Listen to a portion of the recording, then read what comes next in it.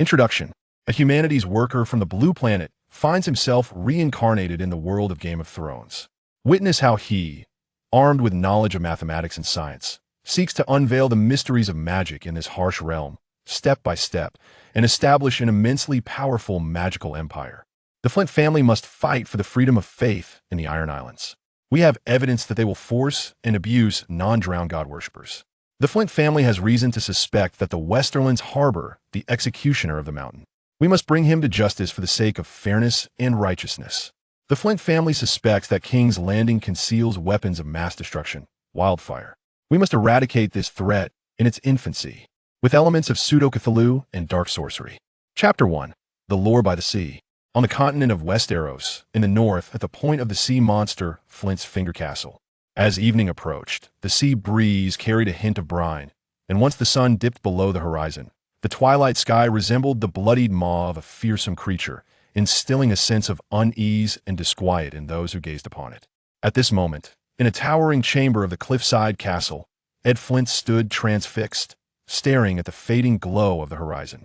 Although he had acclimatized to his current identity and circumstances after more than a month, thoughts of the terrifying future awaiting him filled his heart with uncertainty and helplessness.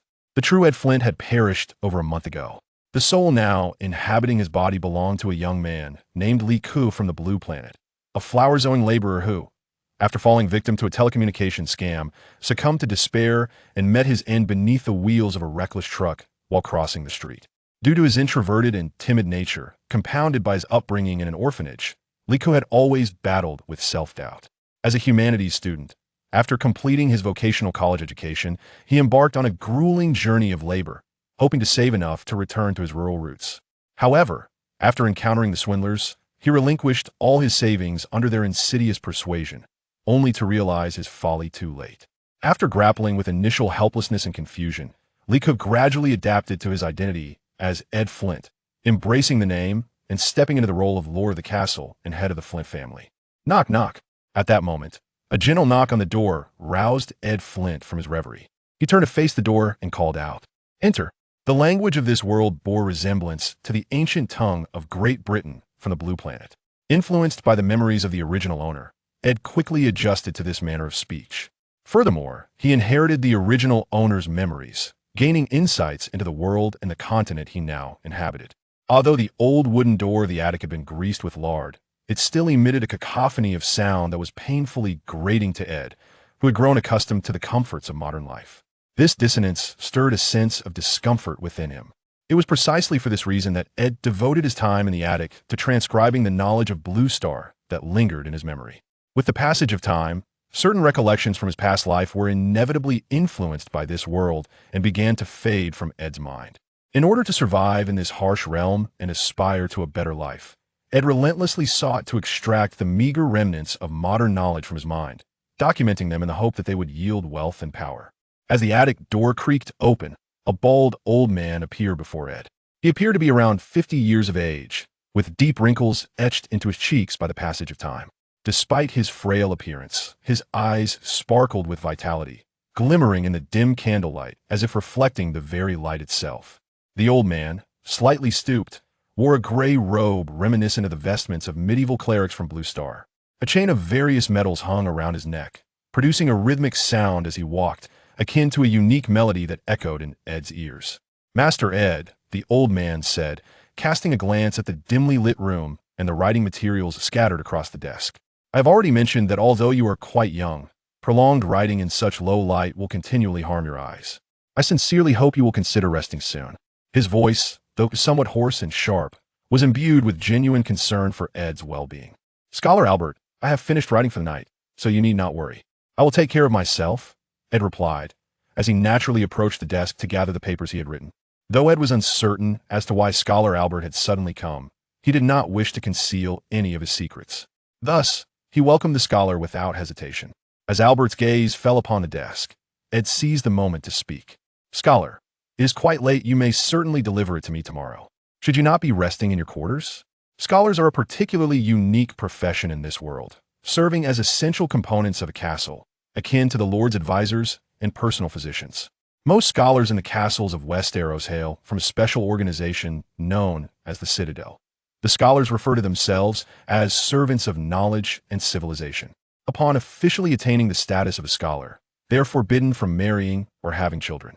To a certain extent, these scholars resemble the monastic figures of the medieval period in Blue Star. Many younger sons of noble families without inheritance rights, as well as impoverished commoners, often choose to become scholars, as this vocation elevates them to a position of superiority. Some scholars may even become exclusive advisors to kings, wielding authority over matters of state. It is noteworthy that Ed nearly belonged to this class of scholars. As a younger son, he initially had no claim to inheritance. However, months ago, his brother, father, and mother succumbed to a malady akin to a severe cold that plagued this world. In the absence of an heir, he concluded his studies in the academy and journeyed to a coastal domain known as Flinthold. Lord Ed, I have located the genealogy and legends of House Stark from the esteemed scholar child, which you requested earlier. I came to check on your well-being, as you have been occupied in the tower for some time, remarked Scholar Albert, casting a brief glance at the papers behind Ed. Scholar Albert has served the Flinthold family for over 20 years, and Ed is among those he has delivered. The Flinthold family is an ancient noble lineage from the north of Westeros, with the blood of venerable ancestors coursing through their veins. Flinthold is a storied clan, and Flinthold itself is the family estate, situated in the western reaches of the north, bordered by the Sunset Sea to the west and the Neck to the east, an expansive peninsula extending from the continent of Westeros. After assimilating the memories of his predecessor, Ed gained insight into the particulars of this world, especially the continent he now inhabits. This land bears a resemblance to a television series Ed once viewed in his previous life, however. The passage of time has rendered his recollections hazy, leaving only fragmented images. Certain characters and events, nonetheless, remain vividly etched in his memory. This world is undeniably cruel, rife with violence and death, where survival is a daunting challenge for the common individual without formidable strength or noble lineage. Moreover, in a mysterious region to the north of the north, there exists a formidable race known as the Others, akin to the necromancers found in certain online games, possessing the ability to manipulate corpses. In the later stages of the television series, these beings unleashed a catastrophe reminiscent of a plague of the undead. Upon realizing he had entered such a perilous realm, Ed's foremost concern was not to unleash chaos, but rather to secure a stable existence in this daunting world. Thus, his initial thought was to engage in agriculture and pursue advancements in technology within his domain. However, after emptying his mind of all knowledge and memories from his past life, Ed found himself in an awkward situation. He had relinquished all his understanding of mathematics and natural sciences back to his teachers. Once, Ed had believed that choosing this field was a sagacious decision, yet now he yearned to return to that moment and reconsider his academic path. Regrettably, it was far too late for such reflections, and Ed realized that apart from black powder, hot air balloons, and cement, he possessed scarcely any practical agricultural knowledge to speak of. Lord Ed? Sir Ed. Noticing Ed lost in thought after receiving the book, Bachelor Albert could not resist calling out to him. Observing the mere 15-year-old Ed, Bachelor Albert felt a twinge of sentimentality. As a young lord newly entrusted with his domain, it was entirely normal to feel somewhat helpless. However, in Ed's bewildered gaze, Albert discerned deeper, indescribable emotions: disappointment, fear, and a certain ineffable dread. Lord Ed, there is no need for excessive concern. Your father faced a situation quite similar when he took over the castle. Yet, unlike him, you are a scholar emerging from the academy. The knowledge you acquired there can undoubtedly aid you in managing your territory effectively. Upon hearing Bachelor Albert's words, Ed snapped back to reality, quickly regaining his composure. He bowed respectfully to Albert and replied, "Thank you, Bachelor Albert. I shall endeavor to fulfill my duties as Lord and will not bring shame upon my family. Now, the time has come. Allow me to escort you back." With that, Ed led Bachelor Albert down the tower. The Flint family castle comprised a main fortress and outer walls, and Ed was currently in a small tower atop the main keep, which had once been used for raising ravens. These creatures were employed for messages in this world, being swifter and more intelligent than pigeons and remarkably easy to care for. This place had also served as Bachelor Albert's previous residence and library, which he had managed diligently. As time passed, however, the elderly scholar had grown frail, and for his safety, Ed's late father had relocated Albert's bedroom and office to a different chamber within the main keep. Upon entering this room, a guard promptly stepped forward to assist Bachelor Albert. Subsequently, a group of them, guided by another guard, descended the old spiral stone staircase, illuminated by the dim light of glass candle holders. Although no ravens had visited in quite some time, Ed could still faintly detect the lingering scent of bird droppings. The people and surroundings constantly reminded Ed of the stark backwardness and poverty of this world, serving as an unrelenting reminder that he was indeed in a tangible realm. It is precisely due to these experiences and discomforts that Ed has persistently contemplated how to alter his life and destiny. For it is far easier to transition from frugality to luxury than it is to revert from luxury to frugality. After having tasted the fruits of modern life, who would willingly choose to dine on unpalatable black bread and ale in a dark medieval world, awaiting the arrival of doom? Upon returning Albert the Scholar to the rookery located on the western side of the keep, Ed made his way back to his chamber within the stronghold. His devoted maid, Aunt Iju, had already kindled the fireplace in anticipation of his return. At that moment, the grand chimney and hearth were steadily radiating warmth, and through a prolonged interplay of hot and cold air, the fireplace had elevated the room to a remarkably comfortable temperature. Though Flint's finger is situated in the south, come nightfall, the frigid winds from the north would seep through the crevices of the house, rendering sleep an elusive pursuit. The family to which Ed belongs is aligned with House Stark of the North, a storied lineage boasting a history of over 1,000 years, recognized as one of the 9 premier noble families of Westeros. This Stark family is also the very clan featured in the television series Ed had once watched in his former life, where a certain paralyzed heir emerged as the ultimate victor in his fragmented recollections. Crack! After a brief ablution, Ed leaped onto the soft featherbed, causing the foot of the bed to emit a disconcerting creaking sound. This luxurious bedding, hailing from the southern reaches of Westeros, is the favorite among all nobles of the realm. Its exquisite woodwork, complemented by various fillings, creates an experience akin to resting amidst clouds. However, despite the bed being sprinkled with perfume from the distant shores of Essos, Ed could still detect a faint scent reminiscent of bird droppings. In such moments, he would deeply yearn for the modern comforts of his past life on Blue Star. Yet, lamenting was futile. All Ed could do was cultivate his territory, striving to enhance his life and prepare for the impending calamity that loomed on the horizon. As Ed's thoughts wandered, fatigue overcame him, and he soon drifted into a deep slumber. Meanwhile, in the rookery of the keep, Albert the Scholar, beneath the dim glow of the glass lamp, pored over a scroll from the south. Yet the content within it failed to capture his attention, as he was distracted by the raven begging for sustenance before him. Caw! After realizing his pleas would go unanswered, the raven emitted a disgruntled caw, and in response to its piercing cry, the ravens within their cages echoed a cacophony, transforming the room into a raucous scene reminiscent of the bustling marketplace outside the castle during daylight. Glass candle flame.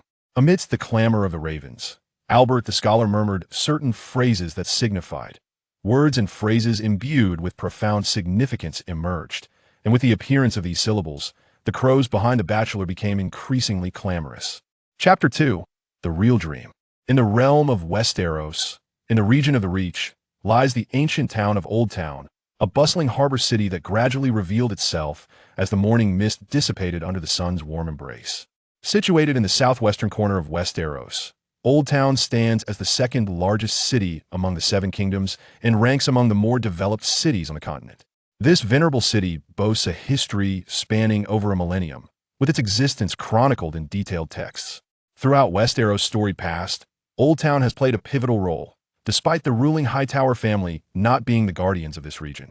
Nevertheless, no family among the Seven Kingdoms would dare to underestimate the Hightowers. Additionally, the headquarters of the Faith of the Seven and the Citadel are both located here, rendering this city an equivalent to a cultural and intellectual epicenter. Moreover, this ancient city holds profound significance in Eddard's memories, with most recollections from his childhood after the age of 10 intricately tied to this place. The Citadel's headquarters is nestled in the northeastern corner of this thriving harbor city, comprising an immense complex of towering spires and stone edifices, all fortified by a formidable wall. Flanking the main entrance are 2 imposing green sphinx statues, formidable creatures from the eastern continent, possessing the body of a lion, the wings of an eagle, the tail of a serpent, and the visage of a human. One statue bears a masculine face, while the other is adorned with a feminine countenance. Among these edifices stands the largest dome structure, occupying nearly one-third of the Citadel complex, serving as the principal repository of knowledge and administrative center. At this moment, within a dimly lit chamber of this grand building, a middle-aged scholar cloaked in a black bachelor's robe, adorned with a scholar's necklace, stared vacantly at a scroll of Raven's letters. Under the flickering candlelight, his features remained obscured, resembling a distorted visage. After a period of silence, this scholar appeared to have resolved to take action. He rose and removed the glass lampshade from his desk, extinguishing the candle within. He then crumpled the parchment in his hand and approached the imposing fireplace behind him, where a kettle still simmered, the boiling water producing a noise reminiscent of cawing crows. The scholar, however, paid no heed to the commotion, directly casting the crumpled letter into the flames. As he watched the parchment disintegrate into ashes, the vague-featured middle-aged scholar murmured to himself, "Ed Flint, you heretical wretch, your fortune is indeed remarkable. It appears that your obscure deity has favored you, yet I shall not let you escape so easily. You and your doctrines ought to be cast into the summer sea. All magic is but heresy, and you, an impure being, shall not remain fortunate forever. Only knowledge and truth are the true currents of this world." Upon uttering these venting words, the middle-aged scholar turned towards the door. As he opened it, he discovered a throng of gray-robed scholars gathered in the corridor. These scholars made their way towards the hall, offering nods of greeting to the middle-aged man, indicating his apparent high status. Soon, he learned from the conversations nearby that they were heading to the hall to witness the punishment of a fellow scholar condemned for transgressing taboos, specifically for delving into dark magic and human experimentation. A barely perceptible smile flickered across the middle-aged scholar's face upon hearing his colleagues' discussions. He then melded into the crowd, which, from a distance, resembled a flow of gray sludge, devoid of color, mirroring their monotonous academic existence. Before long, a large assembly of scholars congregated in the Cardinal Hall, engaged in fervent discussions about the scholar on the central platform. Though they hailed from diverse origins, disdain and scorn filled their gazes as they regarded the scholar, restrained by knights. The scholar on the platform appeared to be in his 50s, his upper body slightly hunched, suggesting a stoop. His hair, now mostly gray, and a scalp that had lost nearly a third of its coverage, lent him an air of age. Silence. At that moment, a knight, seemingly the leader, received an order and turned to address the assembly of scholars below with a commanding voice. His resonant tone echoed throughout the area, gradually silencing the discussions as the scholars directed their attention towards the platform. The Cardinal Hall, shaped like a fan, featured 7 massive marble columns at its handle, exuding an aura of antiquity. The platform, where many proclamations concerning the academic city were made, hosted 13 individuals. 7 scholars in long robes appeared indistinctly beneath the grand columns, while the knight leader stood alongside the accused scholar, for knights stationed behind them. These 4 knights donned an array of splendid armor, yet bore no family crests, for they belonged to the city's guard knights, tasked primarily with safeguarding the city's assets and maintaining order. Cough, cough. I hereby declare that Cobain has been accused of researching heretical doctrines and conducting human experiments in violation of regulations. By the decision of the Academy's cardinals, we shall revoke Cobain's bachelor status and remove his bachelor necklace, effective immediately. Now, strip him of his garments and necklace. An aged voice emanated from the center, where a bachelor adorned with a silver mask stood as he gestured with his silver scepter. At the knight captain's signal, the guards roughly stripped Cobain of his clothing and necklace. In no time, Cobain was left clad only in a thin linen undergarment and shorts, appearing exceedingly disheveled. Subsequently, amidst the loud curses from the bachelors below, Cobain was shoved towards the exit by the guards. Their actions were brutally unrefined, and several times he nearly stumbled to the ground. Yet, despite this, Cobain's gaze remained devoid of any emotional upheaval, and he refrained from retaliating against the insults hurled at him by the mocking bachelors. As Cobain approached the entrance of the Cardinal Hall, a swirling black smoke began to emanate from his form. As the smoke expanded, the elderly figure transformed into a colossal, monstrous entity composed entirely of vapor. This smoke creature resembled a cotton-like sphere, lacking any tangible form, save for its pair of blood-red eyes, which glimmered ominously, filled with cruelty and terror. With the emergence of this dreadful beast, the previously raucous Cardinal Hall was instantly transformed into a hellish nightmare, where death and bloodshed became the prevailing themes. Wherever the creature's shadow fell, death and carnage ensued, swiftly eliminating all the bachelors present. When the slaughter concluded, only the terrifying gaseous entity remained in the area. "Do not gaze upon me any longer, ah." At that moment, the monster suddenly turned its attention to an unseen location, and in an instant, it morphed into a twisted, grotesque cephalopod, plunging into a particular region. Boom! In a cacophony of bizarre explosions, Ed, observing from a godlike perspective, suffered an attack. The excruciating pain transcended both time and space, the sensations of expansion and tearing rendering Ed profoundly uncomfortable.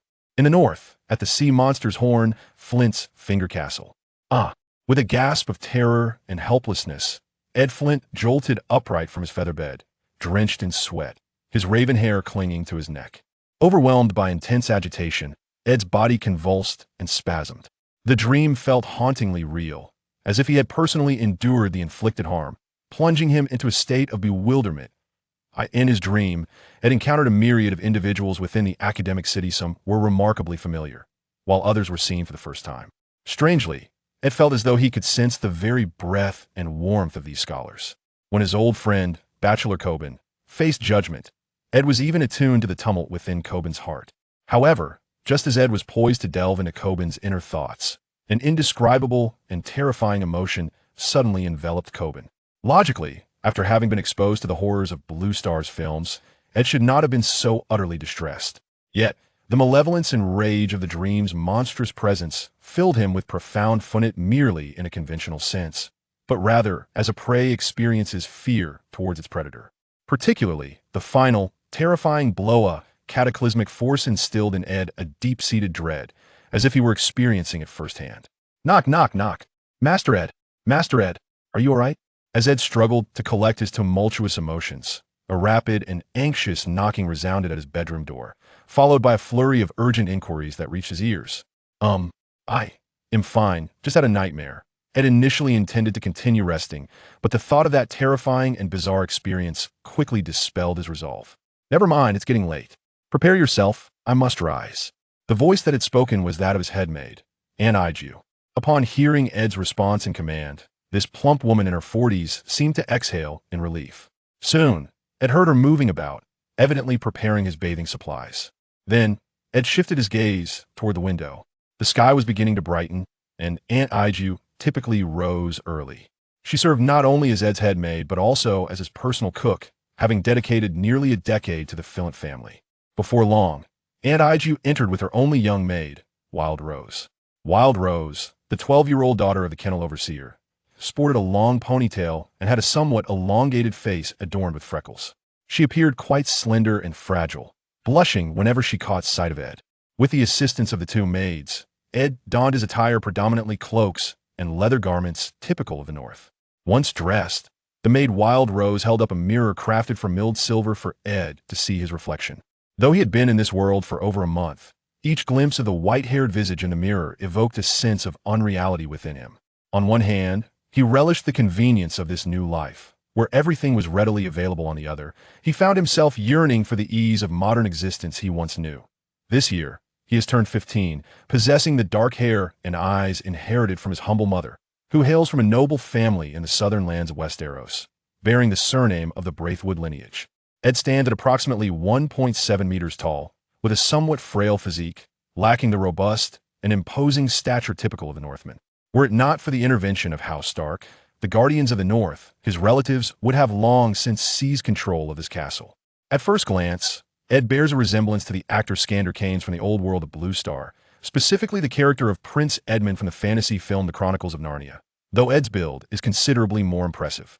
It is precisely due to this striking visage that the young maid, Wild Rose, cannot help but blush every time she encounters Ed. One must admit that Ed's current countenance allows him to stand out as a charming rogue amidst a realm dominated by coarse men.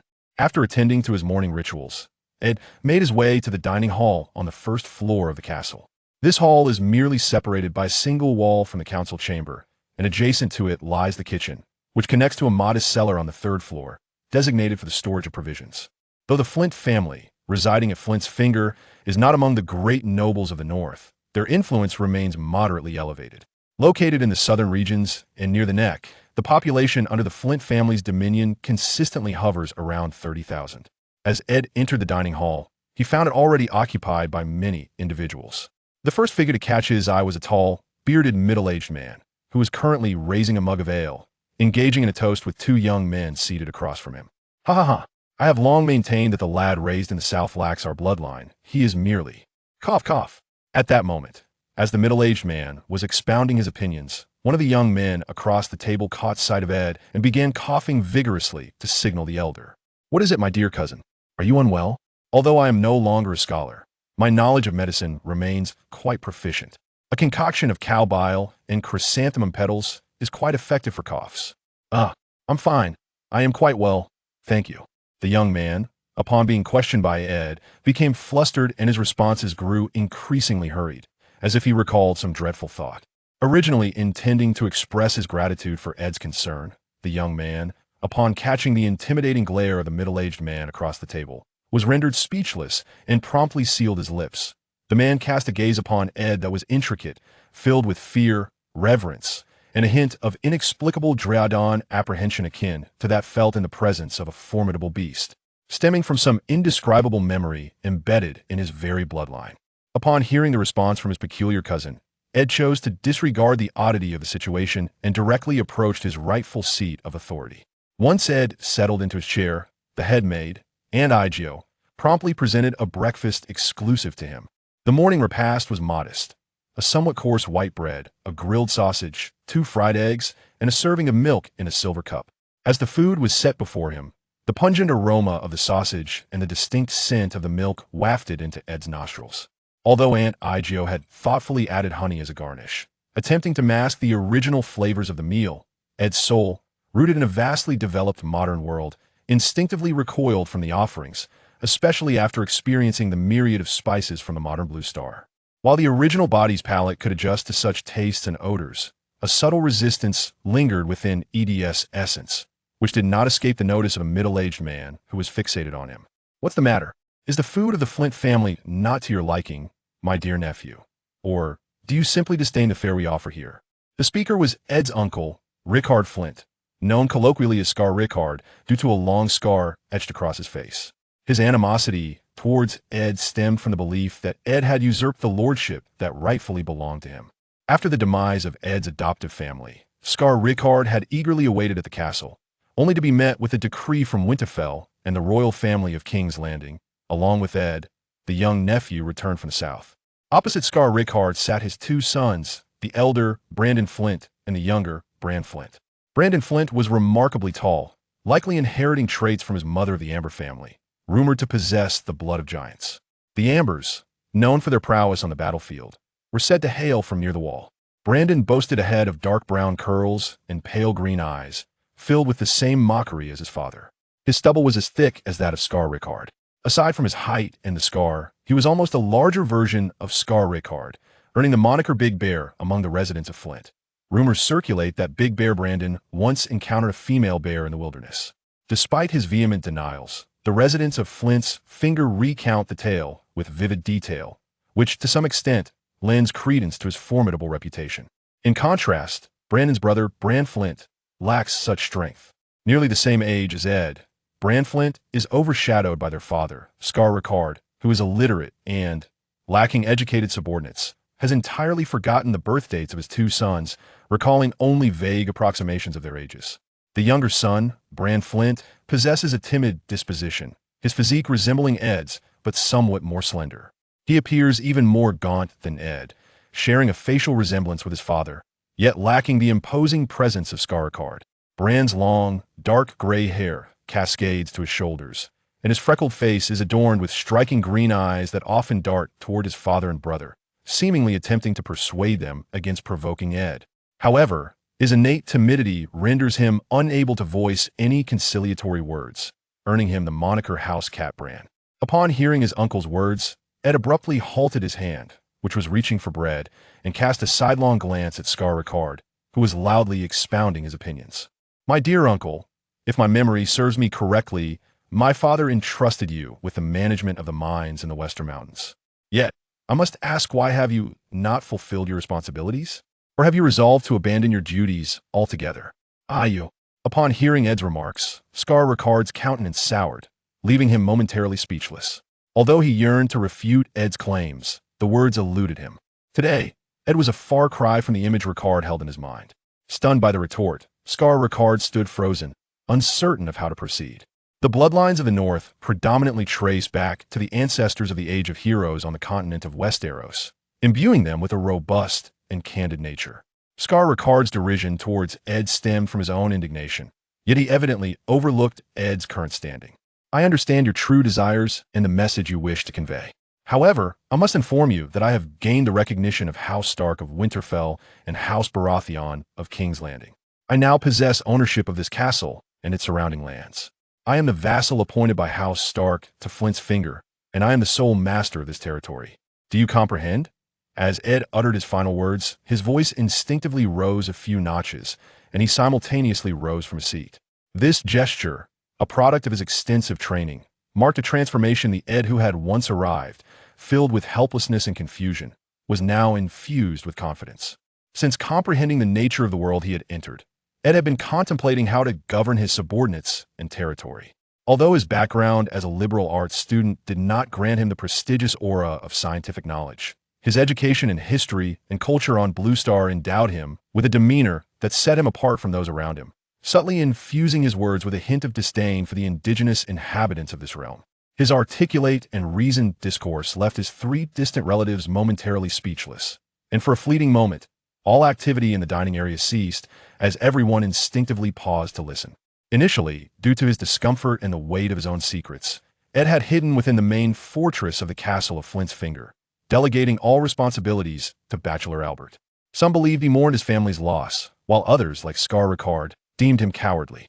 However, at this moment, upon hearing Ed's words, which resonated like a royal proclamation, everyone instinctively chose to listen and acquiesce, not due to any inherent charisma Ed possessed, but rather because the prevailing mindset of the era dictated that royal families and the 7 noble houses embodied the majority's authority and truth.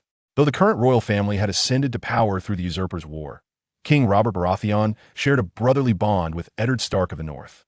They had grown up together and had rallied against the Targaryen dynasty during the wrongful Spring Uprising. It can be said that Robert's rise to kingship was inextricably linked to the formidable support of the North, which occupied nearly half of the landmass of Westeros. We are merely returning to rest for a while, Scar Ricard stammered, uncertain how to respond to Ed's almost declarative words. Since there are no further issues, let us commence with today's breakfast, Ed declared, having achieved his objective. He commanded his 3 distant relatives to begin their meal. In response to Ed's order, Ricard and his sons nodded instinctively. Perhaps even they failed to notice that the arrogance they once possessed had dissipated, leaving them resembling Ed's loyal vassals. Breakfast lasted for nearly half an hour, and upon its conclusion, Scar Ricard rose to bid farewell to Ed. However, Ed did not acquiesce to their departure. Instead, he summoned all the key figures within the castle to convene in the main hall for a meeting. The Flint family's castle is perched atop a cliff by the sea, spanning approximately 10,000 square meters, about the size of a small football field on Earth. The castle comprises the main keep, a central square, outer walls, stables, a blacksmith's workshop, an armory, and a sacred grove. This castle merges the architectural styles of the ancestors and the Andalusians, creating a somewhat peculiar aesthetic with its combination of circular walls and towers. The main keep consists of 7 stories, 3 subterranean and 4 above ground. The subterranean levels serve as granaries, as the Flint family, in its nascent days, did not imprison foes. Instead, they would extract the hearts of their enemies and display them upon the heart tree in the sacred grove, thus omitting the need for dungeons. The first floor accommodates the kitchen, dining hall, and banquet hall, while the second floor houses guest chambers, where Scar Ricard's family resides, each room equipped with its own fireplace. On the third floor lies the council hall, alongside the family armory and treasury, where various documents and items pertaining to the territory are stored. The fourth floor is dedicated to the master bedroom, a library, and a ravenery. Above the main keep stand 2 towers, a large tower and a small one. The larger tower contains a single room, occasionally used for confining errant family members, but has now been repurposed by Ed into his personal library and study. The smaller tower comprises 2 structures. Ed previously used the upper room for writing. The topmost chamber functions as a lookout and lighthouse, illuminated by whale oil lamps at night, employing a special glass reflection apparatus to guide merchant and fishing vessels. During the night, the small tower remains exceptionally warm, a primary reason for ED's choice to work there. The frigid nighttime temperatures present a challenge for Ed, a northerner raised in the south, making adaptation to this peculiar climate difficult. Soon, Ed found himself in the council hall on the third floor, facing the heads of various departments within the castle. The functions of castles in this realm bear resemblance to those of medieval castles on Earth, the primary distinction being that most castles in Westeros feature a sacred grove. As the attendees lined up in 2 rows before ED's throne, he instinctively turned a glance at Master Albert.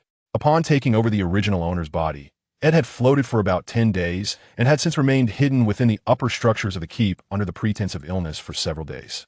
The individuals present had already been introduced to Ed upon his arrival at the castle, courtesy of Master Albert, yet the passage of time had rendered many of their faces indistinct in ED's memory. Within the castle of House Flint, the majority of its denizens are men. The steward, named Billy Blaywood, is a distant relative of the Blaywood family who arrived alongside Eddard's mother and has served the Flint family for 18 years. The tax collector, known as Barees, is said to be a noble who fled from King's Landing. His ability to read and write led Eddard's stepfather to employ him as the tax collector. Interestingly, this individual only arrived after the War of the Usurper, and there are whispers within the realm suggesting he hails from an ancient dynasty, having escaped to the north due to his unwillingness to pledge fealty to the new king. Next is Arthur Stone, Eddard's captain of the guard and castle instructor, a knight from the verdant vale of Westeros. Though he follows the faith of the Seven, the Stark family of the North has long embraced the Vale's chivalric education. Thus, the northern nobility harbors no disdain for these knights. Quite the contrary, many noble families recruit wandering knights to serve as castle instructors or captains of the guard. Then, there are Eddard's key retainers, the blacksmith Black, the kennel master Dog, the armory supervisor Lemon, and the head cook Apple. These individuals constitute the backbone of Eddard's household. At times, Eddard, as lord, must also assume the role of judge. Despite the presence of established laws across the 7 kingdoms of Westeros, the illiteracy of the common folk often leads them to rely solely on the lord's judgments, compelling Eddard to manage the trivial affairs of his domain. Now, let us commence the first castle meeting of House Flint, Eddard declared, surveying his assembled subordinates. Chapter 4. Reform in the year 295 of the Age of Aegon, in the north, at the point of the sea monster, in the castle of Flint's Finger. The annals of the first year of the Age of Aegon recount the origins of the title from the royal Targaryen family of the 7 kingdoms. Since the reign of the Dragon King Aegon I, this designation has been in continuous use on the continent of Westeros. Westeros comprises the north, the Iron Islands, the Riverlands, the Westerlands, the Vale, the Reach, Dorne, and the Crownlands, collectively known as the 7 Kingdoms, a term that predates Aegon I's conquest. These kingdoms represent 7 formidable realms and their noble houses. The 7 kingdoms are primarily inhabited by the First Men, the Undals, and the Rhoynar. The north, where Eddard resides, is predominantly settled by the First Men, who adhere to the worship of the Old Gods, an ancient faith that dates back to the dawn age of Westeros. The worship of the Old Gods differs significantly from the mainstream faith of the 7. Northerners typically pray and make vows beneath a peculiar type of tree known as the weirwood. A weirwood is a unique species in Westeros, identifiable by its white trunk and blood-red, hand-shaped leaves. Its sap is a deep crimson, and legends suggest that as long as the weirwood remains unhewn, it shall continue to thrive. These weirwoods have endured considerable destruction during the invasions of the First Men and the Undals, as if they were some lurking horror beneath the earth. However, for reasons unknown, many weirwoods within the castles have persisted through time. In the council chamber of the castle at Flint's Finger, Eddard's lordly seat faces the great weirwood of the castle's sacred grove. As the sea breeze swept through, the hand-shaped leaves fluttered down like whispers of fate. By a curious happenstance, a single weirwood leaf was carried by the wind and landed before Eddard. Upon witnessing this enchanting spectacle, Eddard instinctively reached out, and the leaf delicately settled into his palm. Observing the astonished expressions of his subordinates below the throne, Eddard found himself momentarily at a loss for words. However, Ser Albert, the scholar, discerned Eddard's discomfort. Ahem, well then, let us now turn our attention to Lord Eddard's plans for the castle's future endeavors, Ser Albert declared to the assembly, holding a clipboard with a rough piece of parchment affixed atop it.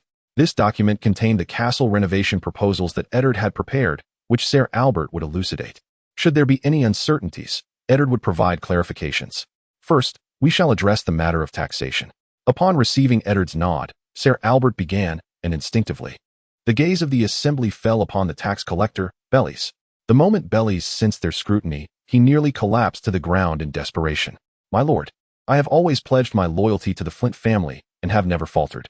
Rest assured, I shall continue to believe in you, just as my father did. I merely seek to reform the tax system, not to imply any shortcomings on your part. Ed interrupted the tax collector's pleas, articulating his intentions directly, which elicited a puzzled glance from the latter. My lord, I apologize, but I am not entirely clear on your meaning. Personally, I believe our tax administration is functioning quite well.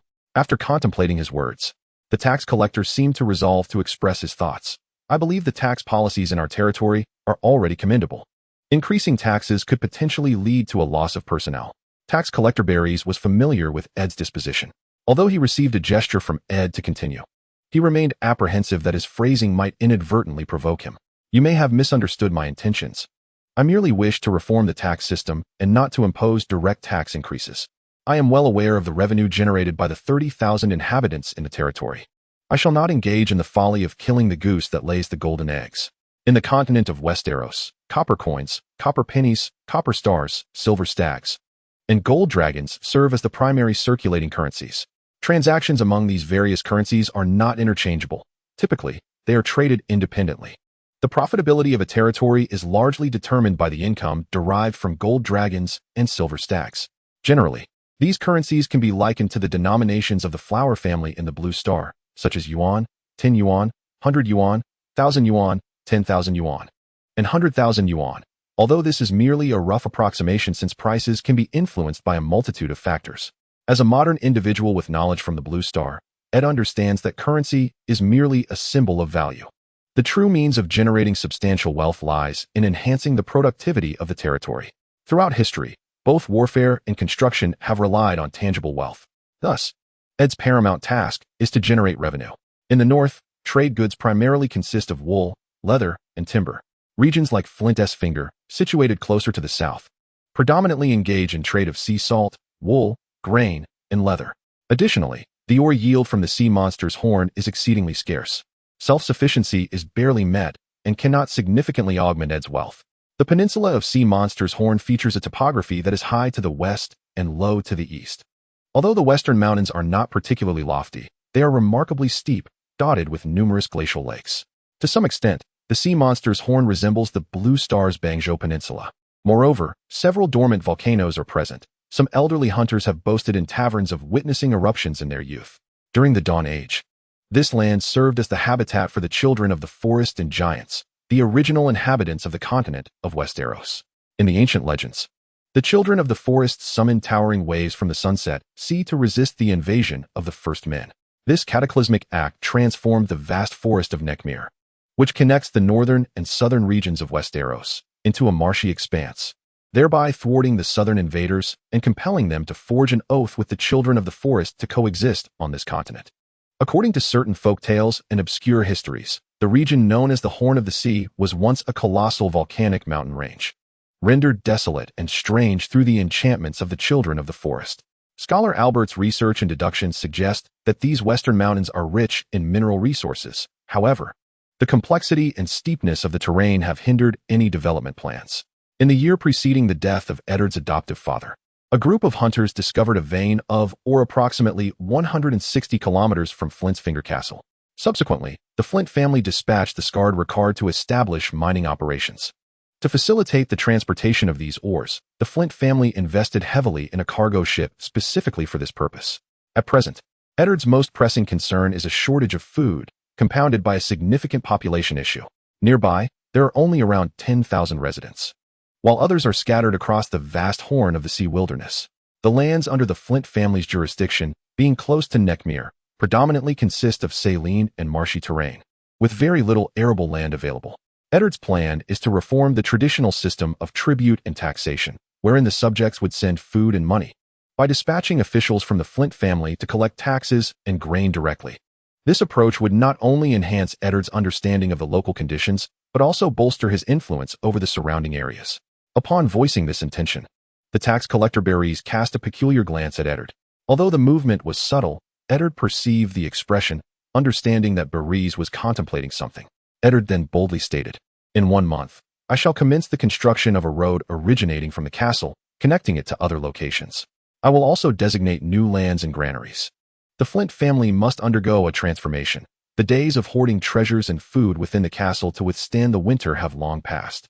I aim to establish a city akin to White Harbor, allowing the widows of our kin and the great houses of the north to witness the capabilities of the Flint family." Eddard's proclamation resonated in the ears of those present, eliciting a spectrum of reactions. Some felt reassured, while others deemed Eddard's aspirations fanciful. However, such matters were of little concern to Eddard, as his ambitions far exceeded the imagination of those around him. Within the domain of the Flint family, there exist 3 principal settlements: Farmtown, Ranchtown, and Saltspear Town. Ranchtown is nestled near the western mountains. Farmtown lies to the south, while Saltspear Town is positioned adjacent to the Saltspear Marsh, serving as a pivotal transit point and border between the Neck and the Flint family's territory.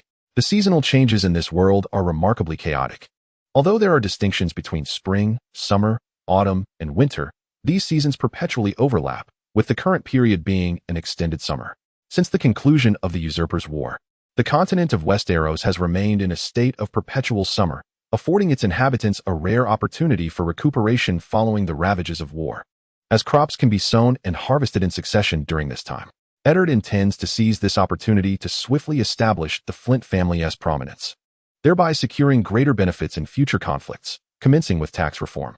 Though delegating tax collection to the residents and leaders of other towns would alleviate many of Eddard's burdens, it would inadvertently diminish his influence over the surroundings. Moreover, in some remote areas, it is conceivable that officials might engage in corrupt practices for personal gain. The Northerners, known for their straightforwardness, may not necessarily assist Eddard in tax collection when enticed by gleaming gold dragons. The subsequent matters would be left to your discretion.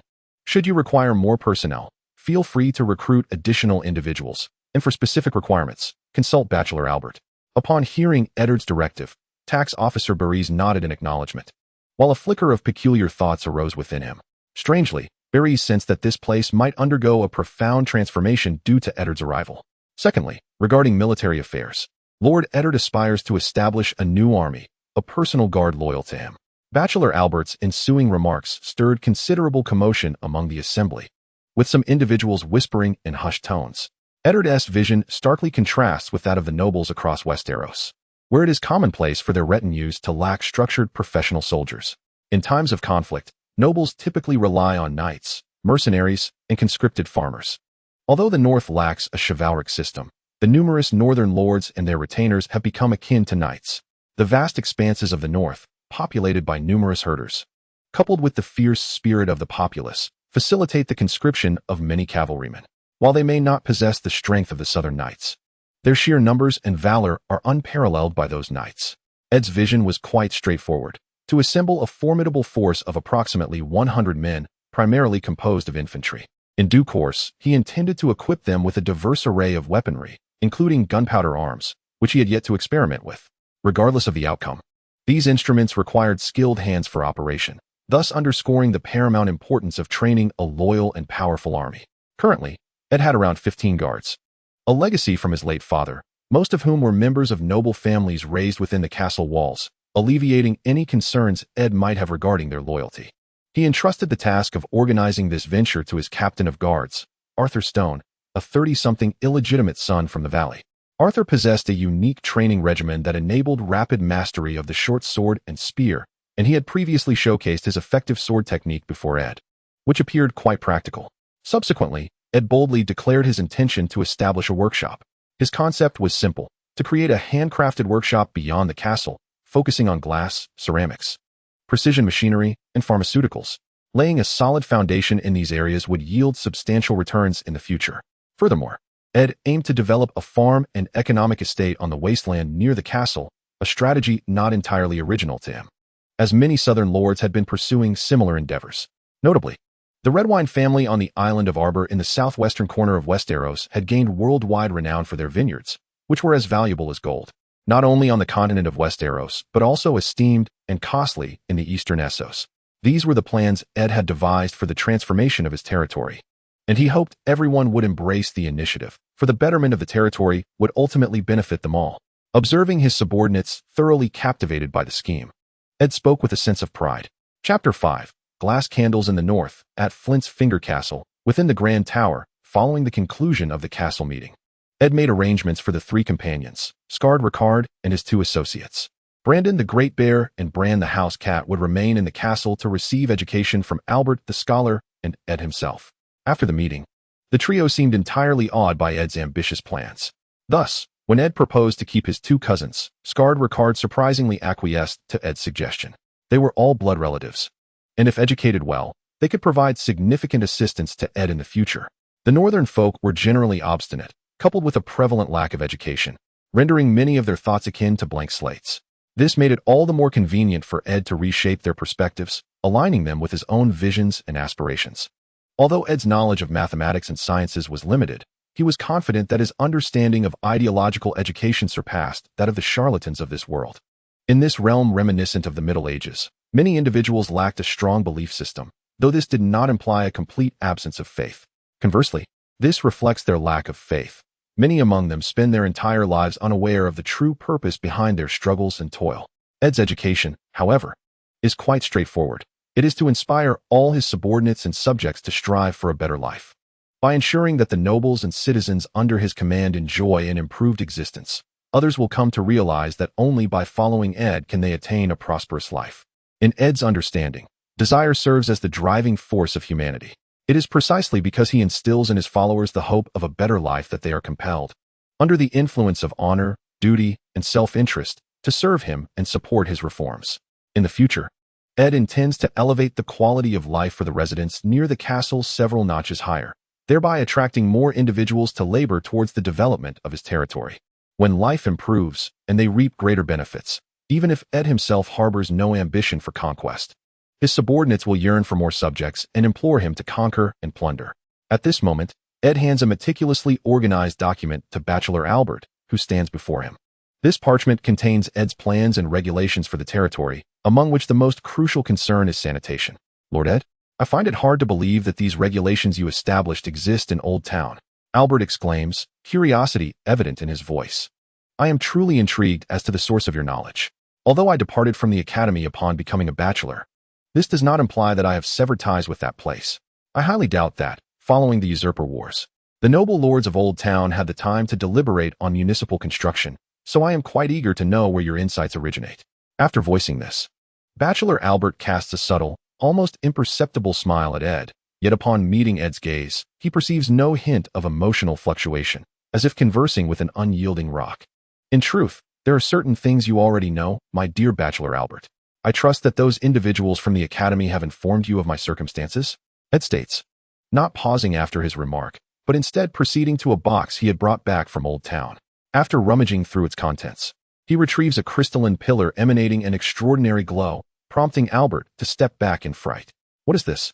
Albert stammers, momentarily paralyzed by the sight of the peculiar crystal, as if he had encountered a fearsome creature.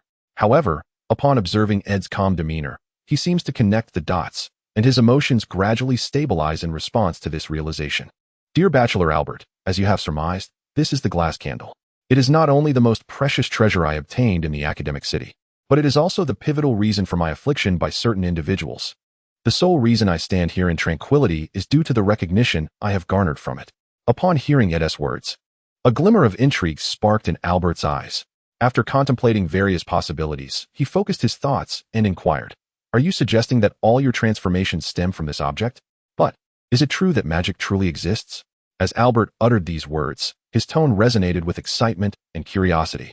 His unfamiliarity with the concepts articulated by Ed led him to associate Ed's transformations with the realm of magic. Seeing that the other party had taken the bait, Ed felt a quiet relief. After absorbing the memories of the original owner, he spent a considerable amount of time adapting. Subsequently, he contemplated how to preserve his life in this brutal world and successfully inherit the title of Lord. Ed was acutely aware that this was a realm governed by the law of the jungle, where lineage, strength, wealth, and a touch of fortune determined one's right to survive.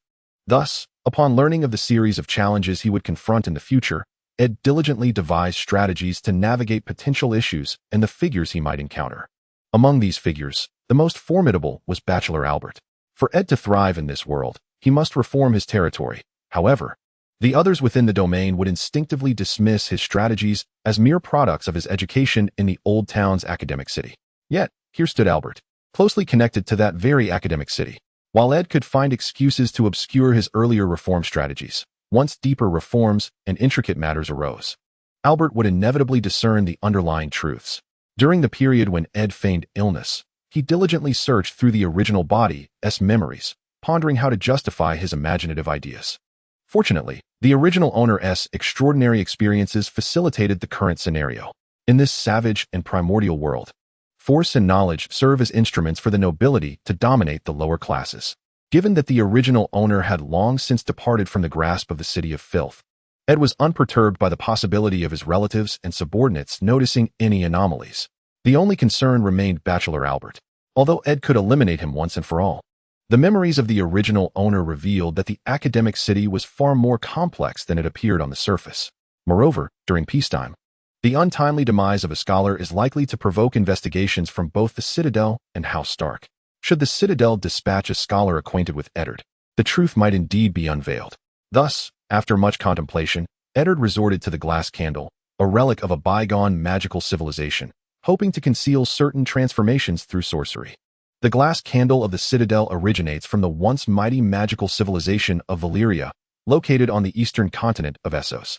Valyria, once the preeminent dominion of Essos, was renowned throughout the world for its magic, Valyrian steel weaponry, and dragons. The Undul and Rhoynar peoples fled to Westeros only after being vanquished by the Valyrians, indicating how the rise of Valyria indirectly shaped the course of Westeros. The Targaryen family, the former rulers of the Seven Kingdoms, was merely an obscure house within the grand Valyrian freehold. It is noteworthy that the Targaryens conquered 6 kingdoms of Westeros with the might of merely 3 dragons, while the zenith of the Valyrian freehold boasted nearly 300 dragons. Yet, this once mighty force met its demise in a cataclysmic event, the exact nature of which remains shrouded in mystery. The luminous glass candle in Eddard's possession hails from the Valyrian freehold prior to the doom. According to the investigations of Eddard's former self, it was acquired through exchanges with a wizard from Valyria by certain sages in the Citadel who sought to study magic. At the Citadel, every aspirant sworn to become a scholar must endure a night in the cellar beneath the hall of the conclave, devoid of any source of illumination. At that moment, the overseeing scholar would bestow upon the initiate a glass candle. The initiate must then brave the darkness throughout the night, unless they are able to ignite the candle. Initially, this was merely a ruse employed by the seasoned scholars to impress newcomers. However, when it came to Eddard's former self, the candle was astonishingly lit. This occurrence caused quite a stir the following morning, but it was swiftly suppressed by the conclave, resulting in the annulment of Eddard's elevation to scholar. Subsequently, Eddard was taken on as an assistant by Master Marwyn, a scholar of magic within the Citadel. It was during this period that Eddard befriended the scholar Coburn.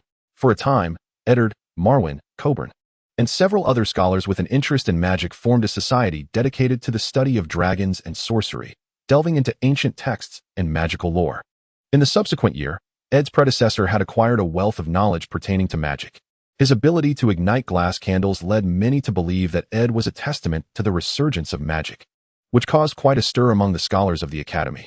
Upon delving into the memories of his predecessor, Ed discerned that his ascension to lordship in the north had been significantly aided by the academy. In a sense, Ed had already become affiliated with the academy, which should have precluded him from inheriting the title of lord. Furthermore, given Lord Eddard Stark's honorable nature, it was inconceivable that he would impose challenges upon the academy regarding matters of succession. Ultimately, both the academy and Winterfell transmitted the complete and rightful documents of inheritance into Ed's possession. After sifting through the information in his mind, Ed organized his thoughts and addressed Scholar Albert. Guided by the glass candle, my consciousness traversed to a distant epoch where I witnessed numerous historical events. I beheld the might of the dragon lords of Valyria and observed the monumental city being constructed piece by piece, while I also acquired an abundance of knowledge there. Noticing the look of confusion in Scholar Albert's eyes, Ed felt a sense of relief. It appeared that his theory had begun to influence Albert's understanding, alleviating any suspicion regarding his subsequent actions. My dear Scholar Albert, I understand that your education has instilled in you a disbelief in magic, as you consider the use of it akin to engaging in foolish combat with glass swords. Yet, surely you cannot deny the existence of dragons? Upon hearing Ed's words, Scholar Albert emerged from his bewilderment. After glancing at the glass candle in Ed's hand, he slowly replied, "Dragons are merely peculiar creatures. The dragon lords of Valyria merely happened upon the means to tame them, much like we do with horses. This knowledge is drawn from texts, which you have not personally verified. Many works in the Academy are the product of gradual accumulation and exploration by our forebears. I have witnessed fire mages transform rocks into cubes and observed the hatching of dragons. These phenomena are akin to legends. Even if you continue to refute the existence of magic, how do you explain this?" Ed, having listened to Scholar Albert's remarks, promptly countered, presenting the glass candle before him as he articulated his final statement. "Nothing is beyond the reach of study, I believe. As long as we grasp the principles of magic, we can harness it to bring happiness to our subjects. The dragon lords of Valyria's free fortress are too greedy, failing to apply their invaluable knowledge. While I shall utilize this wisdom to better construct my territory. Furthermore, I shall continue to delve into the study of magic, aspiring to gain even greater power." Ed's words echoed incessantly in Bachelor Albert's mind, leaving him momentarily speechless, unable to muster a counterargument. Eventually, Bachelor Albert could only cast a deep glance at Ed, clutching the scroll he had obtained from him, as he made his way toward the door. Chapter 6. Dreamscape in the North, at the Monster's Horn, Flint's Finger Castle. Night in any world. Night is eternally associated with terror and the uncanny. Amidst the haze, Ed emerged from a narrow, shadowy corner of his castle. However, for reasons unknown, the corridor felt unusually long today, as if it had no end. As Ed ventured further, the scenery and surroundings began to shift. Bizarre roots and vines manifested on either side of the passage, as if he were traversing the esophagus of some dreadful creature. No, this cannot be right.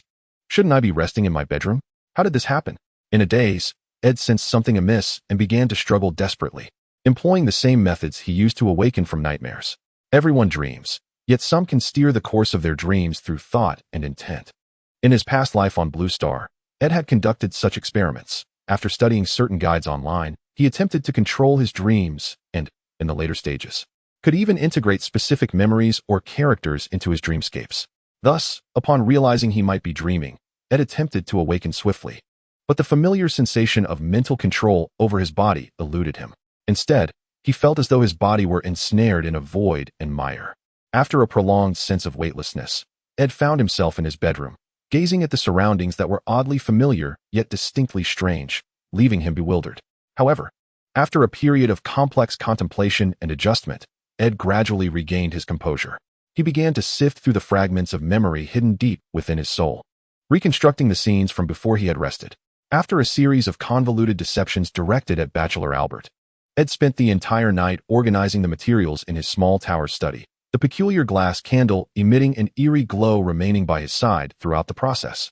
In the eyes of Albert the Bachelor, the glass candle may symbolize chaos and terror. However, to Ed, it merely represents a somewhat rudimentary craft. Although Ed is uncertain whether his rebirth is connected to this piece of glass, after experiencing the visual onslaught of various horror films in his previous life, he feels little fear towards such esoteric matters. On the contrary, Ed is quite eager to seize the opportunity to engage with this mysterious power. Thus, after concluding his arduous and disheartening drawing tasks, Ed took the glass candle to his bedroom and embraced it as he drifted into slumber. This glass candle did not originate from the scholarly city. It was a gift from his mentor, the wizard Malwyn. Dr. Malwyn is the only individual in the scholarly city to have attained a doctoral level in the field of mysticism. Unfortunately, mysticism is not a mainstream discipline within the scholarly city. Certain factions seem disinclined to allow magic to resurface in the lands of Westeros. Influenced by this sentiment, and further provoked by the machinations of envious individuals, mysticism has been subjected to ridicule by numerous scholars and doctors. Were it not for the distorted pronouncements of Prince Perrymore, the founder of the scholarly city, who once proclaimed that knowledge knows no boundaries, it is unlikely that mysticism would have left behind any traces of knowledge or literature. Dr. Malwyn's attainment of the title of doctor is solely attributed to his authorship of a book entitled The Lost Tomes. To delve into the study of magic, Dr. Malwyn spent 8 years in the distant East, during which he meticulously charted maps, sought out lost tomes, and visited legendary sorcerers and shadowbinders. After much dedication, he rationally organized and summarized the knowledge of magic. The early consistory of the scholarly city conferred upon him the title of doctor out of respect for his years of diligent research. Given the precious and rare nature of Valyrian steel, Dr. Malwyn's mask and scepter symbols of his scholarly honor, were merely adorned with a few fragments of Valyrian steel. In the scholarly city, it is stipulated that if a scholar is deemed an expert in a particular field, they are awarded a corresponding ring, scepter, and masked by the consistory, along with the prestigious title of doctor to acknowledge their specialized knowledge. The glass candle now in Ed's possession was acquired by Dr.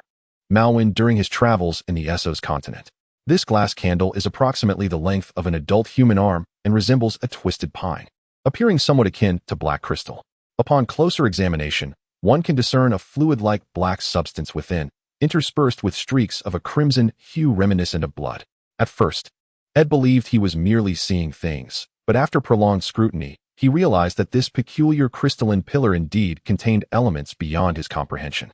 After untangling all his thoughts, Ed steadied his somewhat chaotic mind, closed his eyes, and began to envision the appearance of a glass candle. Subsequently, a sensation that straddled the line between the tangible and the ethereal manifested in Ed's right hand. When he opened his eyes, he nearly dropped the object he held, for in his grasp lay an extraordinary entity resembling a bizarre organism. This peculiar being appeared to be a conglomeration of black crystal and flesh. The chilling touch of the crystalline surface juxtaposed with the soft warmth of living tissue, both sensations vividly registering in Ed's perception.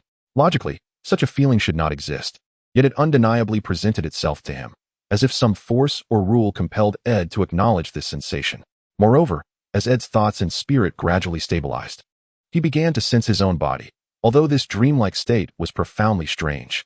Nevertheless, in his quest to comprehend the anomalies surrounding him and the nature of his environment, Ed pressed on despite his discomfort and revulsion, scrutinizing the peculiar life form in his hand.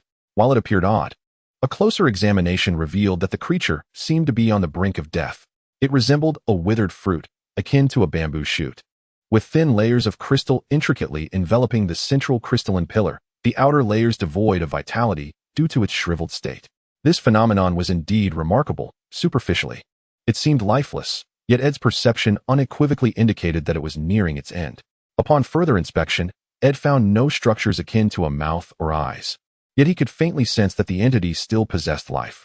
Reflecting on the recent transformations he had undergone, Ed began to contemplate, imagine, and attempt to exert control. He endeavored to resurrect the creature in his hand, hypothesizing that the realm or space he occupied was sustained by his thoughts and desires, and that, to some extent, this area was influenced by him. After a period of contemplation, the creature in Ed's grasp began to change, accompanied by shifts in his consciousness and body. Under some peculiar gravitational force, Ed's awareness and perception started to gravitate towards his right hand, as if caught in a vortex. At this moment, Ed realized that his body seemed to have diminished in size, and both his consciousness and physique began to blur. The initial sensation, dreamlike and surreal, returned to him, and he felt as though he was on the verge of awakening. However, unlike before, Ed no longer possessed the eager impulse to rouse himself. This ethereal realm had ensnared him profoundly. He yearned to comprehend this place, to discern any possible connection between it and himself, and to explore whether it bore any relation to magic. The allure of mysterious forces is a desire shared by many who traverse realms, whether it be the ability to soar through the skies on a sword or conjure fireballs. Ed was unwilling to relinquish even the slightest opportunity to engage with these enigmatic aspects, for they represented the dreams of countless boys in their youth. Moreover, it could very well determine whether Ed would ascend to the pinnacle of this world.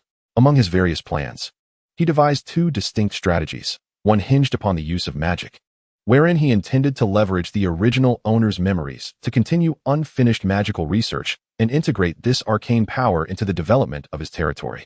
The second plan, devoid of magical enhancement, would not enable Ed to reach the summit, but would facilitate rapid accumulation of wealth. His ambition was to establish a formidable fleet in the northern territories, akin to the sea serpent Ceres Valerian, dispatching his armada to the eastern continent in search of resources and treasures. With the wealth and resources he would subsequently acquire, he aspired to transform this domain into an immensely powerful commercial empire. Perhaps sensing Ed's reluctance to awaken, a sudden burst of peculiar luminescence erupted from within him, a radiance composed of a black substance that seemed almost alive. In a brief moment, this strange material enveloped both Ed and the extraordinary creature in his grasp, and as it continued to contract, Ed's form gradually became visible. In an instant, a chilling and searing sensation began to collide within Ed's body. Dimly, he perceived the roar of some terrifying creature, a dreadful consciousness intertwined with flames and destruction that instilled profound fear within him, a pressure that penetrated his very soul, a sensation unlike anything he had ever experienced. As time progressed, Ed's body and consciousness gradually returned to normal amidst the torment of ice and fire. With the restoration of his awareness, he regained control over his body. It was a most extraordinary sensation. During his ordeal, Ed felt as though he were a mere observer. Yet the deep-seated pain and tremors were palpably transmitted to his senses, leaving him in considerable discomfort. When Ed fully recovered, he discovered that a horrifying transformation had occurred in his arms. His left arm resembled the scaled limb of a cold-blooded creature, while the right manifested a crystalline structure. Although both arms retained the faint semblance of human form, Ed could distinctly sense the surging, untamed energy contained within them. Yet, the true terror lay not in their appearance, but in the palpable presence of two formidable consciousnesses lurking within his limbs. These forces had recently roiled within his being, and as they subsided, their essence became all the more pronounced. No longer did they exhibit the initial ferocity. Instead, a delicate equilibrium seemed to have formed within him. Just as Ed exhaled in relief, preparing to regain control of his body, a series of ethereal melodies began to infiltrate his consciousness. Perhaps melody was not the most fitting term.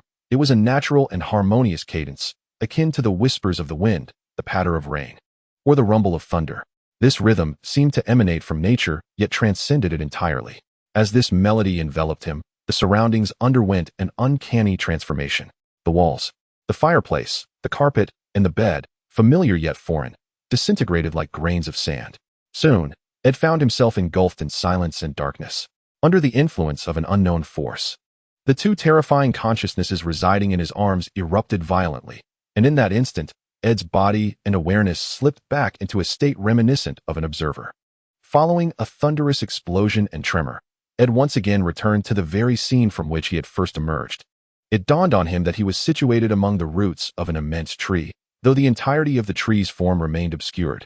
Suddenly, a pale green mist began to rise from the roots, surrounding Ed's body. His perception clearly indicated that this mist harbored some form of intent, or perhaps multiple consciousnesses. For a moment, Ed could even hear their soft murmurs, the dreamlike cadence intoxicating him. Unconsciously, he sensed a peculiar power within him beginning to awaken. In an instant, that sensation, akin to the explosion of the cosmos, blurred Ed's awareness, and his body and perception plunged into an enigmatic state. It felt like a stream of extraordinary consciousness, with various scenes and fragments flashing through his mind, as if he were watching a film fast-forwarded 100-fold. A mournful scream erupted from the depths of Ed's soul, a torment of ice and fire that, in comparison, rendered his current suffering as insignificant as night compared to day. It was an ineffable agony, one so profound that Ed could only express his anguish through a primal roar. In that fleeting moment, it felt as though the entirety of the world had come to a standstill. Following a terrifying explosion, Ed's body and senses began to gradually restore themselves. Chapter 7. The Golden Eye, the North, Kraken's Horn, Castle Flint's Finger. Albert, my dear scholar, I must assert that this is impossible. Rickard, you chameleon. Have you not already resolved to remain in a state of confusion? Amidst this haze, Ed sensed that his awareness was slowly returning. The surrounding world began to clarify, though his body remained somewhat unresponsive. At that moment, he felt something touching him, first his left hand, then his right. For reasons unknown, Ed seemed capable of perceiving the emotions and gaze of the other, and through the tactile sensations, he discerned the figure and form of the individual. They bore hands that appeared somewhat withered, yet there were no signs of hard labor upon them, save for a few calluses on the index, middle fingers, and thumb of the right hand. It seemed evident that this person was indeed Albert the scholar.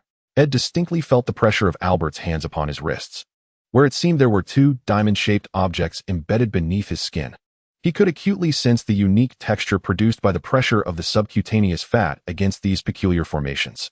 Subsequently, Albert appeared to fix his gaze upon Ed's eyes, or more precisely, upon the space between his brows. Following Albert's focus, Ed directed his awareness to that very spot, where he sensed something unusual. It was an eye, or perhaps something akin to an eye, an indescribable sensation that, if one were to attempt to articulate it, might resemble a subcutaneous lipoma. When Ed's perception brushed against it, an enigmatic feeling surged into his awareness. Ed's perceptive ability transcended the five senses. Previously, he could only experience this power in dreams. However, since arriving in this world and successfully reviving within the original host, Ed felt this ability growing increasingly potent. As he concentrated on that eye, his power magnified to an extraordinary degree, and for a brief moment, he sensed his awareness soaring into the atmosphere of this planet. The sensation of weightlessness, more terrifying than a roller coaster, nearly propelled Ed off his bed. This peculiar feeling is not uncommon. Many individuals experience such moments of abrupt levitation that can jolt them awake, often provoking a physical reaction. However, Ed's current predicament is far more severe. While an ordinary person could rouse themselves directly from such a state, Ed finds himself unable to exert control. After enduring countless episodes of this celestial ride, he has finally managed to tenuously rein in his awareness, drawing it back toward his corporeal form. This sensation is reminiscent of a certain long-forgotten, white-eyed young boy, the very one who ultimately ascended to the Iron Throne. In his past existence, Ed had delved into the arcane arts, specifically studying the enigmatic beings known as shapeshifters. These shapeshifters are a rare legacy bequeathed by ancient ancestors, with whispers suggesting that this ability was imparted to the ancient peoples by the children of the forest, the original inhabitants of Westeros. In the tome authored by Maester Wallace, titled Hardship Camp, Chronicles of 3 Years Among the Wildlings, Raiders, and Forest Witches, the peculiar existence of shapeshifters is meticulously chronicled. Simply put, shapeshifters are individuals capable of infiltrating the consciousness of animals or other humans, exerting control over their actions. During his time at the Citadel, Ed gleaned from one of Maester Wallace's scrolls that these shapeshifters manipulate creatures through the dominion of the soul. Yet, some scholars scoffed at this notion, positing that the control over animals was merely a result of certain esoteric herbs or breeding techniques employed by the wildlings, wholly divorced from any magical influence. Ed's present experience mirrors the descriptions found in the scrolls, a state of perpetual drifting through the skies. The texts further assert that upon encountering such disorienting phenomena, shapeshifters must distance themselves from this dreadful bewilderment, striving toward their intended destination. Failure to do so could result in a profound disconnection from their physical forms, ultimately leading to the soul's gradual dissolution without leaving a trace. However, from the onset until now, Ed has undergone several episodes of astral projection without feeling a shred of fatigue. Rather, he finds himself increasingly invigorated. For reasons unknown, his perception has sharpened, rendering his surroundings ever clearer. The first figure to emerge within his awareness is the perplexed and bewildered Maester Albert, followed by his head maid, Aunt Igu, and the young maid, Wild Rose, who is currently bowing her head in fervent prayer. Further along, Ed's subordinates are present, and at this moment, the scarred Rykard, with a flushed face, is engaged in a heated debate with Ed's captain of the guard, Arthur Stone, while the surrounding guards have encircled the trio. I have sworn allegiance to the old gods, and my 2 sons and I shall remain ever faithful to our Lord. What I wish to convey is that we ought to prepare for the future, for our Lord has been in a state of unconsciousness for an extended period. Rykard's words resonated clearly within Ed's perception. Inexplicably, Ed could sense the anxiety and excitement woven into his speech. This individual was indeed fervent, simultaneously wishing for Ed to remain in slumber while yearning for his swift awakening.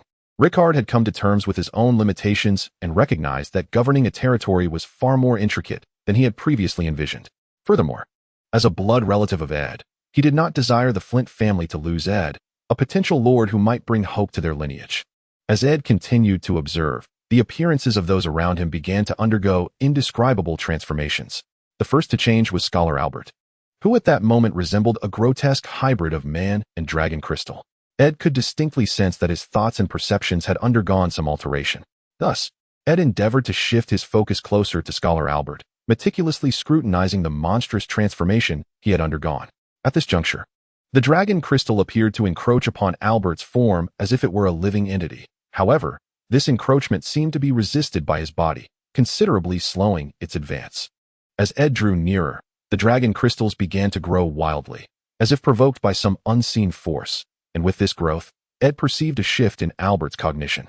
The initial complexity and helplessness had dissipated, leaving only a profound sense of reverence and recognition towards Ed. Upon noticing Scholar Albert's transformation, Ed felt an overwhelming curiosity. It appeared he had acquired some ability to influence the thoughts of others, though he pondered whether he could invade another's body as a shapeshifter or some enigmatic being might. Ed then turned his gaze upon his own body, which had undergone a remarkable metamorphosis. Although his facial features still bore the resemblance of a dark-haired, youthful European beauty, his physical form had experienced a terrifying transformation.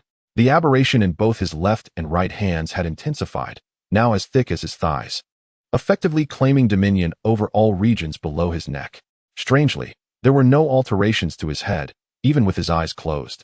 Ed sensed that they had transformed into a golden hue, and at the center of his brow, a singular eye had emerged, its composition of white and pupil evoking the image of a golden orb set within white jade.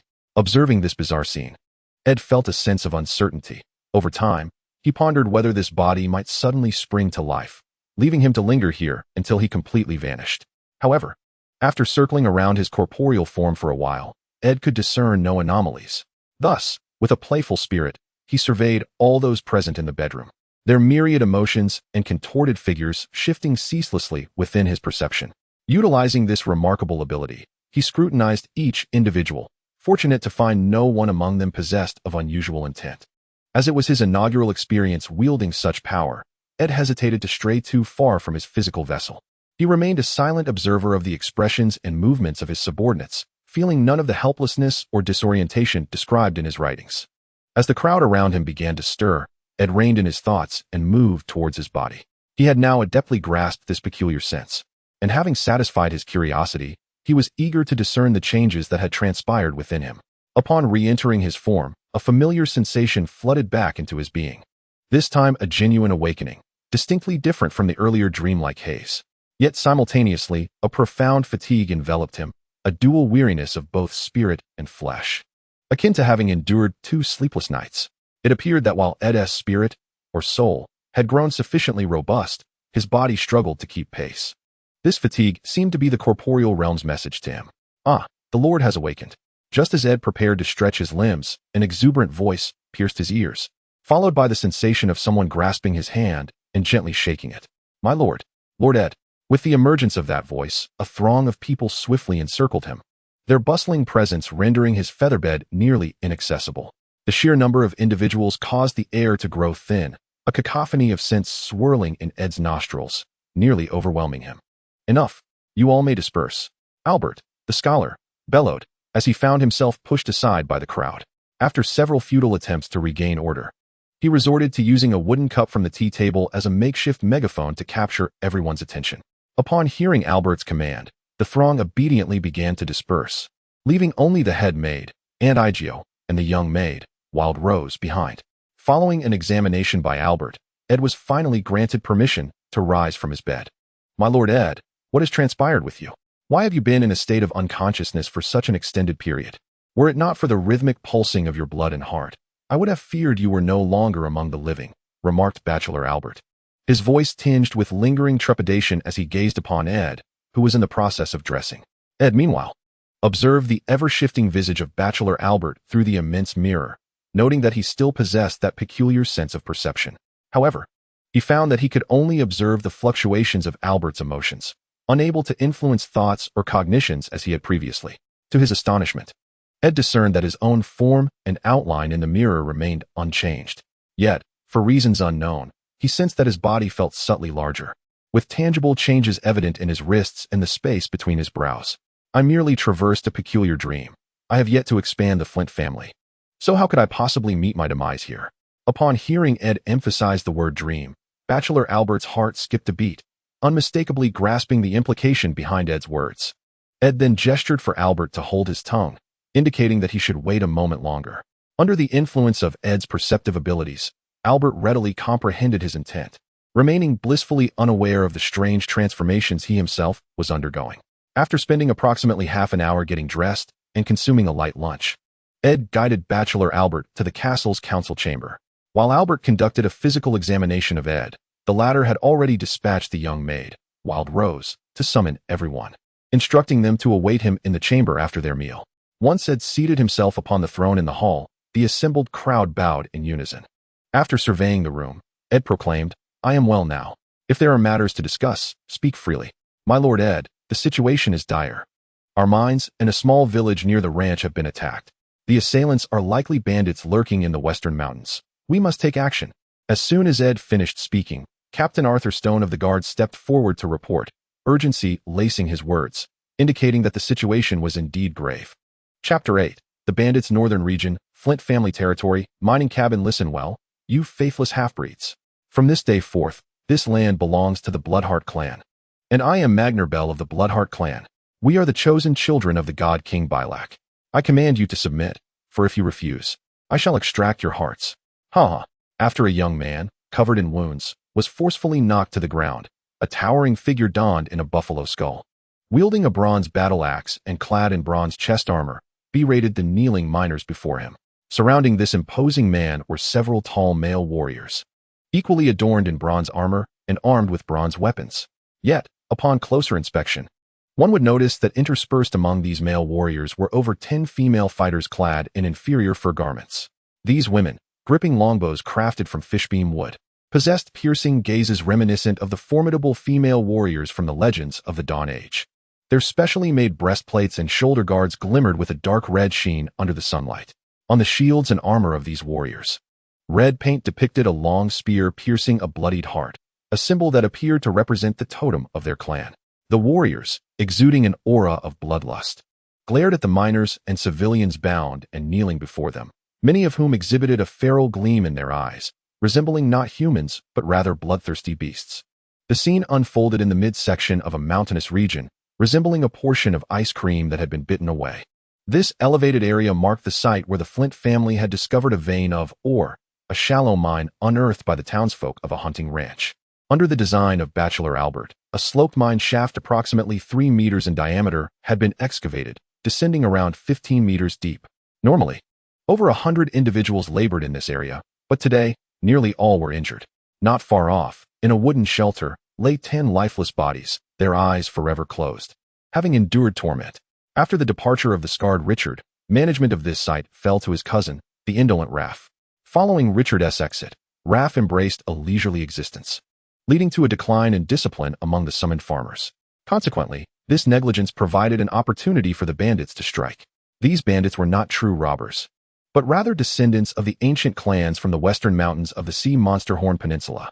In this ancient realm of Westeros, during the twilight of the Age of Heroes, these ancestors, having merged with the Undulls, identified themselves primarily by regions such as the North and the West. This indicated their acceptance and complete integration into the systems and culture established by the Undulls. However, deep within some of the mountains of Westeros, there still lie descendants of those who resist assimilation into Undull culture, due to the absence of specialized writing and recording methods among the ancestors. Their history is often intertwined with myth and legend. For instance, in the lore of the North, the progenitor of House Stark, Brandon Stark, is said to have constructed not only the castle of Winterfell, but also the formidable wall beyond the north. Some tales even embellish his achievements further, claiming that he built the renowned Storm's End in the southern Stormlands. In certain legends from the Riverlands, the common ancestor known as Greenhand Garth is regarded as the father of all the first kings of the ancient lineages. To this day, many commoners and nobles from the Riverlands believe their bloodline to be the most noble, as all the original kings of the Seven Kingdoms are purportedly descendants of their forebears. Following the complete invasion by the Undulls, the clans and kingdoms with deep-seated animosities towards the Undulls were either annihilated or retreated into the remote wilderness, living a life akin to that of wildlings. Among the most renowned clans in the Vale and the North, two stand out: the clans of the Moonshadow Mountains and the Mountain Clans of the North. Within these ancestral clans, some have gradually embraced the writing and language of the Undulls, while others steadfastly cling to their ancient customs and culture. Take the Bloodheart clan, for instance. They continue to wield bronze weapons and armor from the age of their forebears, despite individuals like Bale having learned the common tongue. However, this knowledge was merely acquired for the sake of plundering people and wealth. Some of the ancestors still utilize ancient runes for their rituals, sometimes resorting to cruel blood sacrifices as tools to communicate with the deities attached to their heart trees. The warriors of the Bloodheart clan bear tattoos of these runes upon their faces and bodies, though these tattoos appear somewhat altered from the ancient runes. The black runes seem to swell after being stained with the blood of their kin, resembling engorged veins. Upon witnessing the young man brought low, Eelrath was struck with fear, scarcely daring to breathe. He recognized him as the guard member known as Slim Pigeon, who often pointed fingers at him, a person he held in disdain. Yet, this young guard had promptly organized a defense at the onset of the ambush, though he was knocked unconscious by Bale at the beginning of the skirmish. Even after his capture, he revealed nothing about the ship's movements. The intentions of Bale and his companions were clear. They sought to seize control of the mine. Eelrath felt a twinge of regret, as he had once had the opportunity to escape with the transport ship. However, his reluctance to part with the bag of gems he had recently pilfered led him to miss his final chance at escape. Upon reflecting on this, Eolav shot a fierce glare at the youth sprawled on the ground. He had initially commanded the transport ship to await his arrival. Yet that scrawny pigeon of a fellow had directly instructed the miner responsible for communication to ignite the signal pyre, causing the transport vessel to depart the dock prematurely. Nevertheless, Eolav felt no trepidation, for the Bloodheart clan had launched their assault in the early hours of dawn, barring any unforeseen circumstances. The troops within the castle would arrive by tomorrow afternoon at the latest. The sole task that Eolav needed to undertake was to safeguard his own life. Yet, an inexplicable sense of unease lingered within him, for he was acutely aware that the barbarians from the Western Mountains seldom engaged in such conduct. Typically, these ruffians would pilfer goods and captives before fleeing. However, Bell and his cohorts appeared to have no intention of departing. It seemed they were resolute in establishing a permanent presence here. Though the number of these marauders approached 100, Eolav maintained that the soldiers within the castle were undoubtedly superior in strength. In general, the clan warriors of the Western Mountains would only seize women, provisions, ironware, textiles, and anything else they could carry away. Their actions mirrored those of the savage raiders near the Long Wall in dire straits. The decline of Ed's family could largely be attributed to the tribulations wrought by the clans of the Western Mountains. The coastal town of Salt Spear frequently fell victim to pirate raids, while the pastoral and agricultural settlements faced harassment from the clans of the West and South. The trajectory of the Western Mountains resembled a colossal barrier, with the South being represented by the infamous Flint Cliff. Once upon a time, the Flint family of Cracked Stone Mountain on the Sea Monster Horn Peninsula was the most formidable lineage of southern ancestry. They, alongside the Swamp King of the Neck, controlled the northern route leading south. At the height of their power, the Flint family stood resolute against House Stark to the north and repelled the Ironborn pirates from the Iron Islands to the south, further solidified by matrimonial alliances with the marsh dwellers of the Neck, allowing the Flint family to maintain a firm grip on the southern lands. However, as time wore on, the Flint family of Cracked Stone Mountain inexplicably began to decline. In their last confrontation with the king in the north, Rickard Stark, the king of the north, aided by the guidance of his swamp princess wife, launched an assault from the eastern neck against the Flint family. Subsequently, the Flint family of Cracked Stone Mountain divided into 3 factions. Those unwilling to submit retreated into the nearby Western Mountains, becoming the Flint clan among the peaks, while Ed's faction was granted lands in Flint S. Finger, and another portion was bestowed upon the Widow S. Watch, a slender peninsula located at the extreme eastern edge of the north. The contemporary heads of the 2 Flint families pledged their allegiance beneath the heart tree to the Stark family of the north. The oath of the Flint signifies steadfastness, and the watchful gaze of the widow is a family maxim that children from both families must memorize from a young age. In the recesses of Eddard's memories, this oath is a vital tenet for every Flint. Eddard has always been intrigued by the reasons behind the Stark family's enforced separation of the Flint lineage, leading him to dedicate a page in his plans to uncover the hidden secrets surrounding the Flint family. Eolraff hails from the town of Pasture, where common folk frequently engage with the clans of the Western Mountains. In Eolraff's recollection, he harbors no impression of the Bloodheart clan. There are numerous clans among the Western Mountains, with the 3 most formidable being the Flint, the Bull, and the Snowwolf clans. Influenced by the Flint family, these 3 clans exhibit a certain amicability towards the commoners of Flint, often exchanging goods and maintaining a harmonious relationship. Additionally, the Western Mountain clans host many ancient lineages. According to some warriors from trading clans, the history of certain clans can be traced back to the Age of Heroes, a legendary era when gods coexisted with mortals. Though the commoners of Flint dismiss such tales as mere jest, however, only a few elders are aware that among these ancient clans, some still adhere to archaic and terrifying beliefs, akin to the old gods worshipped by the children of the forest. Rumors suggest that these beliefs were brought over from the continent of Essos by ancient ancestors. Eolraff, though not a scholar, recently encountered a name with an eerie pronunciation, one that could send chills down the spine, a blasphemy far removed from the utterances of those who venerate the old gods. The more he reminisced about that name, the deeper his fear grew. He sensed that the events of the day were far from the simplicity he initially perceived, and these individuals were certainly not as straightforward as they appeared. Moreover, Eolraff pondered that these barbarians, who had never set foot in the sea, could not possibly maneuver a sailboat. They must harbor ulterior motives or be waiting for something, or someone, specific. Just then, a voice, harsh and abrupt, shattered his contemplation. "Ah, how intriguing. You, half-breed, dare not answer my question?" Do you wish to meet your demise?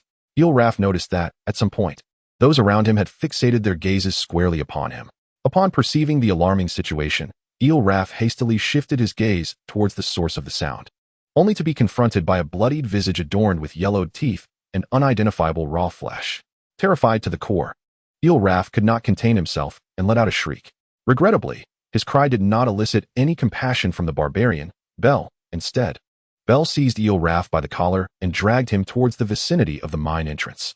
Their initial assault targeted a wooden shelter located approximately 100 meters from the mine's mouth.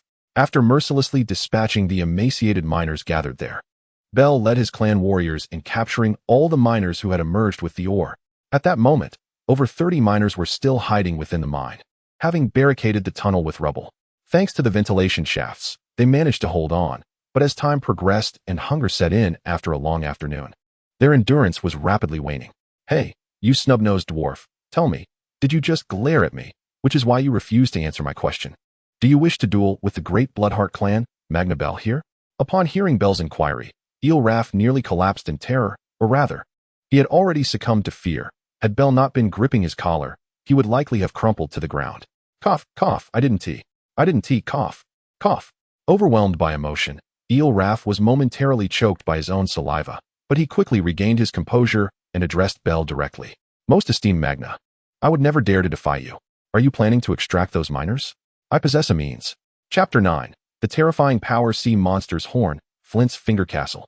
Council Hall. Very well. Let us issue the summons and higher orders immediately, commanded Ed with resolute authority after receiving the report from Captain Cersei of the Guard. Until the army is established, this is our only recourse. Despite Ed's earlier unconsciousness causing initial panic among the crowd, with his awakening, their focus shifted back to deliberating the urgent situation.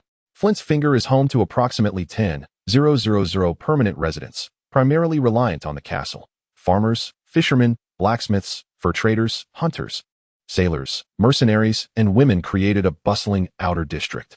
The outer district of Flint's Finger Castle comprises Wine Street, Fur Street, the Dock Market, and Golden Wheat Village, the latter being a settlement established on the lands of the Flint family's farm, housing nearly 80 of the common folk of Flint's Finger.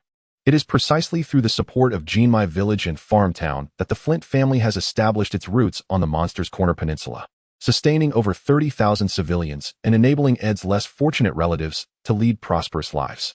The castle guard of the Flint family comprises approximately 30 individuals, while the city militia consists of around 40. Excluding the garrison troops, the professional soldiers that Ed can muster amount to roughly 50, and notably, these warriors lack uniform equipment.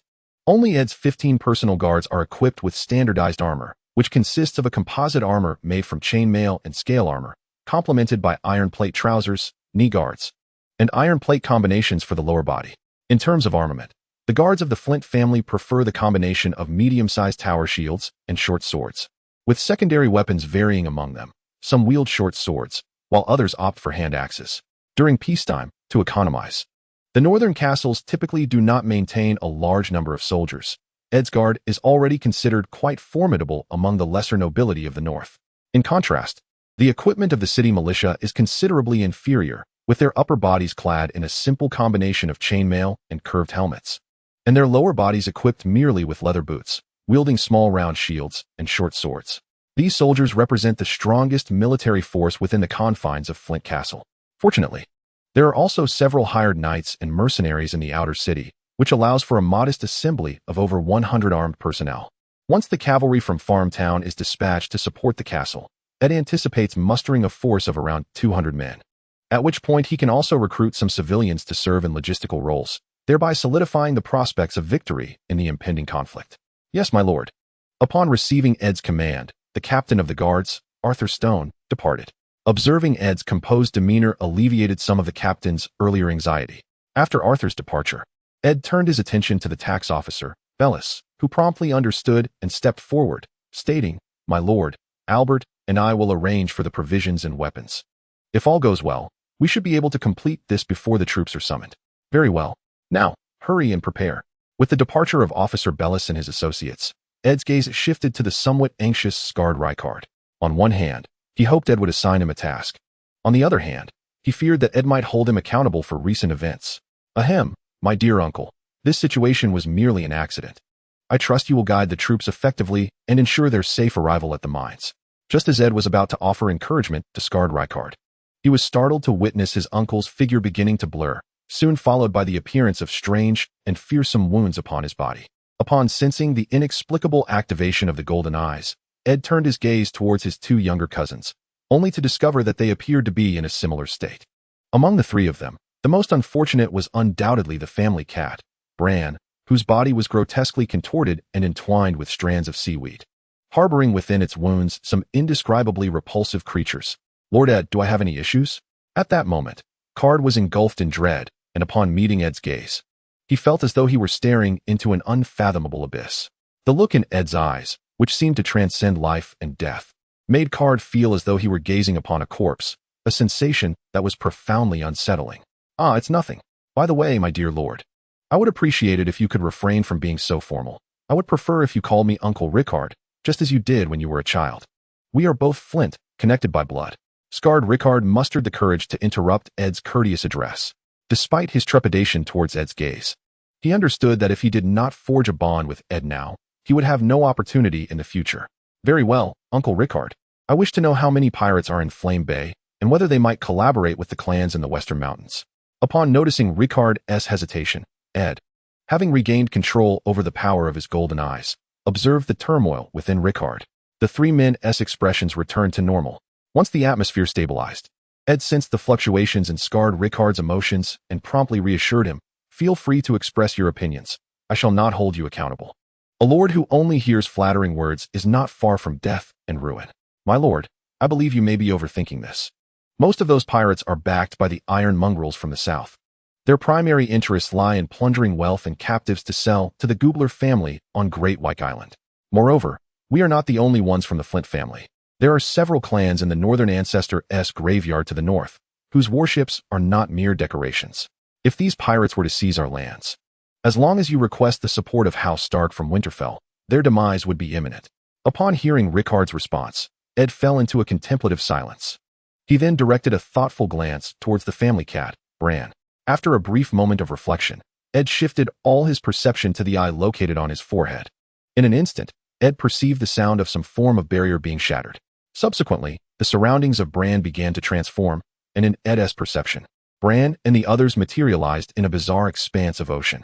Terrifying sea monsters and various aquatic beasts surged toward them from all directions. The three members of the Rickard family, along with Ed's guard, though they appeared grotesque and bizarre, were still discerned by Ed through his heightened perception. In the vicinity, a blood-red magical eye composed of ominous black clouds loomed in the distance, fixating on the besieged individuals. Just as Ed endeavored to delve deeper into his perception, a lamentable wail pierced his ears. Consequently, he retracted his awareness, only to witness his cousin Bran, the family cat, unceremoniously collapsing to the ground, his face a mask of terror, as if he had glimpsed some unspeakable horror. Surrounding him, Rickard and Brandon bore similar expressions of dread.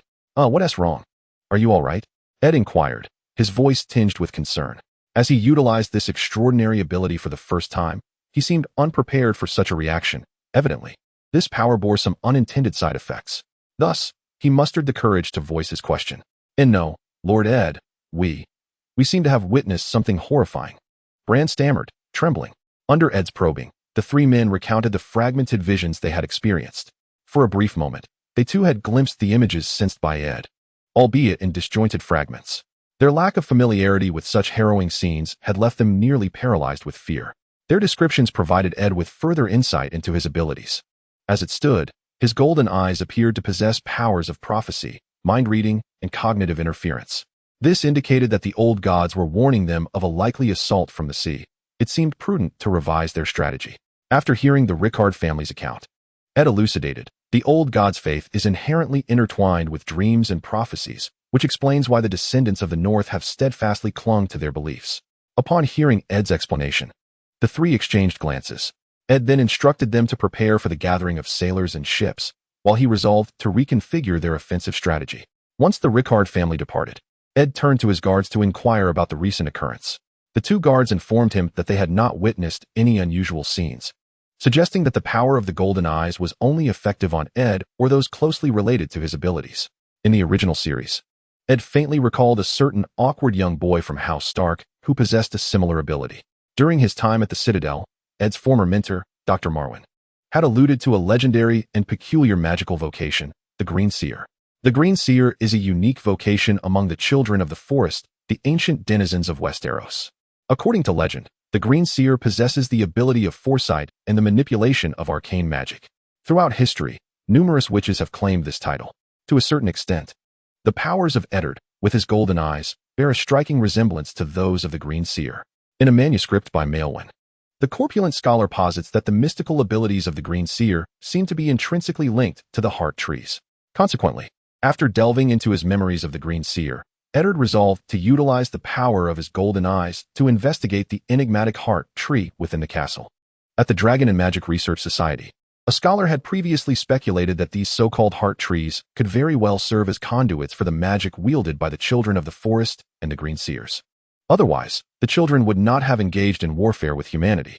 At that time, Scholar Cobain offered an alternative perspective, suggesting that the weirwood trees scattered across Westeros might be the resting places for the souls of the children, and each use of magic could potentially deplete those souls, explaining the gradual weakening of the children. Indeed, according to the documented knowledge of the Dragon and Magic Research Society, the children were once capable of wielding magic to alter climate and terrain, yet by the Dawn Age and the later Heroic Age, they could hardly repel the incursions of the First Men and the Undulls. Regardless of the circumstances, Eddard felt compelled to attempt this exploration, as he sensed that the heart tree within Flintfinger Castle possessed some extraordinary quality. Particularly haunting was the night he dreamt of Scholar Cobain. The eerie and terrifying presence lingered in his mind, leading him to suspect a connection to the old gods. With the heart tree being the last remnant of that ancient connection in the castle, the assembly of troops and transportation of supplies required time, making it improbable for them to embark today. Thus, Eddard sought to fully develop the capabilities of his golden eyes during this interval, preparing for any potential issues. Although Eddard would not join the troops in their expedition, should this ability assist him in discerning the conditions of the mines and the sea in advance, he would save considerable effort. Moreover, the ominous implications represented by the sea beasts and monsters were already evident, indicating that the enemy might very well launch an assault from the sea. After summoning his guards, Eddard activated his golden eyes, feeling increasingly adept at wielding his perceptive abilities. However, until he fully mastered the power of the golden eyes, he was reluctant to experiment with the two diamond-shaped crystals on his wrist. After all, during the dream, Ed's body, save for his head, had been nearly consumed by the power of the two diamond-shaped crystals. He was uncertain of what these crystals might bestow upon him. For the moment, all Ed desired was to harness the singular force within his grasp. As his perception melded with this energy, his golden eyes instantaneously transported him into a peculiar sensation of weightlessness. However, Ed had now acquired the ability to control this sensation, no longer soaring into the heavens as he had before. Subsequently, Ed silently contemplated the location of the heart tree, while the surrounding scenery morphed and twisted under the influence of this power. In a brief span, he detected an aura of chilling desolation. It was an essence steeped in death, dormant for millennia, rife with resentment and hatred. Though the darkness enveloped him, the stillness was strikingly palpable, wrapping around Ed like a constricting serpent ensnaring its prey. The suffocating sensation and numbness felt akin to being submerged in a foul, viscous swamp. Ed yearned to struggle, yet could muster no strength, and the more he panicked, the stronger the force became. Gradually, Ed's perception began to wane, as if a voice from the abyss urged him to cease resistance and embrace his fate. Under the dual onslaught of helplessness and confinement, Ed seemed to succumb to the influence, relinquishing his struggle and descending into the endless void. Chapter 10. The Demon of the Otherworld in the North. At the castle of Flint's Finger, in the council chamber, within an unknown realm, cough, gasp, in a distorted space. Just as Ed was on the verge of slipping into slumber, he abruptly awakened without warning, or rather, at that moment, the distinction between sleep and wakefulness had entirely dissolved, as the sensations of powerlessness and chaos had warped some of his perceptions. Though Ed had indeed lost consciousness, prior to employing his golden eyes, he had been diligently imprinting the memories of his surroundings and experiences, striving to ingrain the reality of his wakefulness in his mind. Consequently, as he teetered on the brink of unconsciousness, the impressions he had initially retained came into play, and his perception fervently stimulated his brain, making Ed acutely aware of his fading consciousness. Perhaps his enhanced strength played a role, or perhaps it was due to other factors. In any case, Ed had fully revived. This was a space both eerie and inexplicable, palpably terrifying. His five senses were remarkably acute here, and Ed could even discern the rhythmic beating of his heart. Were it not for his extraordinarily heightened perception, he would scarcely believe he remained within the castle. Nonetheless, the clarity of his senses conferred a distinct advantage, granting Ed greater control over his body. Yet, he remained uncertain whether this form was composed of perception or some other force. As Ed breathed and coughed, the sensation of powerlessness and the feeling of being mired in a quagmire gradually began to peel away from his body. At that moment, Ed found himself relying solely on his perception and felt a twinge of regret for having recklessly ventured into the realm of the unknown. Yet such is life. Without daring to try, how could one ever discover if they might reach an entirely different world? Thus, Ed gathered his somewhat chaotic thoughts, directing all his awareness to the space between his brows, where, under the stimulation of his perception, the eye there began to radiate a searing heat. With a thunderous roar, a terrifying explosion of energy manifested before Ed, its golden light erupting like a mushroom cloud, illuminating the distorted space with a cataclysmic force. As the golden light emerged, a grotesque creature, its features contorted, materialized within Ed's perception. This colossal monstrosity, composed of countless viscous and repulsive organs, encircled Ed from all sides, leaving him feeling akin to an ant trapped within the palm of a giant. Fortunately, this ant seemed to possess extraordinary acid, as the brilliant golden light carved out a sanctuary within the creature's form. The energy emanating from Ed rendered the twisted and repugnant monster utterly helpless, while the light from his golden eye radiated outward like a liquid, leaving the creature unable to resist him. In fact, it appeared to be filled with trepidation. Upon glimpsing the grotesque and distorted organs, Ed nearly retched, overwhelmed by an indescribable nausea that deeply unsettled his senses. The very thought of the recent feelings of powerlessness and weightlessness intensified his disgust, transforming it into an unending fury. "Die!" he screamed. The mere thought of almost becoming part of that monstrosity ignited a volcanic eruption of rage within him, transforming his body into a blazing inferno of heat. Guided by an unknown call, Ed began to move toward the source of that summons, unable to teleport as he once had, but instead advancing step by step towards his destination. Just then, a faintly colored rhythm materialized within Ed's perception, enveloped in this dreamlike cadence. The fury within him seemed to subside, soothed by its gentle embrace. As he connected with this melody, Ed's perception began to involuntarily drift towards its origin, feeling a profound sense of comfort and strength envelop him. As Ed traversed through a grotesque amalgamation of repugnant organs, he beheld an entity radiating an uncanny rhythm. From a distance, this being appeared to be an extraordinary manifestation composed of benevolent souls and ethereal green energy. Yet, as Ed drew nearer, its contours began to clarify. It was an immense heart tree, its alabaster trunk and crimson leaves starkly prominent within this ethereal realm. The gentle green rhythm reverberated among the branches, a symphony of sound and energy seemingly imbued with the power to soothe emotions. Beneath this enchanting scene, however, lay an extraordinarily bizarre and terrifying tableau. Countless twisted organs and faces writhed in agony, ensnared by dark, gnarled roots, incessantly howling, cursing, and suffering. The cacophony, a horrific amalgam of resentment and maledictions, was profoundly unsettling to Ed, evoking a sense of having just escaped a wolf's den only to stumble into a tiger's lair.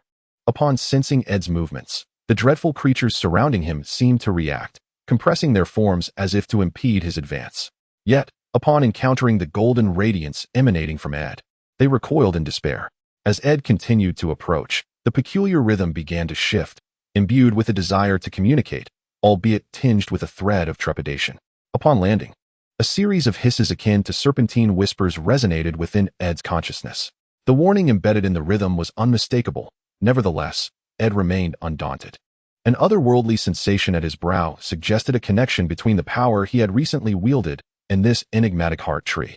The essence of life emerging from death. The delicate balance between existence and oblivion, vividly reflected within Ed's perception, resonating harmoniously with the nature of the heart tree itself. This heart tree, carved with human visages, was a unique arboreal species native to the continent of Westeros. Unless subjected to human malice, this remarkable tree does not succumb to death and may continue to thrive indefinitely. In certain fortresses, heart trees tower even higher than the castles themselves. Within the ancestral stronghold of House Bracken, there exists an enormous heart tree said to have endured for millennia. It is rumored that, had it not been poisoned by the treachery of the Bracken family's archrivals. House Lannister, it might have grown even more formidable. Upon this colossal heart tree also resided a ghastly, eerie visage. As Ed approached, the tree's ominous presence intensified, and the rhythm took on a more sinister tone. In that moment, a terrifying aura surged toward Ed's perception, overwhelming him with a ferocity akin to a shark devouring a small fish. In an instant, Ed found himself engulfed by this formidable presence. Yet, the heart tree had underestimated Ed's strength. As this fearsome energy sought to consume him, he erupted with an even greater force, blood-red energy as fiery as flames, pitch-black energy as dark as ink, and a terrifying might emanating like golden sunlight. The simultaneous explosion of these three powers shattered the heart tree's oppressive aura. Empowered by this trinity of forces, Ed began to advance step by step toward the heart tree, which appeared to be subdued by his presence. The peculiar rhythm and the pale green energy surrounding it gradually dissipated under Ed's formidable influence. As Ed drew nearer, a warning-like low growl resounded once more. However, within Ed's perception, it seemed to have lost the initial ferocity. Unperturbed, Ed approached the heart tree, extending his hand toward its horrifying visage. For reasons unknown, upon making contact with the face, Ed sensed a sorrowful lament emanating from the heart tree. Almost immediately, a blood-red sap began to weep from its eye sockets. The sap flowed increasingly, soon resembling a stream, and then, as if infused with life by some strange energy, it began to envelop Ed, seemingly intent on consuming him. At that moment, the eye between Ed's brows erupted with an extraordinary radiance. Following a dazzling distortion, Ed's form transformed once again, while the blood-red sap swirled around him like a vortex, converging toward the center of his brow. As time passed, it seemed that only Ed and the heart tree remained in this space, the grotesque, distorted organs around them vanishing without a trace. As the blood-red sap dissipated, that enchanting rhythm resurfaced within Ed's perception. Master, you are. Just as Ed felt an odd sensation, fragments of a language primarily in a universal tongue began to infiltrate his awareness. Once he comprehended these fragments, he understood the essence and origin of their message. In truth, the heart tree was, to some extent, kin to the children of the forest. Whenever a heart tree matured, it signified the rebirth of a child of the forest. During the Dawn epoch, the children of the forest were a powerful race, possessing an almost immortal existence that allowed their souls to endure even after death. This state appears to be an indescribable gift bestowed upon the children of the forest. However, to Ed, it resembles a curse. For upon shedding the confines of their corporeal forms, the undying souls of the forest children begin to drift aimlessly through this realm. Lacking the ability to extol nature as they once did, malevolence and suffering coalesce within their beings, leading these exquisite entities to become grotesquely corrupted, ultimately influencing the very fabric of this world. In the end, with the aid of the Green Prophets, the untainted souls can only find refuge within the heart tree and the raven, sustaining their essence in an alternate form. Yet, this circumstance permits only those with the gift of aberration to endure, while the ungifted are relegated to monstrosity. The fantastical realm in which Ed currently resides is indeed the location of the sea monster's horn. From the moment he entered this space, everything he perceived was an authentic manifestation of this world, or rather, a different expression of it. Now, the heart tree has irrevocably become Ed's possession. The three formidable forces within him have directly reformed the powerful soul conglomerate of the heart tree. From the instant it came into contact with Ed, this once mighty entity was doomed to demise.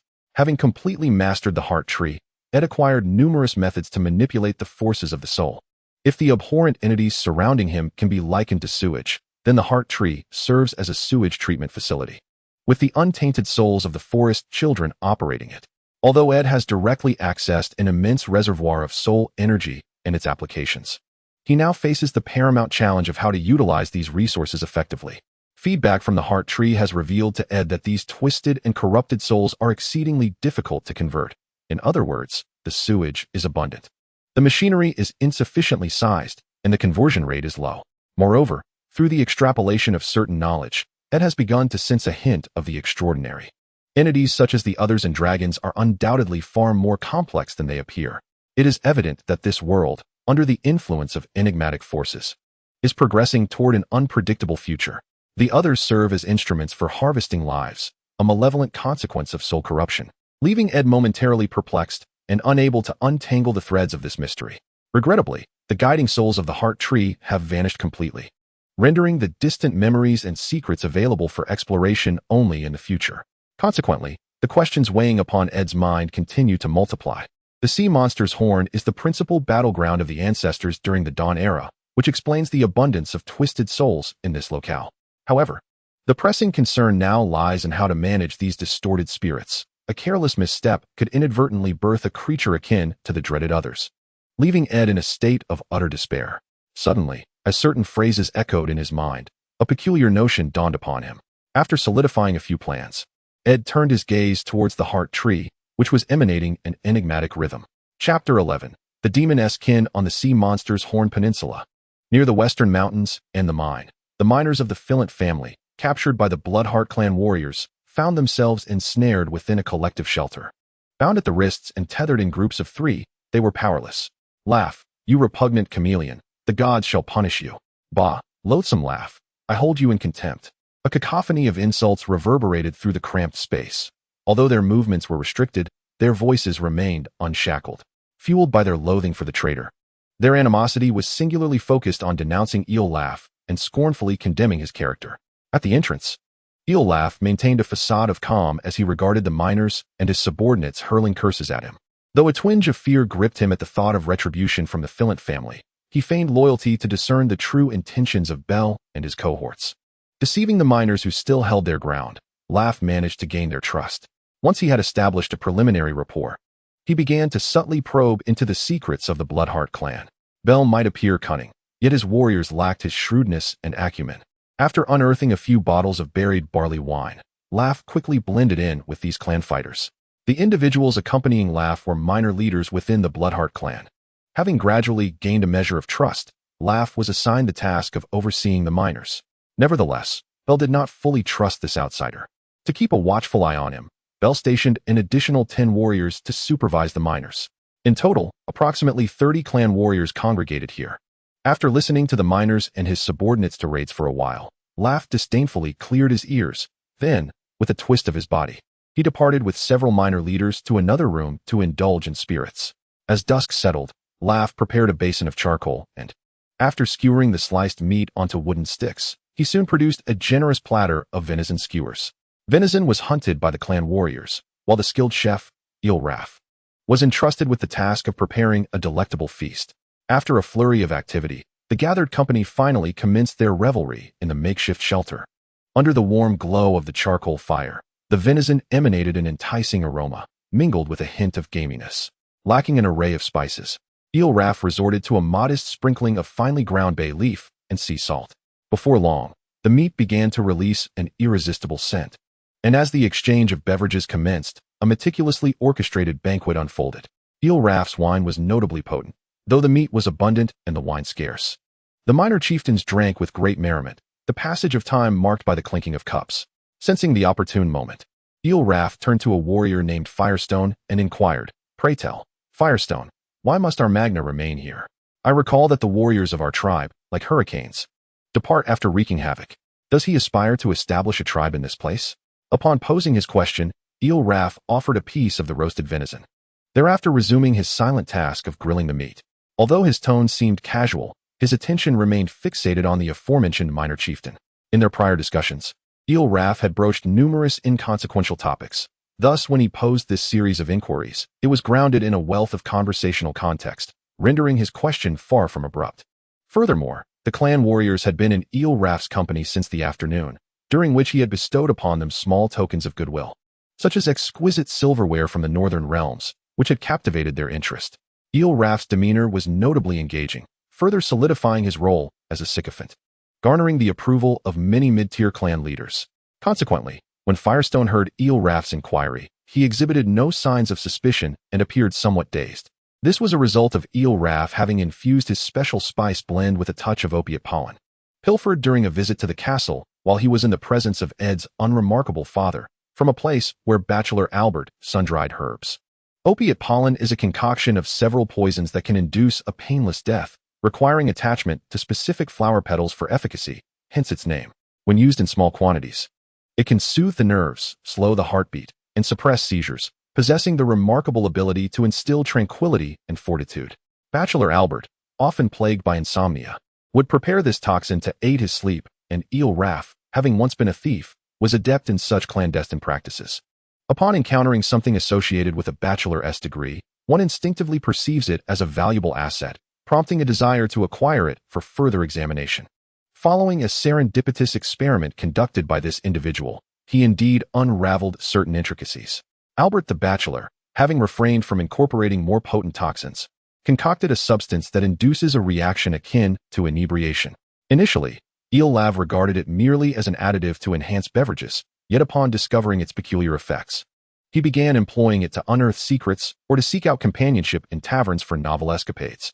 Over time, Eolav's unique capabilities garnered the attention of the scarred Rickard, leading to his gradual elevation within the ranks, ultimately resulting in his appointment as the overseer of the mines. Our esteemed deity has revealed to Magna that treasures lie buried here, and should they be excavated, the Bloodheart clan would ascend to greater power.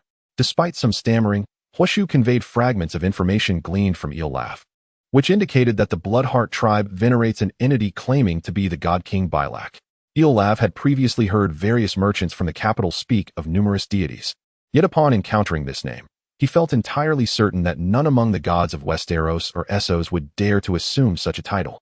Even the most fervently worshipped deity in Essos, the Lightbringer, has never been hailed as a god king by its followers. Thus, the true nature of this so-called god king became an enigma that lingered in Eolav's mind. Unlike the Southerners, Eolav was raised on the legends of the Children of the Forest and, like all Northerners, held the belief that the old gods are indeed the true deities, with magic and divinity existing in reality. Although the nature of the barbaric tribes remained shrouded in mystery, Eolav resolved to remain cautious until he could extract further intelligence. Despite possessing numerous strategies to rescue the captives, he had yet to devise effective solutions for potential complications that may arise. It seemed that patience was the only course, so he decided to observe the intentions of the tribal leader. Having made up his mind, Eolav shared a few more drinks with others. Regrettably, during the subsequent attempts to elicit information, he failed to procure any valuable intelligence. However, one detail piqued his interest. A minor chieftain disclosed to Eolav that their deity could bestow upon them boundless power, granting the men and women of the Bloodheart clan extraordinary strength and wisdom. Notably, there was Bel, an unremarkable hunter within the tribe. Yet after a period of absence, upon his return, he suddenly possessed immense power and, after vanquishing the chieftain, led his kin to conquer several neighboring clans. A certain minor leader subtly alluded to a particular ritual, but his words were swiftly interrupted, further unsettling Eolraf, who realized that these individuals indeed harbored some terrifying and enigmatic secrets. Time passed unnoticed. Upon entering the realm of the owls, one would inevitably grow exceedingly drowsy, beset by an overwhelming desire to sleep. The timekeeping methods of the Seven Kingdoms bore resemblance to those of the Blue Star's flower-planting clans, with the night divided into segments known as Bat Hour, Eel Hour, Owl Hour, Ghost Hour, Wolf Hour, and Nightingale Hour, each approximately 2 hours in duration. The daytime counterpart consisted of Cockcrow Hour, Ox Hour, Light Hour, Dragon Flame Hour, formerly known as Fire Hour, Boar Hour, and Crow Hour. Before the conquest of Yorn, the nomenclature varied widely across regions, until, with the emergence of a sole monarch in the Seven Kingdoms, a gradual unification ensued. Amidst the low hoots of the owls, this shantytown succumbed to an eerie silence. Following the barbecue feast, the crowd bundled themselves in slumber, and soon many fell into deep sleep. While sporadic snoring emanated from the cells housing the miners, the resting area of the Bloodheart clan remained remarkably tranquil, leaving Eolraf unable to find rest amidst the unsettling atmosphere.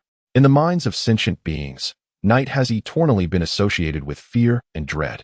Aside from certain peculiar entities or tribes, few intelligent creatures harbor an affinity for darkness. Since humanity's discovery of fire, they have transcended primitive, barbaric lifestyles, embarking upon a journey towards order and civilization. Hence, flames have always held significant prominence in various divine faiths. Feigning sleep, Eolraf's mind remained taut, apprehensive of unforeseen circumstances. With the encroachment of darkness, a peculiar sound abruptly permeated the vicinity of the shantytown, resembling an ancient tongue. Its desolate and timeless resonance sent his heart racing. Ancient languages and runes are cultural symbols left by the ancestors of the heroic era, and even today, remnants of these ancient tongues are still spoken by some descendants in the lands beyond the northern wall of despair. Though Eolraf was well versed in many dialects, he had never encountered such a distinctive phonetic style. As this peculiar language persisted, he discerned that it bore no relation to ancient tongues, appearing to be even older. Gradually, the indescribably terrifying sound began to reverberate throughout the area, and the surrounding air grew somewhat heated. A peculiar sensation, tinged with a sharp odor, enveloped him. And Eelraf sensed an ominous threat looming nearby. At that moment, a peculiar sound akin to a drumbeat suddenly reached the ears of Eelrafu. The sound fluctuated between high and low pitches, reminiscent of a fearsome creature approaching with heavy footsteps. As this unusual noise echoed, the once silent room erupted into activity. The clan warriors, who lay on their beds like lifeless corpses, began to shuffle towards the source of the eerie rhythm, resembling mere automatons. The makeshift settlement of the mines consisted of 3 enormous shanties, resembling the character for door in simplified Chinese. With the central area previously serving as a dining space, marked by a wooden table now reduced to splinters. At that moment, Magnabel of the Bloodheart clan stood solemnly at the center, holding a torch. As the clan warriors gathered around, he ignited the pile of debris.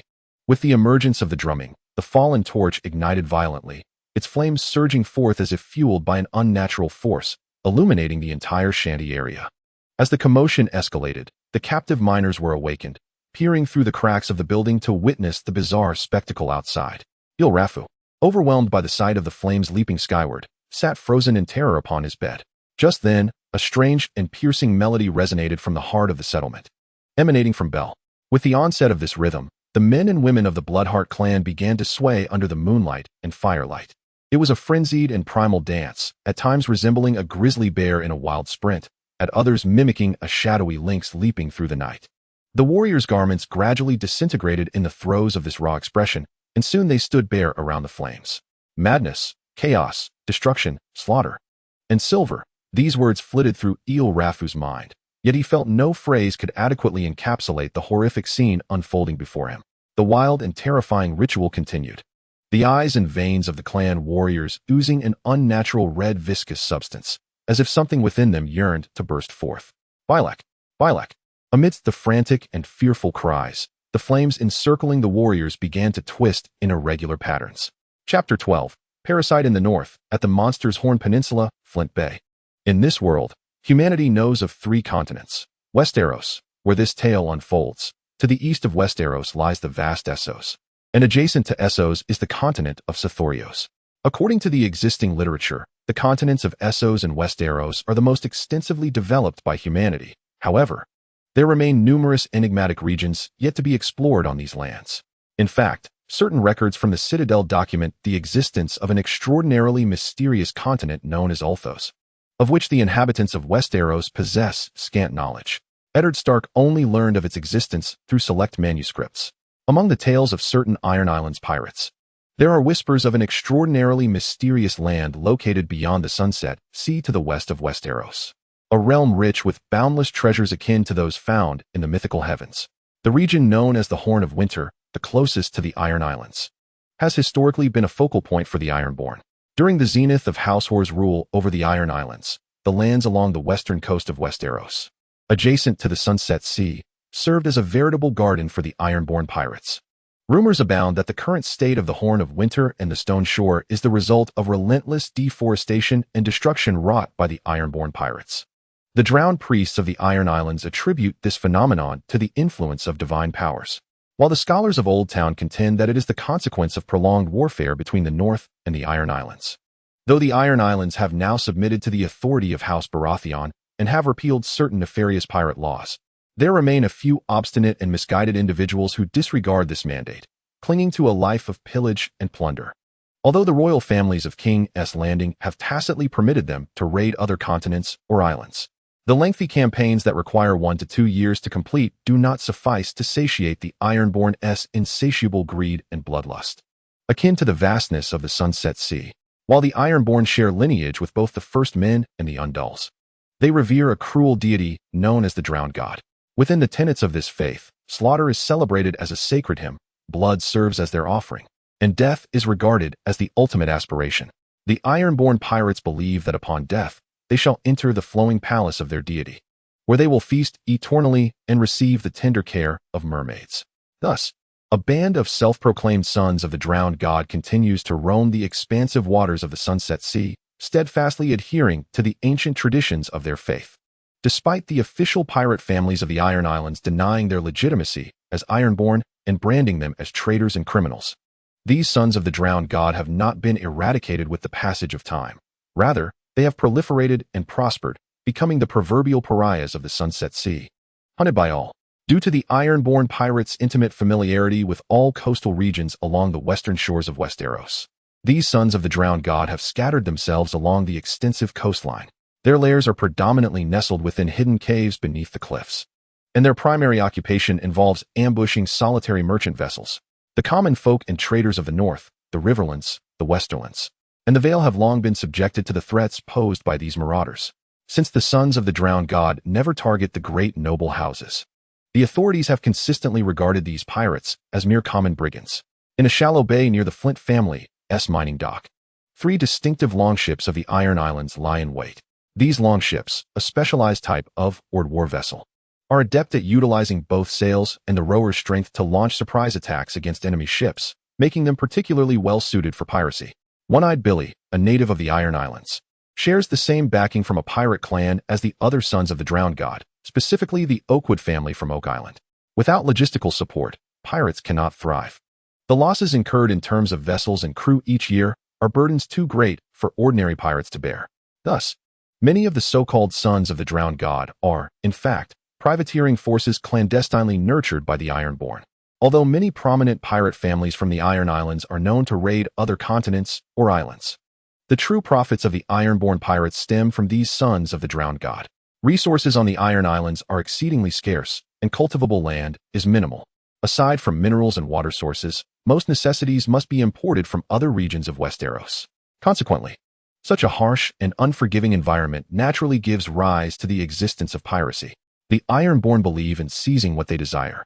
While the common folk of Westeros trade goods with gold, silver, and jewels, the currency of the Ironborn consists of iron coins, essentially iron weapons.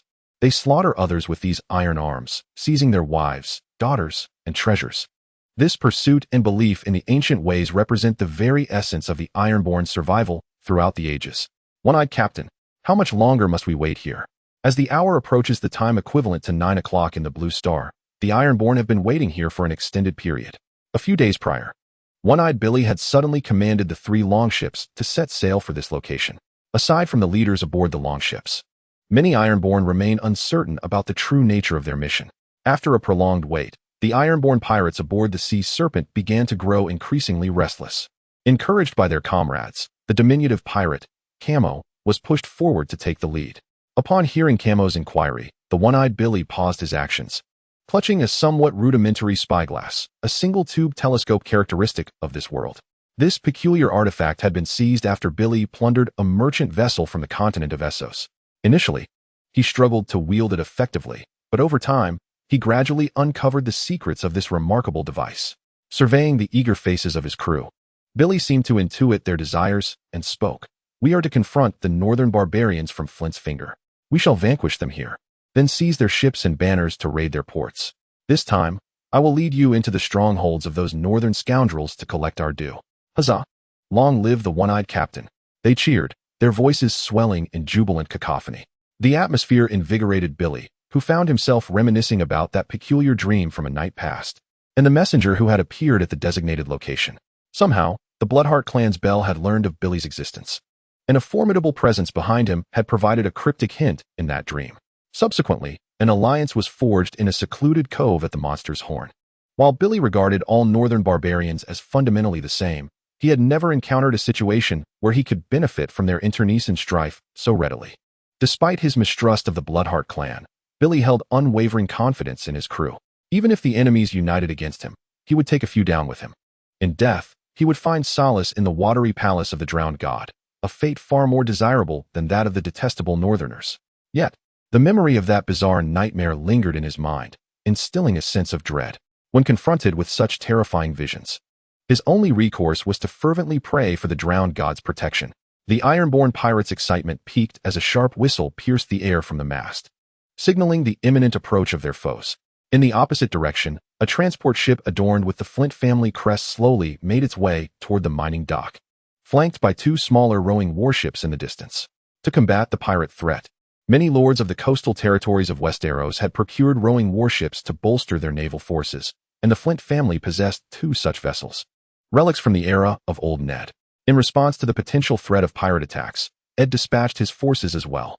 Upon witnessing the formidable presence of the Flint family, a sense of foreboding flickered within the heart of One-Eyed Billy. However, he refrained from displaying any signs of panic. After all, from the outset, One-Eyed Billy had devised numerous contingency plans.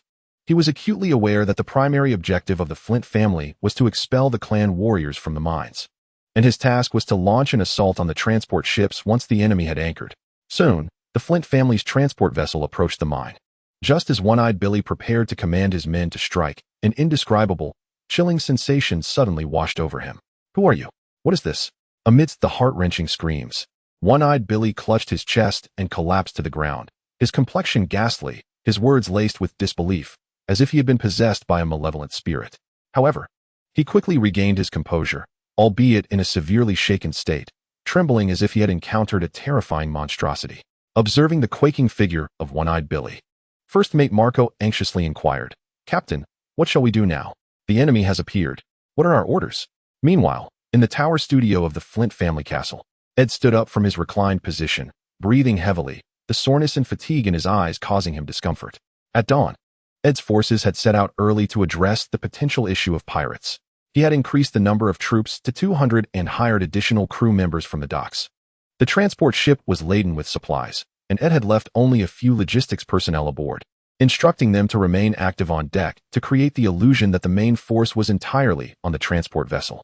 In reality, the primary contingent was stationed on 2 rowing warships positioned behind the transport. This strategy was straightforward: use the transport ship as bait.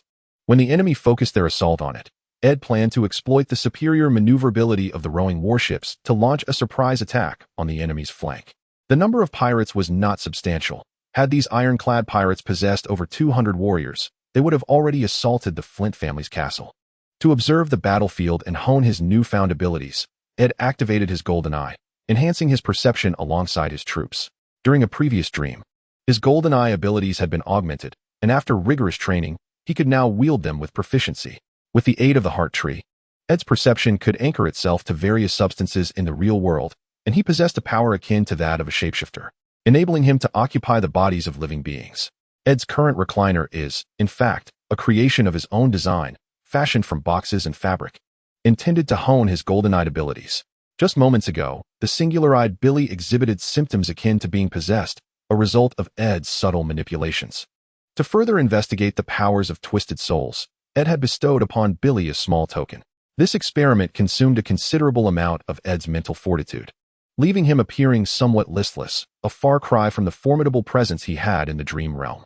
He began to ponder whether this state was due to the frailty of his physical form. After taking a moment to adjust and recuperate, Ed rose from his seat and approached his desk, where he sipped from a cup of prepared lemon slices. The tartness invigorated his spirit significantly. Once he set the cup down, he sat back down, took up pen and paper, and began to document the recent occurrences and potential taboos associated with his abilities. Upon completing his notes, he intended to observe the transformations of the pirate, for only an abundance of experimental data would enable Ed to master the art of utilizing those distorted souls. Chapter 13. Breaking the Enemy in the North. At the Monsterhorn Peninsula, the mining dock. I can no longer wait for you. I command you to strike now, swiftly. With the first mate Marco's urgent shout, the pirate leaders aboard the 2 iron longships simultaneously issued their attack commands. The prospect of annihilating the Flint family's forces and assaulting their fortress filled the iron pirates with exhilaration. As the iron longships emerged, the clan warriors concealed behind mounds of earth and debris surged forth with a fierce cry.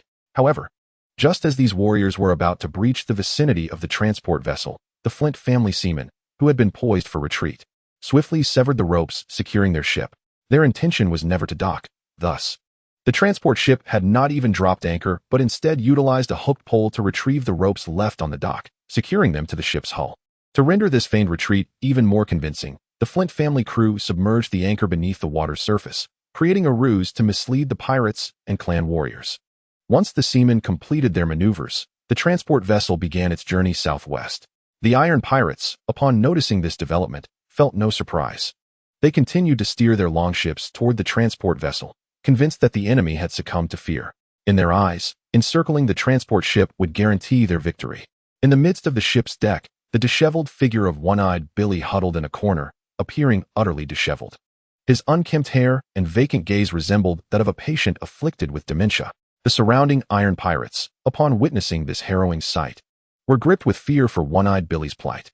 Had it not been for their ongoing plundering mission, he would likely have been unceremoniously cast into the sea.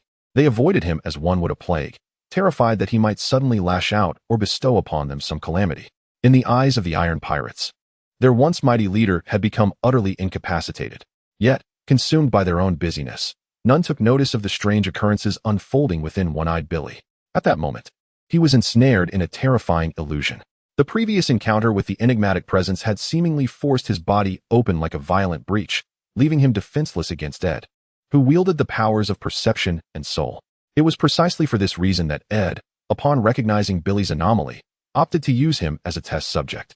Although the power of the Golden Eyes was formidable, its practical applications faced numerous constraints. Ed had previously attempted to invade other pirates, yet each endeavor had ended in failure. Upon reaching this juncture, Ed finally grasped why the shapeshifters beyond the Great Wall favored animals as their targets.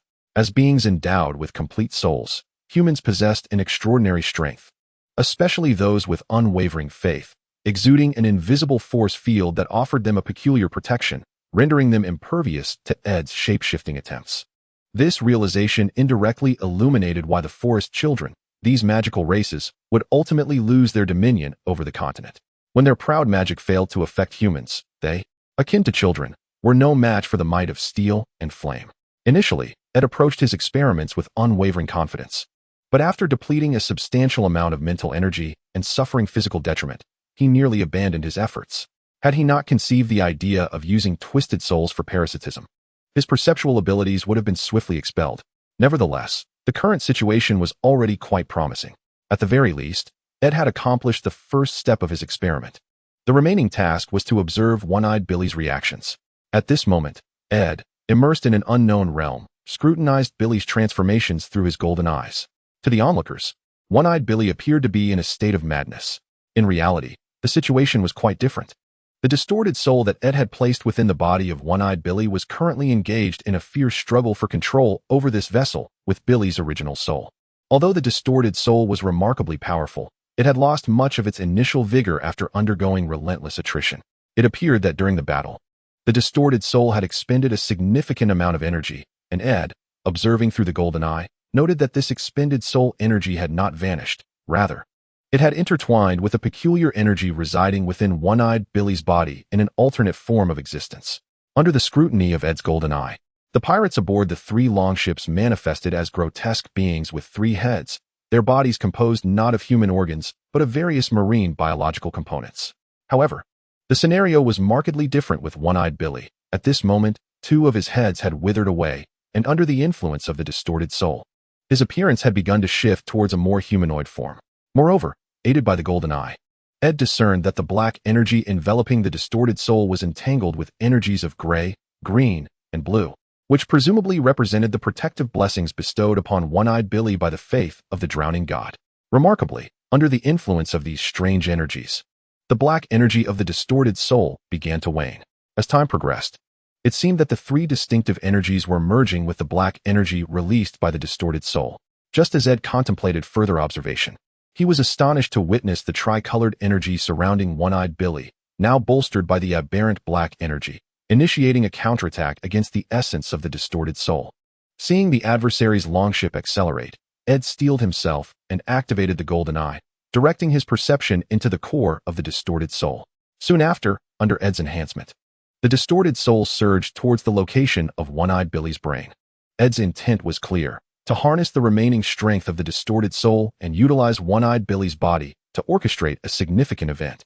Following a series of bizarre convulsions and spasms, an invisible mass of black mist erupted from one-eyed Billy's body, and his eyes rolled back as he slipped into a state of transformation orchestrated by Ed. The diminutive Como served as the helmsman of the ship that day. Due to his small stature and limited strength, he had been assigned to assist, but without one-eyed Billy's guidance, the situation aboard the longship was exceedingly chaotic. Generally, when command capabilities are lost, the first mate and the second mate would assume control. However, with one-eyed Billy rendered incapacitated, many of the iron-blooded pirates had their thoughts altered, and numerous individuals sought to showcase their prowess in battle, hoping to garner support for the upcoming election of a new captain. The diminutive Como gazed enviously at his comrades, who were poised for battle, his eyes brimming with hope. Nevertheless, his hands remained firmly grasping the ship's wheel, for any misstep on his part would undoubtedly result in a severe reprimand from the first mate, Marco. Despite having labored on this longship for an extended period, Como had yet to seize any valuable treasures, let alone capture a salt winch, due to his stature and lack of strength. He silently yearned that this time he could truly spend his iron coins and transform into a genuine iron breed. Just then, he felt someone abruptly position themselves behind him. Turning around, he was met with the fearsome visage of One-Eyed Billy. "Captain." With a violent crash, under Ed's command, One-Eyed Billy collided directly into Como. The impact was so forceful that Como, being of short stature, lost control of the wheel. The ship's wheel veered sharply, and due to the vessel's rapid speed, the longship careened violently into another ship on its right side, with a cacophonous sound of grinding and crashing. The prow of the central longship struck the side of the other craft with great ferocity. The immense force resulted in varying degrees of damage to both ships, particularly the one that was hit, which sustained a gaping 2-meter gash along its hull due to inertia. The pirates aboard the two longships were momentarily stunned by this unforeseen turn of events. The abrupt collision caused several unfortunate souls to tumble into the water. The other longship, spared from the immediate chaos, found itself ensnared in a dilemma: rescue the fallen and forfeit their chance to attack, or remain passive and risk entanglement with the enemy. The suddenness of the incident propelled the unaffected longship far ahead. However, while its captain was still deliberating, Ed's soldiers had already made their decision. As the Iron Breed pirates floundered in confusion, the two rowing warships, previously confirmed to have departed, reappeared at their flank, adopting an aggressive stance. Long before setting sail from Flint Castle, Ed had conspired with his men regarding their strategy. The two rowing warships had utilized only a third of their oars, and only a handful of sailors were visible on deck. The majority of the soldiers remained hidden within the hold, all in preparation for this decisive strike. Enemy attack. Hard to port. Prepare weapons. Ready, lads, for the time to spend iron coins has come. Amidst the cacophony of chaotic cries, the Ironborn pirates readied themselves for battle. Though some displayed evident trepidation, the majority of these formidable marauders stood undaunted, propelled by an indomitable spirit that defied death itself. Two approaching galleys, roaring like thunder, surrounded the Ironborn longship, which had just altered its course. The soldiers of the Flint family aboard the galleys employed grappling hooks to ensnare the longship. Specifically designed to counter the Ironborn vessels, these galleys towered above the longships and were equipped with numerous grappling lines affixed to their main masts and hulls, intended to restrain the swift maneuvers of the Ironborn craft. Once the longship was ensnared, the soldiers aboard the galleys, positioned advantageously, unleashed a barrage of arrows upon the Ironborn pirates, a tactic that had led many coastal cities to adopt galleys in their naval arsenal. The galleys wielded by Ed were approximately 2 meters taller than the average Ironborn longship, thereby granting the soldiers a superior vantage point during boarding skirmishes, enhancing their lethality against the pirates. From a young age, Ironborn were trained in climbing and grappling techniques to develop their arm strength, enabling them to maximize the assault advantages of their longships in subsequent battles. To the south of the sea monster Horn Peninsula lay a towering cliff stretching roughly 400 kilometers, where many Ironborn would ascend in their adulthood to showcase their valor. This unique training method allowed the Ironborn to board enemy vessels within mere seconds during their plundering endeavors. Moreover, to counter the crossbow attacks from the galleys, Ironborn would retaliate with throwing axes, a testament to the tactical acumen honed over years of conflict. However, when confronted with the onslaught of the Flint family's soldiers and mercenaries, the advantages of the Ironborn pirates were rendered ineffective. Ordinarily, they would only dare to attack a single galley if they possessed 3 longships at their disposal. In encounters with 2 fully crewed galleys, the Ironborn would typically opt for avoidance, only seeking confrontation with 5 or more longships. Ceasefire. Board the ship. As the number of pirates aboard the longship dwindled, the scarred Rickard promptly issued the command to board. Swiftly, the captain of the guard, Arthur Stone, halted the arrows from their galley and dispatched over 20 mercenaries to the fray in a remarkably short span of time. Upon unraveling the hooks, the 2 galleys of the Flint family surged once more towards the remaining 2 iron longships. Meanwhile, on the longship occupied by Billy and his crew, First Mate Marco had just finished organizing his men. As an experienced seafarer of the iron kind, He understood precisely how to navigate the current predicament. The other longship, which had sustained damage from a ram, was beyond salvation, despite the desperate cries of comrades still aboard. First Mate Marco had no choice but to abandon them to avoid total annihilation. Regrettably, the course of events rarely unfolds as one might hope. Just as Marco prepared to command a swift retreat to the southwest, a transport vessel bearing the Flint family banner obstructed their path. Chapter 14. The Undead on the Monsterhorn Peninsula, near the western mountains and the mining shantytown. The air was filled with shouts of kill. For our lord, Black One. Long live. Amidst the battle cries of the Bloodheart clan warriors, soldiers from the Flint family rallied to form a defensive line. Though the attack was initiated from below, the morale of the Flint soldiers remained remarkably high, bolstered by their superior equipment and overwhelming numbers. Captain Arthur Stone, a seasoned knight and veteran of the Usurper Wars, was well versed in military formations and training. Although the current situation was ill-suited for a cavalry charge, Arthur remained composed, commanding a battalion of nearly 300 men. The cavalry forces from Pasture Town arrived after Arthur and his men had dispatched the pirate crew, swiftly crushing the 30-odd clan warriors under their charge. Following the battle, Arthur Stone reassembled his troops. Although no survivors remained among the peculiar clan warriors, they were fortunate to have seasoned miners from the nearby mines, who were familiar with the intricate paths of the area. Under the guidance of these miners, Arthur selected a relatively gentle route. To ensure a full-scale offensive, he left a portion of their supplies aboard the ship, transferring 2 captured ballistae from the Ironkind pirates onto the transport vessel to bolster their firepower. Furthermore, to counter any potential retaliation from the clan warriors, Arthur stationed numerous crew members and soldiers at their position. While the captured Ironkind pirates were securely confined in the transport ship's hold, suddenly, a handful of the swiftest clan warriors, emitting strange sounds, charged towards the Flint soldiers' defenses, only to encounter a formidable line of shields. The shields, crafted from oak and towering to the height of a man, were held aloft by over 20 robust soldiers stationed at the forefront of the formation. Behind them stood several ranks of soldiers brandishing tempered spears, while further back, mercenaries had drawn their bows taut. Under the command of Arthur Stone, the Flint family soldiers formed a rudimentary infantry square. Due to their ample numbers, the clan warriors charging down from the mountaintop were swiftly vanquished by the Flint soldiers. With a commanding shout from Arthur Stone, the troops advanced towards the dilapidated mining settlement, appearing as a colossal beast that methodically consumed the fallen clan warriors. To prevent any from feigning death and launching surprise attacks, the Flint soldiers executed finishing blows, striking the heads of the fallen with their shields and delivering thrusts with their long spears. By the time the main force departed, the ground was riddled with numerous puncture wounds upon the clan warriors. The assault encountered minimal resistance, despite the clan warriors appearing as if shrouded in charcoal. Their numbers were woefully insufficient. A mere 60 warriors posed no threat to the Flint family's contingent of over 200, leading many mercenaries to regard the task as exceedingly straightforward. The peculiar and grotesque manner of the clan warriors' demise, coupled with the absence of any spoils, rendered their bodies, seemingly tainted by plague, largely ignored. However, Ed observed all of this intently. After defeating the Ironborn pirates, he had been confined in the hold of the ship, scrutinizing the situation of One-Eyed Billy. Upon learning that his forces had engaged the Bloodheart clan, Ed hastily abandoned his research, activating his golden eye to amplify his perception to its utmost. He promptly transported himself to the scene, where the clan warriors appeared as humanoid entities composed of a black substance, emanating a peculiar luster akin to that of dragon glass. In this world, dragon glass, obsidian, is often referred to as frostfire. In the fragmented memories of Ed's past life, he recalled that the White Walkers were crafted from dragon glass by the Children of the Forest, which is one of the rare magical weapons capable of inflicting harm upon them. The glass candle Ed previously possessed was forged by the wizards of the Valyrian Freehold using dragon glass.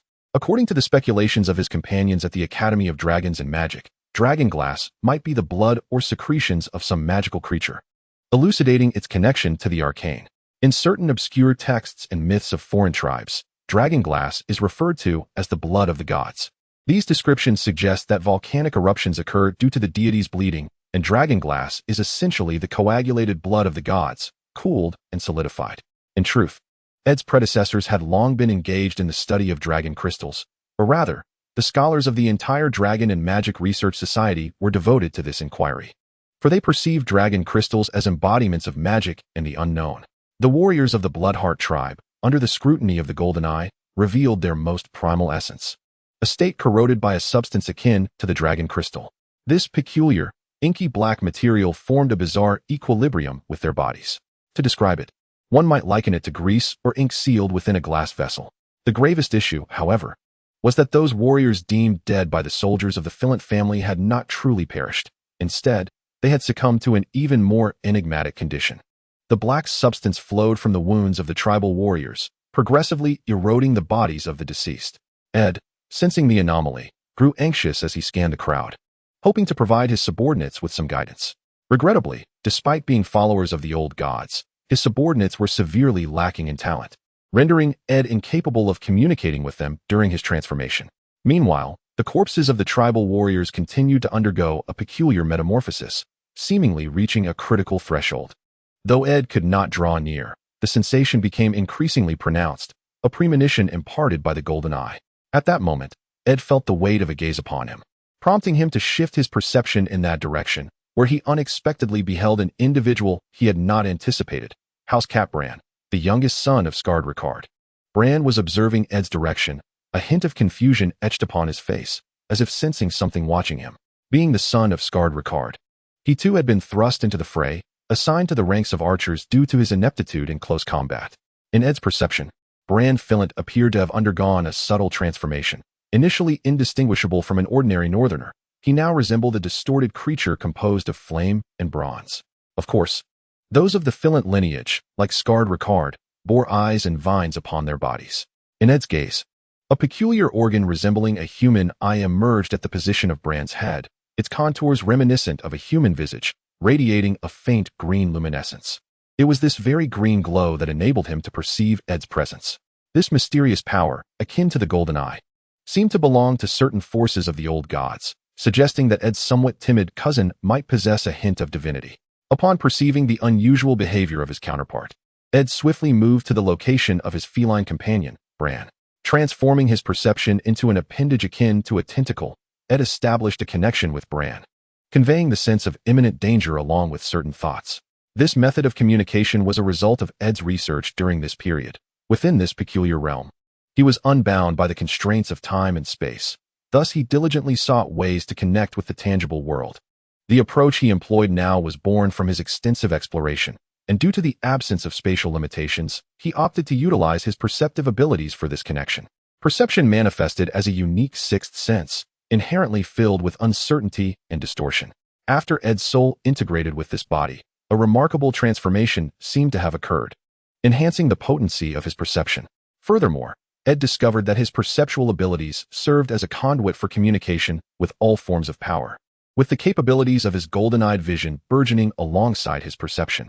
Once the connection was established, a bizarre illusion enveloped Bran's mind, transporting him momentarily to another world where everything around him twisted rapidly.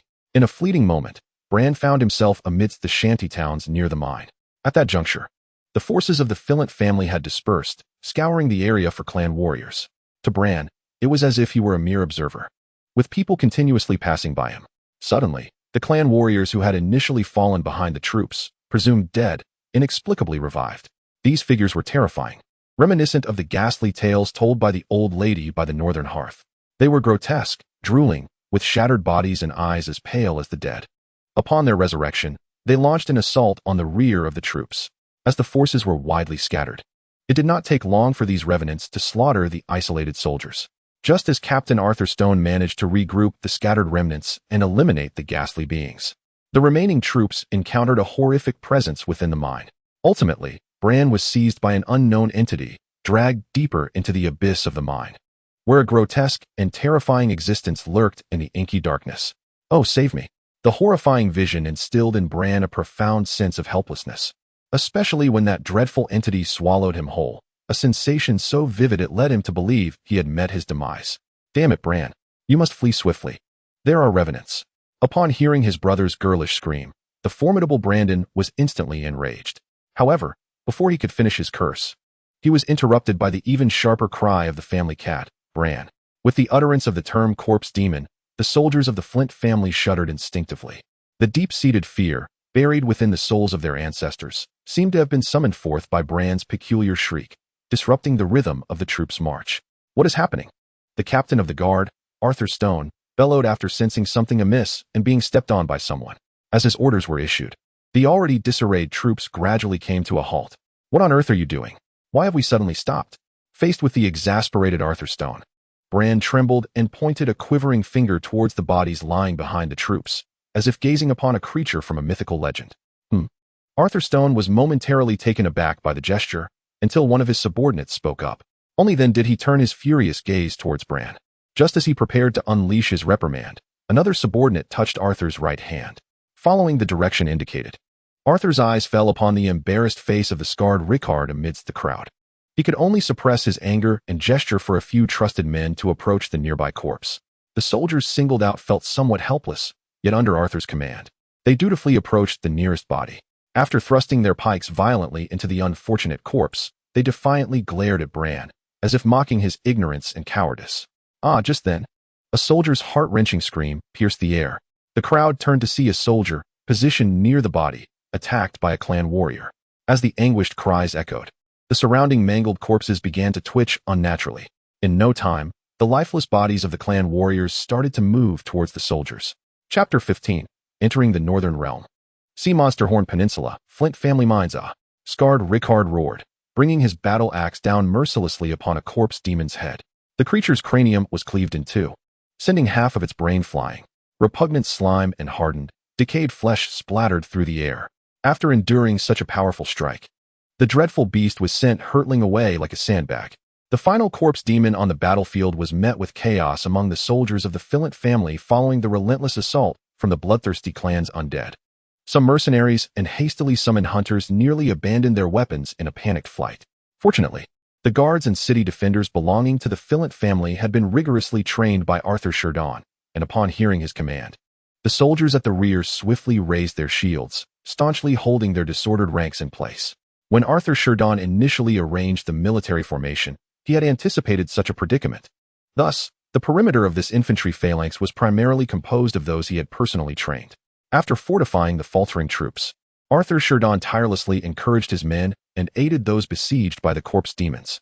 It was only after he personally led 3 of his subordinates to dismantle one of the demons into fragments that the soldiers of the Flint family fully regained their composure. Subsequently, under the rallying cries and commands of Captain Arthur Sherdon and the scarred Rickard, the soldiers gradually overcame their initial dread and began to heed their leaders' orders to counterattack. Among them, the castle's guards served as a stabilizing force, blocking the retreating soldiers and standing firm against the demon onslaught at the forefront. To the southern folk, the northern men were perceived as fearless brutes. Yet throughout the annals of Westerosi history, the northern armies have often missed pivotal battles due to the challenges of distance. Nonetheless, no ruler would underestimate the significance of the north within the Seven Kingdoms. The northern warriors were undeniably formidable, particularly during the bloody civil strife known as the Dance of the Dragons under the Targaryen reign, where the Winter Wolves, led by northern forces, systematically bested the armies of the southern factions. Although their ranks were ultimately decimated, such feats were ample testament to the valor of the northern men.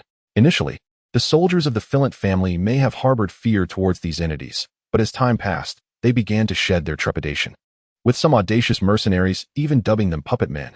Furthermore, the sheer scarcity of these corpse demons diminished their threat. Had they executed a stealthy ambush, they might have posed a challenge, but now, confronted with a dense infantry formation, even the mightiest of humanoid beings could be reduced to mere dust. Ha, Bran. How did you discern these loathsome creatures? Thankfully, you caught them in time. Otherwise, we would have faced quite the predicament, chuckled Rickard, as he dispatched the final corpse demon into several pieces, turning to his young son nearby. His somewhat coarse jest elicited laughter from those around him, who joined in his light-hearted mockery. As I gazed upon the heartfelt expressions of gratitude from those around me, the family cat, Bran, appeared momentarily bewildered, even forgetting how to respond to the words of Scar Rickard. Yet, with the battle's conclusion, a pressing question loomed before everyone. Should they advance? And what of the miners? Had they all perished? Thus, after ordering the troops to regroup, Arthur Stone and Scar Rickard convened a small, impromptu strategy meeting, joined by Bran, the family cat of the Flint lineage, and the formidable Bran the Bear. Bran, I implore you to share with me what else you have witnessed apart from the corpses transformed into monstrous entities. Were there any other frightful sights? As a devout follower of the 7 gods, Arthur Stone had always placed his faith solely in the divine. However, The passage of time and his experiences in the north gradually altered some of his preconceived notions. The northerners held a significant reputation in the 6 southern kingdoms, with legends suggesting they could metamorphose into various creatures under the cloak of night. Initially, Arthur dismissed these tales until he bore witness to such transformations with his own eyes. I also glimpsed a terrifying black smoke within the mine, where it seemed even more dreadful entities lurked. I believe we must address this matter swiftly, Bran began to articulate, only for his words to falter abruptly. In that moment, the onlookers beheld a bizarre spectacle, as the surroundings warped under the influence of an unknown force. It felt as though they had transcended into a realm of sheer terror, devoid of the constraints of time and space, shrouded in an ominous haze. Just as confusion enveloped the group, a bone-chilling howl reverberated through the area. With the emergence of this dreadful sound, the environment surrounding them transformed once more. After a series of strange distortions, the 4 found themselves in the shantytown adjacent to the mine. Initially, the wooden structures appeared normal, familiar to Bran and his kin. However, under the sway of some peculiar force, everything changed. Black, twisted matter began to supplant the wooden edifices, an obsidian darkness devoid of luster, so dark it was unsettling. A shadow that seemed capable of devouring souls. With rhythmic thuds echoing through the air, a group of bare-skinned clan warrior maidens danced eerily before a strange dragon crystal pillar. Their bodies were enveloped in black, adorned with scale-like patterns that shimmered faintly in this realm, akin to fireflies flickering in the night. Behind these dancing female warriors stood a group of miners, their hands bound, and their tattered burlap garments riddled with dense wounds. Their spirits appeared exceedingly dejected, and their gazes were vacant, as if their souls had been siphoned away by some unseen force. At that moment, a tall man, fully shrouded in darkness, emerged from behind the dragon crystal pillar, wielding a large battle axe, from which fresh blood seemed to drip, with a sound reminiscent of shattering glass. The consciousness of Arthur and his companions wavered once more, followed by a gradual blurring of their surroundings. After an indeterminate passage of time, their cat companion Bran was the first to regain consciousness. Upon rousing the others, incredulity was etched across their faces. It was evident that the 4 were profoundly shaken by the earlier scene. We must act swiftly, everyone. The enemy is likely already slaughtering our people. Lord Leader has stated that a collapsed mine can be rebuilt, but once lives are lost, they cannot be reclaimed. Bran's words resonated with force, imbued with an unwavering conviction.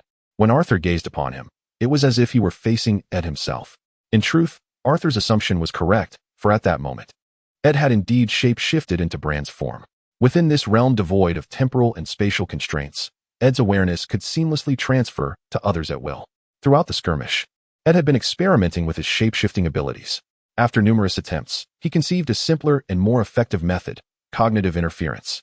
According to Blue Star's understanding, the human brain operates through 3 distinct modes: sensory perception, psychological activity, and cognitive reasoning. By harnessing his formidable perception, Ed could subtly influence these 3 operational modes of the brain, thereby achieving control. Traditional shapeshifters emphasized absolute control over their targets' bodies. While this approach could resolve many issues effectively, it often faced fierce resistance from the original soul, risking failure with a single misstep. Ed's refinement, however, was more gentle. By integrating fragments of future events perceived through his golden eyes, he could create a vivid illusion, prompting the target to subconsciously align their actions with Ed's vision. Bran's current state was a direct result of Ed's unleashed power. Under Ed's influence, the 4 distinctly perceived the illusion, and Bran boldly articulated the thoughts swirling in his mind. Following the recent calamity of the corpse demons, the group instinctively resonated with his perspective. As a haze of confusion enveloped him, Ed's perception seemed to wane further than before. Yet, he felt a profound sense of relief within, for his primary objective had been accomplished. His territory lay in a remote and desolate area, and the potential loss of over 100 able-bodied men would have severely delayed many of his plans. Observing his advancing subordinates, Ed began to make his way toward the shantytown nestled halfway up the mountain. At this moment, the warriors of the Bloodheart clan remained oblivious to the failure of their scheme. Many of them still hid behind the dilapidated structures, seemingly poised to ambush the soldiers of the Flint family. Ed's perception roamed ceaselessly within this domain, yet he failed to locate the miners belonging to the Flint family. It appeared they had been taken to the mysterious black stone ruins. The potency of the golden eye was truly formidable. It was through the corpses of those clan warriors that Ed gleaned fragments of information regarding the black ruins. The future was elusive, yet the past could be unveiled through the probing of souls. Ed's ability bore a striking resemblance to that of the Green Prophet documented in the city's manuscripts, suggesting that his power may very well have originated from a certain Green Prophet. Among the ambushing Bloodheart warriors, Ed beheld a multitude of chaotic pasts. The rapid-fire images, accelerated 1,000-fold, were horrifying. A mere lapse in focus could potentially overwhelm the mind of an ordinary person. Nevertheless, Ed's golden eye sifted through the tumultuous visions, extracting the necessary fragments of the past. Upon identifying the entrance to the Blackstone ruins, he directed his perception toward the location of the passageway. Situated in the midst of the mine, it appeared to have been seared by some dreadful flames, as evidenced by the charred remnants scattered throughout, alongside portions of feldspar and dragon crystal transformed into glass-like polymers. Upon witnessing this terrifying force, a fleeting sense of dread coursed through Ed's mind. However, he soon learned from the sensations of the surrounding Bloodheart warriors that this passage had formed only after the sacrifice of 7 clan warriors, occurring just the previous night during a ceremonial rite. Following the conclusion of the ritual, a searing black smoke had erupted from the mine, and by the next morning, the passage had materialized. The warriors and minor leaders of the Bloodheart clan were likely too low in rank for Ed to uncover any corresponding strength or ritual. They were merely aware that all events were orchestrated by their clan leader, Magnabel. In the ancient tongue of their ancestors, Magnabel signified Great Lord, a title many clan chieftains adopted for themselves. The origins and ascension of this Magnabel were shrouded in mystery, as though he had been endowed with extraordinary fortune. In the eyes of many Bloodheart warriors, he was akin to a divine being. The passage is remarkably broad, approximately twice the width of the Flint family's mine shafts. Ed proceeds with utmost caution, as in the fragmented memories of his blue star. The North holds no mysterious powers apart from the Children of the Forest and the Green Prophet. In the television narratives, there are merely 2 factions possessing such enigmatic forces on the side of humanity. One faction comprises the Children of the Forest and the Green Prophet, representing the old gods, while the other is the mainstream faith of the Light's King from the Essos continent, particularly exemplified by a striking red-haired maiden in a crimson robe. Ed's profound impression of her is not solely due to her alluring demeanor, but rather her terrifying sorcery, akin to a painted visage, transforming from a breathtaking beauty into a ghastly figure resembling a desiccated corpse. He surmises that this memory will haunt him for lifetimes to come. The unknown, with its lurking powers, remains the most formidable of all, for Ed is unable to assess the risks involved. Nonetheless, for the sake of the youthful lives under his command, he steels himself to advance, prepared to wield the power in either his left or right hand if necessary. Chapter 16. The Blackstone Ruins in the North. At the peninsula of sea monsters lies a mysterious entrance. This place features an extraordinary architectural ensemble composed of unique black stone materials, including stone pillars, stairways, elevated platforms, and dwellings. Their shapes are strikingly distinct, diverging from all known architectural styles of the 7 kingdoms, exuding an unsettling ruggedness and distortion. Within Ed's perception, this locale resembles a nightmarish vision of hell, as if liquid black matter flows through the warped structures, reminiscent of the terrifying creatures sealed within mythic lore. At that moment, a familiar rhythm unexpectedly resonates throughout the area, a drumming sound, low and somewhat chaotic, akin to rhythmic noise. This drumbeat is imbued with various emotions. Indeed, Ed's assessment is accurate. It is saturated with feelings of anger, hatred, resentment, and greed. All these sentiments emanate from a colossal black altar at the center of the architectural complex. Upon a smaller, trapezoidal structure reminiscent of an Aztec pyramid lies a massive stone bed, upon which rests what appears to be a statue crafted from black dragon crystal. However, upon further examination, Ed is astonished to discover that this is no mere statue but a living entity, with the black dragon crystal seemingly serving as a mere seal on its surface. At this moment, the power of this seal is waning, as the Bloodheart clan's air is pouring a blood-like substance that emits a black luminescence over the dragon crystal figure.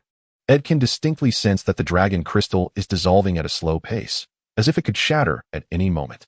Beneath the stone platform, the position where Bell stood was occupied by the lifeless forms of 7 or 8 warriors of the Bloodheart clan, their cadavers appearing emaciated, akin to desiccated mummies.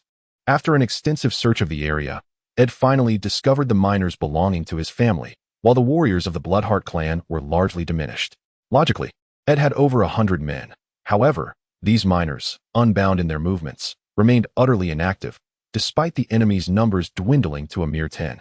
As Ed approached, he discerned that these miners seemed to be ensnared by an enigmatic force, and around their bodies lingered a peculiar black substance resembling ink.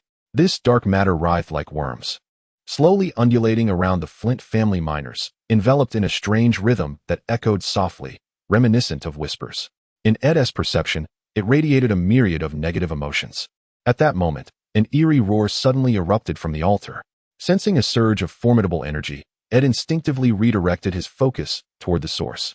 Bell had just set down a peculiar vessel, resembling a crystal fruit bowl, which appeared from a distance to be a mass of burning black flames. Of course, if one disregarded the black blood within, this sinister object possessed a semblance of artistry and beauty. Through the power of his golden eyes, Ed grasped the unfolding events. These beings regularly employed their kin's blood in sacrificial offerings to their true god, and the miners had narrowly escaped a grim fate simply because their blood was deemed unworthy.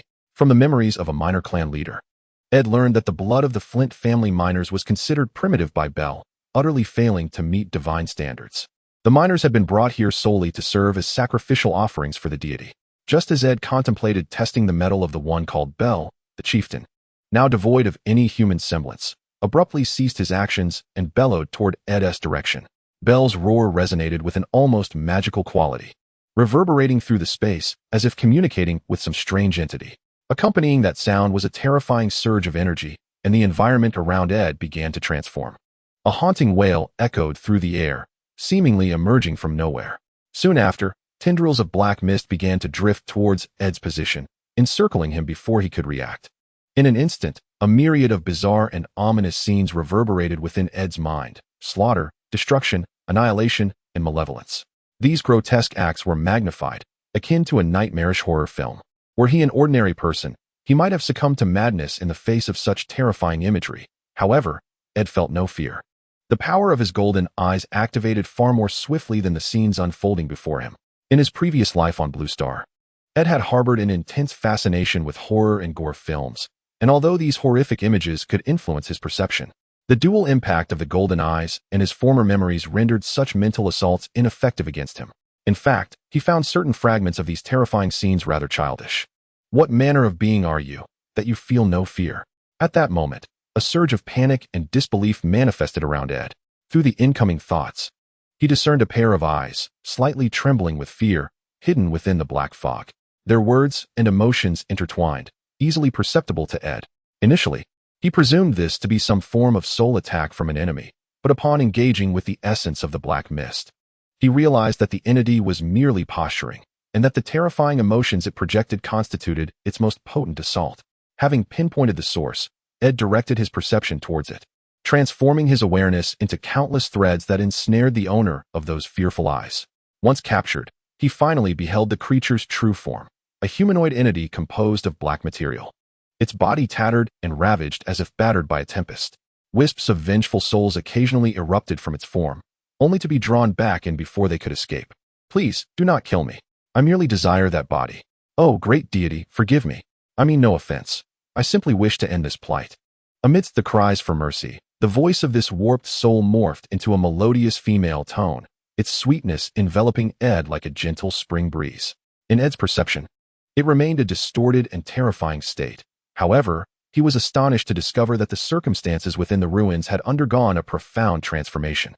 Just over 10 minutes prior, Eolav, gazing upon the dreadful and eerie scene at the altar, felt a terror akin to being bitten by a venomous snake. His heart raced violently, his body stiffened, and he was engulfed in discomfort. This was a reaction born from the pinnacle of fear, leaving Eolav utterly at a loss as to what to do. Ever since witnessing that bizarre and fearsome dance the previous night, followed by being dragged away by the clan warriors to partake in a strange blood wine, he sensed that his body had undergone some peculiar change. From the moment the ritual concluded, whenever he fell into a deep slumber, he found himself transformed into a being capable of flight. This sudden sensation of weightlessness repeatedly jolted Eolav awake from dreams, and the minor leaders surrounding him displayed satisfied smiles upon witnessing his condition. By the morning, Eolav noticed the absence of the minor leader's scrutiny. Some of the clan's female warriors began to tease him, and initially, he suspected the blood wine to be poisonous. Yet, after interacting with a few individuals, he realized the situation was far more complex than he had imagined. The people here seemingly regarded Eolav as one of their own, exhibiting little fear of his potential defection. Moreover, Eolav had heard whispers of a passageway emerging within the mine. Upon entering this passage, he became acutely aware of the gravity of the circumstances. These barbarians were utterly deranged. Initially, he believed that Bel had dispatched the missing individuals to fight and conduct raids. However, upon witnessing the grotesque sight of Bel slaughtering for blood, he comprehended the true horror of Bel's nature. The so-called glass vessel was, in fact, an embodiment of some malevolent magic. When Bel commenced his sacrificial rites, that dreadful entity absorbed the blood and flesh of the offerings. Eolav would swear before the ancient gods that it was the most terrifying and surreal scene he had ever encountered. For a time, he even fancied they had descended into the 7 layers of hell described in the mythology of the 7 gods. Furthermore, Eolav observed that those whom he had greeted and who had expressed willingness to join him in resisting the Bloodheart clan had, after lunch, succumbed to a state of foolish stupor. Regardless of Eolav's attempts at signaling or greeting them, they remained unresponsive. Thus, Eolav was compelled to follow Bel and the others to the altar with a heart full of trepidation. Witnessing Bel's slaughter of his kin left him terrified. He feared that in the throes of bloodlust, he too might be offered as a sacrifice.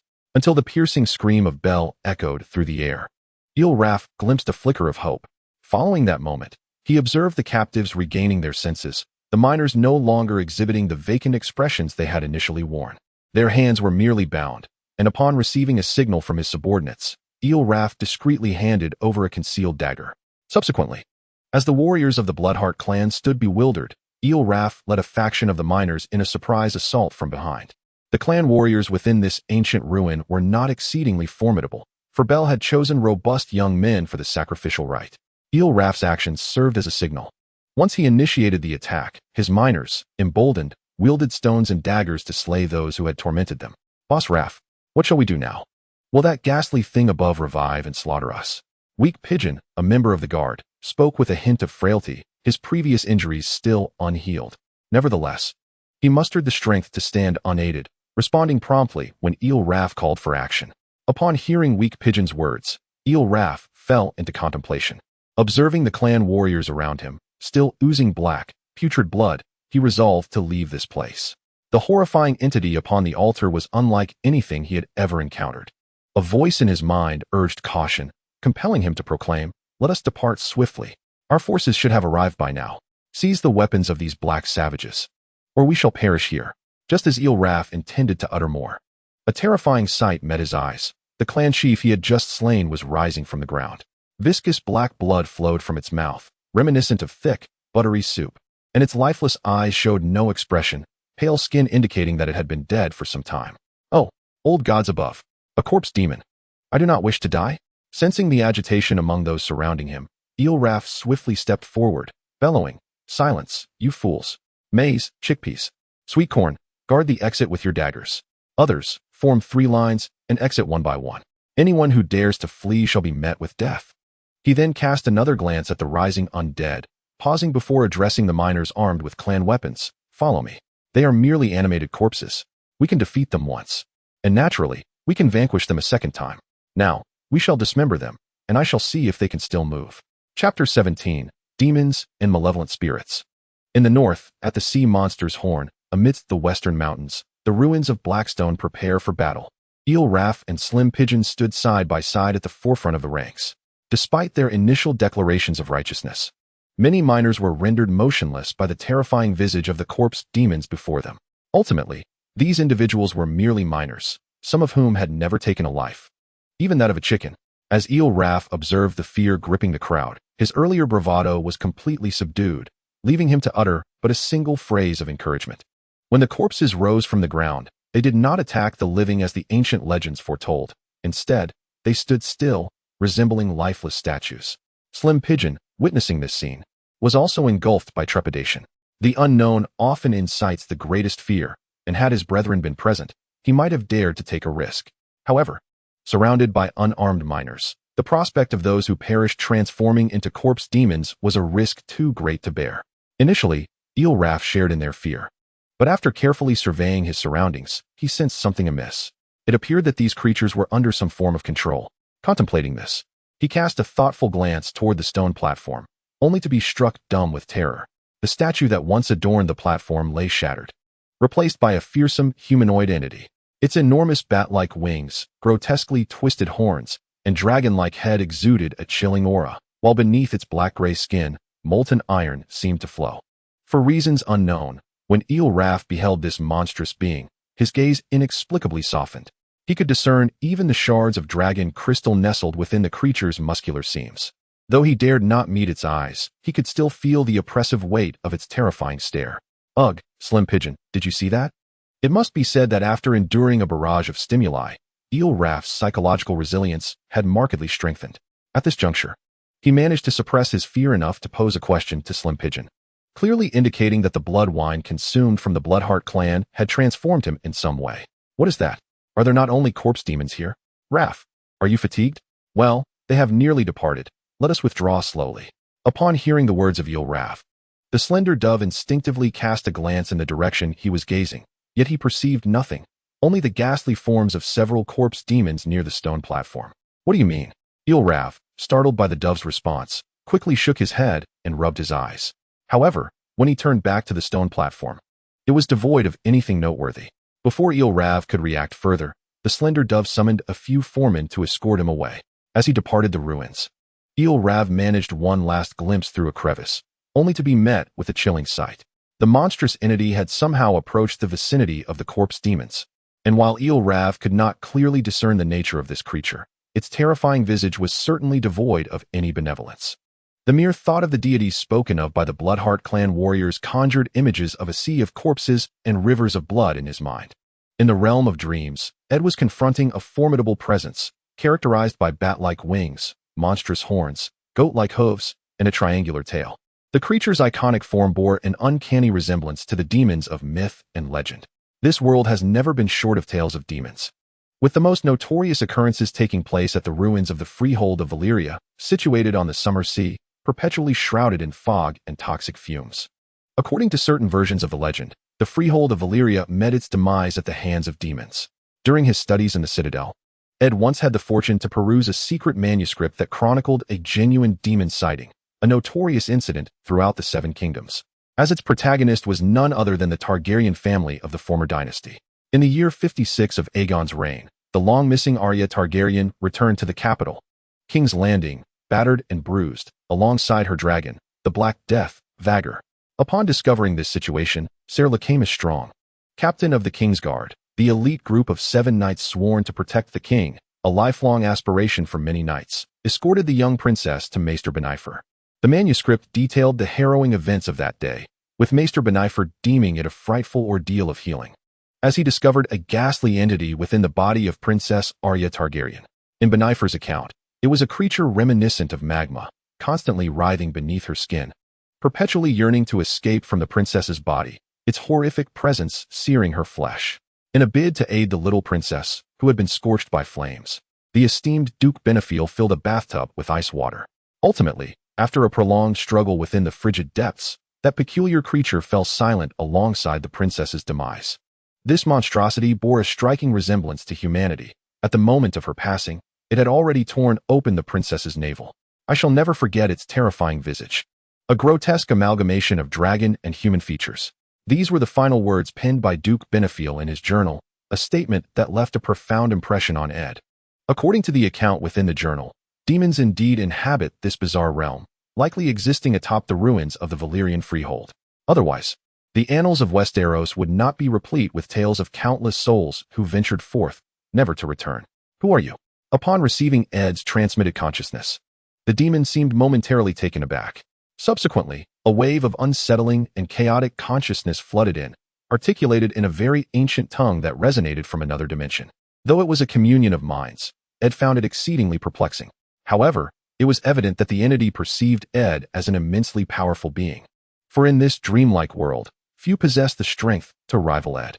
The demon, along with the malevolent spirit, refrained from taking rash actions precisely because of the formidable prowess Ed displayed within this dreamscape. Yet, Ed surmised that what truly instilled fear in these two entities was likely his golden eyes. Nevertheless, he recognized that the specter posed little threat and lacked any tangible means of attack. The same could not be said for the demon, whose current state struck Ed as exceedingly peculiar. It appeared not to have fully awakened. It seemed that only upon realizing Ed and the malevolent spirit might pose a challenge did it forcibly break through its seal to awaken. Upon deciphering the demon's consciousness, Ed learned that the creature called itself Bylak, hailing from a realm known as Brenham. In its world, it was a demon lord of considerable stature, but during a confrontation, it had been banished to this realm through the use of magic by an adversary.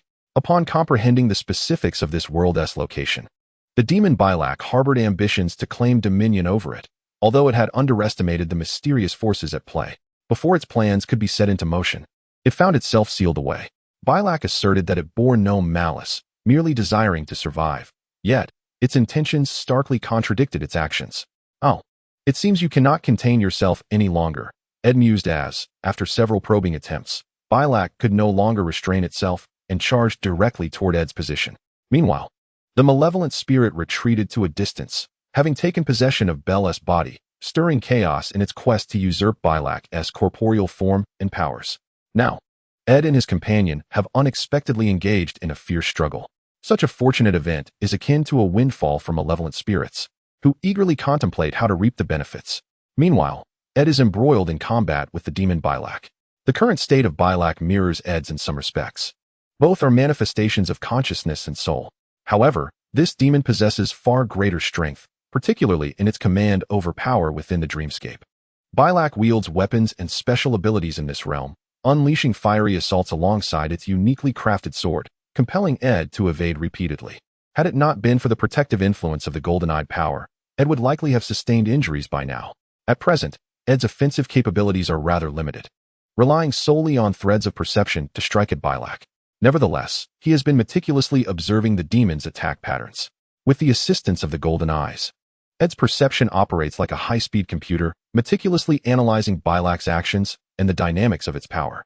The flames that Bylak conjures originate from a peculiar energy within its corporeal form, derived from the blood of humans sacrificed to malevolent spirits. The sword it wields also emanates from this energy, representing a higher purity of energy amalgamation. Thus, Ed has begun to search for this unique energy within his current state. Regrettably, he finds that the power of the golden eyes does not encompass an essence akin to that of Bylak. Instead, the golden eyes seem to manipulate a more abstract concept of temporal and spatial energy, wholly incapable of manifesting as a concrete energy attack. In essence, the golden eyes wield an inherent existence rather than simple energy. Upon clarifying his thoughts, Ed realizes that he can only rely on the strength of his wrists. Upon entering the dream space, Ed's initial form resembled a peculiar creature enveloped in 3 distinct powers. As he became adept at utilizing the golden-eyed power, the portion of his being above the neck transformed into an entity he could manipulate and distort at will. Although his appearance in the dream world may seem fearsome, Ed remains unconcerned, for this power proves exceptionally useful. As long as he exists within the dreamscape, Ed can continuously reconstruct the past of any entity and grasp at the threads of their potential futures. As Ed disperses his threads of perception towards the gemstones in his hands, 2 currents of heat and warmth surge forth, one a chaotic and frenzied flame energy, the other a curious warmth born of the fusion of ice and fire. The 2 forces incessantly consumed and eroded in Ed's perception. The power of flames bore a striking resemblance to that of demons, suffused with connotations of brutality and carnage. In contrast, the peculiar force composed of ice and fire, akin to dragon crystals, represented a fusion of extreme heat and frigid cold.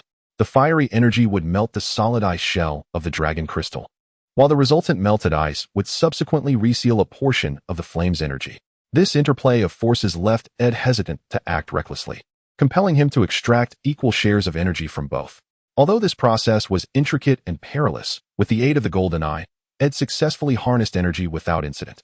While the power of the golden eye lacked offensive capability, its formidable retroactive and predictive abilities proved to be immensely beneficial to Ed. Suddenly, as Ed evaded an attack, an enormous fireball appeared nearby without warning. The terrifying shockwave blurred Ed's senses, and before he could react, the demon Bylak hurtled toward him like a cannonball. The blazing greatsword collided fiercely with the hastily conjured dragon crystal sword in Ed's hand. The clash of these 2 energies resulted in an explosive eruption within the vicinity, unleashing a potent energy detonation that, devoid of smoke, distorted the space into a chaotic maelstrom. As an eerie and furious consciousness surged forth, waves of flames erupted around Ed, and the searing heat coalesced into a menacing dragon head that swallowed him whole. The orange-red, Searing energy erupted violently as the dragon's jaws closed, transforming the area into utter chaos. The demon Bilak, somewhat despondent, gazed at Ed's location, a grotesque smile creeping across its hideous visage. Chapter 18. Sealing and Analysis in the North, on the Monsterhorn Peninsula, amidst the western mountains, in the Blackstone ruins, within the Dream Realm. The demon Bilak was overwhelmed with exhilaration. For Bilak, Ed represented an unprecedented entity, and in its eyes, defeating Ed and completely absorbing his perceptive prowess could potentially bestow upon it immense power. Upon first arriving in this world, the demon had felt elated, perceiving it as an uncharted realm where it could establish its own dominion. Bilak wielded the powers of plague and desire in the demon-dominated world of Brenham. The demon race stood as the most formidable force. The reason the demon race has remained undefeated lies in their innate ability to wield magic, a gift bestowed upon them by their formidable mental prowess. This mental strength, a manifestation of willpower, enables them to influence the microscopic world. Generally, nearly all demon entities can catalyze energy eruptions and transformations by interfering with the energy reactions between materials. Through extensive exploration and study, demons have devised various methods of energy interference, which ultimately evolved into distinct categories of magic systems. As their exploration deepened, some powerful demon species even gained the ability to influence the evolution of life, acquiring powers rivaling those of deities. The plague and desire dominions of the demon Bellic signify such a progression of abilities. The plague dominion allows Bellic to manipulate the life cycles of beings, while the desire dominion grants him control over their emotional spectrum. Upon his banishment to this realm, Bellic first appeared on the ancient continent of Westeros, where he encountered the children of the forest. As a cunning demon, his favorite pastime was to sow discord and corrupt sentient life from the shadows. Bellic initially incited a war between the children of the forest and the giants, and through serendipity, he came into contact with the ancient First Men. Capitalizing on their savage and bloodthirsty worship, Bellic amassed a considerable following on the continent of Essos, inciting the First Men to invade Westeros, thereby augmenting his power with the onset of the invasion. Bellic played a significant role in the conflict between the First Men and the children of the forest, secretly corrupting some humans and children, tainting their souls, and leading them to moral decay. However, during the latter part of the Dawn Age, an unfortunate incident revealed Bellic's true identity, resulting in a coalition of the children of the forest and the First Men besieging him, ultimately leading to his imprisonment. Though he remained sealed away for an indeterminate duration, Bellic deemed it all worthwhile, believing it to be the favor of the Supreme Demon King that brought Ed to this place. Bellic perceived Ed as a consciousness of divine origin, a nascent deity yet to fully mature, akin to a powerful ancient species, referred to in certain realms as a divine entity. This term is a respectful designation for extraordinary races by ordinary sentient beings. Throughout their prolonged existence and exploration, demons have encountered myriad species. The evolution and expansion of any race invariably hinge upon the plunder of resources and the subjugation of others. The term divine race refers to powerful spiritual entities. Much like how demons identify themselves, the composition of divine races is diverse, with varying degrees of strength. Among these celestial beings, the most prevalent are the deity of faith, akin to certain divine entities in this realm, manifesting as the collective consciousness of sentient beings, endowed with the power to manipulate life itself. Additionally, there exist the primal deities and the conscious deities. The primal deities are the embodiment of energy consciousness, innately possessing the ability to control various forms of energy, or rather, they are energy incarnate. The conscious deities, however, are more enigmatic and wondrous.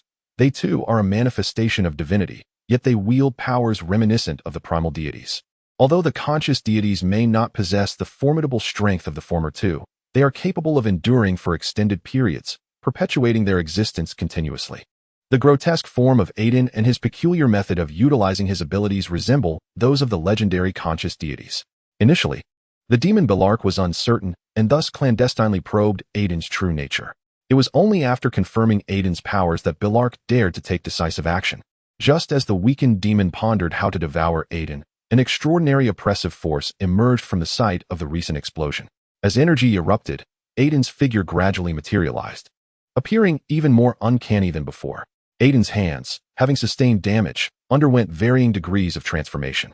While they were once recognizable, they had now morphed into two entities resembling living creatures. The scales on his left hand had turned a fiery crimson, and his 5 fingers had transformed into dreadful claws akin to those of a lizard. with talon-like keratinous tips seemingly on the verge of dripping blood. The manifested muscles within exuded a terrifying explosive power, as if capable of effortlessly slicing through the very fabric of space.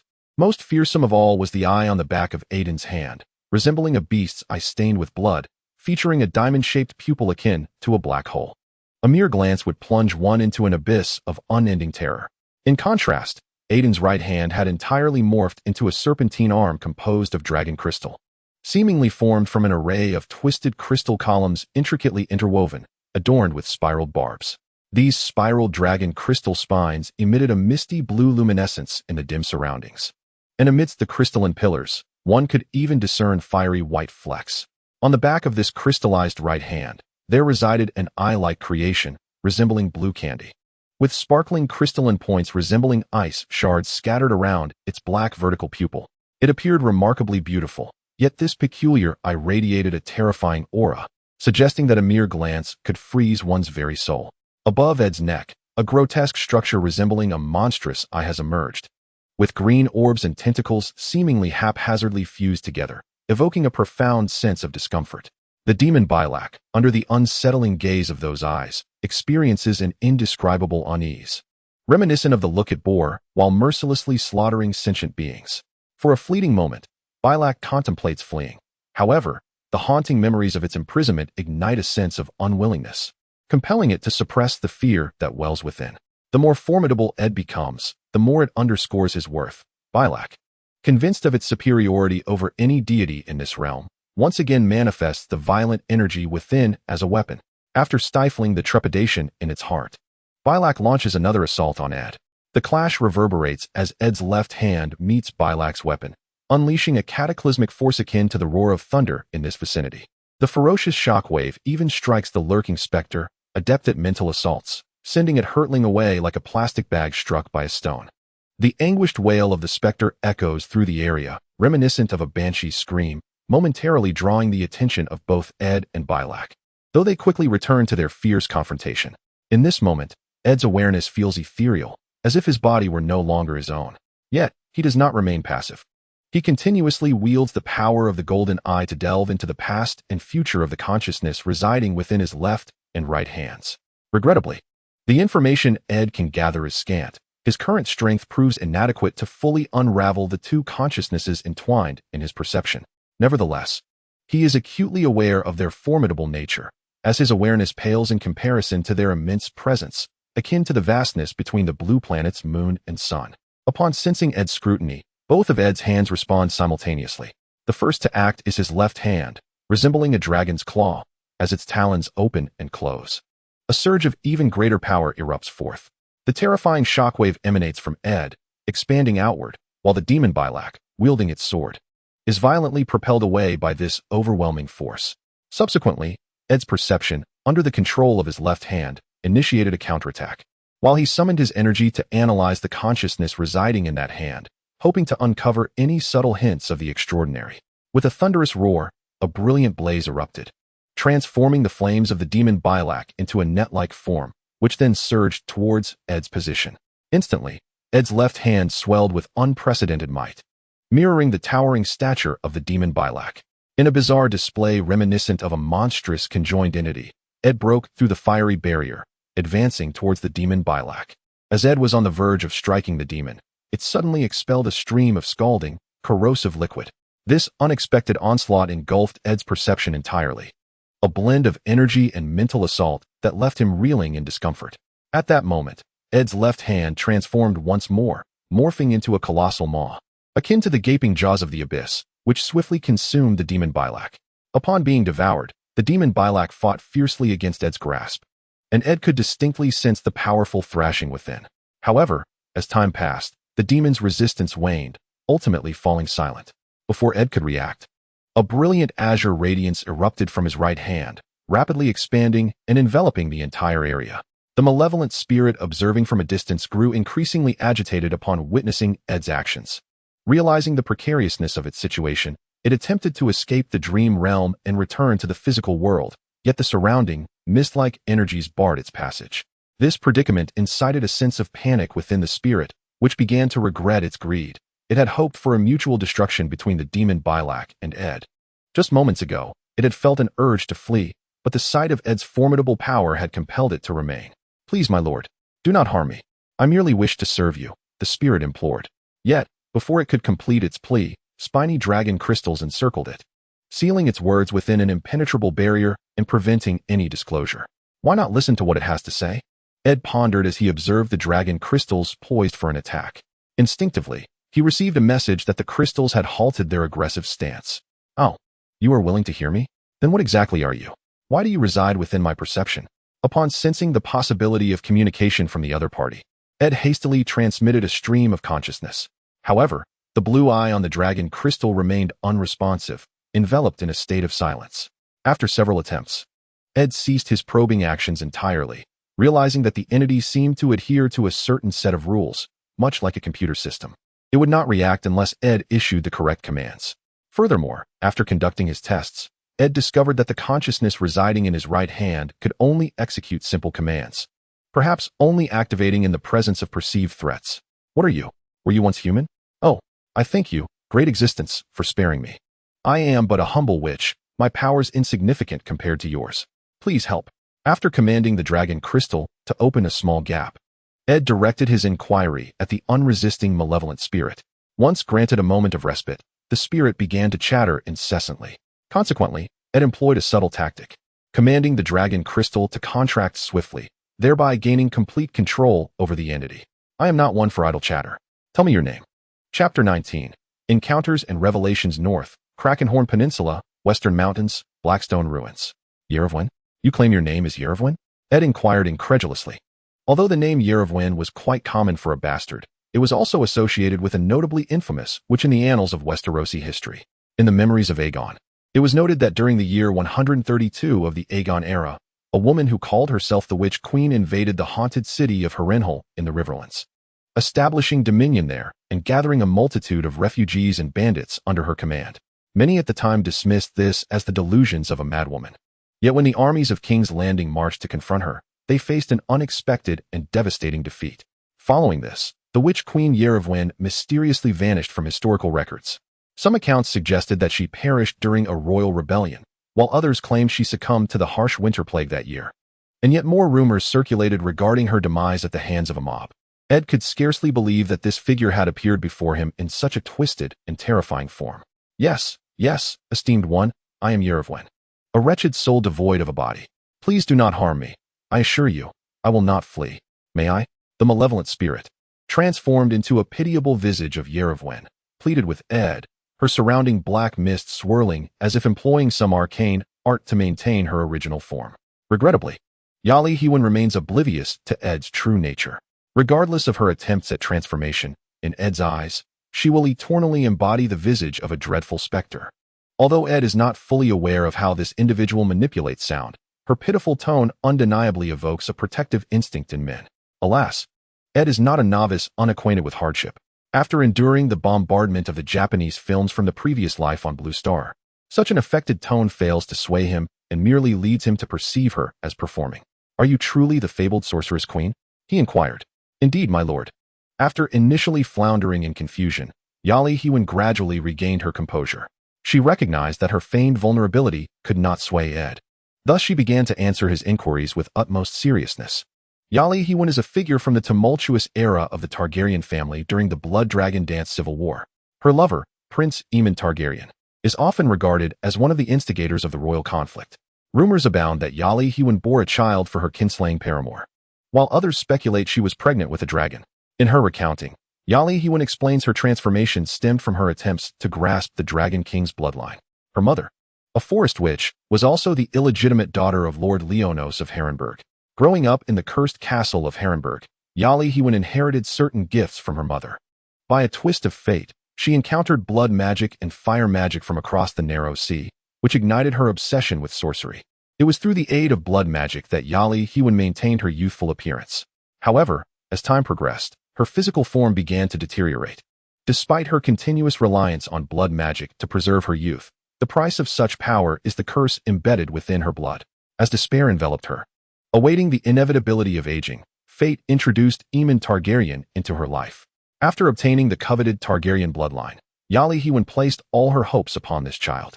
In her quest for rebirth, she employed blood magic on her own flesh and blood, intending to use the child as a vessel for her soul. Unfortunately, she underestimated the formidable strength of the Dragon King's lineage. After Yali Hewin seized Harrenburg, she attempted a magical ritual in a place shrouded in malevolent forces. Yet, the spell failed, inadvertently awakening a terrifying presence hidden within the Dragon King's bloodline. The ritual was abruptly interrupted, and thereafter, Yali Hewin transformed into her current ghastly form. Unable to acclimate to this new corporeal state, she has remained concealed in the shadows, diligently researching the magic at her disposal. Then why have you come here? After listening to the tale of Yali Hewin, Ed curiously inquired about the vague records of the sorceress Queen of Herlenberg in the archives of the Learning City. However, he was perplexed as to why she had arrived in this place. Yali Hewin, with an enigmatic expression upon hearing Ed's question, seemed to ponder for a moment before uncertainly responding. This revelation came to me through a sacrifice to a certain deity, proclaiming that here I shall attain rebirth. In the ethereal flames, I glimpsed a body of flawless perfection, far more beautiful than my former self. Upon hearing this answer, Ed's perception began to distort, as if under the scrutiny of some unseen force. Suddenly, the dragon crystal embedded in his right hand began to radiate light, and a terrifying power erupted forth, engulfing Yali Hewin, whose eyes had already begun to change color. Just then, without warning, a blinding light exploded from Ed's hand, the searing force warping his senses. It appeared that his perception was on the verge of being expelled. As he contemplated how to respond, three formidable presences surged forth from his awareness, their immense power swiftly suppressing the overwhelming force that had nearly driven Ed's perception away. Under the weight of these three powerful entities, the blinding light gradually transformed into a luminous crystal. In an instant, the dragon crystal embedded itself within Ed's consciousness. After a peculiar distortion, this crystal took on a half-real, half-ethereal form akin to Ed's own. At the moment of fusion, he seemed to hear a dreadful roar echoing across the lands of Ersothos. In Volantis, within the Temple of Rollo, resides the largest temple in Ersothos. This colossal structure, viewed from afar, resembles an immense, multicolored stone. Yet, the ornate spires, elegant columns, lengthy staircases, and the chain bridges connecting the towering edifices reveal that this is indeed a marvel crafted by human hands. Volantis, the oldest colony of the Valyrian freehold, boasts a rich history and formidable strength, once hailed as the eldest daughter of Valerian and a former dominator of Ersothos. However, with the passage of time, this city has begun to wane, losing the glory of its past. Amidst this, a sound that pierced through time and space reverberated in an unknown realm. A wondrous and uncanny spectacle that resonated with the Rollo red-robed monks and priestesses who were praying within the temple. In a modest chamber, a strikingly beautiful woman stood before the flames, lost in contemplation. Before her loomed a fiery entity, approximately her height, emanating from a hearth below, as if stirred by an unseen force. The flickering flames twisted and contorted, resembling a lamenting humanoid figure. Upon closer inspection, one could discern that this fiery apparition was missing parts of its head and eyes, writhing and leaping as if to express displeasure or curse some unseen foe. The woman, of exquisite beauty and of Central Asian descent from the continent of Essos, possessed flowing dark brown curls and eyes of a pale green, brimming with disbelief. Her high-bridged nose and delicate crimson lips complemented her finely sculpted visage, exuding an alluring charm. Though not tall, her figure was undeniably captivating. Around her alabaster neck hung a necklace crafted from a unique metal, at its center a gemstone radiating an eerie crimson glow. Under the influence of this uncanny atmosphere, the intricate patterns on her deep red robe appeared to come alive, shimmering in the flickering light until the flames gradually returned to their ordinary form. The course of destiny has shifted, my lord's faith remains unshaken. O great King of Light, your devoted servant, Sinvara, shall continue to burn for your path. In the long night of darkness, only the King of Light is our salvation. After uttering this fervent incantation, the enchanting woman strode with resolute steps toward the door.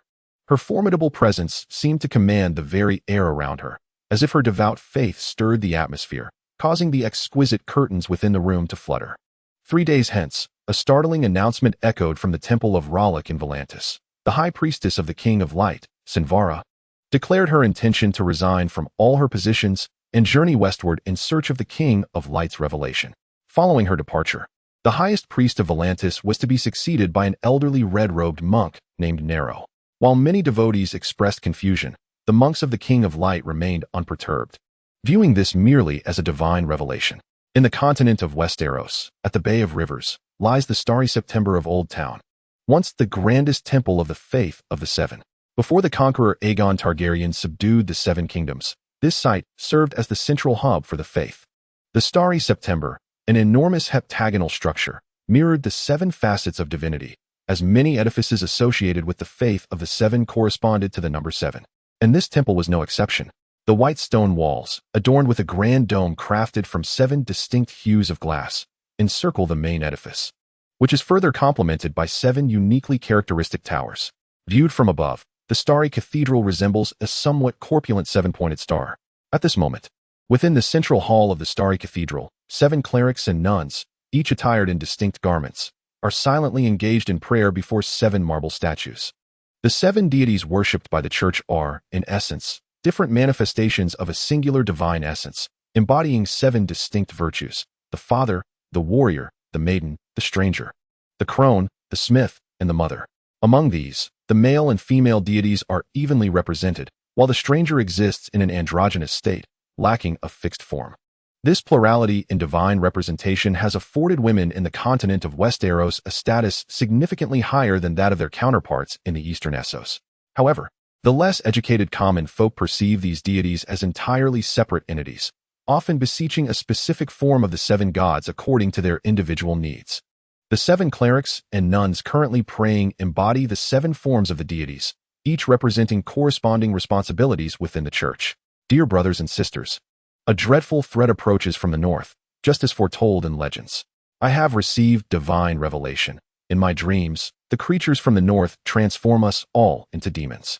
Following this enigmatic prayer, the lantern-bearing crone addressed the assembly, revealing that these clerics and nuns constitute a clandestine faction within the church, possessing a status and influence slightly surpassing that of the forces in King's Landing. Yet, following the repression by the former Targaryen dynasty, the power of the 7 faith has waned significantly. As time has progressed, a rift has emerged between the Great September of Baelor in King's Landing and the Starry Cathedral of Old Town. The Starry Cathedral believes it can adopt a more radical approach and advance further. However, the clerics and nuns of the Great September, having indulged in lives of luxury, have lost the initial fervor, preferring instead a life of opulence and stability.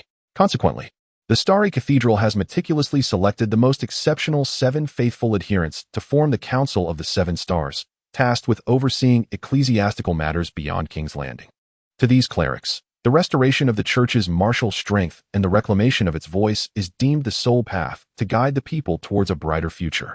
Our current course of action is to awaken our brethren in the north, calling upon them to ascertain the situation.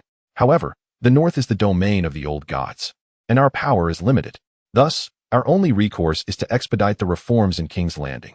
According to the intelligence we have gathered, the royal family of King's Landing owes us a substantial debt in gold dragons, presenting us with both an opportunity and leverage. Robb Baelish is a man solely driven by hedonism, irredeemable alongside his noble counterparts. It is time for change. We must unite all our forces to confront the impending crisis. The mysterious figure adorned with a 7-star mask spoke, his voice raspy and laden with disappointment and distress. Chapter 20. Return and Resurgence. Westeros. Beyond the Wall. Unknown cavern. In a dimly lit underground cavern, a cacophony of crows congregated around a nest woven from the roots of weirwood, their raucous calls filling the air. Bioluminescent moss illuminated the cavern with an eerie glow, the dwelling of the last green seer, the 3-eyed crow. Here, more than 10 children of the forest, long thought silenced in Westeros, resided. Their appearances were unsettling, resembling humanoid forms sprung from gnarled trees, and they remained concealed beneath the weirwood roots, rendering them nearly indistinguishable to the untrained eye.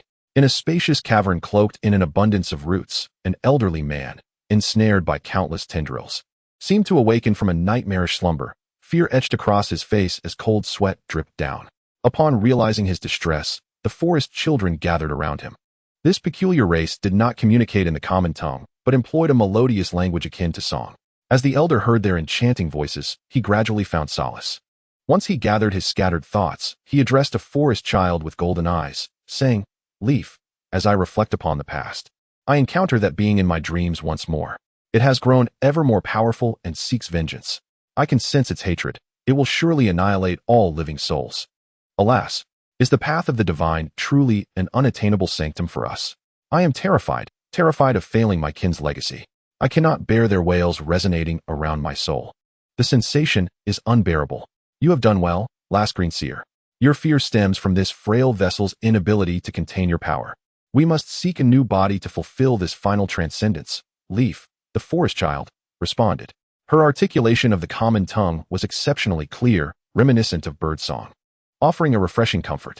The elder, the last Green Seer among the children of the forest, the three-eyed crow, found himself increasingly weakened, relying on the weirwood roots for stability as time wore on. The three-eyed crow was once a noble bastard of the Targaryen lineage from the south, whose name resonated throughout the annals of Westerosi history, marking him as one of the most controversial figures of his era, Brandon Rivers. For reasons unknown, he ventured north to the Wall, and during a patrol, this illustrious Duke of Bloodraven vanished within the haunted depths of the Weirwood Forest, becoming a mere legend. Unbeknownst to all, he had arrived at this place to serve as a vessel for the Green Seer.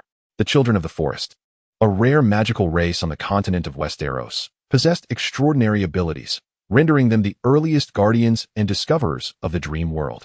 It was through their revelations of the dream realm's secrets that they encountered certain ineffable truths of existence. In their fervent calls to the gods, met with silence. A faction of the children, tainted by the demon known as the Black, began to harbor radical thoughts. Following the calamitous events of the War of the Neck, a portion of the children, influenced by the demon, became increasingly extreme, with Leaf emerging as their leader.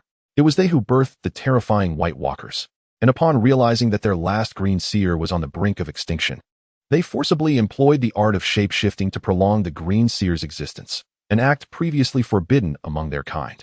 Yet, driven by the desire to ensure the survival of their race and to redeem the corrupted souls of their kin, Leaf and the three-eyed crow persevered, intent on unraveling the secrets of the divine. In their eyes, only by wielding powers akin to those of the gods could they lift the curse of immortality that afflicted their people, a notion that had become ingrained in their very souls over countless centuries, evolving into an obsession. What is happening? How could this be? Just as the three-eyed crow was about to respond to Leaf, a sudden surge of consciousness from afar penetrated his mind, leaving him utterly astounded. What is it? Leaf inquired with curiosity, as the nearby children of the forest instinctively drew closer, emitting low, mournful sounds reminiscent of mistreated pups, appearing quite pitiable. Flint, someone has awakened, he exclaimed, clarity flooding his senses. It is that individual. In the north, at the Kraken's Horn, within the tower room of Flint's Finger Castle. Eddard Stark roused from his reclined position, rubbing his throbbing head. Once he felt restored, he instinctively activated his eyes of color, directing the power to his chest. Ed discovered a black gemstone, roughly the size of a fingertip, nestled at the center of his chest. Inside it glimmered a golden point of light, reminiscent of the gem he had seen in the realm of dreams. Alas, with the issues concerning his body still unresolved, this new development felt burdensome. Why did it seem as though every misfortune gravitated toward him? Was he simply cursed?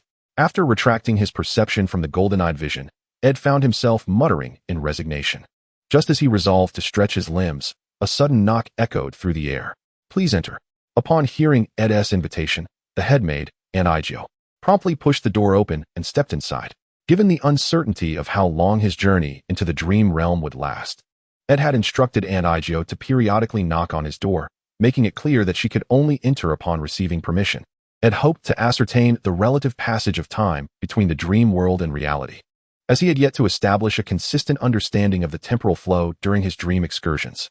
He believed this reference would provide him with a clearer perspective. Despite having gone without food since morning, Ed's command left Anigio with no choice but to comply. Observing her eagerness to bring him nourishment, Ed felt an inexplicable twinge of guilt. Lord Ed, though you are still young, your frame is too frail. Regardless of your many duties or the importance of your affairs, I implore you to dine regularly. After placing a delicate bowl of rich soup and a meat pie on Ed's small table, Anigio could no longer restrain her concerns. A veteran of the castle and a close associate of the Flint family, she often regarded Ed as her own child, especially given that he was the last scion of their lineage. The North differed greatly from the South.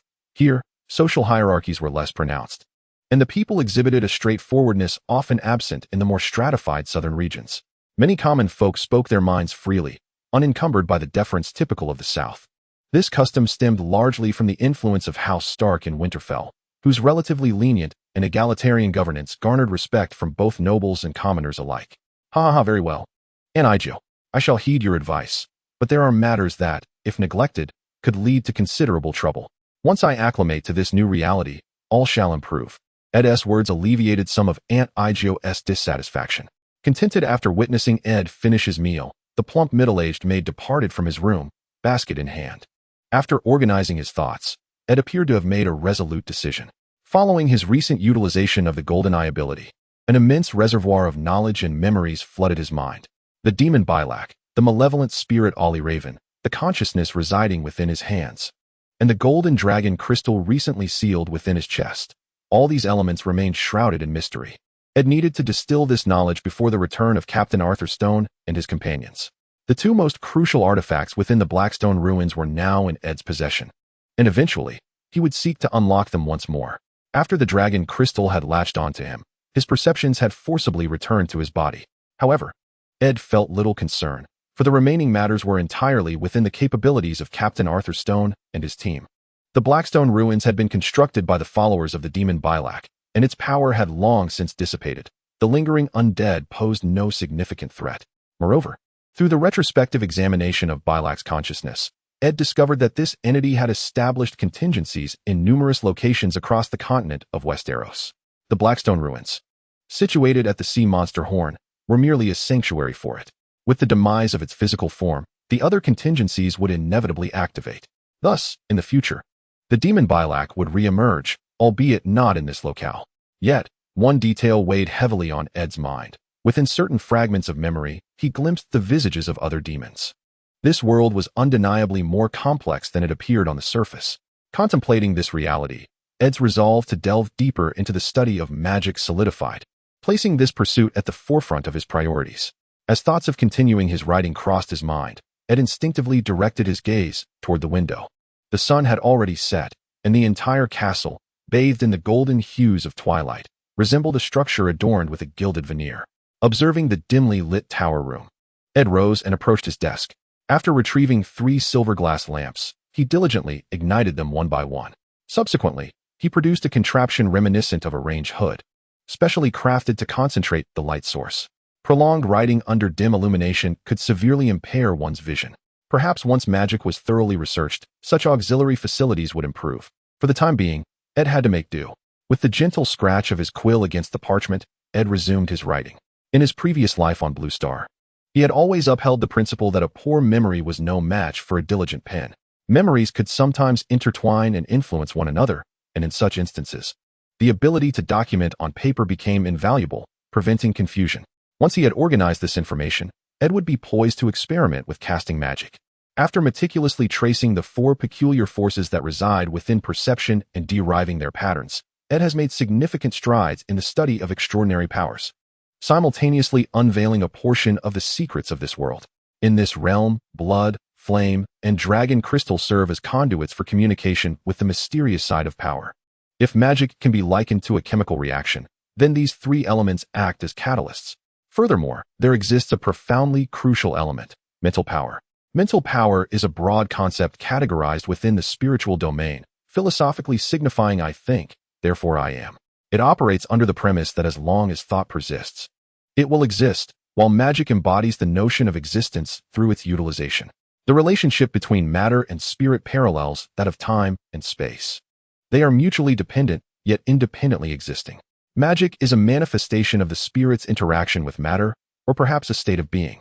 Ed's perception is also a form of mental power, situated between the tangible and the essence, akin to the soul. According to Ed's acquired knowledge, the inhabitants of this world possess 3 distinctive powers: energy, perception, and soul. Each of these powers has its own characteristics and yields varying effects when influencing the composition of matter. In simple terms, mental power is challenging to cultivate and enhance, yet it can directly impact matter. Perception follows in efficacy, while the soul proves to be the most elusive. The 2 most commonly employed forms of magic among these people are blood magic and fire magic. The so-called necromancy and shadow-binding magic are, in fact, applications of soul power. Beyond these 2 forms of magic, the forest dwellers wield dragon crystal magic, which is considerably intricate, intertwining the forces of soul, flame, and ice. Notably, Dragon crystal magic aligns most harmoniously with perception and is a focal point of Ed's future research. Ed remains uncertain about how to train and utilize pure mental power, as he has discerned that it seems to correlate with lineage. Demons possess innate mental power, employing magic as effortlessly as humans perform their most natural bodily functions.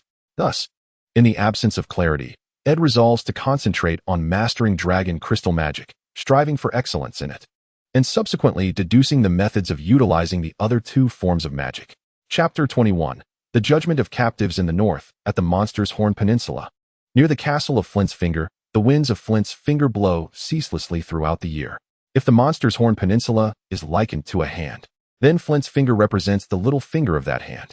Today, Flint's Finger is particularly bustling. Since morning, the populace has been abuzz with discussions, for the troops that ventured into the western mountains have returned. Last night, Ed remained engrossed in writing until the candles burned out, only then retreating to his chamber to rest. To prepare for the impending return of the expeditionary forces and the gathering of captives, he rose early today. At this moment, a makeshift platform had been erected in the clearing near the castle gates, fashioned from the remains of a gallows that Ed had previously ordered dismantled, leaving only the viewing stand. In this medieval realm, the leisure activities available to the common folk were scarce, aside from tournaments. Witnessing their lord judge criminals and observing executions were among the few entertainments afforded to them. Ed harbored no fondness for hanging individuals, nor did he relish sending criminals to the Wall, a frozen barrier situated north of the Seven Kingdoms, near the Frostfang Mountains. This wall housed the Night's Watch, an ancient order established to defend against the White Walkers, formed after the alliance between the First Men and the Children of the Forest. Some records in the Citadel suggest that the history of this order predates known human history, spanning nearly several millennia. However, as time passed and the White Walkers faded into obscurity, this grim locale gradually morphed into a place of exile for various criminals and disgraced nobles, abandoned to their own fates. As a lord with memories of a modern world, Ed understood the vital role of population in territorial development. This awareness was the primary reason he urged his captain of guards, Arthur Stone, to capture more prisoners. The population of Flint's Finger was already limited, and sending criminals to the Wall or executing them yielded no benefit for Ed. Thus, to augment the labor force, he had to explore unconventional means. Although the North's guardian, Eddard Stark, strictly prohibited the slave trade, Ed could cleverly reinterpret this as labor reformation, exploiting captives under the guise of benevolence and mercy. With his reputation as a kind-hearted individual, Ed usually faced little scrutiny, provided he did not overstep. As Ed organized his remarks for the day, a guard approached to announce the return of the expeditionary forces to the docks. When Ed, surrounded by his remaining guards, arrived near the castle gates, he beheld the returning contingent approaching from afar.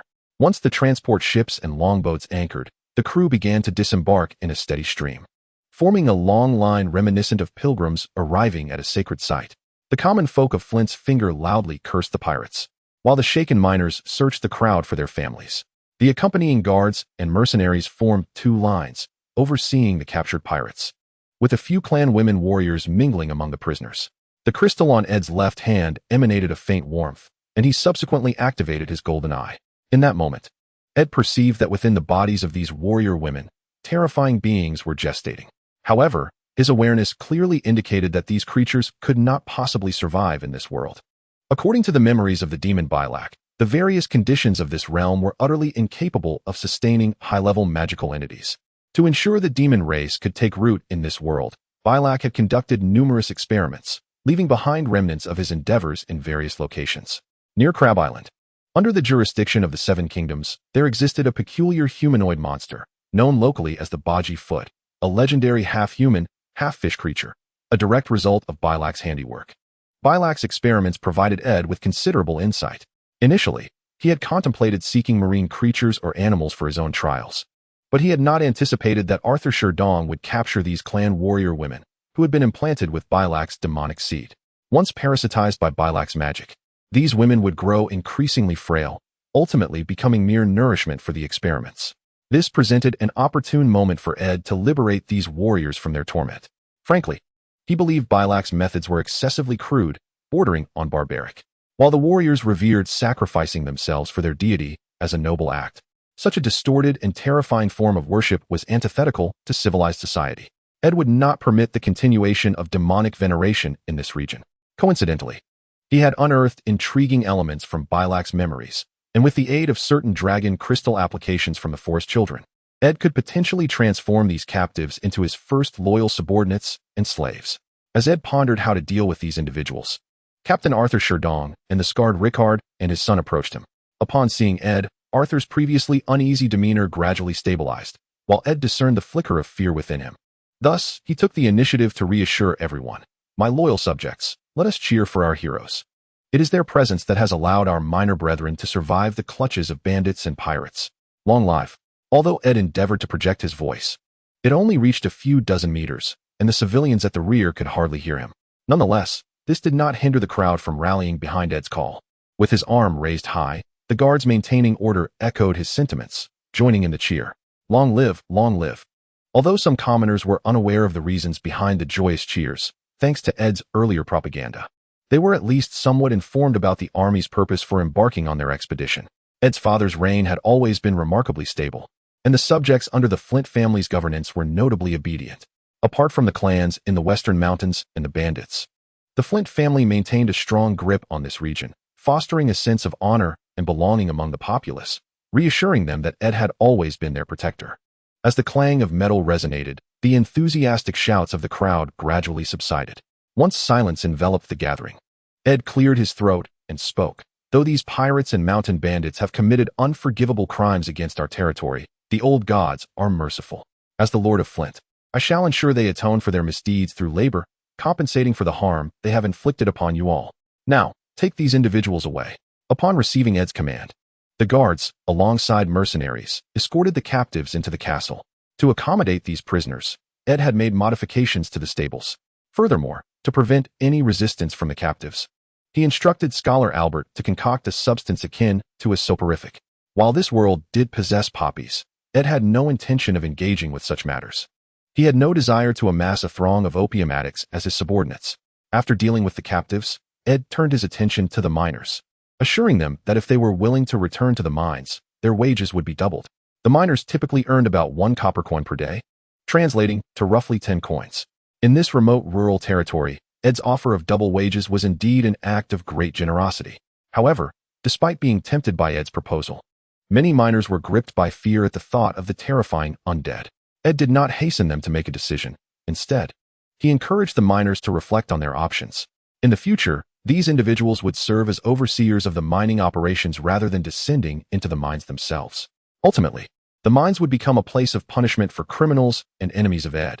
Subsequently, Ed announced several recruitment plans concerning the development of the territory, with the most crucial initiative being the establishment of a new workshop or the designation of a new industrial zone.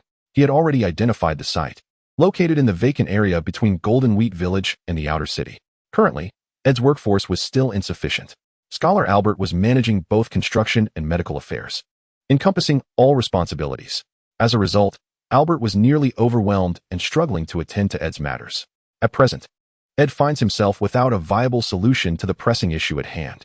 The productivity level of this territory, or rather, this entire world, is exceedingly low. The common folk are perpetually ensnared in the toil of land cultivation and the collection of food, leaving them with scant time to assist Ed in his endeavors. However, liberating productivity is not a task that can be accomplished overnight. In times when food security is uncertain, Ed is unable to harness the potential of these individuals. If a remarkable advancement in productivity is to be achieved, the solution must be sought within the realm of magic. Soon after issuing the necessary edicts, Ed, accompanied by his subordinates, arrived at the location where captives were held. There, he found 20 frail female warriors of the clan, who had been administered medication by Scholar Albert before being confined to a subterranean chamber within the castle. Once these matters were settled, Ed proceeded to the makeshift prison, originally a stable, where the captured Ironborn pirates were kept. Among them were One-Eyed Billy, First Mate Marco, and other survivors of the naval skirmishes, all of whom sat on the ground like limp rag dolls. These individuals proved to be quite formidable. Despite having endured several beatings at the hands of Arthur Stone, their eyes still radiated a defiant spirit, seemingly unafraid of death. In their beliefs, they anticipated entering the watery palace of the drowned god upon their demise.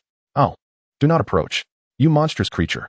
Just as the guards were about to drag 2 of the more obstinate pirates out for a lesson, a voice suddenly pierced the air, filled with terror and dread. Following the sound, Everyone turned to witness One-Eyed Billy, trembling in fear. To Billy, Ed's visage was beyond the realm of human description. His head was an amalgamation of twisted tendrils and eyes. His left hand bore terrifying scales and flesh akin to a colossal lizard, while his right was a distorted column composed of various bizarre dragon crystals. The golden gemstone embedded in his chest radiated a blinding light. Beyond One-Eyed Billy, Ed appeared equally fearsome to Eel Raff and the feline Bran, though in their eyes, Ed's horrifying form flickered momentarily, unlike Billy's clear and lasting perception of Ed's true nature. Upon witnessing their former leader's reaction, several Ironborn pirates mustered their feeble strength to hurl curses at him. Yet, One-Eyed Billy remained impervious to their taunts. His expression still one of sheer terror directed at Ed. "Well then, tell me, who are you, and why have you returned to assault our mines?" Upon hearing Ed's inquiry, One-Eyed Billy seemed to succumb to some unseen force, struggling momentarily before spilling all the secrets like beans from a bamboo tube. During this period, although the Ironborn pirates persistently attempted to interrupt One-Eyed Billy's narration, Eddard's guards would compassionately deliver a few slaps to the offenders. Eddard was certainly aware of these occurrences, yet he desired to disseminate this information. The Ironborn pirates had long maintained a dubious reputation along the shores of the Sunset Sea. Previously, the nobility of the Seven Kingdoms held suspicions, but with substantial evidence now at hand, the situation had transformed. If the North, the West, the Riverlands, and the Stormlands exerted pressure on House Greyjoy of the Iron Islands regarding the issue of the drowned god's son, the plight of the Ironborn would undoubtedly worsen. At that juncture, various conflicts would erupt. Infighting, seeking escape routes, and the desperate continuation of plundering activities would become their sole options. It was then that Eddard's opportunity would arise. When the pirates came to raid, Eddard could seize the chance to capture prisoners. When the Ironborn sought alliances, he could likewise find allies and cultivate his own power. Ultimately, he might even support puppets to sow discord among the Ironborn. These Ironborn were inherently adept at the sea and craftsmanship, and if utilized wisely, they would significantly aid Eddard's future endeavors. Chapter 22. The White Weirwood in the North, at the peninsula of Monsters Point, within the Flint family castle. In the realm of dreams, Eddard, having concluded the celebratory feast, retreated early to his chamber. At times, he found greater solace in the dream world, for within this realm, he could accomplish far more and explore an uncharted universe. Eddard finally comprehended why, on Blue Planet, there existed those obsessive scientists who neglected sleep and sustenance for the sake of research. When an unknown domain or an untouched realm emerges, the sense of fulfillment and discovery can indeed drive one to madness. Eddard was experiencing this very sensation as his exploration of the dream world deepened, revealing its mysteries layer by layer. In this dream realm, Eddard could accomplish a multitude of feats, almost akin to a deity. As he reclined in bed, that familiar sensation resurfaced in Eddard's mind, and he soon found himself soaring towards an indeterminate destination, akin to a roller coaster ride. After an indiscernible passage of time, a colossal fishleaf tree materialized before him. Upon sensing Eddard's arrival, the red palmate leaves of the tree swayed in the warped space, seemingly welcoming him. The dream world remained as it always had, possessing that elusive quality that made it challenging for Eddard to discern the boundary between illusion and reality. Labeling it as mere illusion felt inadequate, for the vivid sensations in his contorted body were undeniably authentic. Let us call it reality. Yet the incessant wails of the distorted souls surrounding me evoke a sense of haziness. The chaotic and surreal atmosphere resonates with the feelings Ed experienced in his dreams. Perhaps this world exists in a state suspended between reality and dreams. After Ed descended into the region of the great fishleaf tree, a faint stream of consciousness was transmitted to him. Previously, due to the urgency of the situation, Ed had not engaged in extensive communication with this entity. Since Ed had not issued any commands, the colossal fishleaf tree had been tirelessly transforming the twisted souls in the dream realm, restoring them to their original forms. "Hello, do you have a name?" Ed greeted the fishleaf tree. However, his uncertainty rendered his words somewhat awkward, and the tree, influenced by Ed's utterance, conveyed a jumbled stream of consciousness in response. In a bid to facilitate better communication, Ed resorted to a shape-shifting approach, immersing himself within the current amalgamation of souls that constituted the fishleaf tree. As a torrent of information surged in, Ed's perception twisted and warped, as if he were on the brink of disintegration. In the dream world, the structure of the fishleaf tree mirrored that of the real world: roots, trunk, branches, and leaves. The roots of the enormous fishleaf tree delved deep into the chaotic, distorted depths of the dream realm. As the tormented and vengeful souls drifted about, They would become ensnared by the tree's net-like roots, gradually being absorbed. After a period of transfer and transformation, these distorted souls would metamorphose into entities resembling leaves, ultimately returning to the real world, to the land of Westeros, where the fishleaf tree bore faces carved by time. For centuries, this work has persisted. The souls that enter the real world alongside the leaves would, at certain times, be reborn as children of the forest or other beings and trees.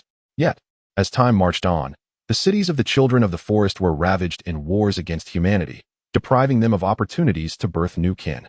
This world harbors numerous secrets. The children of the forest may merely represent a small fraction of those wielding mysterious powers. Yet, as humanity rises, the existence of such powers may gradually fade away. Perhaps one day, magic will re-emerge, or perhaps it will vanish entirely.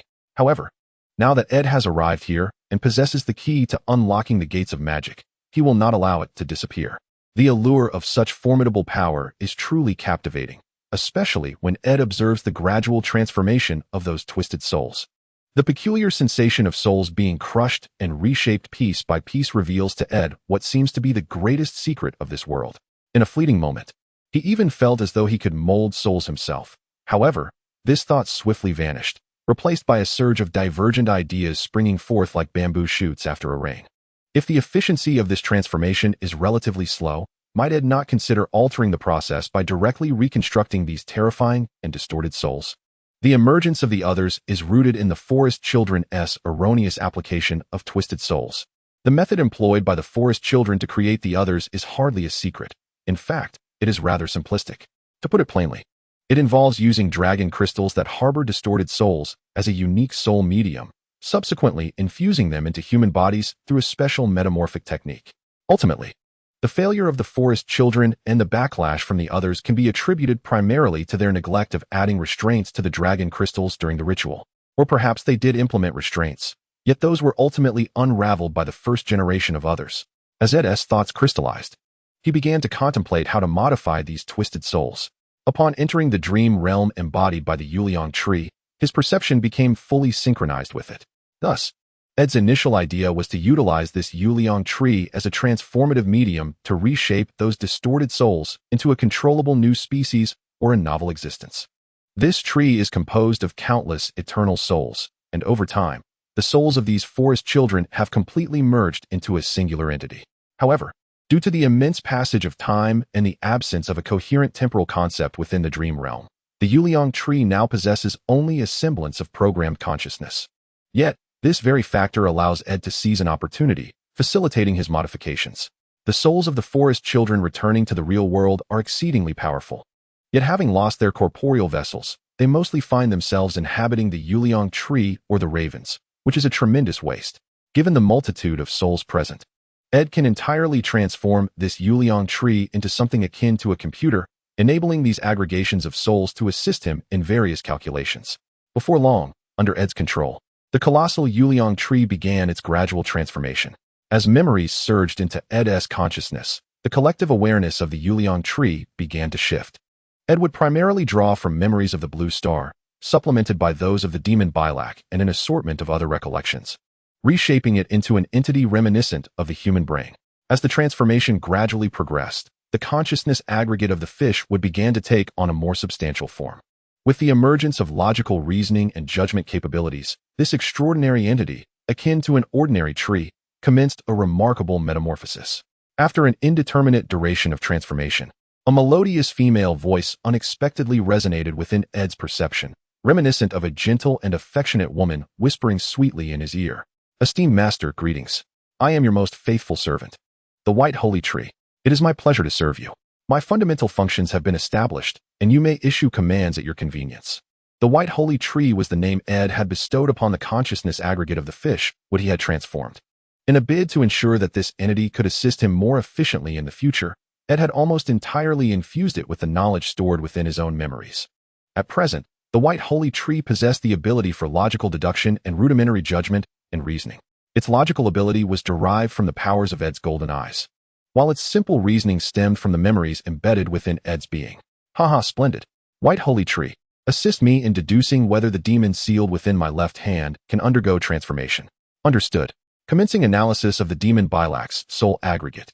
Physical composition, 30. Soul composition, 30. Other unknown components, 40. The consciousness aggregate of the demon Bylak originated from its original corporeal form. Due to prolonged sealing and Ed's sudden appearance, the demon Bylak found itself compelled to invest all its power into the dream realm, having initially intended to eliminate Ed in one fell swoop. However, it was utterly unanticipated that it would stumble and inadvertently benefit Ed. Although it had retained several contingencies elsewhere, its corporeal form was solely this one. Esteemed Master, the analysis is complete. Based on the examination and deduction of the demon Bylak, the White Holy Tree estimates an 80 probability of successful transformation. However, it is advised that the demon Bylak be altered to exist similarly to the Yayan demons. Indeed, with the assistance of the White Holy Tree, Ed saved considerable effort. Moreover, when Ed assumed the form of the White Holy Tree, it could utilize a portion of Ed's abilities, leveraging its formidable consciousness aggregate. The efficiency of its deductions surpassed Ed's own capabilities by a significant margin. Yayan demons? Are you referring to those from that realm? Upon receiving an affirmative response, the White Holy Tree's plan unfolded before Ed's eyes, manifesting as a distorted biological image composed of strange energies in his perception. The Yayan demons hail from the Brenham world, a formidable demonic species capable of devouring flesh and souls to produce countless offspring. They resemble the queen ants among demons, standing as a powerful faction within Brenham. This creature bears a striking resemblance to the Zerg nest from the game StarCraft, with a rotund body encompassing nearly 23% of its organs. Its 6 colossal, barbed tentacles exude an aura of intimidation. Under the demonstration of the White Sacred Tree, Ed comprehended the feeding and reproductive mechanisms of this being. According to the modification plan proposed by the White Sacred Tree, the demon Bylak will transform into a form akin to the current state of the White Sacred Tree, continuously absorbing and capturing twisted souls to produce pure energy beings. Once successfully created, Ed will guide these entities through corresponding manifestation or parasitic rituals, allowing them to genuinely materialize in the real world. This endeavor not only purifies the twisted souls, but also provides substantial assistance to Ed, rendering it a multifaceted advantage. Oh, does this mean that the dragon crystal consciousness in my right hand can also undergo transformation? Oh, by the way, can the dragon crystal sealed in my chest also be similarly modified? Esteemed Master, your idea is commendable. However, I would advise proceeding gradually. My control over this area remains insufficiently stable, and the strength of these 3 consciousnesses is formidable, with the likelihood of losing control hovering around 90%. According to your previous parameters, we may only attempt this if the anomaly ratio falls below 20. Upon hearing the White Sacred Tree's response, Ed's initial excitement gradually diminished. Any uncontrollable power that he cannot wield will only result in calamity. Thus, after observing the White Sacred Tree's projections, Ed issued the command to commence the creation process, while the demon Bylak, currently sealed in his left hand, began to emerge under the White Sacred Tree's guidance. As the demon Bylak seal was lifted, a cacophony of terrifying soul wails resonated within Ed's perception. Subsequently, he sensed a significant reduction in the oppressive and suffocating atmosphere that had pervaded the area. This reaction was normal for the surrounding twisted souls encountering the demon. To them, demons are akin to natural enemies. The formidable mental prowess and material disruption capabilities of demons pose a grave threat to these pure energy beings, allowing the demon race to easily subdue these fearsome entities, much like humans effortlessly crush ants. However, upon sensing the state of the demon Bylak, the powerful twisted souls that had previously fled returned, clawing and howling as if attempting to reclaim some semblance of confidence, masking the shame of their earlier retreat. However, neither Ed nor the White Holy Tree exhibited any interest in appreciating the pitiable displays of grotesqueness before them. As Ed exerted his influence, the demon Bylak, resembling a malignant tumor, began to undergo a transformation. The formidable consciousness emanating from Ed's left hand radiated tangible waves of spiritual energy, while simultaneously, Ed's perception expanded comprehensively, guiding these potent psychic waves to reshape Bylak's semi-ethereal form. Chapter 23. The original body of the demon northern region, Sea Monster Horn Peninsula, Flint Family Castle. Dream realm with a piercing shriek, an enormous, malevolent demon manifested within this warped dreamscape. This creature was considerably smaller than the aberrations Bylak had recollected.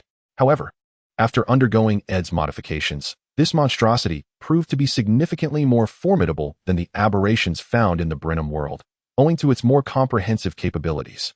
It could incessantly devour distorted souls to produce a diverse array of demons, yet Ed could not guarantee whether these demons could adapt to the real world. White Holy Tree. Based on the information currently at your disposal, are you capable of deducing a biological entity capable of entering the tangible realm? Or perhaps a relatively feasible method? Esteemed Master, at this juncture, I can propose two distinct strategies for your consideration. The first approach involves utilizing a parasitic method akin to that of metamorphosis, as this would allow for maximum transformation of the host organism, gradually converting it into a magical being, thereby facilitating your grand plan for magical resurgence. Alternatively, you could employ a method of numerical accumulation, introducing newly created organisms into the real world. However, this approach entails significant resource expenditure. Your perception may not endure for long, and certain organisms possess various constraints that must be empirically tested. Ed's most significant achievement upon entering the dream realm has been the creation of the White Holy Tree, a being reminiscent of a computer, which has been immensely beneficial to him. Moreover, through the calculations performed by the White Holy Tree, Ed has gained a clearer understanding of the capabilities at his disposal. This framework was specifically designed by Ed to ascertain his limits, referencing certain parameters from video games on Blue Star. Simultaneously, Ed requested the White Holy Tree to delineate the scope it could command, affording him a general comprehension. According to the retrospections and calculations of the White Holy Tree, Ed's entry into this dream world was entirely contingent upon the confluence of his soul, bloodline, the heart tree of the castle, and the glass candle, all influenced by a unique force that induced a peculiar reaction among these elements. Although the White Holy Tree possesses vast knowledge and memory, it remains unable to elucidate the reasons behind this phenomenon. Drawing upon the memories of Blue Star, it speculates that this might be a variant of the metamorphic ability. Due to the heart tree, also known as the White Sacred Tree, belonging to the Flint family of which Ed is a member, Ed's perception allows him to traverse freely across all territories of the Flint family. However, as the distance increases, Ed's strength and influence diminish correspondingly. The dream realm and shapeshifting are two distinct concepts. The dream realm in which Ed resides has emerged from his own abilities. With the presence of the White Sacred Tree and the transformation of the demon Bilak, this dream realm is gradually expanding outward, ultimately merging with the sphere of influence of the White Sacred Tree, and may even grow stronger in the future. Shapeshifting is a skill Ed employed during the mining expedition. Due to the uniqueness of Ed's abilities compared to known shapeshifting capabilities, the White Sacred Tree has designated this skill as perceptive shapeshifting.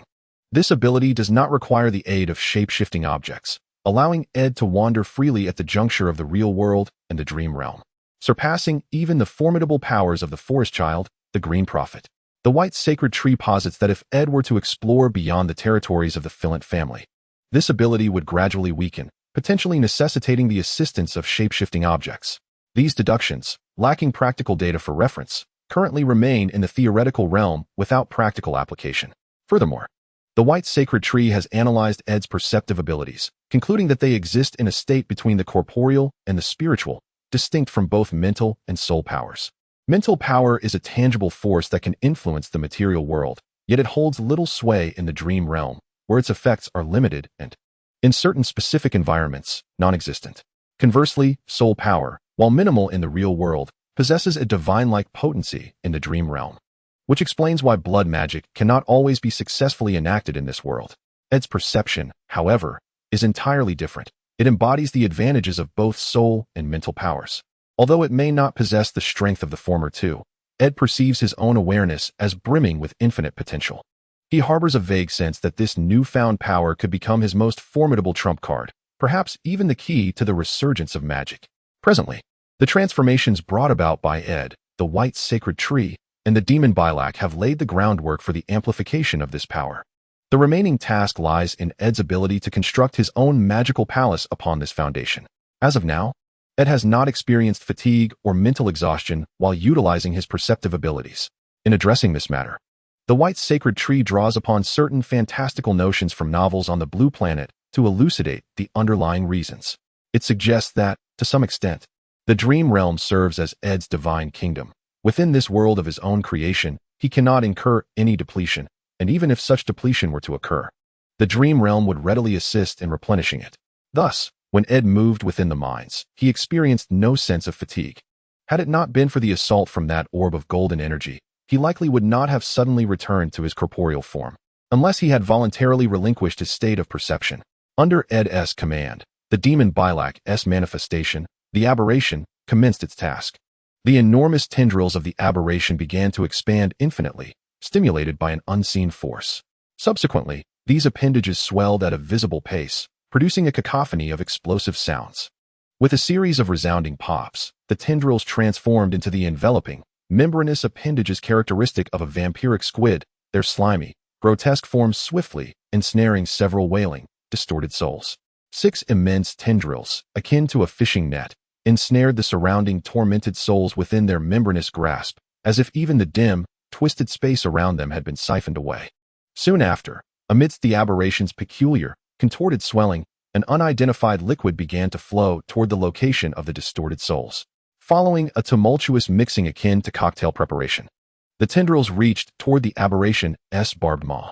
With a series of spine-chilling sounds of absorption and swallowing, the demon ingested the mixed liquid contained within the tendrils. Through fragments of Bilak's memories, Ed learned that demons typically evolve by absorbing and devouring. High-ranking demons like Bilak possessed the bloodlines of various rankings within their corporeal forms. The peculiar liquid was a special elemental fluid from the demon kin, capable of absorbing energy and swiftly converting it into flesh and blood. Its uniqueness rendered it an ideal medium for transformation, as utilized by the White Holy Tree. Moreover, the body of this aberration could undergo further modifications. However, at present, the capabilities of the White Holy Tree were insufficient.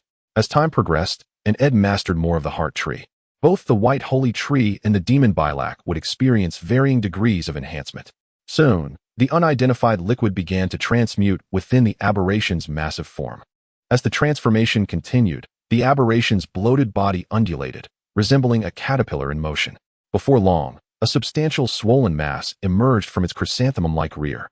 Master, what kind of primordial entity would you wish to create? According to the bestowed memories, I shall designate the first primordial entity that appears as the primary control body, thereby allowing you to manipulate it to govern the subsequent primordial entities. Upon hearing the words of the White Sacred Tree, Ed was plunged into deep contemplation. Based on the prior research conducted by both the White Sacred Tree and Ed, it could be inferred that this world still harbors the potential for the existence of advanced magical beings. This notion is evidenced by the formidable dragons of the former Targaryen dynasty, or perhaps even more so by the era of the Valyrian Freehold. It is said that during that time, the Dragon King of Valyria possessed nearly 300 dragons. Although higher-tier beings would undoubtedly provide Ed with greater assistance, he yearned to meticulously experiment to ascertain the specific limitations and requirements. According to the calculations of the White Sacred Tree, the primordial entities created alongside the demon were characterized by varying physical masses. In accordance with the temporal measures of this world, one high-quality primordial entity could be produced in a single day, followed by 2 medium-quality and 3 low-quality entities. Given the abundance of demonic blood within the demon residing in Balak, the primordial entities generated by the demon exhibited diverse characteristics. Unlike the White Sacred Tree, which primarily generated the twisted souls of the forest's children due to the prevalence of their distorted essences in the dream realm, it could only produce the twisted souls of the others and the docile souls of the forest's children. After much deliberation, Ed found himself at an impasse and ultimately posed the question to the White Tree. To be candid, the very purpose of its creation was to assist Ed, and this moment was indeed the time for its formidable soul amalgamation to lend its aid. "What is your suggestion?" he inquired. In response to Ed's query, the White Sacred Tree manifested ethereal silhouettes before him through the condensation of energy. With Ed's support, the White Sacred Tree's ability to utilize retroactive capabilities grew increasingly potent. These images, extrapolated from fragments of the past, vividly illustrated the forms of these demonic primordial entities, providing Ed with a clear and intuitive understanding. Moreover, the White Sacred Tree thoughtfully included annotations akin to a selection interface in a game. Low demons exist in the world of Brenham much like ants, their formidable reproductive and adaptive capabilities rendering them the most significant cannon fodder and sustenance within the demonic race. Demon Spawn, a hybrid demon possessing both demonic and pixie bloodlines, exhibits heightened sensitivity to spiritual energies and possesses a unique ability to consume spiritual power. Consequently, after accumulating sufficient spiritual energy, these diminutive creatures can even cast rudimentary spells under certain specific conditions. Parasite demons are a particularly peculiar breed. Akin to oversized centipedes, they affix their claws to host organisms. subsequently releasing a specialized venom that erodes the host's nervous system. Gradually, the parasite demon supplants the host's organs, asserting dominance over its corporeal vessel. Taking vertebrates as an example, the parasitic demon gradually supplants the spine of these creatures, exerting control over their central nervous system until it ultimately dominates the brain itself. This particular parasite possesses remarkable stealth capabilities. Initially, it is merely the size of a palm, yet in time, this terrifying entity can completely assimilate the advantageous traits of its host, evolving into an entirely new organism. The White Holy Tree's meaning is quite straightforward. These three types of organisms are exceedingly beneficial to aid. It perceives that the inferior demons, magical children, and parasitic demons will play pivotal roles in aid's future endeavors across numerous domains. The malleability of the inferior demon is exceptionally high. It not only exhibits low intelligence, but also displays an admirable work ethic. Aside from not being consumable by humans, they possess nearly all the advantages of enslaved beings. Furthermore, the White Holy Tree proposes the utilization of the dragon crystal transformation method to modify these inferior demons, thereby enabling them to acquire the beneficial traits of the ice spirits and forest children. In the eyes of the White Holy Tree, magical children represent excellent initiators for magical enlightenment. Whether it involves the absorption of mental energy or the rudimentary application of magic, they serve as promising materials for cultivating future sorcerers, positioning magical children as the foundation for the resurgence of magic. Conversely, parasitic demons can be employed for the domestication and transformation of animals. According to the White Holy Tree's deductions, this primordial entity is arguably the most cost-effective type of demon. It believes that aid should invest considerable effort and resources to facilitate the manifestation of parasitic demons in the material realm. Once their numbers are sufficient, they can significantly aid aid's endeavors. Thus, in conclusion, the White Holy Tree offers a remarkably simple suggestion: to experiment with all methods and primordial entities. It further advises aid to prioritize the manipulation of the twisted souls of the ice spirits and forest children, as these existences are inherently part of this world. Moreover, the White Holy Tree opines that, drawing on the experiences of summoning forest children and manipulating the twisted souls of ice spirits, aid will be better equipped to summon the demonic primordial entities, steadily advancing his magical research and territorial development. With all preparations in place, it is time to commence. As Aid gazed upon the impending birth of the demonic primordial entity, he issued a command to the White Holy Tree. Soon a viscous, blood-red orb materialized at the flower-like tail of the emanating demon. Chapter 24. The full unfolding in the north, at the sea monster's horn, within the Flint family castle. As Aid emerged from his perceptual state and entered the castle's chamber, dawn was fast approaching. After stretching his limbs, he promptly rose from his bed. Following a hasty adjustment of his attire, Aid exited the bedroom. Upon hearing the commotion, his maid, Aunt Ai Ju, emerged from an adjacent room. Spotting Aid, she quickly inquired why he had not rested longer. Aid, responding that he had matters to attend to, hurriedly made his way toward the great tower. Upon entering the room, Ed skillfully opened the window, allowing a brilliant ray of sunlight from the sea level to pour into the tower, heralding the start of a new day. Today, Ed had numerous tasks at hand. Due to the impact of the mining incident, many of Ed's plans had been hindered, and the progress of his projects had also suffered. Furthermore, with the year-end harvest approaching, many farmers were preoccupied with preparations, leaving Ed with limited time. The prolonged summer over the past decade had allowed the land on the Monsterhorn Peninsula to be cultivated 3 times consecutively. Despite this advantageous condition, the agriculture here remained largely influenced by the era's pesticides, fertilizers, seeds, and farming tools, resulting in a wheat yield of approximately 100 kilograms per mu. Given the diligent protective and nurturing efforts previously undertaken, Ed estimated that this season's wheat output would meet standard levels. At present, Ed's primary concern was how to enhance the yield and quality of seeds for the next season. While the uncertainty of snowfall loomed, the common folk of the north had accustomed themselves to gathering firewood and winter provisions by year's end to avoid hunger and cold. In his Grand Tower's repository, Ed had established a dedicated bookshelf for storing information, encompassing agriculture, industry, military, handicrafts, education, and magic. All the knowledge Ed had retained in memory was meticulously documented, with certain key information and techniques penned in the language of the Flower Kingdom, while other materials were inscribed in the common tongue of this world. Eventually, Ed discovered among the agricultural section of his bookshelf the previously noted composting techniques, overview, and methods for collecting animal and human waste, alongside his reflections on agricultural technology. In his past life in the modern society of Blue Star, Ed had dabbled in various lucrative trades, including construction, fertilizer production, warehousing, food processing, animal and plant husbandry, and medical supplies. Most of the knowledge he possessed stemmed from that period, with some having been practically applied, while others remained merely theoretical. Today, Ed intended to conduct catalytic experiments on seeds and trials involving the emergence of primordial entities. His experiences in the dream realm the previous night had granted him a fresh understanding and insight into his perceptive abilities. At that moment, if anyone were to approach Ed and observe him closely, they would notice an invisible force field emanating from his being, with red, gold, and blue lights intertwining in an unknown area, consuming one another. Additionally, on Ed's left wrist, a hard diamond-shaped protrusion emitted a faint red glow, while a subtle bulge at his brow pulsated with twinkling specks of light. Within Ed's body resides the signal of the primordial entities, which parasitically inhabit him like a sarcoma. These entities can latch onto Ed's perceptions or descend through specific rituals, with the optimal medium for their use being the dragon crystal. However, Ed currently lacks the time to experiment with these primordial beings, as he must prioritize various matters concerning his territory, the most crucial of which are the meticulously prepared documents.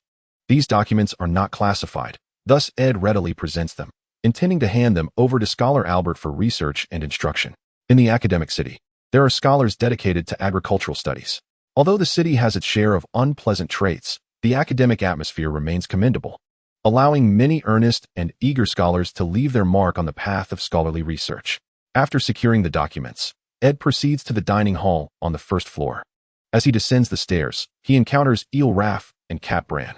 Upon seeing Ed, the two instinctively attempt to hastily retreat, but upon realizing their identities, they awkwardly remain in place. These two have been influenced by Ed's perceptions, possibly due to their inherent shapeshifter talents. They have awakened mysterious powers akin to Ed's golden-eyed abilities, albeit to varying degrees. Shall we go together? You haven't had breakfast yet, have you? Indeed, my lord Ed. They respond in unison, their words and intonations nearly identical, as if rehearsed numerous times. At that moment, their emotions are quite complex. As they descend the stairs, the surrounding scenery shifts before their eyes, resembling a distorted dreamscape. You both performed admirably this time. After breakfast, join me in the hall for a meeting. I have tasks to assign you, along with assistance to address the issues you've encountered recently. Yes, thank you, Lord Ed. Eel Raff instinctively nods in agreement, while Cat Bran, taken aback, gazes at Ed's retreating figure, seemingly lost in thought. As the sensation intensifies, Cat Bran hastily attempts to harness his cultivated abilities, focusing intently in Ed's direction. Yet, upon witnessing certain scenes, he is nearly overwhelmed with fear, almost collapsing to the ground.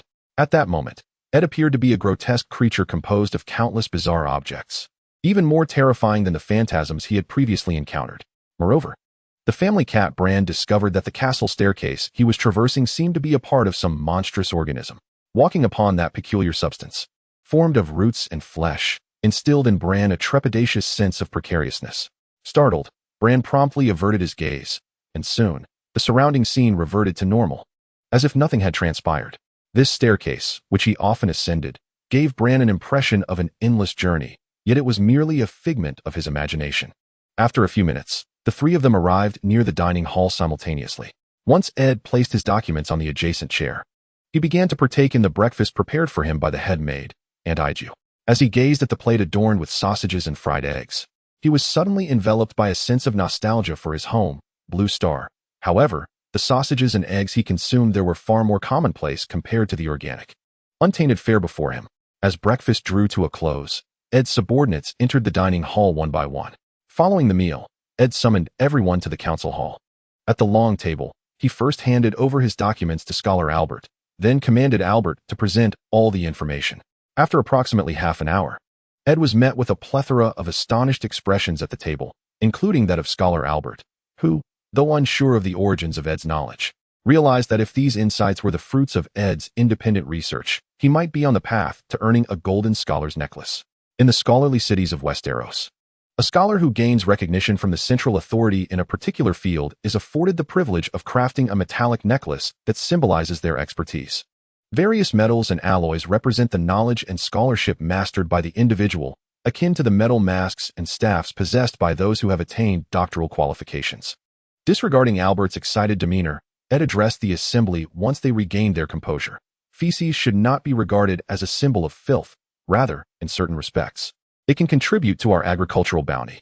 I wish to clarify that I am not advocating for the direct application of excrement on crops, but rather the utilization of a fermentation-like process akin to brewing to create fertilizer. In this medieval-like world, the occurrence of public defecation was rampant, particularly in the bustling capital of King's Landing, where many scholars referred to this vibrant locale as a city atop a mound of dung. If this situation persists over time, it is highly likely that a plague will ensue. Throughout the annals of the Seven Kingdoms, the most severe epidemics have even rewritten the course of history, resulting in a staggering loss of life.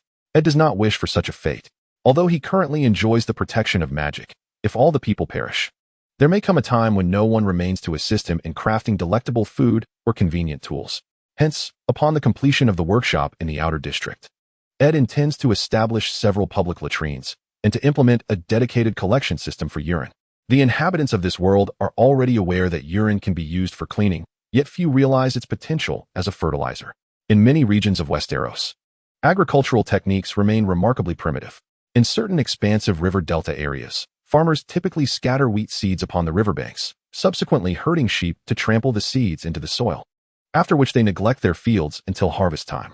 The north is characterized by vast expanses of wilderness, with most cultivation conducted through slash-and-burn methods. Once a suitable plot of land is cleared, farmers ignite a fire, using the scorched earth to cultivate wheat. Moreover, the sparsely populated north allows for grazing, which serves as a primary means of sustenance. When the fertility of the land is exhausted, these individuals migrate to new territories. Ed perceives the stagnation of agricultural practices in this world as largely influenced by erratic climatic conditions. Particularly in certain southern regions, commoners can reap bountiful harvests without meticulous farming. Unlike the north, Ed must ensure that the land yields maximum produce. Otherwise, the future development of his domain cannot be assured. The power of magic has only just begun to manifest, and there lies a long road ahead to fully integrate it into industry and agriculture. Soon, Ed successfully assigned tasks to everyone. Scholar Albert and Tax Officer Barise would coordinate efforts, educating the farmers on Ed's estate before gradually extending this knowledge outward. Scarred Ricard and his eldest son, Big Bear Brandon, were tasked with expediting project progress. Once the workshop area was established, Ed's men would commence the construction of public latrines and a composting facility. Furthermore, there were concerns regarding the training of Captain Arthurstone's guard. After the skirmish at the mine, the Lean Pigeon was promoted by Ed to serve as Arthur's deputy, overseeing the logistical management of the guard. Initially, Ed aimed to recruit and train a contingent of approximately 100 soldiers. After everyone received their orders and departed, Scholar Albert, the family cat Bran, and Eel Lav were retained by Ed. Albert felt little in the way of discomfort, but Lav and Bran appeared somewhat anxious. I trust you are all quite curious as to why I have chosen to keep you here. Ed's gaze flitted across the faces of the three individuals before finally resting on Bachelor Albert. Upon hearing Ed's subtly laden words, Albert felt an inexplicable tightening in his chest, as if some monumental event were about to unfold. Lord Ed, are you, referring to my pet cat Bran? The words struggled to escape his lips. He yearned to find an adjective to encapsulate his perception of Ed, yet after an exhaustive mental search, he found himself at a loss. Ah, splendid. Bran, it appears you have grasped the threshold. All that remains is to prepare to unlock the door to a new world. A new world? What does that imply? Albert inquired, a hint of curiosity evident in his tone. Beside him, Eel Raff remained silent, yet his trembling body betrayed his unease. Perhaps we should commence in this manner. I wish to know, what does magic signify in your eyes? In response to Albert's question, Ed refrained from offering a direct answer, instead posing a counter-question to the trio. Chapter 25. The Devil's Art in the Northern Region, at the Monster's Horn Peninsula, within the Flint family castle's council hall. Albert suddenly uttered, "Magic is a long sword without a hilt, utterly beyond our grasp." He recalled this phrase from an herbalist, which in a forest near Old Town, a sentiment widely embraced among scholars. Initially, the academic city approached magic with a spirit of inquiry. However, over time, the emergence of fervent researchers and several harrowing magical incidents transformed magic, or the arcane, into a subject shrouded in taboo. This very perception was the primary reason why Ed and his associates in the Dragon and Magic Research Society were consistently dismissed by the mainstream academic institutions. Humanity often harbors fear of the unknown, particularly when it pertains to forces beyond their control. This apprehension is not entirely unwarranted. Many individuals in this world possess the capacity to wield mental prowess. Numerous practitioners utilize soul energy to perform magic, with both fire and blood magic exemplifying this. In fact, certain fire spells lack any offensive capability, merely surpassing ordinary illusions by a slight margin. Often, our inability to harness magic stems from the disconnection between our bloodlines and the mysterious forces. However, I am different. I have now mastered the means to fully wield magic. How is that even conceivable? While Albert was taken aback by this revelation, Eel Raff and the cat Bran appeared less surprised. Having come to believe in the existence of mysterious powers following the incident with the otherworldly beings. I can demonstrate this to you right now, but it hinges on whether Bran and the others are willing to embrace such a transformation, as it could profoundly affect their future lives and even alter their physical forms. My lord, I am ready to try, exclaimed Bran, the house cat, whose previous experiences had granted him an entirely different perspective, especially when he exhibited unique abilities and garnered the attention of others. This newfound recognition was immensely gratifying, and it marked the first time he truly felt valued by those around him. For Bran, who had previously felt like a burden to his household, the future presented him with two stark choices: to become a sentinel on the Great Wall of Despair, or to journey southward and pursue a scholarly path. However, Bran now found himself with a radically different option, one that filled him with newfound hope and the potential to become a pivotal figure within his realm. Upon witnessing the determination reflected in Bran's eyes, Ed nodded in acknowledgement. He then retrieved a dragon crystal from his pocket, roughly the length of an adult's index finger, resembling a slender rod. After infusing it with the essence of the forest child, the crystal emanated a luminous green glow, which left the three individuals opposite Ed utterly astonished. Ed approached Bran, the youth's gaze completely captivated by the radiant crystal. It was only when Ed grasped Bran's right hand and pierced the crystal into his palm that the sharp sensation jolted him back to reality. The intense pain compelled Bran to scream out, and instinctively, he attempted to withdraw his hand from Ed's grasp. Yet, he soon realized he was entirely ensnared by Ed's control, unable to muster any strength in his limbs. What is this? Bran gasped as the dragon crystal fully embedded itself into his hand. Ed released him, but just as Bran's cries of agony emerged, it felt as though an invisible force had stifled his voice. The inexplicable pain abruptly vanished, and as he quickly examined his hand, he found nothing amiss. Remember that sensation of your body and spirit separating. Now, attempt to transfer your consciousness to your right hand. Yes. Just like that. Under Ed's guidance, Bran gradually shifted his soul's awareness onto the dragon crystal nestled in his right hand. In that moment, Ed, his somewhat shy and introverted cousin, seemed to step into an entirely different realm. In this new world, Bran Stark transformed into a diminutive, peculiar being. And within the span of countless years, he absorbed a wealth of knowledge, his memories now enriched with visions that were wholly foreign to him. In a brief span, the Grand Hall was left with only the somewhat labored breathing of the family cat, Bran. At this moment, Bran's eyes had transformed into a luminous green, distinct from the ordinary hues of human irises. Can you feel that power now? You might attempt to shift your consciousness elsewhere, and subsequently, you could endeavor to merge your soul with the essence of animals and plants, as legends recount. Under Ed's guidance, Bran's eyes rolled back, and soon his soul began to wander throughout the area. The sensation was exhilarating, though the sudden feeling of weightlessness left his consciousness in a state of disarray. Overwhelmed with excitement, Bran's soul instinctively surged toward the position of the fishbeam wood. Fortunately, Ed noticed just in time and summoned Bran's spirit back to the vicinity of his body using the golden gaze. Thank you, Your Grace, my lord. Upon returning to his corporeal form, the family cat, Bran, stammered his gratitude to Ed, nearly losing control over his own soul for a fleeting moment. Although Ed appeared fearsome in his eyes, Bran found himself in a similarly precarious situation.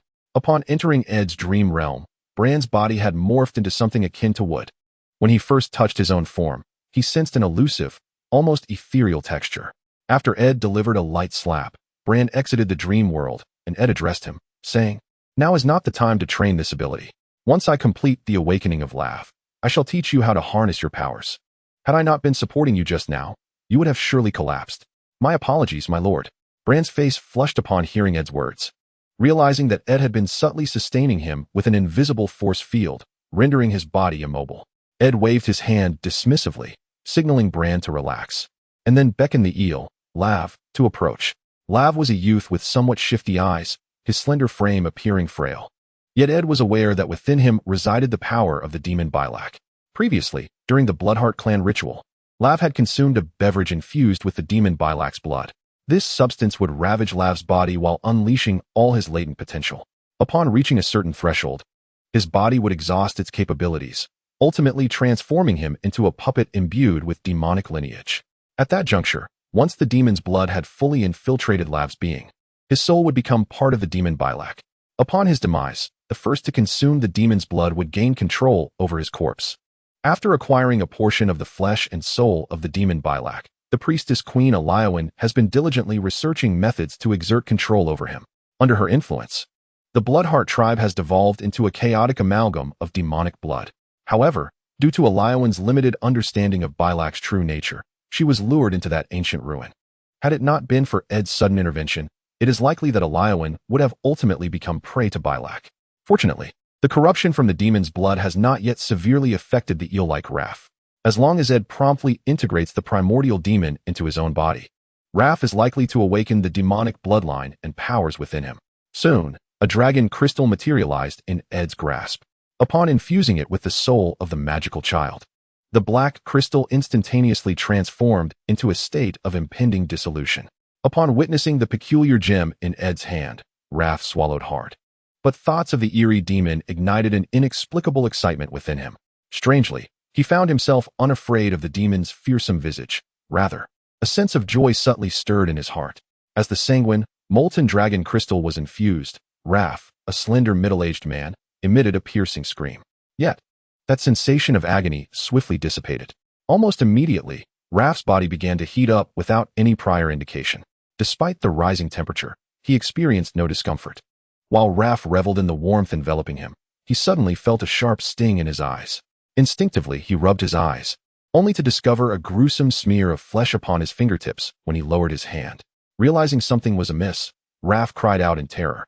However, as his vision blurred crimson, the surroundings transformed dramatically, morphing into a distorted mist-laden realm, causing his fear to vanish without a trace. At this moment, Raf's eyes had shifted to a slit-pupil state, with fine scales neatly arranged around them. His eyes had fully transformed into those of a demon, the black pupils resembling a volcano on the verge of eruption, filled with insatiable destructive desires. What Raf beheld was a myriad of vapors, energies swirling around him. Moreover, Ed exuded an irresistible force that drew Raf towards him, compelling him to engulf it. Yet, just as Raf prepared to act, the ethereal, tentacle-like eyes atop Ed's head suddenly turned in his direction, and an overwhelming pressure instantly dispelled Raf's demonic state. After falling to the ground, Rafu the eel gasped for breath, seemingly terrified by something utterly fearsome. Ed chuckled softly and helped him to his feet. Now both of you should have begun to grasp the essence of magic. The overwhelming power and sense of fulfillment can easily lead one astray. I hope you adapt swiftly. My domain awaits your strength. Ed, observing Rafu and the house Capbran, who were still struggling to adjust, patted their shoulders in encouragement and then instructed them to rest on a nearby chair. Do you still perceive magic as mere illusions and herbal techniques? Having completed these tasks, Ed's gaze shifted to the now dazed Bachelor Albert. Although the concept of science did not exist in this world, the scholars believed they were uncovering the singular truths of their reality. Yet now, this profoundly paradigm-shattering scene had completely overturned the truths Albert held dear. He had come to understand that magic indeed existed and was mastered by his sovereign. My dear Bachelor Albert, would you care to experience this sensation? Upon hearing Ed's inquiry, Albert instinctively swallowed hard. Such an opportunity to touch upon a new realm was rare. However, Albert, now aged, reflected that had he been a decade younger, he might have desired a challenge. Now, he merely wished to diligently document the knowledge he had encountered, including the current phenomenon of magic. I have grown old. Perhaps I can still strive for the Flint family a few more years. The allure of this mysterious power is indeed captivating, but my time is limited. Perhaps I could train some apprentices who can read and write, observing and recording their journeys as a means to partake in the fantastical experiences I can no longer pursue. Albert mused, fully convinced of Ed's words. The aberrations afflicting him had intensified, as the dragon crystal had thoroughly corrupted his body. Perhaps one day in the future, Bachelor Albert might awaken some strange ability, but for now, Ed was hesitant to experiment. Albert was one of the few intellectuals under his command, and a careless encounter with that potent awakening force could prove disastrous. There will be opportunities, my dear Bachelor Albert. Trust me, what we have experienced today is merely the beginning. We have much ground yet to cover, and the future holds boundless possibilities. Ed reassured Albert, instilling hope in the old scholar's heart. Perhaps one day he would witness Ed establish an extraordinarily prosperous city, or even a nation. Chapter 26. This is magic in the Northern Territory at the Monsterhorn Peninsula, within the grand castle of the Flint family. In the council hall, instructions were being issued. You lot, move those items over here, and you, shift that box to this side.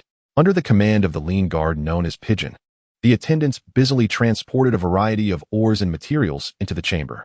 In several pens, the cries of young creatures echoed: the lion lizard, a crocodilian being from the eastern neck marshes, gray bears, hill wolves, mountain cats, swamp pythons, and scale turtles, which are formidable carnivorous fish. These young animals hailed from the neck marshes to the east and the western mountains, destined to serve as materials for Ed's forthcoming magical experiments.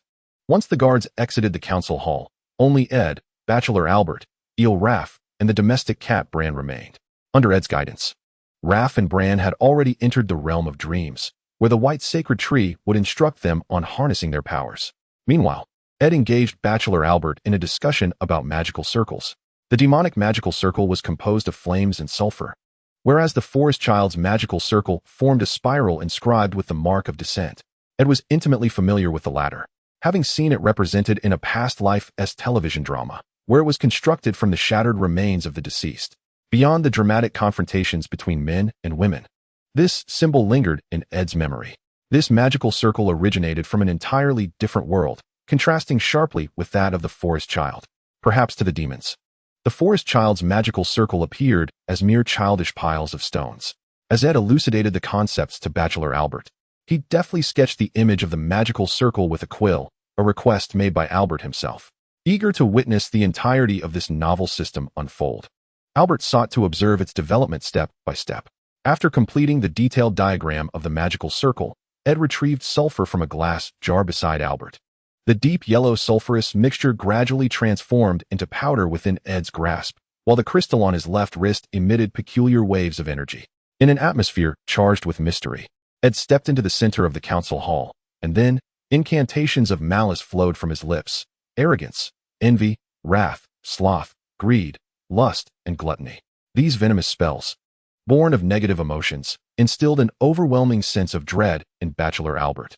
With a thunderous boom, as the terrifying chant reached a crescendo, a formidable energy erupted forth. In conjunction with this surge, a massive blood-red hexagram magical circle manifested, and the temperature within the council hall began to rise dramatically. The pungent odor of sulfur, the metallic scent of blood, the stench of decaying flesh, and a myriad of indescribable aromas began to permeate the air with the emergence of the magic circle. The young creatures confined within their cages erupted into frantic howls, and as their cries echoed, an ineffable aura of dread began to envelop the vicinity of the magic array. A sound reminiscent of a bull's bellow reverberated from within the circle, followed by the manifestation of a grotesque, blood-red hand at its center. As this terrifying appendage materialized, a distorted form gradually emerged alongside it, revealing a monstrous body where crimson muscles seemed to flow like molten lava. The creature was devoid of any intact organs, resembling undigested clumps of flesh extracted from some abhorrent beast's gastric fluids. In that moment, Bachelor Albert's heart raced as if it would burst from his chest. Upon witnessing this horrific entity, his very soul felt as though it had been ensnared. He attempted to speak, but it was as if a force had constricted his throat.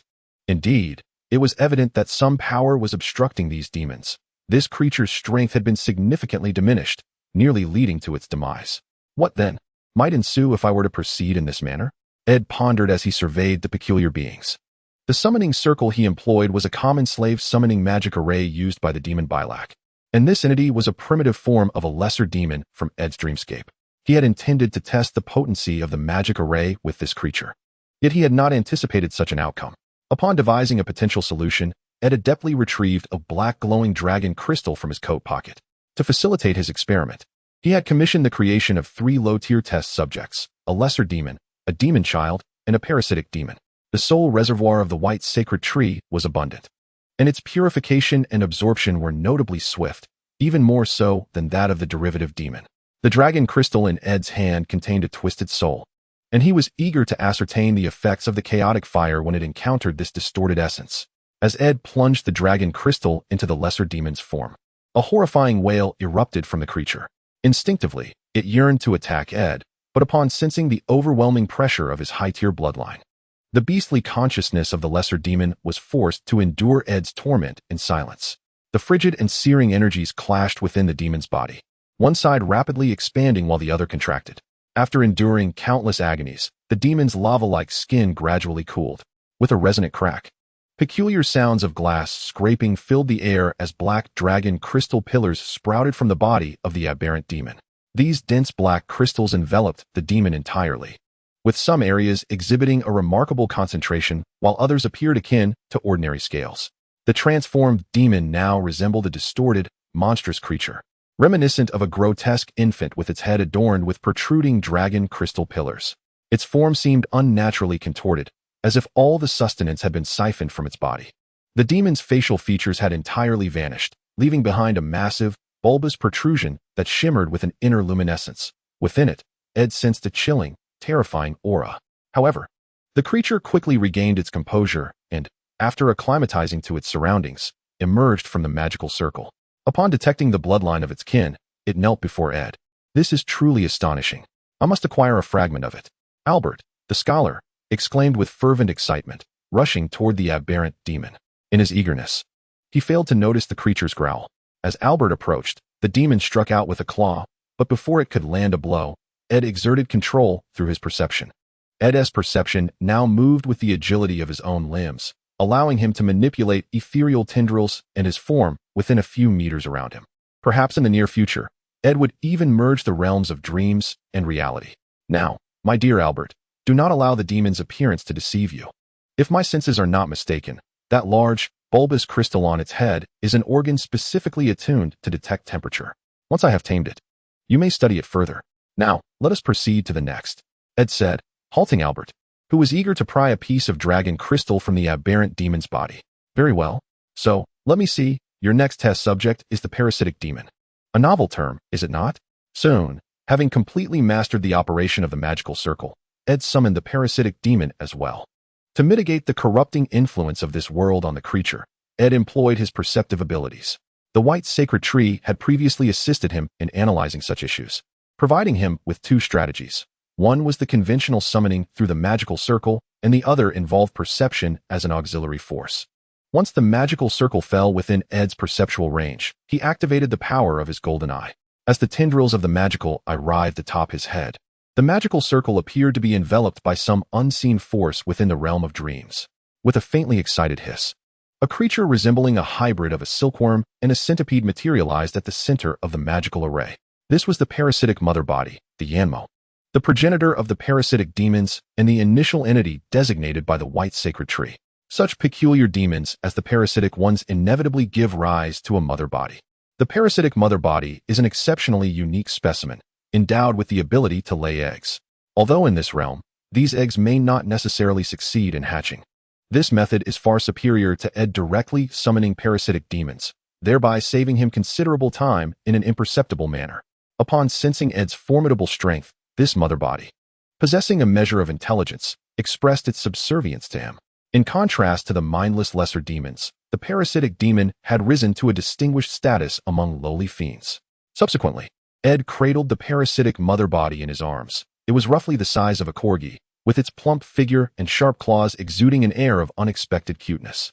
By using his perceptive abilities to enter its being, Ed exerted influence over this creature. Feed it well with meat and dragon crystals. Encourage it to lay more eggs. Should these larvae hatch successfully, they will serve as my finest tools for taming beasts. After entrusting the languid parasitic mother body to Scholar Albert, Ed instructed him, finding amusement in Albert's expression of both fear and delight. Unlike the less intelligent demons, who could barely comprehend simple commands, the parasitic mother body harbored no such concerns. Upon receiving Ed's directives, it patiently awaited Albert's offerings. Ed then proceeded towards a pile of dragon crystal columns strewn across the ground. The demons, transformed by Balak, were tirelessly assisting Ed in the creation of more primordial demons. Thus far, 3 low-quality primordial entities had been summoned. However, due to their maternal origin, they were not as dire as Ed had initially envisioned. These 3 rudimentary demons would gradually evolve into the most ordinary magical creations under Ed's command over time. At present, Ed relied heavily on the strength of these entities for many foundational projects. and their low-cost and uncomplicated summoning process suggested they might become a staple of his summoned creatures in the future.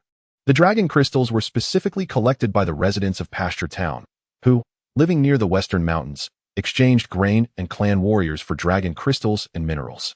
These columns of dragon crystals had nearly depleted the town's entire stock. If Ed's experiments proved successful, these dragon crystals would evolve into entities more valuable than gold, serving as the foundational minerals for Ed's magical industry.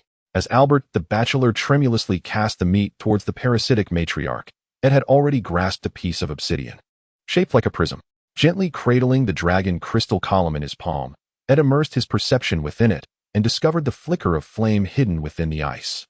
In certain legends, dragon crystal is said to be the blood of the gods, and the ancient Valyrians referred to it as frostfire. One speculation regarding the cataclysm that befell Valyria suggests that their terrifying downfall was entirely due to their reckless abuse of dragon crystal. Some believe Valyrians harnessed the power of dragon crystal, yet these precious minerals only emerge in specific locations or deposits. The dragon crystal of this world cannot be produced through the cooling of magma with water, thus, to acquire more, the Valyrians constructed their cities near the ceaseless volcanic chain of the 14 Flames. Rumors abound that it was the Valyrians' unrestrained extraction of dragon crystal and other minerals from the volcanoes that triggered the simultaneous eruption of the 14 Flames, obliterating the freehold of Valyria and leading the avaricious dragon lords to their annihilation amidst the earth's fury. As Ed's perception delved deeper, the flame, which seemed frozen in time, appeared to awaken as though stirred by some external force, though the enigmatic energies surrounding it relentlessly suppressed its emergence. Soon, a spirit of the forest, residing within Ed's dream realm, was summoned forth. Guided by the tendrils of Ed's perception, the forest spirit's essence entered the heart of the flame. The collision of these two forces was akin to gasoline igniting upon contact with a spark. The ferocious conflagration ignited the outer layer of impenetrable ice, and the intense heat blazed in Ed's palm. From a distance, it appeared as though Ed himself were ablaze, and in that moment, Albert the Bachelor, captivated by the extraordinary sight in Ed's hand, completely forgot his intentions. A new era had begun, my bachelor, and you shall witness it all. Chapter 27. Magic as the primary productive force in the north, at the peninsula of Kraken's Horn, within the council hall of the Flint family castle. A corpulent parasitic matriarch had laid over 20 peculiar flesh eggs, each comparable in size to an ostrich egg, in a hidden corner among the hall's stone pillars. Concealed in the shadows was a mutated lesser demon, which Ed had designated as the dragon crystal lesser demon. This creature had become the matriarch's midwife, tasked with feeding her while also retrieving the egg-like masses from her tail. In a corner of the hall's table, Albert the Bachelor gazed vacantly at two already hatched demon eggs, where the two parasitic beings, resembling centipedes, seemed to have lost their vitality, their forms transforming into a substance akin to solidified magma. Although it was impossible to procure suitable biological samples, Bachelor Albert was nonetheless profoundly intrigued by the deceased parasitic creatures. He sought to uncover the materials constituting the repulsive bodies of these vile beings, akin to flesh and blood. Meanwhile, Ed was engrossed at a nearby table, examining a barely surviving parasitic creature. This specimen, cloaked in a deep crimson hue, bore bone-like claws adorned with tubular apertures. Its form resembled that of a centipede, albeit larger and more rotund, possessing an odd semblance of cuteness at times. At that moment, a frenzied mountain cat lay sprawled on the table adjacent to Ed, its body and movements appearing notably rigid, as if ensnared by some external force. After scrutinizing the condition of the parasitic creature and employing his perception to delve into its anatomy for a period, Ed placed the creature upon the mountain cat. This particular feline, a unique species indigenous to the northern wilderness, could grow as large as an Arctic wolf. Though it lacked the renown of its distant relative, the shadow mountain cat, it commanded a dominant presence in the northern expanse. With a sound reminiscent of flesh being pierced, the mountain cat cub emitted a piercing cry, and as the parasitic toxin infiltrated its system, its voice gradually diminished. In a matter of moments, the mountain cat collapsed onto the table, and Ed judiciously relinquished his hold over it. Observing the mountain cat's condition, Ed, aided by his golden eyes, vividly witnessed the horrifying spectacle of the two creatures entwined in a grotesque amalgamation. Their blood, flesh, and bones corroded and merged into a repulsive mass, resembling a ghastly tumor. After approximately 10 minutes, the weakened mountain cat produced a submissive hiss directed at Ed. Subsequently, Ed retrieved a notebook and inscribed his observations and insights regarding the parasitic creature. The entity utilized bloodline transformation to induce mutations in the host organisms, ultimately unlocking the full potential of the parasitized beings, accelerating their speed and augmenting their strength. The White Holy Tree was acutely aware of Ed's intentions, which is why it commissioned the demon Bilak, in its transformed state, to create such primordial entities. As Ed gazed at the mountain cat, which continued to nuzzle against his arm, a satisfied smile graced his lips.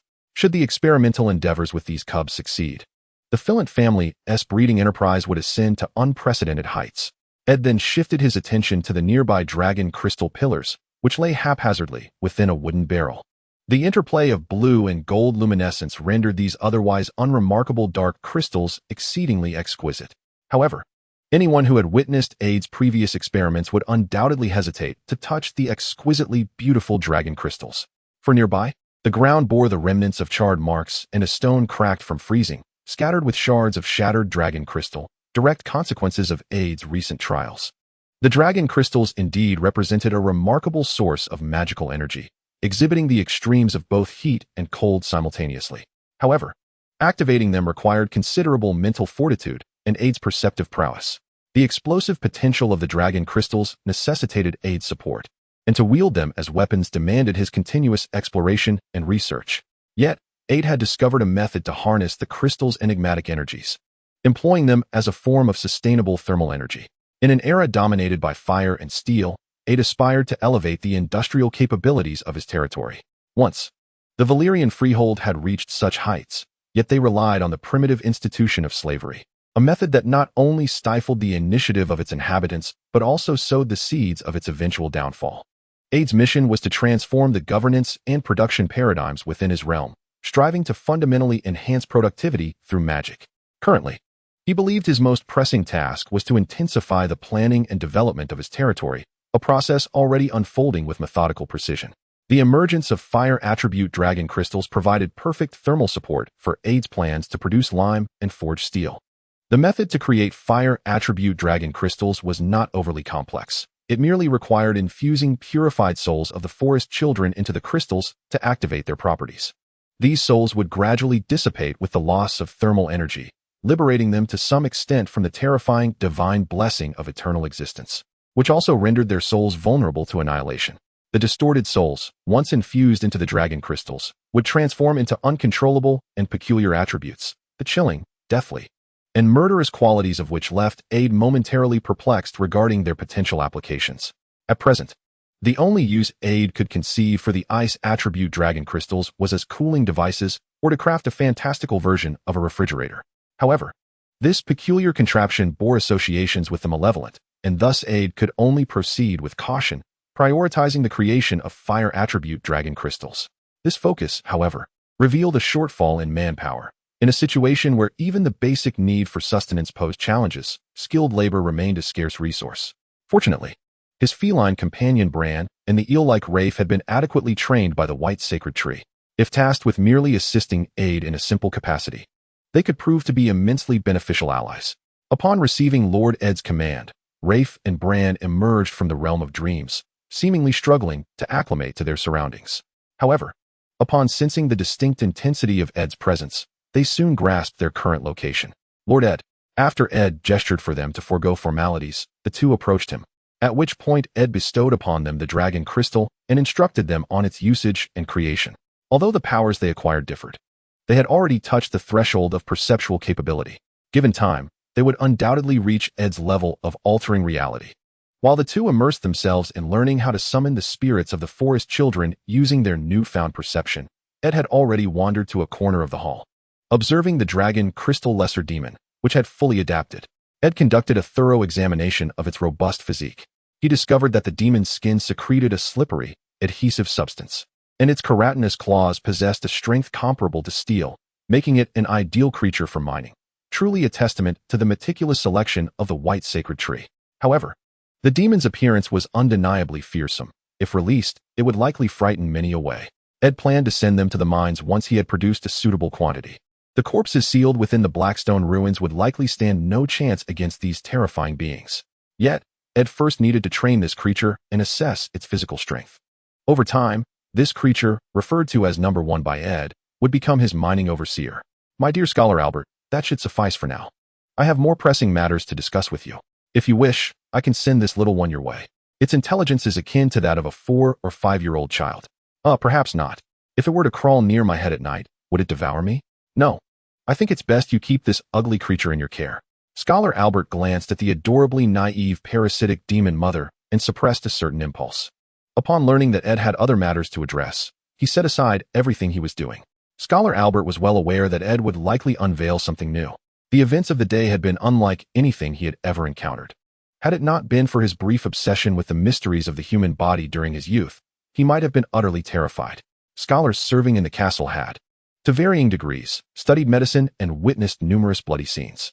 Thus, Scholar Albert's attitude towards the peculiar creatures summoned by Ed was one of mere curiosity and excitement. This is my design philosophy. I aspire to incorporate the fire dragon crystal and the ice dragon crystal into this apparatus. Gazing at the expectant face of Bachelor Albert, Ed handed him a roll of blueprints and began to elucidate the details. The design was a simplified version of the Stirling engine, a rudimentary thermal engine, often referred to as a hot air engine. The principle of the Stirling engine involves heating and cooling the air medium within the cylinder, creating a cyclical process that generates power. Although the underlying concept appears straightforward, the material requirements are exceedingly stringent.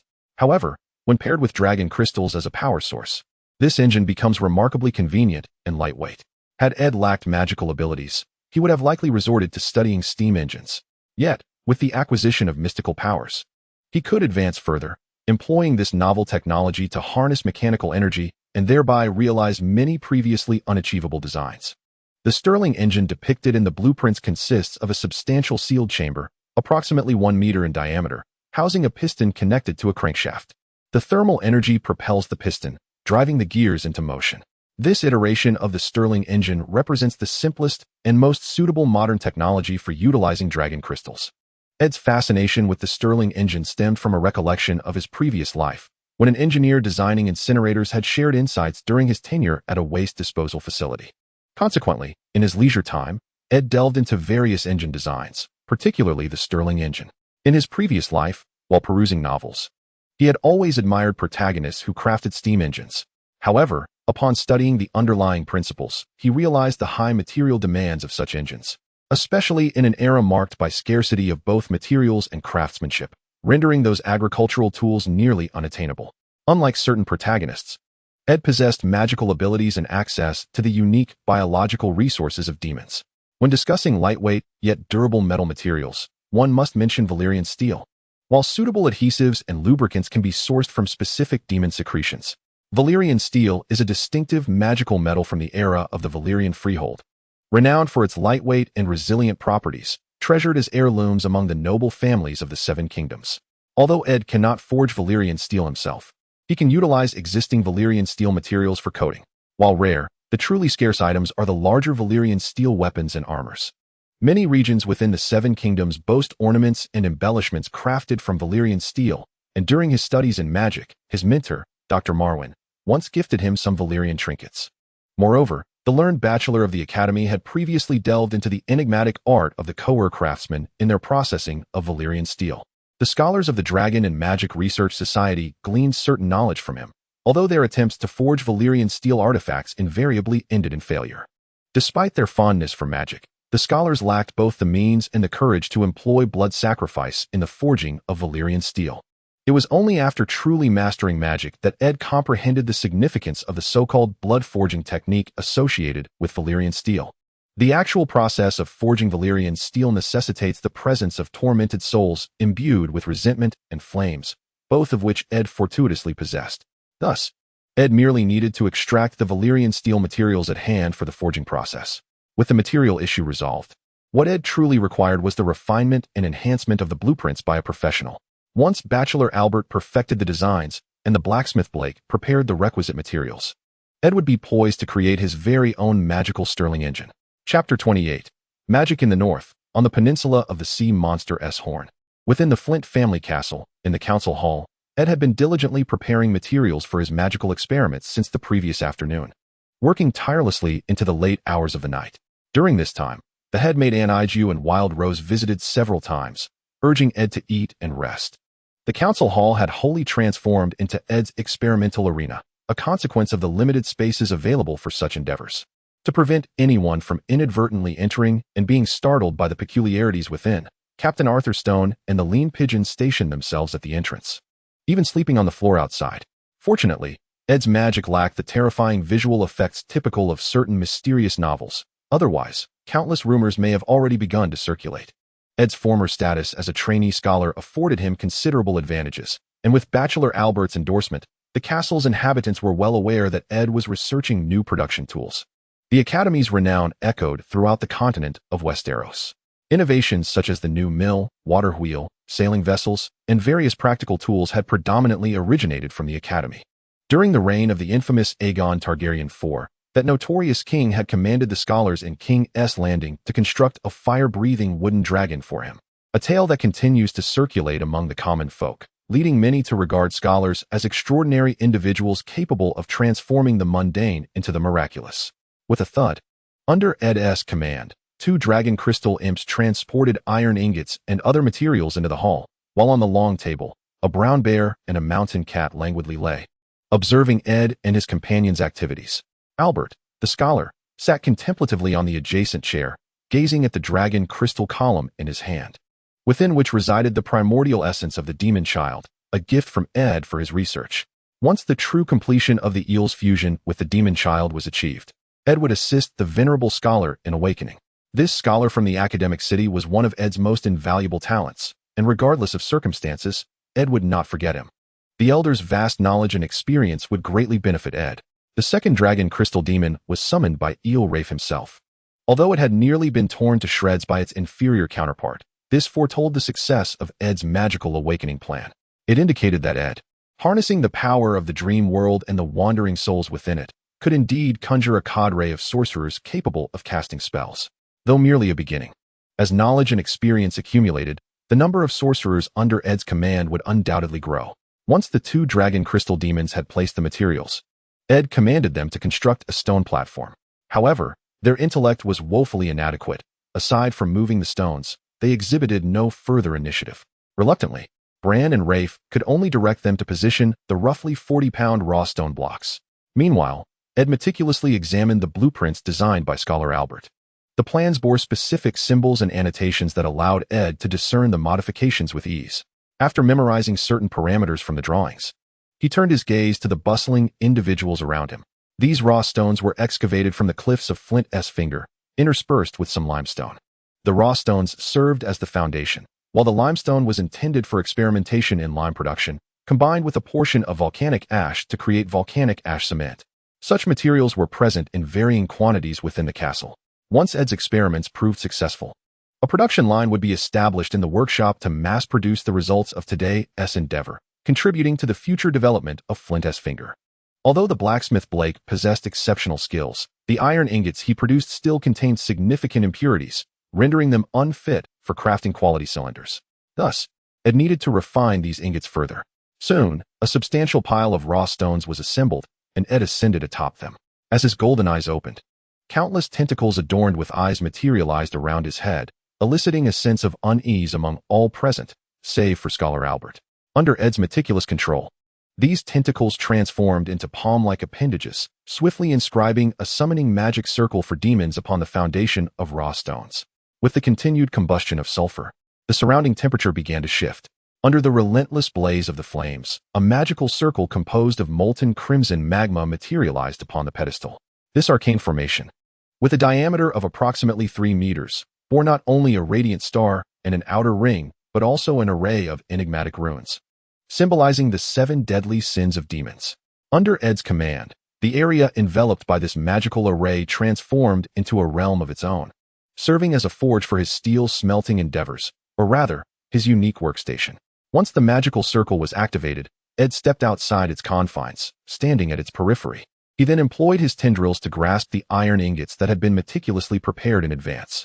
To the eyes of Bachelor Albert, these ingots appeared to float near while Bran and his companions perceived them as being seized by Ed's tendrils. With a thunderous roar, as Ed infused his perception into the fire dragon crystal, it erupted with a terrifying energy. This overwhelming force rendered several of Ed's tendrils into mere charcoal, and the surrounding area warped under the rising temperatures. Protected by the magical circle, the intense heat remained contained. However, the disparity in temperature transformed the space into a distorted high-temperature zone. Despite the magical barrier, the searing energy still rendered Ed's body somewhat uncomfortable. Under Ed's meticulous control, the tendrils continued to manipulate the environment. Once the tendrils were depleted by the extreme heat, Ed summoned new ones through his perception, gradually acclimating with the assistance of his golden eyes. He discerned the issues and impurities present within the iron ingots. Enduring the relentless roasting and destruction of the high temperatures, Ed's tendrils morphed into countless delicate filaments, acquiring an unusual fire resistance after enduring multiple assaults from the flames. As the temperature continued to fluctuate, the iron ingots began to change, transforming into spheres radiating the intensity of the sun. Under the guidance of Ed's myriad tendrils, this searing iron ball was shaped into a cylinder, reminiscent of the clay balls he played with in his youth. Ed skillfully mimicked the motion of a pottery wheel. As the cylindrical mass spun continuously, gradually carving out a hollow within its center.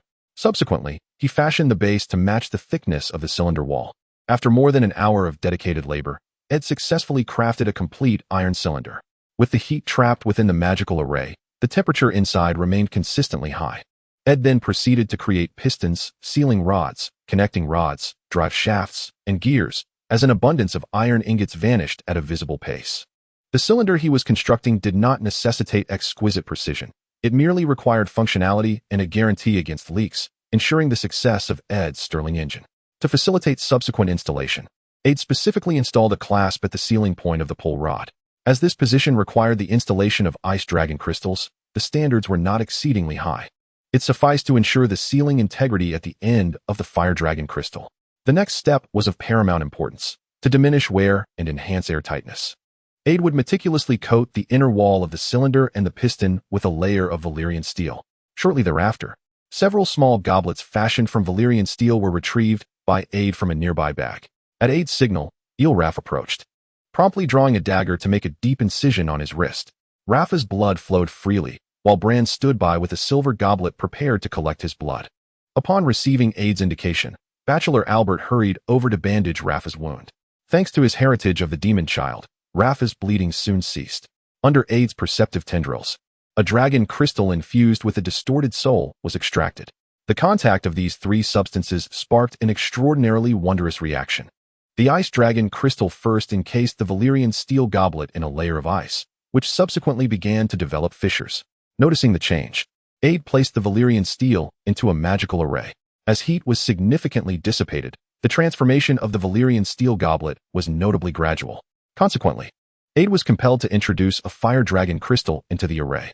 As the temperature steadily rose, the Valyrian steel began to transition into a molten state. And Ed seized this opportunity to employ his golden eye to explore the mysteries of the Valyrian steel. Unfortunately, this peculiar magical item eluded the scrutiny of the golden eye for retrospection. Although Ed had previously attempted this, he felt an irresistible urge to investigate once more upon witnessing the Valyrian steel in its molten state. The subsequent steps were rather straightforward. Ed utilized his tendrils to evenly coat the molten Valyrian steel onto the inner walls of the cylinder, ensuring that the contact surfaces of the piston were uniformly covered as well.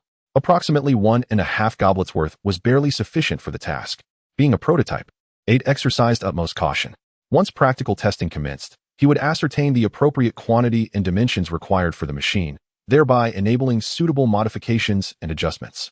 Thus, a colossal cylinder, approximately 50 centimeters in diameter and around 2 meters in length, materialized before the onlookers. Bachelor Albert deemed Ed's blueprints overly extravagant and modified them into the present design. Fearing the collapse of the castle, Ed consistently employed his perceptive tendrils to support these hefty components. Once they cooled, he intended to relocate them to the castle's open grounds for trials before transporting them to the workshop in the outer city. This is our prototype, Magic Energy No. 1. In the future, it will become increasingly compact and lightweight, while its power will continue to amplify. Yet, the current weight is quite burdensome. I fear it may collapse this structure. At this moment, Ed realized he had not adequately considered the machine's weight from the outset. This contraption now weighs approximately 5 or 6 tons, and due to prolonged exertion, Ed's senses were beginning to wane. Consequently, he had no choice but to command the guards to clear the area. Fortunately, the balcony exit of the assembly hall was sufficiently spacious. allowing the components of the Sterling engine to be transported outside. Upon receiving Ed's command, the diligent guards, including the lean pigeon and Arthur Sherdong, swiftly ushered all personnel outside the castle to the first floor. Subsequently, Ed arranged for all components to be placed upon the ground outside the castle. Once the components of Magic Energy Number 1 were positioned, Ed instructed the captain of the guard, Arthur Sherdong, to cordon off the area and assigned 4 guards for its protection.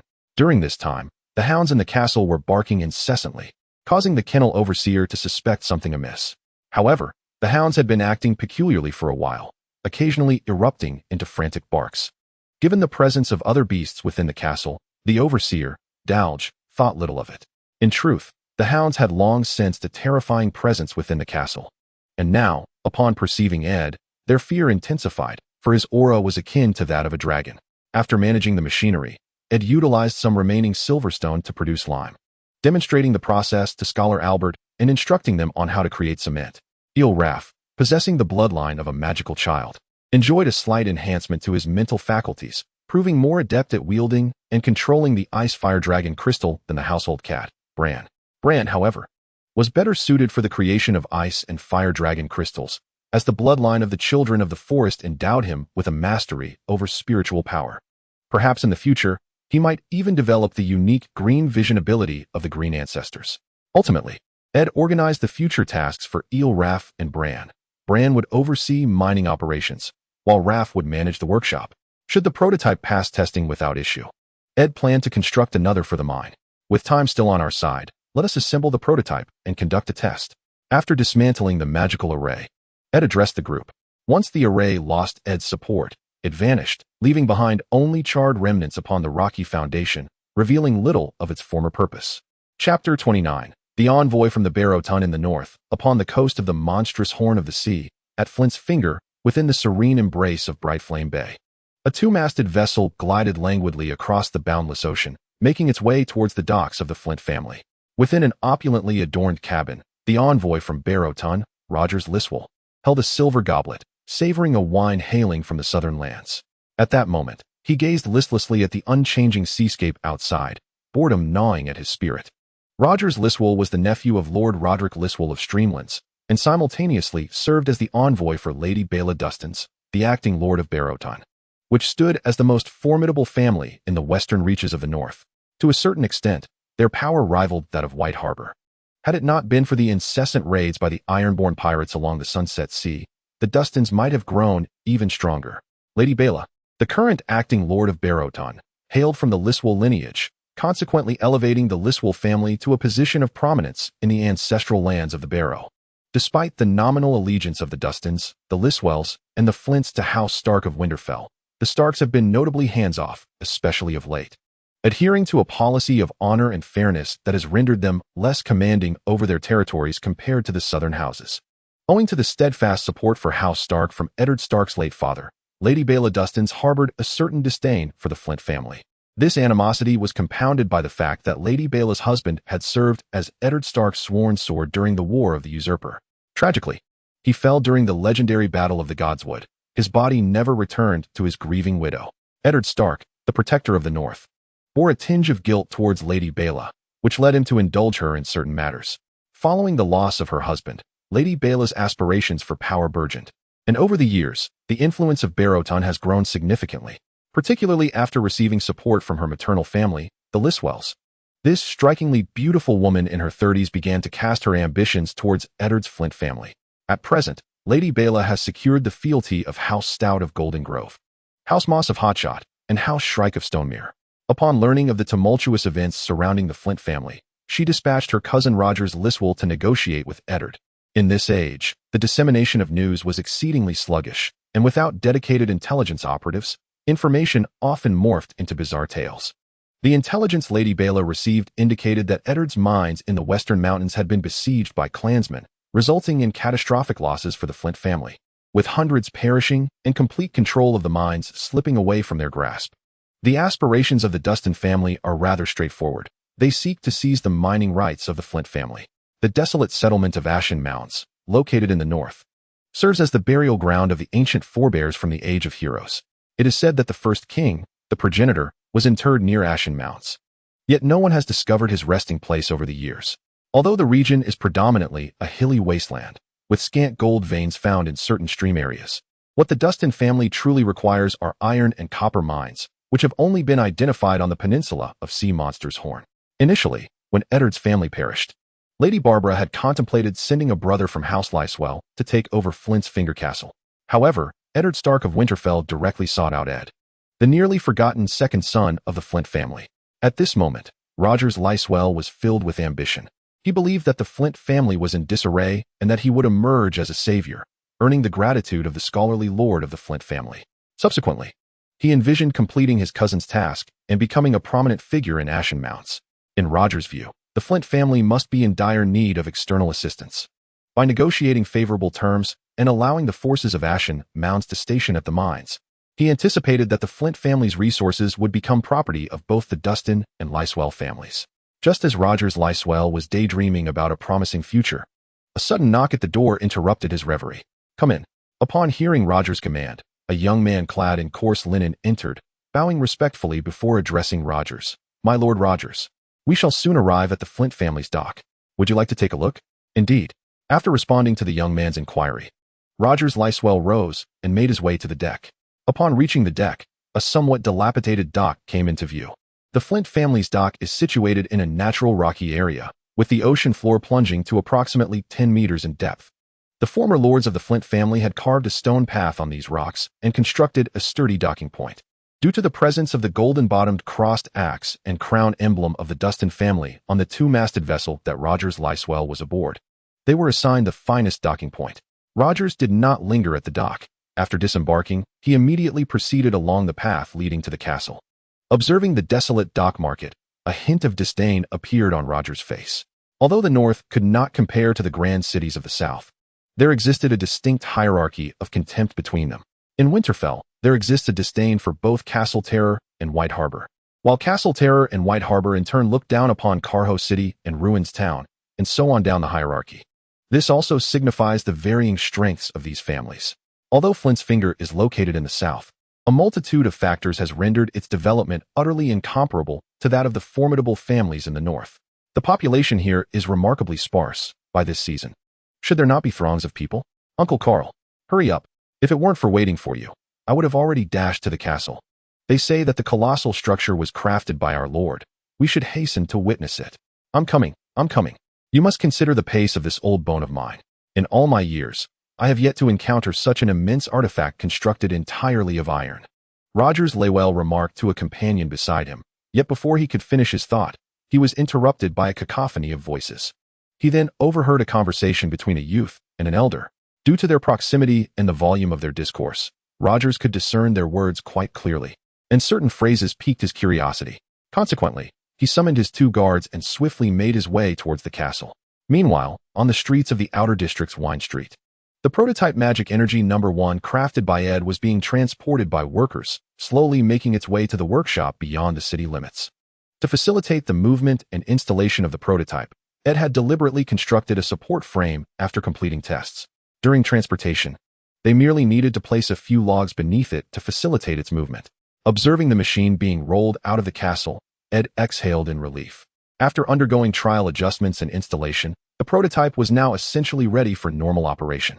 During yesterday's tests, Ed had preemptively installed a fire dragon crystal in the slot at the hot tank's end, and the lubricant used was derived from the secretions of a lesser dragon crystal.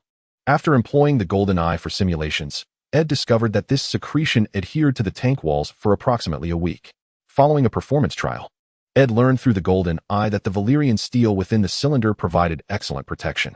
To ensure that the fluctuating temperatures did not adversely affect the cylinder, Ed significantly reduced the release efficiency of both the Fire Dragon Crystal and Ice Dragon Crystal, thus maintaining the Iron Piston's normal movement while preventing drastic temperature changes within the cylinder.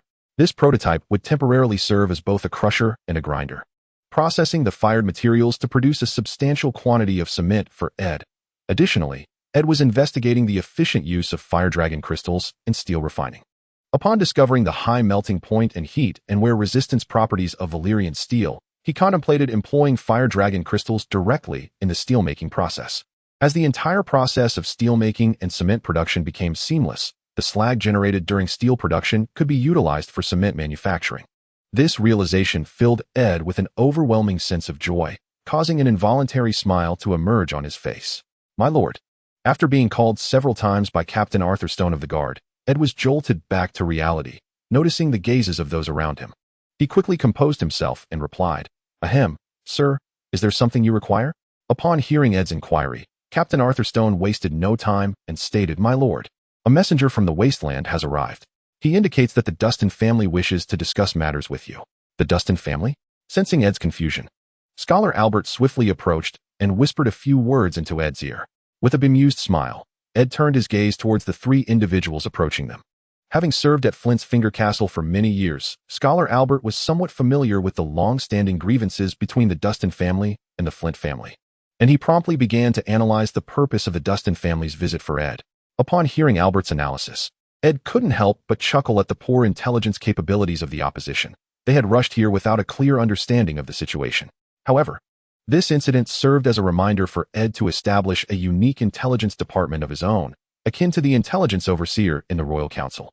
In an era where transportation was limited and long-distance communication often relied on ravens, controlled solely by scholars, Ed realized that if others wished to conceal information from him, he would remain oblivious. Perhaps, as his own cadre of wizards expanded, he might develop a mysterious method of long-distance communication.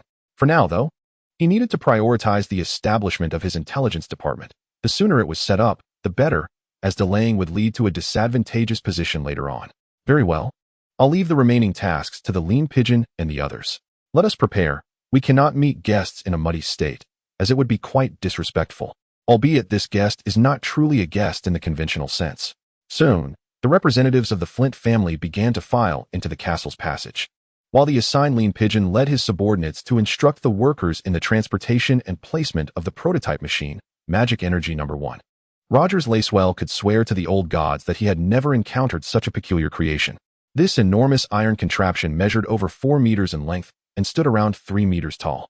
Rogers suspected it was related to milling equipment, as he noticed an object resembling a fan wheel, yet he was left with a lingering question. The object in question was neither large nor wide. How could one harness the forces of wind and water? With this query lingering in his mind, Rogers Lacewell approached the castle's location. Upon reaching the entrance, he encountered the young Flint, whom he had dispatched to deliver a message. After bestowing upon him a copper coin as a token of gratitude, Rogers learned that Ed and his companions had already entered the castle. Once he had announced his identity and presented a document bearing the sigil of House Dustin for the gatekeeper's inspection, Rogers Lacewell was granted permission to enter the castle. The grand entrance of the Flint family's fortress was accessed via a passageway approximately 10 meters long, leading to a 3-tiered gatehouse. Between the top floor and the passageway were over 20 murder holes, which could be utilized during warfare to pour hot oil or unleash crossbow bolts upon intruders. In the middle of the passage, there was a formidable iron gate that could be lowered to obstruct enemy forces, effectively severing their ranks and hindering the advance of siege engines, thereby facilitating the defender's ability to pour boiling oil or launch smoke attacks from the murder holes. Guided by the tax collector, Uriz, Rogers Lacewell and his 2 companions were soon directed to Ed's throne hall, a venue reserved for formal visits. The castle, constructed during the Undul invasion by a minor king of the Unduls, still retained the majestic throne hall from that era. At that moment, Ed, seated upon the stone throne, emanated an air of authority. The elevation of the throne above the hall floor accentuated his slender figure, lending him an imposing presence. Chapter 30. A new challenge arises in the north. At the peninsula of Sea Monster's Horn, within the Flint family castle, Ed presented a striking appearance. He wore a white silk undergarment beneath a gray, fitted long robe, complemented by a finely crafted leather jacket adorned with exquisite floral buttons and metallic embellishments. His gray cloak bore the emblem of House Flint. Below, he donned silk trousers, and his meticulously crafted leather boots, fashioned from the hide of a neck lizard, showcased a splendid scale pattern. As Rogers Lacewell entered the throne hall, he was met not with eager anticipation, but with scrutinizing gazes, causing his heart to momentarily race. The scene before him diverged markedly from his expectations. However, after a moment of reflection, he quelled his inner uncertainties. Unlike the prominent cousins of the Lacewell family, Rogers was a thinker. He refrained from voicing thoughts that ought to remain unspoken. Good day, esteemed Lord Ed Flint. I am Rogers Lacewell, the envoy from the Barrow Mount. here to extend the highest regards from Lady Babar. Recently, we have also received disheartening news in our lands. And in accordance with the feudal assistance provisions of the kingdom's laws, Lady Babar hopes to offer some aid to the Flint family. Rogers spoke with remarkable poise. His neither servile nor arrogant demeanor prompted Ed to regard him with increased respect. There exists a saying in the streamlands of the north: the thoughts of the Lesswells are as varied as the colors of their family crest. The Lesswell family, having dominion over the lush streamlands, has long been the largest pastoral estate holders in the north, consistently ranking among the foremost in the western regions. The current lord of the Lesswell family has even achieved matrimonial alliances with the Dustins of Barrowmound and the Boltons of the Terror Keep. However, this increase in power has not translated into substantial benefits for the family. Rather, it has led the heirs of Lesswell to become quite pretentious. Yet, Rogers Lesswell does not share such flaws, possessing a clear understanding of his identity and the resources he can command. Haha, we appreciate the concern of the Dustin family. Though our Flint family may be few in number, the warriors under my command are more than capable of dealing with mere brigands wielding clubs. You need not worry about us. We are quite well, and there are no issues within our territory. Upon hearing Rogers's words, Ed exchanged glances with Scholar Albert. As suspected, the Dustins were indeed plotting to seize the mines in the western mountains. My lord Ed, there is no need for you to maintain such a faade. The sea monster's horn borders the Iron Islands, and those who worship false gods will never truly submit. Moreover, the barbarian tribes in the western mountains pose a persistent threat. As long as these dangers loom, your lands cannot develop as they ought. Thus, I sincerely wish to negotiate an agreement between Barrowmound and yourself, which would be mutually beneficial. Suddenly, with a resounding crash, a plethora of ornaments and weapons were cast onto the ground beneath Ed's throne. The possessions of clan warriors and Ironborn pirates piled like a small mountain, leaving Rogers momentarily speechless. Then, the captain of the guard, Arthur Stone, stepped forward from the ranks, gesturing towards the spoils before Rogers, and declared, "The soldiers of Flint are valiant and undaunted warriors. We are prepared to confront any challenge from any quarter. Any foe daring to trespass upon our territory shall meet their demise." Rogers cast a glance at the spoils strewn across the ground, inwardly cursing the fur trader who had provided the intelligence. Initially, he had envisioned himself as a savior, come to assist them, yet upon arrival, he realized that the family needed no such aid. Momentarily at a loss, Rogers stood in the center of the throne hall, his mind swirling in confusion, utterly unsure of what to articulate. However, clarity soon dawned upon him. Although the Flint family's standing army was not as numerous as that of the Forsaken Mound, this was indeed the stronghold of the Flint family, and adequately prepared, they could certainly vanquish bandits and pirates. Very well, if there are no further matters, you may depart after enjoying lunch. Of course, should you wish to explore the scenic beauty of Flint's Point, we extend a warm welcome. As he observed Ed preparing to rise, a myriad of thoughts flitted through Roger's mind. For the sake of his future status and wealth, he resolved to take a chance. Please, wait a moment, Lord Ed. Upon realizing that all eyes were upon him, Rogers swallowed hard, then composed himself before speaking slowly. Your mines must have suffered significant losses. I hear many miners in the outer districts are reluctant to return to work. Such a situation will undoubtedly impact your production severely. I believe you should consider accepting assistance from the Dustin family. After all, when you took over, the mine's yield was not particularly high. Should the Dustin family manage it, your youthful workers would have greater employment opportunities, and you could alleviate your concerns regarding the mine's safety. Upon hearing Roger's words, Ed paused in his movements, intrigued by the suggestion. But what of the Forsaken Mound? Do they not worry about this issue? At Ed's inquiry, a flicker of excitement illuminated Roger's eyes. As long as the other party expressed interest, hope remained. By elucidating the pitfalls and challenges faced by the Flint family in managing the mine, Rogers was confident that Ed would ultimately be intrigued. Subsequently, Rogers meticulously articulated the mine's issues to the members of the Flint family, addressing concerns regarding costs, labor, safety, transportation, and processing. Throughout this discourse, his demeanor was notably engaging. He refrained from disparaging the Flint family outright, instead highlighting their shortcomings, subtly guiding Ed towards an awareness of the underlying problems. Certainly, had it been an ordinary lord, he would have likely engaged in discussions about profit-sharing and rental agreements with Rogers under his persuasion. However, Ed is not one to act in such a manner. His iron and copper mines are reserved for the future development of his territory, signifying that he never intended to sell the ores. Once the demonic magic array of Bilak is deciphered by Ed, his alchemical workshop will be established. leading to a substantial output of high-end products from Flint's finger. Ed's ambition is to construct a formidable magical city rather than merely accumulating wealth to become a wealthy gentleman. In my perspective, the issues you raised hold little significance, for in a few days, my mines will resume extraction and the yield will multiply several times over. As Rogers gazed at Ed with hopeful anticipation, Ed suddenly uttered a statement that swept away all the carefully accumulated leverage Rogers had, leaving him momentarily speechless. I understand you have further inquiries. Bandits and pirates will only serve to fortify the Flint family. These individuals will neither be executed nor sent to the wall in despair. Instead, they will become part of the Flint family, permitted to leave only after undergoing sufficient labor reformation. This plan has long been nurtured in my mind. I shall inform Winterfell and the Stark family of my intentions. Regardless of the decisions made by Winterfell, I shall resolutely implement my policies until new laws and judgments are established. Upon seeing Rogers poised to retort, Ed presented this novel perspective, leaving Rogers momentarily at a loss for words. Rogers Lyswell, I find you to be a most intriguing individual. Should you find your tenure with the Dustons untenable in the future, I invite you to join the Flint family, where you shall discover more than you ever anticipated. Well, that concludes our discussion for today. I must take my leave. Please feel free. After uttering these words, Ed rose from his stone throne, leaving Rogers stunned and rooted in place. Ed's words resonated with conviction, devoid of any semblance of boastfulness. Thus, for a moment, Rogers Lyswell was at a loss. Watching Ed depart the throne hall. In the north, near the Sea of Sunset, at a secluded cave along the rocky coastline, lies a stronghold of the Ironborn pirates. The pirates from Lonely Light Island and Black Tide Island have jointly established their presence here, within a concealed cavern.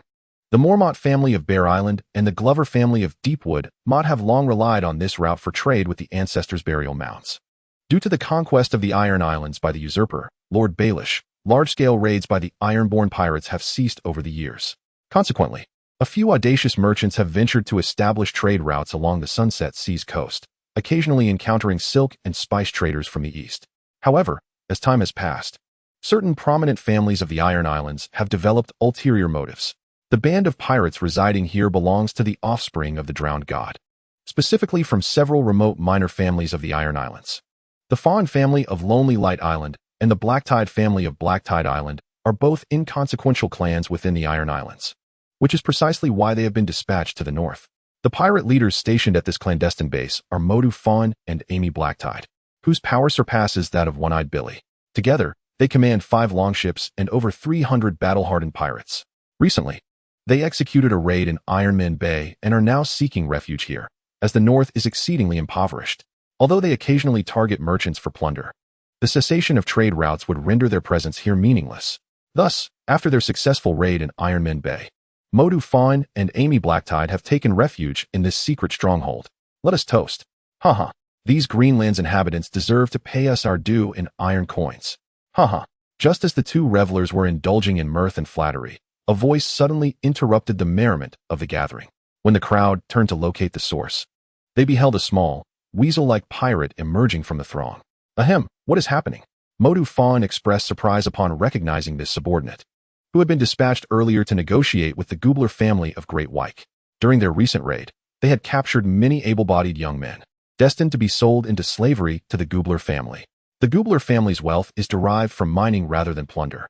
Although the Seven Kingdoms ostensibly prohibit slavery, many noble families maintain clandestine operations in their mines, employing numerous slaves from distant lands. The slave trade has long been a highly lucrative and illicit venture in this world. Jorah Mormont, heir to the Mormont family of Bear Island in the north, was sentenced to death by Eddard Stark of Winterfell for engaging in the slave trade. Yet he had long since fled with his wife to the distant lands of Essos. Boss Modu, we have learned from the Goobler family that One-Eyed Billy and his crew have been eliminated by the Flint family. Rumor has it that the Flints clashed with the savages in their mines, resulting in many casualties. Oh, indeed. Upon hearing this remark, the ever-curious Amy Blackface immediately expressed her interest and inquired, "Are you suggesting that the Flint family has suffered considerable losses?" After listening to the pirate's report, Majafon began to analyze the situation. Ha ha ha, blessed by the drowning god, it has come to my attention that nearly all members of the Flint family have perished. The current lord is an inexperienced novice from the verdant southern lands. This is nothing short of a divine blessing from the drowning god, urging us to raid Flint's finger. Amy Blackface shared her thoughts with her companion Majafon, who nodded in agreement. with a series of resounding clinks from iron goblets striking the table. Majafon and Amy Blackface rose simultaneously. My brothers of iron, the great drowning god has bestowed upon us a revelation. The sea will soon engulf Flint's finger. Let us proceed there to claim our iron tribute. With a fervent roar from Majafon, everyone present joined in a unified shout. Chapter 31, The Alchemist's Workshop North. Sea Monster's Horn Peninsula, Flint family castle. As the first rays of morning sunlight streamed through the window, Bran the house cat awoke with a start, rising from his bed. Rubbing his slightly swollen head, he donned his boots and approached a basin on the stand beside his bed. After splashing water on his face, Bran gazed into the wooden basin at the reflection of a slender boy with peculiar green eyes, momentarily overcome by a sense of unreality. In the realm of dreams, Bran often felt as though he were touching the tangible world, making it difficult to discern whether he was in reality or a dream.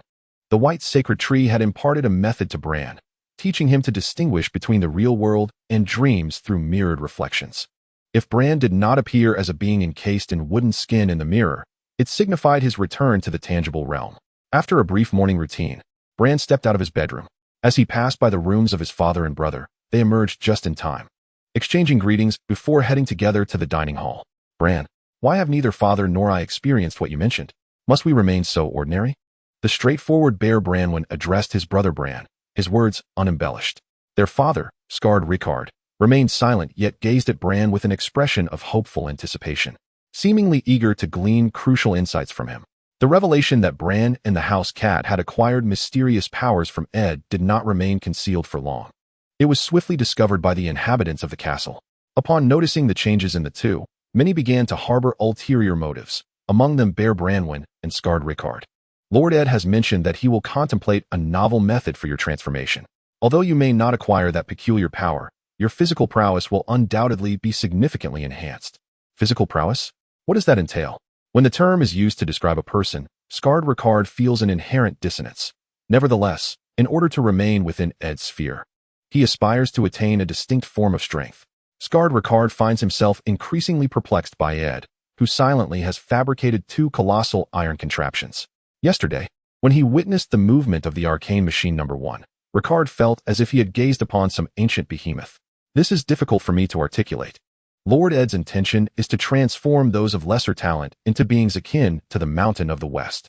Gregor Clegane, known as the Mountain, is a knight of Clegane's Keep and the patriarch of House Clegane, loyal to the Lannister family of the West and the Royal Guard. His brother, Sandor Clegane, known as the Hound, stands in stark contrast to Gregor, whose immense stature and unparalleled ferocity have earned him a notorious reputation. The Mountain? That accursed abomination? Scarred Rickard has heard of the Mountain. Indeed, the malevolence of that individual is infamous throughout the Seven Kingdoms. Strongman, demon, fratricide, scourge, sadist, all terms that encapsulate his vile nature. Many have sought to end his life, yet all are aware that the Mountain is the largest and strongest knight in the realm, and no one wishes to encounter him on the battlefield. Imagine the dread and suffocating terror when a creature akin to a steel giant gallops toward you on horseback. Yet now, scarred Rickard feels as though he has stumbled upon a myth from the Age of Heroes, for his nephew, who possesses extraordinary abilities, claims he can transform others into beings akin to the Mountain. In days gone by, Rickard would have scoffed at such a notion.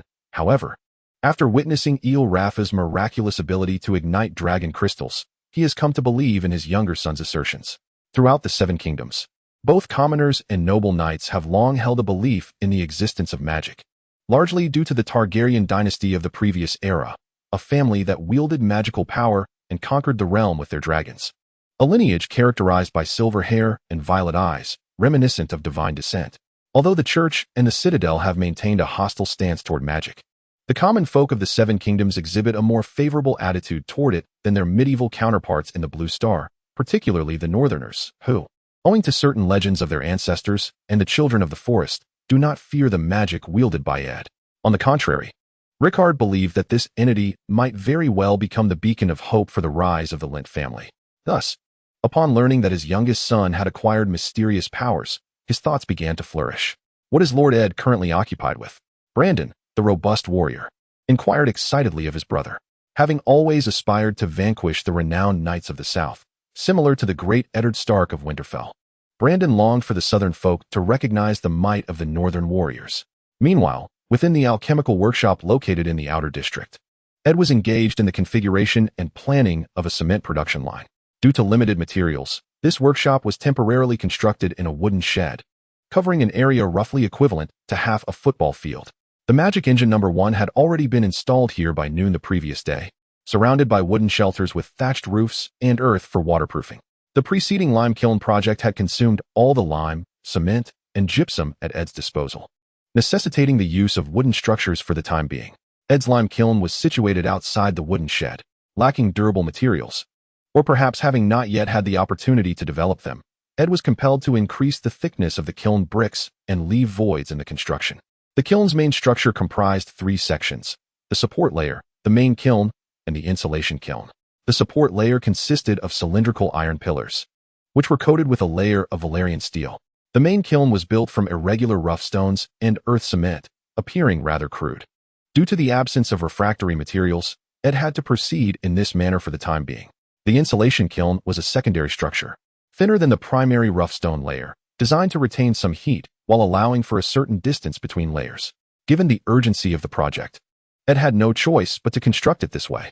His primary objective was to establish the concrete workshop first, with plans to refine the kiln later. The design for the lime kiln was based on what he had observed during his previous employment at a private kiln, and lacking clarity on its structure. Ed could only experiment. Thanks to the fire dragon crystal, Ed did not need to construct a dedicated heating layer. A simple iron base sufficed for placing the crystal. To the left of the kiln's top was a receptacle for raw materials and charcoal, while the right side housed the chimney. The entire lime kiln resembled the character for its, with a dedicated outlet situated above the heating base. When the temperature inside the kiln reached between 900 to 1000 degrees Celsius, Ed could commence the discharge of materials. Typically, he extracted coarse materials, yielding large chunks of lime, which, if surplus, could be utilized for disinfecting drinking water. The subsequent grinding issues can also be entrusted to the Mage Energy 1 for resolution. To facilitate this, Ed imparted the method of utilizing the summoning magic circle to the eel-like raft, enabling him to regulate the furnace temperature and minimize wear on the main kiln. Through continuous practice within the dream realm, Raph has mastered the use of this uniquely modified magic circle devised by Ed. Currently, the alchemical workshop is merely a rudimentary establishment. However, once Ed establishes his distinctive magical system, it is destined to transform into something far more enchanting.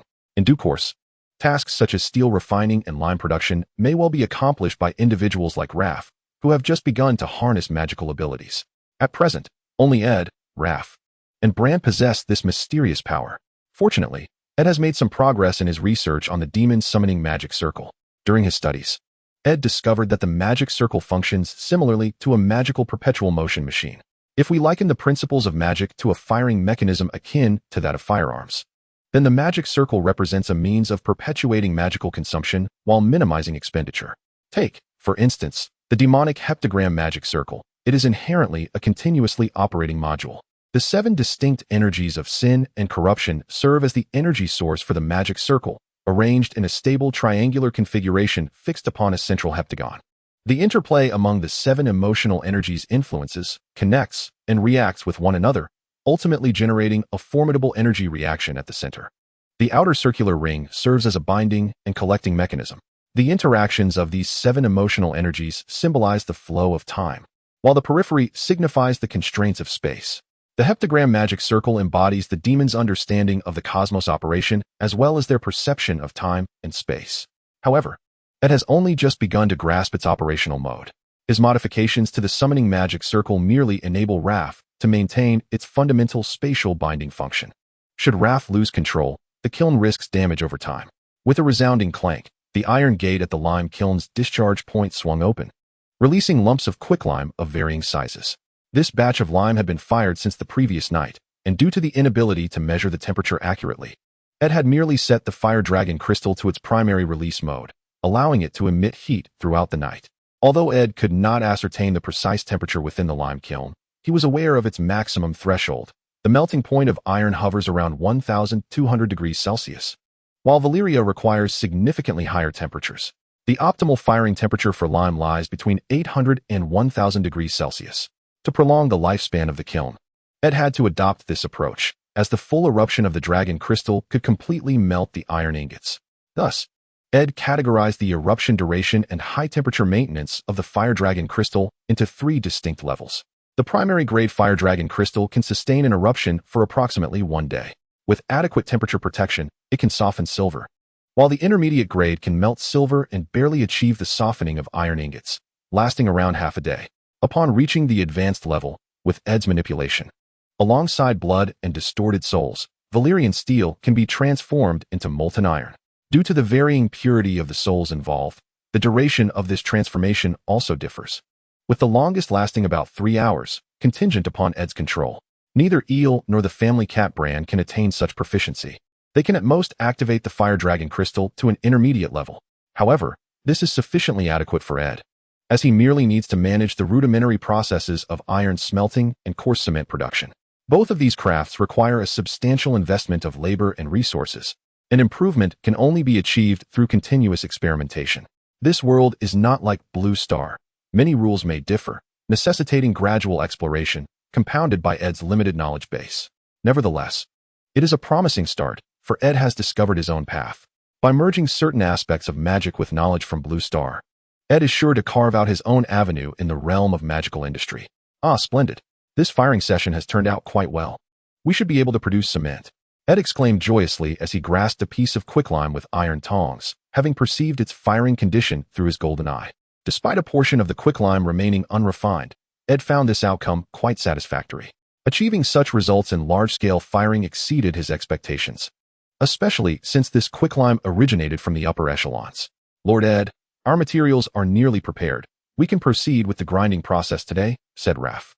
Noticing Ed's contemplative expression directed at the rotary kiln, Ed's thoughts wandered. The rotary kiln was essential for cement processing, and as the traditional rotary furnace from Blue Star was unattainable here, Ed allowed his creativity to flow.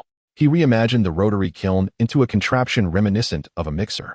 This new rotary kiln was a spherical iron structure approximately 1 meter in diameter, featuring a spiral fan column within, with a semi-hollow design for the fire dragon crystal placement. Equipped with gears and lever slots to connect with magic energy number 1. Raff harbored reservations about operating this machine, crafted by Ed, not out of insubordination but from concern over the significant investment involved. Should he damage it, his status within the Flint family would be jeopardized. Do not fret. Feel free to experiment boldly. Such occurrences will undoubtedly become more prevalent in the future, and their functionality will only improve. You must have faith in your own abilities, just as I have faith in you. Upon hearing Ed's words, Eel Rafter felt a surge of warmth welling up in his eyes. Ed's trust and affirmation solidified his determination to remain loyal to the Flint family. My Lord Ed, I will strive with all my might. Whatever you require, I shall accomplish. Chapter 32. The Inferior Dragon Crystal Demon in the North, at the Monsterhorn Peninsula, within the Flint family castle. 2 weeks had passed since Ed initiated the transformation of the gold workshop. During this period, Eel Rafter and his subordinates had successfully deciphered the complete production process and the appropriate firing techniques for cement. Currently, more than 20 individuals labored within the alchemical workshop, the majority of whom were young men, former miners from the nearby mines. Despite Ed offering double wages, there remained a portion of miners reluctant to return to that dreadful place. The Bloodheart clan was indeed terrifying. Had it not been for the knowledge that their bodies had been incinerated, even fewer would venture back to the mines. However, for this reopening of the mines, Ed did not require a large workforce. Their primary task was merely to guard the prisoners and the inferior dragon crystal demons. For the strenuous labor of transporting ore, it sufficed to assign it to the second magic power unit. Once Ed arrived at the mines, the transport vehicles would undergo a complete transformation, allowing ore to be drawn directly from the depths of the mine. In the future, it may even incorporate cable cars or tracks. Yet all of this hinged upon a significantly high production of steel. Given the current output of steel in the territory, such ambitions were far from realization. Today, Flint's finger was particularly lively, as Ed had announced the imminent reopening of the mines, a thrilling proclamation that held great significance for the inhabitants of Flint's finger. During this period, Ed's plans for urban transformation had begun to bear fruit, notably with the establishment of the alchemical workshop. Although the periphery remained enclosed by wooden fences, the core structure, constructed of cement and rubble, captivated the attention of many residents. Under the current conditions, constructing buildings with reinforced concrete was an unfathomable ambition for Ed, who had nearly depleted the territory's entire stock of iron ingots to create the Sterling engine. This endeavor had been a frequent topic of lamentation from Bachelor Albert. Nevertheless, once the mine was operational, the situation would greatly improve. Within the castle's assembly hall, Ed was meticulously counting the number of inferior dragon crystal demons. After 15 days of summoning and transformation, he had successfully created 45 of these creatures. Although these creatures appear exceedingly fearsome, their intelligence is remarkably low. For instance, when Ed instructs them to lift an object, they will steadfastly hold on to it unless commanded to release it. By the time Ed reaches the mine, he must retrain these inferior dragon crystals. Otherwise, they may continue mining indefinitely, potentially becoming buried under collapsing stones if no cessation command is issued. The thought of this often gives Ed a headache, yet he feels utterly helpless, as the task of training the dragon crystal inferiors falls solely upon him. With their increasing numbers, a semblance of organization has begun to emerge among them, rendering them impervious to commands from weaker beings, save for the directives of their creator, Ed. As Ed pondered over his subsequent plans, a faint knocking sound suddenly reached his ears. He waved his hand, signaling the dragon crystal inferiors to retreat to a corner. "Come in." With a creak, the door swung open, revealing the aged figure of Bachelor Albert. After bowing to Ed, Albert promptly stated, "My Lord Ed, I must inform you that your supplies and gold reserves are nearing depletion. If you wish to continue with certain plans, I will have no choice but to draw from your private treasury. The next tax collection is still a month away, and if it does not snow, we may be all right. However, if it snows, our production could come to a standstill, leaving us with nothing." The climate in the north grows increasingly frigid as one ventures further northward. Although this world does not distinctly delineate four seasons, snowfall is not uncommon in the latter part of the year here in Flint's Finger. At that time, wheat yields may significantly diminish, and the clans in the western mountains will likely venture out to raid. "Do we have sufficient food reserves?" Ed inquired. "Food is not an issue. We even possess enough surplus to brew wine. However, the wages required for various projects may not be readily available," Albert replied.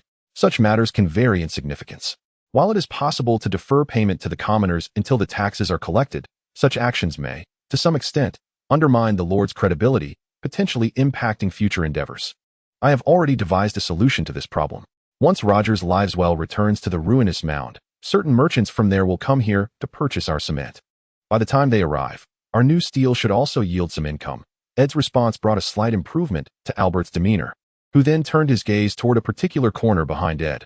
Whenever Bachelor Albert gazes upon those dragon crystal aberrations, he is invariably enveloped by a sense of unreality, as if ensnared in a surreal dream.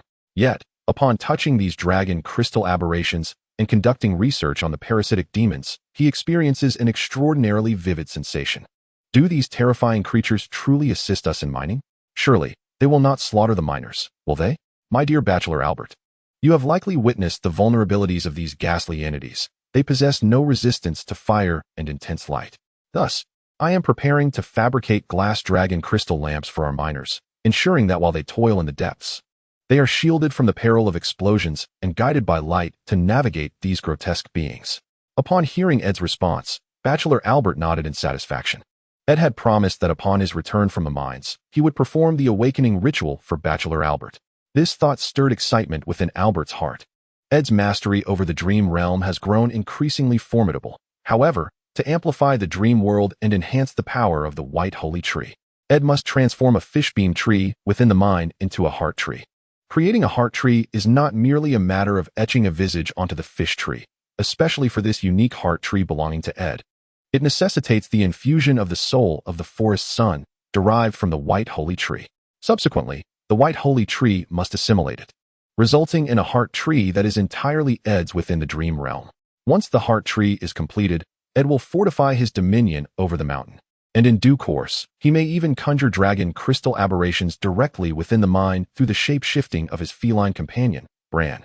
As the White Holy Tree grows stronger, so too will Ed's power. The White Holy Tree has also informed Ed that once the mine is established, it can manipulate the demon Bilax incarnation to create a plethora of demon varieties. Knock, knock, knock. Enter. Following Ed's command, the door swung open once more, revealing Captain Arthur Stone and several others, each adorned in hooded cloaks crafted from black burlap. After placing the cloaks upon the long table, Arthur dismissed his subordinates and turned to Ed, saying, "My Lord Ed, these are the hooded cloaks you requested, a total of 50 sets. Please inspect them." Upon receiving a cloak and examining it, Ed called upon Arthur Stone and Bachelor Albert to envelop the dragon crystal aberrations in these cloaks. for their appearance is simply too astonishing. Ed wished to avert any unnecessary panic. Fortunately, Ed would no longer need to create the inferior dragon crystals here, as he would be manufacturing them within the mines instead, thereby alleviating some unnecessary troubles. Humanoid creatures tend to incite panic, particularly those that resemble the ferocious infernal beings of legend. To help the populace acclimate to such creatures, a gradual approach is essential. After spending over half an hour, these diminutive dragon infernals were cloaked in dark robes, rendering them nearly indistinguishable from afar. Once these beings were suitably disguised, Ed led them out of the council hall. The guards at the entrance, upon seeing the peculiar attire of these creatures, felt no sense of oddity, as most were already aware of Ed's extraordinary powers. Initially, those within the castle harbored some trepidation, but as time passed and the infernals proved to be less fearsome than anticipated, the guards gradually grew accustomed to their presence. In a short while, a substantial gathering of captives and dragon infernals amassed in the castle square, all of whom had been parasitized by the parasitic demons. Should betrayal or insurrection occur, these demons would eliminate their hosts under the control of Ed and Bran. The mother parasite had now fully adapted to this world, and under Ed's command, these parasitic beings had completely dominated the Ironborn pirates and clan warrior women, transforming them into Ed's loyal servants. Even if Ed commanded them to take their own lives, they would do so without hesitation. The captured clan warrior women, now hosts to the demonic bloodline of Bellic, would remain under Ed's care. Perhaps Bellic had discovered a means to exist in this realm, yet now, it bore no significance. For these demonic embryos were firmly within Ed's grasp. The captives formed a crucial part of Ed's transformation plan. The parasitic demons birthed from the mother would empower these captives, and they would serve as a pivotal element in Ed's future endeavors to enhance his soldiers. Observing the orderly arrangement of captives and dragon infernals, Ed nodded in satisfaction and addressed the miners. "My dear subjects, I thank you for your trust. The future of the Flint family shall be sculpted by your hands. Your tasks henceforth will be quite simple. Just await the delivery of ore in the Shanty area of the mining district." Upon hearing Ed's words, the miners of the Flint family began to murmur excitedly among themselves, engaging in animated discussions about Ed's proclamations. "Lord Ed, do we truly only need to organize the ore near the mine? Indeed, your current task is merely to organize and classify the ores before transporting them to the dock. Our transport vessels will conduct shipments once a week." Upon hearing a prearranged inquiry from an insider within the crowd, Ed responded loudly, stating that he had already arranged for numerous individuals affiliated with the castle to promote the new policy. This strategy has proven remarkably effective, as the miners have grasped their forthcoming responsibilities through this exchange. You may work with peace of mind. All matters will be handled by these criminals. I assure you, you shall no longer descend into the mines. Your willingness to remain here attests to your loyalty to the Flint family, and I shall ensure your work is secure. Hail! Long live Lord Ed. With the encouragement of the prearranged insiders, a wave of fervent cheers erupted from the crowd. Observing the miners' enthusiastic response, Ed nodded with satisfaction. Under this atmosphere, these individuals would diligently serve the Flint family, which was precisely Ed's intent in orchestrating the insiders. The mines are inherently fraught with peril. However, with the promise of doubled wages, he required only that they differentiate and process the ores, a task virtually non-existent within the social structure of the Seven Kingdoms. Well, my dear subjects, the Flint family shall require your services in the future, and I have faith that you will excel. Oh, long live Lord Ed. After delivering his final motivational remarks, the miners erupted with excitement, while the dragon crystal demons and captives refrained from joining in the uproar, a situation orchestrated by Ed that aligned with their designated roles.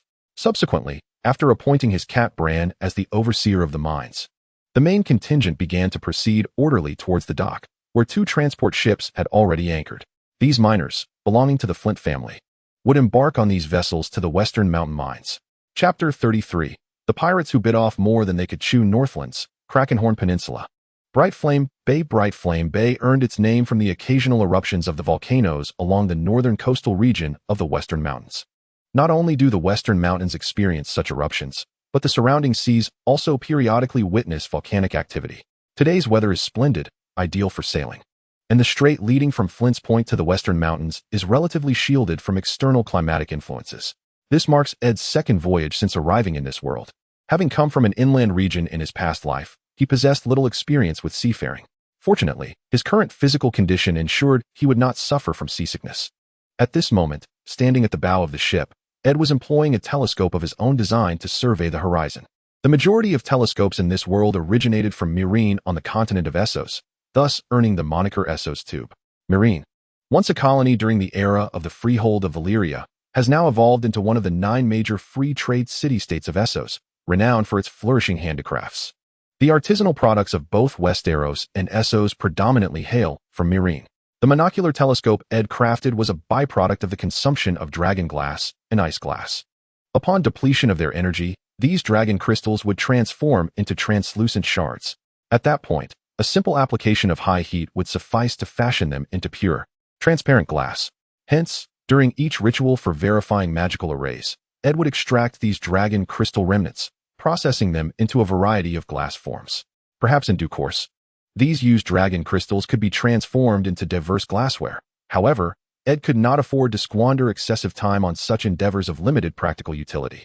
Although Ed's telescope appeared rather rudimentary, the purity of the convex and concave surfaces he had crafted, combined with his meticulous adjustment of the focal length, granted it an impressive field of vision. Before long, while casually surveying the surroundings, Ed discerned 5 longships approaching from the northwest. These vessels bore no distinct insignia, nor could he ascertain their familial origins. Such unmarked ships were, more often than not, the domain of pirates. Unidentified longships to the northwest, possible enemy attack. Prepare for boarding. Swiftly, upon Ed's command, the 2 transport vessels belonging to House Flint signaled their readiness for battle. With the blaring of horns, sailors and crew members were swiftly armed, and the captives and lesser dragon glass creatures confined in the hold also received orders to prepare for combat. The transport ship where Ed stood was designated for the conveyance of captives and lesser dragon glass creatures, while the other vessel was laden with miners from House Flint, carrying numerous tools, and Ed's magical energy unit number 2 was also stowed aboard the latter ship. The pirates aboard the 5 longships hailed from the infamous Makoro and Emblem Blacktide, having established dominion over the previous stronghold of One-Eyed Billy's band upon their arrival in Brightflame Bay. The remaining pirates, without hesitation, pledged their allegiance to this new faction.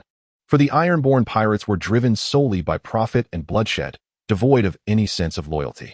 Their principle was simple: they would align with the strongest. Oh, drowned God above. Swiftly, 5 long ships, navigating with a wedge formation, surged towards Ed's 2 transport vessels, their intentions unmistakably directed at Ed's lead ship. It was evident that these pirates were acutely aware of the individuals aboard, a fact that Ed had deliberately orchestrated. Following the capture of One-Eyed Billy and his crew, Ed had gleaned information regarding all the sons of the drowned god pirates operating in these waters. It is noteworthy that in the vicinity of Ed's Krakenhorn Peninsula, 3 pirate factions lay in hiding, each typically possessing 1 or 2 long ships, alongside 1 or 2 merchant vessels concealed at their strongholds. In their quest for intelligence, these pirates often masqueraded as merchants, venturing into neighboring territories to both offload stolen goods and gather further information. Several days prior, Ed had boldly proclaimed his intent to personally lead the Flint family miners to recommence operations at the mine. This initiative served not only to quell the rumors circulating among the populace, but also to entice the pirates into a trap for their annihilation. In this world, no secret remains impervious. The harrowing tales of miners' experiences within the mine had, despite Ed's efforts to mitigate the situation through announcements of construction projects and territorial expansion, significantly impacted the community's psyche. Nevertheless, whispers of curses and otherworldly beings persisted among the lower classes. Ed's objective was twofold: to alleviate the fears of the populace while simultaneously demonstrating his strength and authority. Amidst a cacophony of relentless collisions, Ed's transport vessel found itself under concentrated assault from the pirates. Following the initial impact, the marauders swiftly secured grappling lines to the ship, surging aboard with fervor. The first sight that greeted the pirates was a peculiar assembly of individuals clad in strange cloaks. Just as the pirates anticipated Ed to seek refuge within the cabin, these bizarre entities launched a counterattack. The strange-sounding dragon crystal monstrosities incited considerable turmoil among the pirates. Their scales offered no vulnerability to the pirates' assaults. Instead, swords and axes merely resonated with metallic clangs upon contact. Kill them. With a resounding crash, one pirate wielding a sword in his left hand and an axe in his right unleashed a flurry of strikes against the dragon crystal creature before him. His attacks were cunningly aimed at the neck and head. Yet, upon contact, he felt none of the familiar sensation of penetration. In a moment of sheer astonishment, as he registered the futility of his efforts, the dragon crystal beast retaliated, its talons piercing through his throat. He attempted to scream, but the blood gushing from his neck silenced him. Henry Pike is a bastard from the Iron Islands, and it is precisely due to his illegitimate status that he strives harder than the typical Ironborn pirate. His aspiration is to one day alter his fate and become a captain revered by all. Among the Ironborn, there is a saying that every ship's captain is a king, and Henry Pike believes that with relentless effort, he will eventually ascend to the role of captain. His superior is the infamous devourer of hearts, Lys, son of the drowned god, who is the most trusted captain under the command of Motor Fiend. The current mission is led by Lys, whom Henry once idolized. However, upon witnessing the gruesome dismemberment of his idol by a monster, all of Henry's dreams and hopes shattered like fragile glass. Now, he is consumed by the singular thought of escape. Although the Ironborn pirates are known for their fearlessness when faced with the unknown, they exhibit the same vulnerability as ordinary folk, lacking significant resistance. Despite the dragon crystal fiends acting under Ed's orders, their brutality knows no bounds, leaving many pirates either dead or gravely injured. Consequently, Ed is compelled to command these fiends to withdraw, allowing the captives armed with wooden clubs and grappling hooks to apprehend the pirates.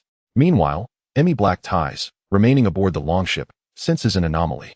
Although he learns of the situation from the timid returnees, he dismisses it as mere excuses until he witnesses the monster for himself. With a swift stroke, Emmy Black Ties dispatches a pirate who has fled to him, and as he does so, several burly Ironborn emerge behind him. After dispatching a few who dared to resist, the chaos among the pirates gradually subsides into order. We are the children of the drowned god, the great Ironborn. Slaughter and destruction are the gifts bestowed upon us by the divine. With a proclamation akin to a declaration, Emmy Black Ties rallies the Ironborn around him, who echo his call. Subsequently, these oblivious pirates follow Emmy Black Ties onto the transport ship where Ed awaits. Kill. The robust Emmy Black Ties barely ascends the ship's railing when Ed seizes him from thin air. Under the influence of Ed's unseen force, Emmy Black Ties appears to be lifted by an intangible power. In an instant, all pirates in the vicinity fall silent, their eyes wide with terror as they behold Ed, as if gazing upon a horrifying monster. The pirates who had charged alongside Emmy Black Ties, stealing their courage, hurl their hand axes at Ed. However, just as these hand axes were nearing Ed, they seemed to be disrupted by some invisible force, veering off to other positions. Upon witnessing this terrifying spectacle, everyone instinctively ceased their actions.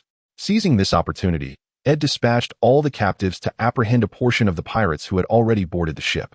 He then addressed the crowd below, declaring, "Your deities can no longer shield you. You have entered the realm of the old gods. It is not too late to surrender. Perhaps you may yet return to your Iron Islands. What I seek are atoners, not corpses." Ed's words carried an enchanting quality, echoing like phantoms in the ears of the Ironborn pirates. Anything associated with the divine instills an inexplicable fear, and these Ironborn, fervent worshippers of drowned gods, found their resistance waning significantly in the wake of Ed's extraordinary power. This marked Ed's inaugural use of charm magic, a renowned art among demons endowed with peculiar talents and abilities. Some lesser demons, through relentless slaughter and consumption, had purified certain strange powers, and the magic Ed now wielded was the illustrious charm magic. Charm magic is predicated on formidable mental strength, forcibly influencing the souls and perceptions of sentient beings. While Ed's mental prowess was not particularly strong, he could still manage to employ rudimentary charm spells, especially when the pirates below were in a despondent state, making his efforts remarkably effective. He did not require complete control over them. If they merely lost their will to fight, Ed's goals would be achieved. As the captives executed their task, waves of Ironborn pirates were captured, with only a handful of fortunate souls hiding in the ship's hold escaping the ordeal. However, with the arrival of the lowly demon, Long Jing, those stubborn pirates in the hold were swiftly apprehended. Meanwhile, aboard two other longships, Majafin finally discerned the anomaly. The Flint family's miners and guards were fiercely resisting, preventing the Ironborn from swiftly seizing the transport vessel. As the peculiar occurrences aboard the other three longships came to light, Majafin commanded his pirates to halt their assault. Yet, at that moment, a sudden sense of dread surged in Majafin's mind. Years of accumulated combat experience prompted an instinctive retreat. Suddenly, a searing pain shot through Majafin's face. Before he could react, the cries of the wounded and the sound of arrows striking flesh filled his ears, accompanied by an indescribable wave of excruciating agony. Majafin realized he too had been injured, and gravely so. In the final moment of his perception, he beheld arrows falling like raindrops, all originating from Ed's transport ship and the vessel they were assaulting. At that juncture, many of Ed's guards and captives wielded a compact composite crossbow, a unique creation stemming from Ed's research on magical formations, modified with Valyrian steel-coated springs. In such an era, the fabrication of suitable metal springs was an impossible feat. However, Ed harnessed his powers during his study of magical arrays and the training of sensory perception to manufacture a batch of special springs. Subsequently, he utilized these springs to enhance the crossbows residing in the castle's armory, which contained numerous damaged bows that, due to their exorbitant cost, had been retained by Ed's frugal father rather than discarded. Under Ed's modifications, these crossbows exhibited significantly augmented power and precision, all thanks to the Valyrian steel artifacts in Ed's possession. The crossbows did not disappoint Ed's expectations. During this battle, they proved instrumental, inflicting severe losses on the Ironborn pirates, with all but one longship escaping, while the remainder fell into Ed's grasp. Chapter 34. Mining in the Western region at the Monster's Horn Peninsula, beneath the Western Mountains. The dock of the mine, having endured the previous assault by the Bloodheart clan, suffered only minor damages. The departure of Captain Arthur Stone and his guards was marked by a degree of chaos, leaving the area somewhat dilapidated. As the transport ship anchored, Ed descended alongside the Dragon Crystal Fiends, followed closely by a substantial contingent of captives and miners who, upon witnessing the scene, involuntarily recalled the previous horrific calamity. My lord commands that everyone regroup here. We shall ascend the mountain once order is restored, Captain Arthur Stone proclaimed, brandishing a large wooden cylinder. In the absence of a trumpet, this makeshift loudspeaker proved quite effective, and soon, under his rallying call, the captives and miners began to organize the somewhat disheveled dock. Meanwhile, the Dragon Crystal Fiends were dispatched by Ed to the vicinity of the mine, tasked with unsealing the previously sealed openings, while Ed sought an appropriate fishbeam tree nearby. Among the fishbeam trees lining the dock, the most suitable specimen stood in a small grove to the right of the road. The fishbeam tree, akin to a maple, possesses the remarkable trait of continuous growth unless subjected to external damage, coupled with its extraordinary resistance to decay, rendering it the finest timber in this realm. Consequently, in the northern forests, commoners cultivate fishbeam trees as economic resources, which, in the old god's faith, is not deemed sacrilegious. For only the fishbeam trees marked with human faces are considered heart trees. In the western mountains, the predominant tree species are sentinel pines, akin to firs, alongside black brambles, while the unique fish is interspersed throughout these forests of sentinel pines. The trees typically flourish in valleys and sheltered areas, not reaching great heights, which renders the fish particularly distinctive. Captain Arthur Stone was left by Ed near the dock, and at that moment, he was accompanied by a group of 5, among whom was the anxious figure known as Slim Dove. Slim Dove appeared visibly tense, his heart laden with trepidation regarding this place, especially due to the haunting memories left by the Bloodheart clan, which had cast a long shadow over him. "Are you frightened?" Ed inquired, seemingly perceptive of Slim Dove's unease, as they approached a massive fish. "And no, not at all," Slim Dove stammered, his cheeks flushing slightly, as if embarrassed by his own fear. Ed cast a penetrating gaze at him before turning his attention to the fish. The tree Ed sought was nearly as thick as 3 men embracing it, with palm-sized leaves cascading from its branches, the pale trunk exuding an air of melancholy. At that moment, a sizable congregation of crows perched upon the branches, their large eyes fixated upon Ed and his companions below, exhibiting no fear of humanity. However, upon sensing Ed's approach, the crows erupted into a cacophony of noise, as if they sensed something peculiar about him. Just as Ed was about to invoke a transformation upon the fish, the crows began to squawk in alarm. "Lord, be cautious," Slim Dove shouted, rushing forward in an attempt to shield Ed. Yet, as the crows neared him, they suddenly turned in fright, scattering in all directions, as if confronted by a dreadful beast. Their cries were laced with terror and a hint of resistance, as if something unseen was guiding their panic. Through the golden lens of Ed's eyes, he discerned intriguing phenomena. "Fear not. I shall offer my prayers to this sacred tree. Please step aside," Ed assured them. "The old gods will hear my voice and respond to my supplications. Thus, should you witness or hear anything, do not be overly astonished." "My lord," Slim Dove, taken aback by Ed's serious demeanor, hesitated, fear evident in his expression. Despite the passage of days, memories of prior encounters haunted him, instilling a profound dread that seemed etched into the very depths of his soul, a fear likely never to heal. He was deeply concerned that Ed might encounter something terrifying in this place, or perhaps that Ed had already faced some unknown menace. Indeed, you may all be quite curious as to why I suddenly sealed off the parliamentary hall. The truth is, I feared that certain incomprehensible entities might instill fear within you. Good sir, you and we. Upon hearing Ed's words, the pigeon and his few subordinates appeared somewhat bewildered, seemingly regretting their usual loquaciousness. Otherwise, Ed would not have spoken thus. Ed, however, waved his hand, signaling them to remain calm. Subsequently, before their eyes, he activated the golden eye, and under the influence of a peculiar force, his eyes transformed to a golden hue. The ancient gods granted me enlightenment and bestowed upon me powers beyond those of mere mortals, which became pivotal in my triumph over the pirates. As Ed's words faded, his consciousness entered the fish, establishing a direct connection between the dream realm and this place.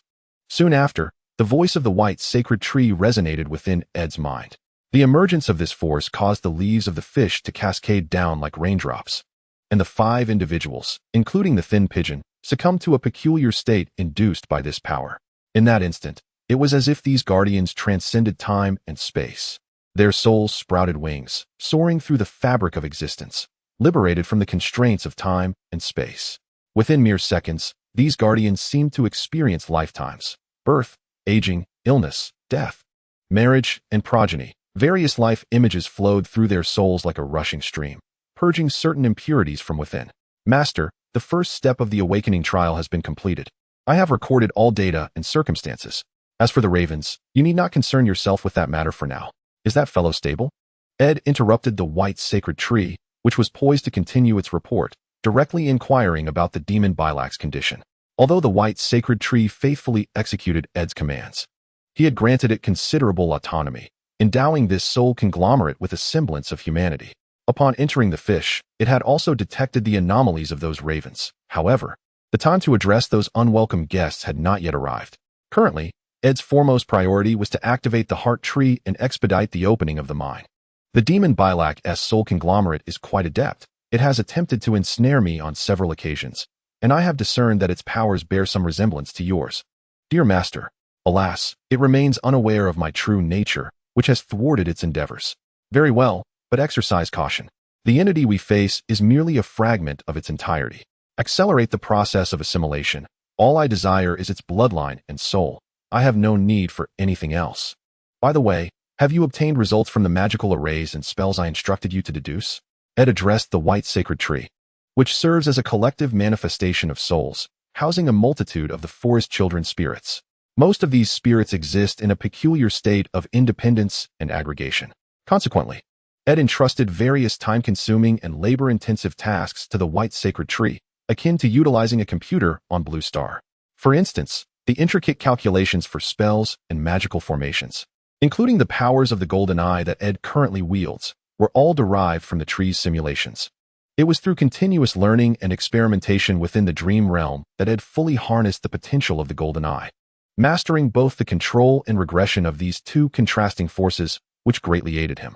Although the manipulative aspect of the golden eye bears resemblance to telekinesis depicted in Blue Star's science fiction films, this power merely represents a manifestation of transforming the ethereal into the tangible, fundamentally relying on the energies of Ed's dream world, thus remaining distinct from true psychic abilities. Master, everything has been simulated. I have also constructed and tested a portion of the magic. However, these powers seem to be linked to an unknown dimension. If we employ them, we may attract the attention of the demon realm, and the probability of my corruption could rise to around 70%. Rest assured, I have previously experimented with those distorted souls. They are unable to locate us. Upon hearing the white sacred tree's summary, Ed felt a tinge of disappointment. After all, the inability to wield certain spells is akin to having gold bars locked away in a glass vault, tempting yet utterly devoid of utility. Fortunately, the white sacred tree had transmitted the specific principles of casting alongside its memories into Ed's soul, awaiting his further development and innovation. Despite the tree's formidable capabilities, it could only extrapolate from existing knowledge and memories. Many groundbreaking concepts still required Ed's refinement. Having completed all tasks, Ed reverted from his altered state. And as he did so, his surrounding guardians emerged from their peculiar condition. They gasped for breath, as if they had just recovered from sudden asphyxiation and inhaled fresh air. Cough, cough. My Lord Ed, you truly are a powerful being favored by the divine. Please forgive my previous impolite assumptions. The thin pigeon quickly regained composure and knelt, confessing his transgressions before Ed. The other guardians, once revived, followed suit, echoing their apologies in a similar manner. Ed assisted them one by one to their feet, then pointed to the weeping heart tree, which had manifested a face, and addressed them. The old gods have also bestowed upon you enlightenment. They grant us strength to ensure a better existence for all their followers, while simultaneously allowing us to accumulate power to confront more formidable foes. You are all gifted beings. Otherwise, I would not have brought you here individually. Your souls have been transformed, and in the dream realm, the white sacred tree shall continue to guide you in lieu of the old gods, empowering you to become stronger warriors. Winter has arrived. The long night is approaching. With dragon crystals as our spear and flames as our shield, the old gods endure, and the malevolent shall retreat. Each phrase, akin to a murmured incantation, escaped the lips of the thin dove and the others. As their words emerged, the branches of the heart tree began to sway, as if in response to their vows. Excellent. Since you are all willing to join, there are certain matters I shall enlighten you about. Ed spoke to the five. Upon hearing his words, the thin dove and the others displayed expressions of excitement. This was a secret bestowed by their leader, indicating their absolute trust and marking them as true members of the Flints family. Before long, Ed led the five to the vicinity of the mine. Perhaps emboldened by Ed's affirmation and the enigmatic power surrounding them, the thin dove felt no fear upon returning to this terrifying place. Only an endless reservoir of strength and courage remained within. Upon receiving Ed's command, 45 dragon crystal abominations emerged from various locations. After the mine entrance, previously sealed by the guard captain, Arthur Stone, was opened, they obeyed Ed's orders to patrol the area, searching for potential threats. After all, the departure of Arthur and his companions had been quite chaotic, leaving the possibility of undead remnants lingering. However, upon receiving feedback from these creatures, Ed discovered that the area had remained desolate, devoid of any signs of biological activity. It appeared even the crows had not visited this place. Now, remove your hoods, Ed commanded. Following his directive, the dragon crystal abominations lifted the hoods cloaking their grotesque heads, eliciting a chorus of fearful gulping sounds from those beside Ed. There is no need for fear. These beings hail from the Dawn Era, as ancient as the children of the forest. The mountains of the Western Realm were once their habitat, but over time, these unsightly creatures gradually faded from existence. It was only after receiving the old god's revelation that I awakened them from the depths. Lord Ed, what purpose do these creatures serve?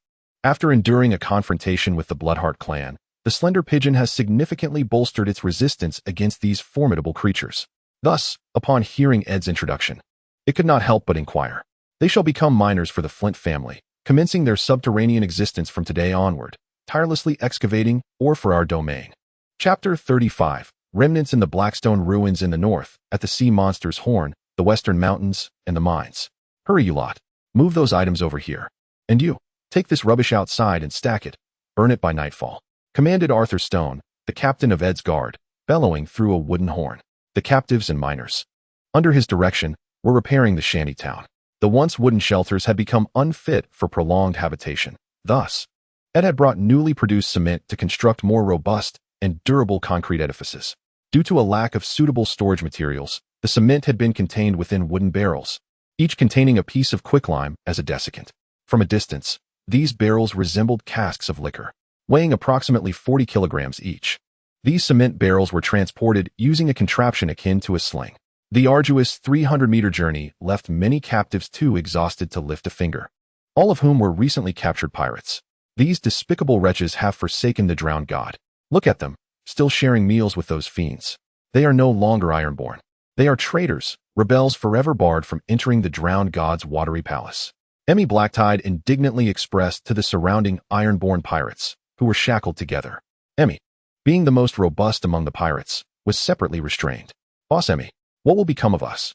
They won't execute us here, will they? Henry Pike queried anxiously. Are they planning to sell us to the eastern continent? Another pirate, tied alongside Henry, suddenly interjected. But I heard they usually send criminals to the Wall of Despair. Cursed by the drowned god. I have no desire to go there. It's perpetually frigid, and I've heard that even standing to relieve oneself can result in freezing, remarked a large pirate from the group. I have heard that the captured pirates are chattering among themselves, sharing the news they have heard and speculating about their uncertain futures. Fear lingers in their hearts, for the true zealots of the drowning god have already perished in the recent battle. The remaining souls are either cunning survivors or those who dread death. In this world, the truly fearless, those willing to sacrifice everything for their faith, are but a rare breed. Most individuals exploit the guise of belief to pursue their own self-interests, though these sons of the drowning god pirates profess to be genuine adherents. The reality is that the majority among them are merely destitute fishermen and sailors. Ahem, listen closely, you rascals. Lord Ed has passed judgment on your transgressions. Under the pirate reformation law instituted by the Flint family, you are entitled to the chance of freedom. However, before that can happen, you must undergo labor reform to atone for your plundering. Arthur Stone shouted through his wooden megaphone, prompting a cacophony of discussions among the pirates. Silence. If anyone interrupts me again, your rations for tonight will be reduced. Close your mouths. If you have inquiries, raise your hands, and I will address your questions, one at a time, so think carefully before you ask. Arthur Stone bellowed, observing the noisy captives. Beside him, a subordinate brandished a handbell, ringing it repeatedly until silence fell upon the crowd. Once they were quiet, Arthur Stone articulated his demands to the pirates. Upon hearing his words, all the captured pirates instinctively turned their gazes towards Emery Blackthirst. The self-important Emery Blackthirst was reluctant to comply with Arthur Stone's orders. Yet the latter refused to grant him the opportunity to speak. As long as he did not raise his hand, Arthur's subordinate would continue to ring the bell. Reluctantly, Emery Blackthirst lifted his hand. Noticing his submission, Arthur Stone proceeded to speak. It is good that you will obey commands. I initially intended to reduce your rations, but since you have yielded, I shall rescind that punishment. What is your question? Speak. Is what you say true? Do we still have a chance to escape? Arthur Stone turned to One-Eyed Billy, who whispered a few words into his ear. Emery Blackthirst, I believe you hail from the Blackthirst family of Blacktide Island.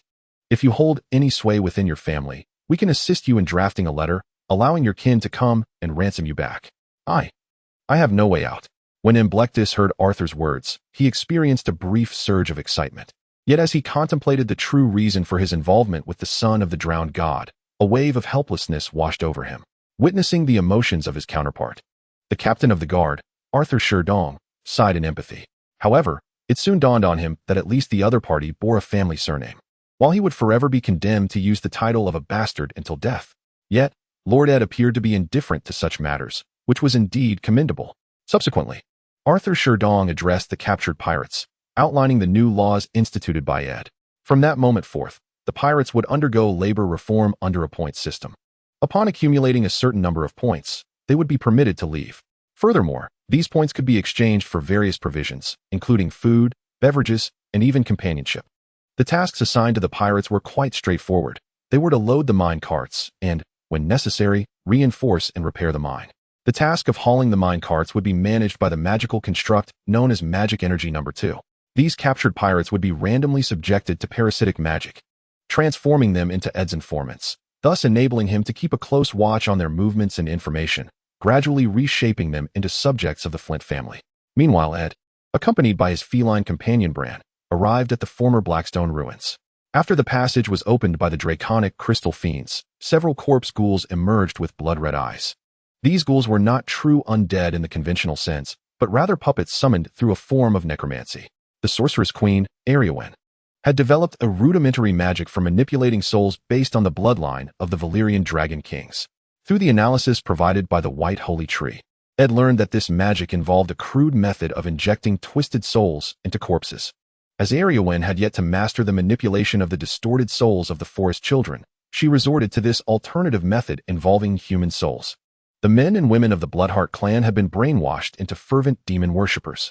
Under the dual influence of certain spells and potions, the souls of these clan warriors underwent a transformation, leading to the accumulation of hatred and bloodlust within their corpses upon death, rendering them into puppets controlled by Aryawen. These ghouls differed significantly from those created by the Northern Whites, lacking the indomitable quality of true immortality, a factor closely tied to the strength of the twisted souls of the forest children. The ghouls produced by the Whites often housed the distorted souls of these beings, making them exceedingly difficult to eradicate. In stark contrast, the ghouls conjured by Aryawen were no match for the Whites' creations. These seemingly terrifying cadavers were utterly reduced to true corpses under the assault of the draconic crystal fiends. The characteristics of the dragon crystal abomination are reminiscent of those of the Whites. Under normal circumstances, they possess no need for sustenance. It is only when they are injured or physically impaired that they resort to consuming dragon crystal to restore their bodies. After commanding the dragon crystal abominations to bury the corpses, Ed led his feline companion Bran and the lean pigeon to the peculiar underground ruins. The blackstone ruins that Ed perceived differed markedly from those he beheld in reality. This area was composed of towering altar structures and dwellings. Although these edifices appeared remarkably intact, they exuded an overwhelming aura of dread and silence, as if some horrific creature lurked within.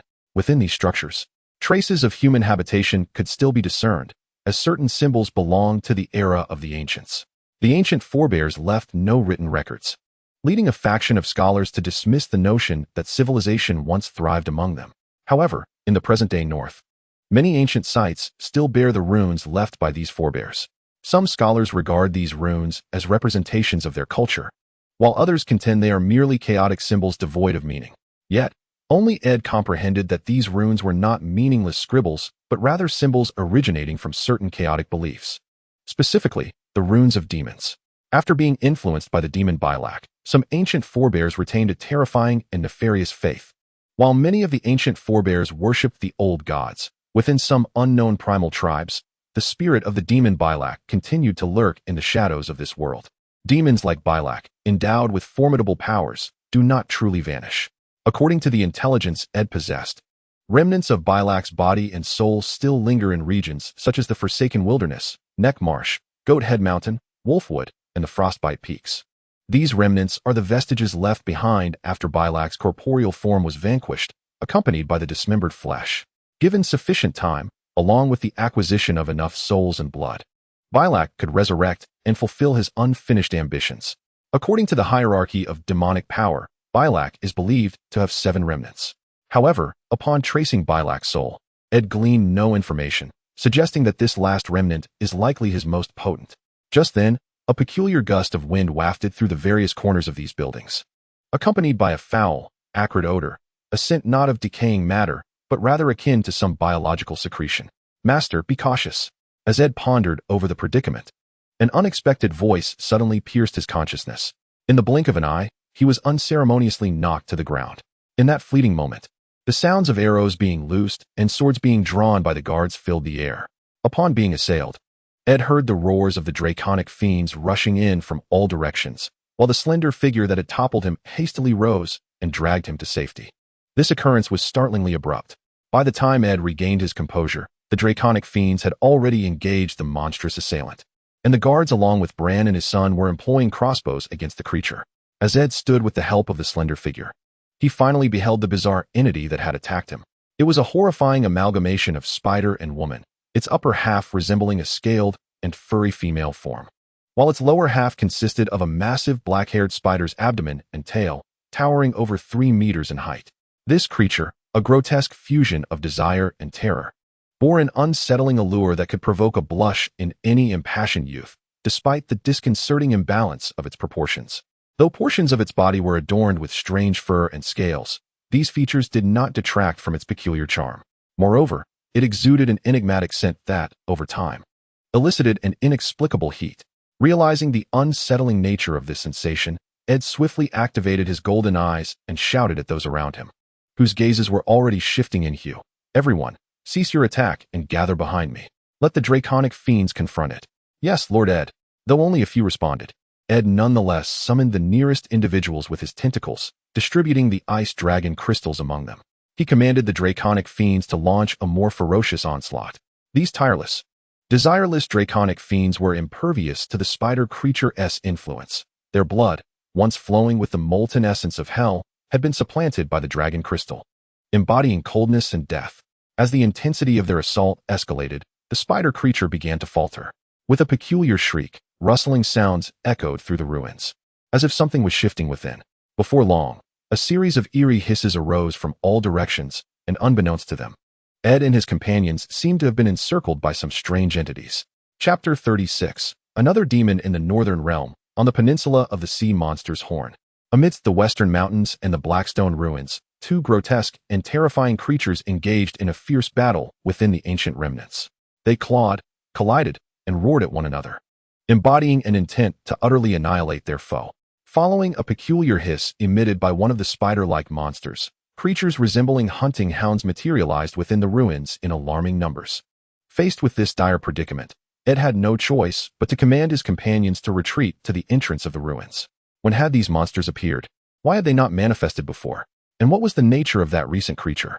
Ed pondered silently, sensing an unsettling aura permeating the area. Moreover, within the memories of the demon Bylak, there was no mention of these spiders, as if they had sprung forth from the void without warning. Fortunately, the combat prowess of these spiders was not particularly formidable, and the dragon crystal infernal beings could still hold their ground. In the recent skirmish, Ed had observed that these creatures seemed hesitant to enter the passage, or perhaps they feared straying beyond this domain. Thus, Ed activated his golden eye and entered his shape-shifted state, while his feline companion Bran followed suit, assuming a similar form. Why are you following me?" Ed inquired. "Lord Ed, I wish to accompany you to observe this peculiar creature," Bran stammered, a sense of trepidation evident each time he beheld Ed's transformed visage, compelling him to speak hesitantly. "Very well, then accompany me and learn how to wield power within the dream realm. If the situation grows dire, return to your physical form, or I shall assist you in doing so. Understood?" "Why yes, Lord Ed." Although Bran had intended to ask further questions, Ed had already soared towards the distorted Blackstone ruins.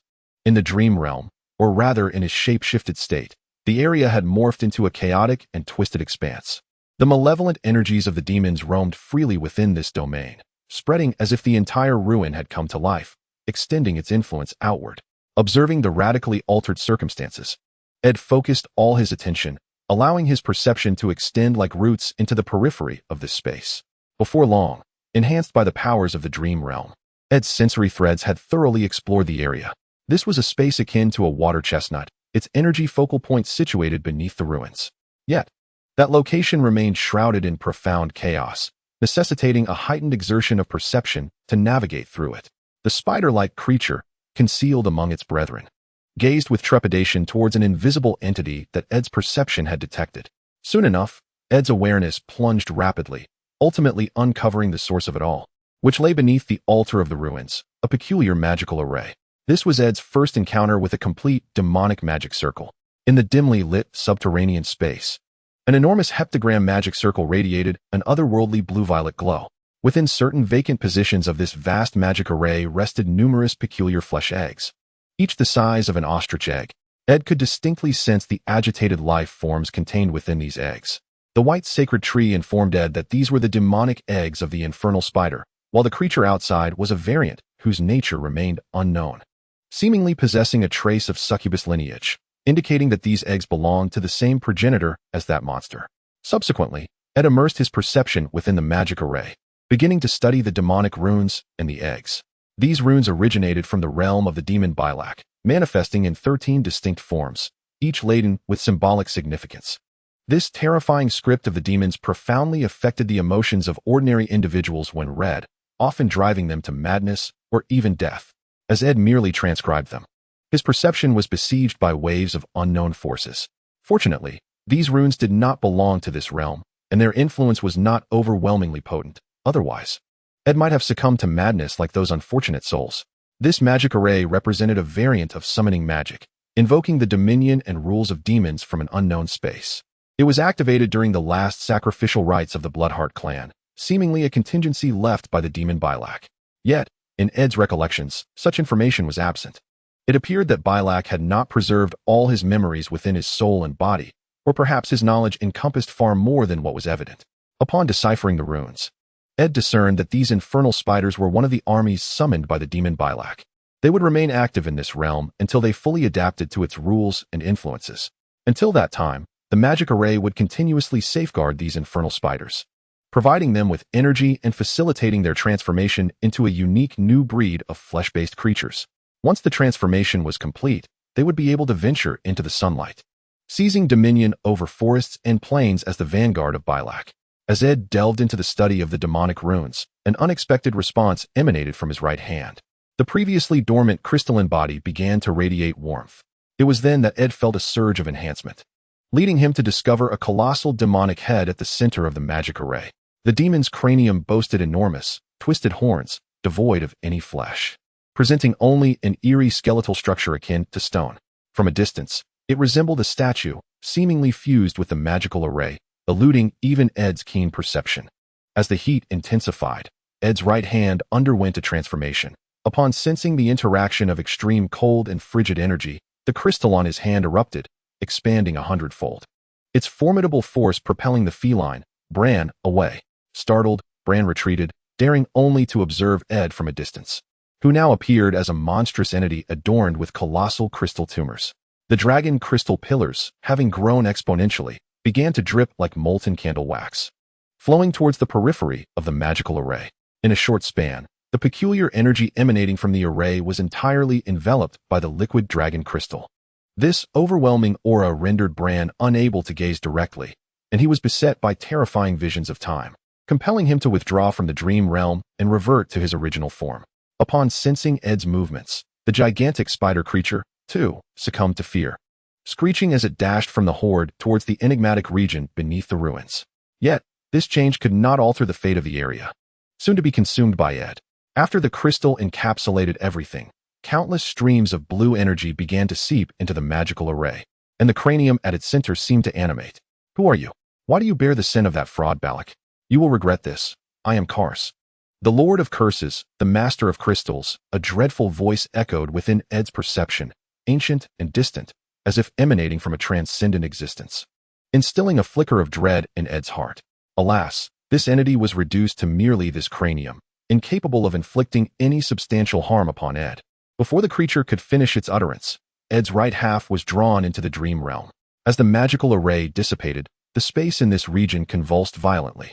The demonic energy summoned from the other realm was being compressed by both the dream world and the material plane, with the colossal spider bearing the brunt of the assault, its anguished screams echoing as if besieged by a horrific attack. The smaller spiders, akin to hounds, fared even worse, bursting like balloons under some dreadful force, leaving the area reeking of a thick sulfurous slime. The colossal spider creature exerted all its strength to sprint towards the area beneath the ruins, displaying a palpable sense of urgency as its body struggled against an indescribable, terrifying harm. By the time the spider creature reached the magical array, all that remained was a vast, empty expanse, reminiscent of an ice cream cone with a large bite taken out of it. The spider creature gazed at the desolate underground space, collapsing helplessly to the ground, its expressionless face betraying flickers of fear and trepidation. My master, this creature has barely acclimated to the rules of this world. Should you choose to transform it, an unknown metamorphosis may occur, potentially akin to that of a dragon crystal demon, with an estimated success rate of around 70%. At this moment, Ed, in a state of heightened perception, received such a prompt from the white sacred tree. He was gradually returning to normal, as the three innate powers within him seemed to have found a medium, becoming stable and fluid once more, indicating that Ed appeared to have grown stronger. Upon hearing the white sacred tree suggestion, Ed's interest was piqued. He then directly manipulated his perception to enter the body of the spider creature. Upon sensing Ed's intrusion, the spider creature transmitted a submissive consciousness signal. Beyond humanity, these semi-intelligent beings could only communicate through such consciousness signals. The spider creature had fortuitously transformed into its current form and had remained in a dormant state until the recent activation of the magical array awakened it. Observing the incessantly obsequious spider creature, Ed nodded in satisfaction. Subsequently, he summoned the former Witch Queen, Elira I, from the dream realm. After being sealed within the crystal, she had remained in a state of confinement, while Ed's right side had also been under a form of uncontrollable influence. Only after the absorption of the magical array and the demon's head did Ed truly grasp a portion of that power. Thus, the distorted and fearsome soul of Elira I was unwittingly infused into the body of the spider creature. As the spider creature was acknowledged by Ed, the overwhelming pressure surrounding it dissipated, returning to normalcy. However, this was accompanied by waves of excruciating pain, followed by the emergence of black dragon crystals upon the spider creature's body.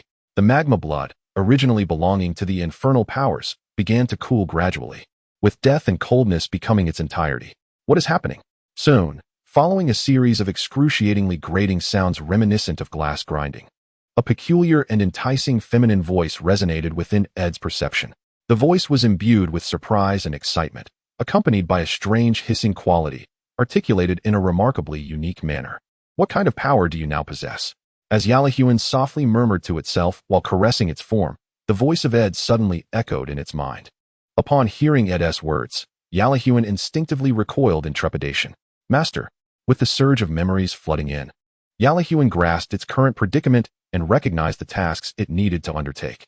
This body was the powerful vessel it had long yearned for, although it appeared somewhat fearsome. Yalahuan's mind was now filled with numerous recollections related to magic, which swiftly overshadowed its human memories. Subsequently, Yalahuan relayed the extent of its newfound powers to Ed. Yalahuan currently embodied a newly emerged demonic variant, which Ed referred to as the Dragon Crystal Spider Matriarch. The Dragon Crystal Spider Matriarch possessed abilities such as burrowing, silk production, egg-laying, crystallization decay, and crystal transformation.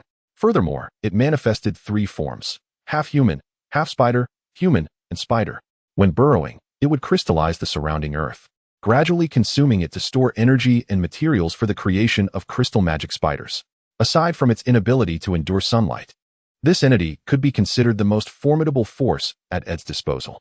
Upon learning of these capabilities, Ed almost contemplated forming a legion of crystal magic spiders. However, upon discovering their extreme fragility, he abandoned the idea. For the time being, they would serve merely as generators of dragon crystals and ice silk. After absorbing all the information, Ed quietly reflected that Yalahuan's current form could produce a remarkably resilient ice silk. This was a mutation resulting from the erosion of its silk by the power of dragon crystals, transforming it into a peculiar substance akin to silkworm silk, devoid of stickiness. After issuing commands to Yalahuan, Ed disengaged from the perceptual state and returned to his own body. With Ed's return, the others gathered around him. "Lord Ed, what shall we do now?" Chapter 37. The Mark of Crystal Northern Region, Sea Monsters Cape Peninsula, Flint Strait, year 296 of the Yang Dynasty. February. A chill wind swept across the somewhat turbulent waters of the Flint Strait, the sky overcast yet not producing particularly large waves, allowing for the passage of vessels. At the end of last year, the Sea Monsters Cape Peninsula did not experience significant snowfall, resulting in relatively mild temperatures outside the coastal regions of the Western Mountains. In the vast expanse of the Flint Strait to the north, 3 somewhat cumbersome 3-masted sailing ships steadily advanced towards Flint Point. On one of the ornately adorned vessels, Rogers Lacewell gazed complexly towards the direction of the Flint Point castle. As the destination drew near, the rough outline of Flint's Finger Castle became fully apparent. At this moment, Rogers Lacewell was not in the best of spirits. Particularly as he gazed upon the castle, his expression shifted dramatically, revealing a blend of excitement, confusion, indignation, and a flicker of hope. "Hey, Rogers, what are you looking at?" Suddenly, a boisterous voice erupted from behind him, followed by a firm pat on his left shoulder. By the time Rogers gathered his wits, the individual had already appeared at his right side, a robust man of similar height to Rogers, yet with a more corpulent physique. This dark-skinned gentleman appeared to be around 40 years of age, his round face meticulously groomed, complemented by his short, jet-black hair and vibrant eyes, giving him an air of vitality. He was adorned in an orange-yellow robe embellished with a multitude of gemstones, and a somewhat ostentatious belt made of gold and jewels cinched around his waist. A jeweled dagger and a slender sword hung from his belt, while his lower attire consisted of leather pants and boots, equally extravagant, adorned with various precious ornaments, gems, agate, gold, coral, and an array of exquisite embellishments, evoking the image of a nouveau riche. Beside this imposing figure stood 2 elegantly formed black girls, their skin tone not as deep as that of their companion. They wore collars resembling chokers around their necks. Flanking them were 4 infantry soldiers clad in light armor, dark half-armor, uniquely styled short swords, black shields, and distinctive spiked helmets, all unmistakable markers of their identity, the Unsullied. These specialized war slaves from the slave bays of Essos were renowned as the finest guards, fearless warriors, and favored commodities among slave owners and traders, on par with bed slaves in value. "Master, do you truly believe what I have shared with you?" Rogers Lacewell inquired, his scattered thoughts coalescing upon seeing the man. Just months prior, upon returning to the Mound of the Forsaken, Rogers had reported to Lady Barbale, the de facto leader of the Dustin family, regarding his experiences at Flint's Finger and Ed's response concerning the ownership of the Western Mines. Upon learning of Ed's reply, the proud flower of the stream was incensed. Although the Flint family lacked the strength to rival the Mound of the Forsaken, both parties were under the authority of Winterfell, rendering Rogers Lacewell the target for Lady Barbale's ire. Before embarking on his journey to the Finger of Filinth, Rogers felt quite confident in fulfilling his mission, having diligently gathered extensive intelligence regarding the Filinth family. This confidence led him to make bold proclamations in the presence of Lady Babar. However, This recent failure provided an opportunity for those who already harbored disdain for Rogers, such as Dustin and Leswell, to revel in his misfortune. After enduring numerous instances of oppression and humiliation, Rogers ultimately resolved to leave the settlement of Harrowmount. At the tender age of 20, Rogers Leswell remained unmarried and unengaged, largely due to the absence of land or inheritance. His desire to serve the Dustin family stemmed from a yearning to rise above his circumstances and achieve prominence. Yet, this latest setback shattered his faith in both his kin and Lady Babar. As the youngest son, unencumbered by familial ties, he promptly boarded 3 merchant ships bound for the Finger of Philith. Master, a merchant from the Essos continent, possessed the bloodlines of the Summer Isles and Lys, frequently engaging in trade with Harrowmount as a fur trader. Rumors circulated regarding his clandestine involvement in the slave trade, a matter overlooked due to his connections with several prominent figures of the Harrowmount settlement.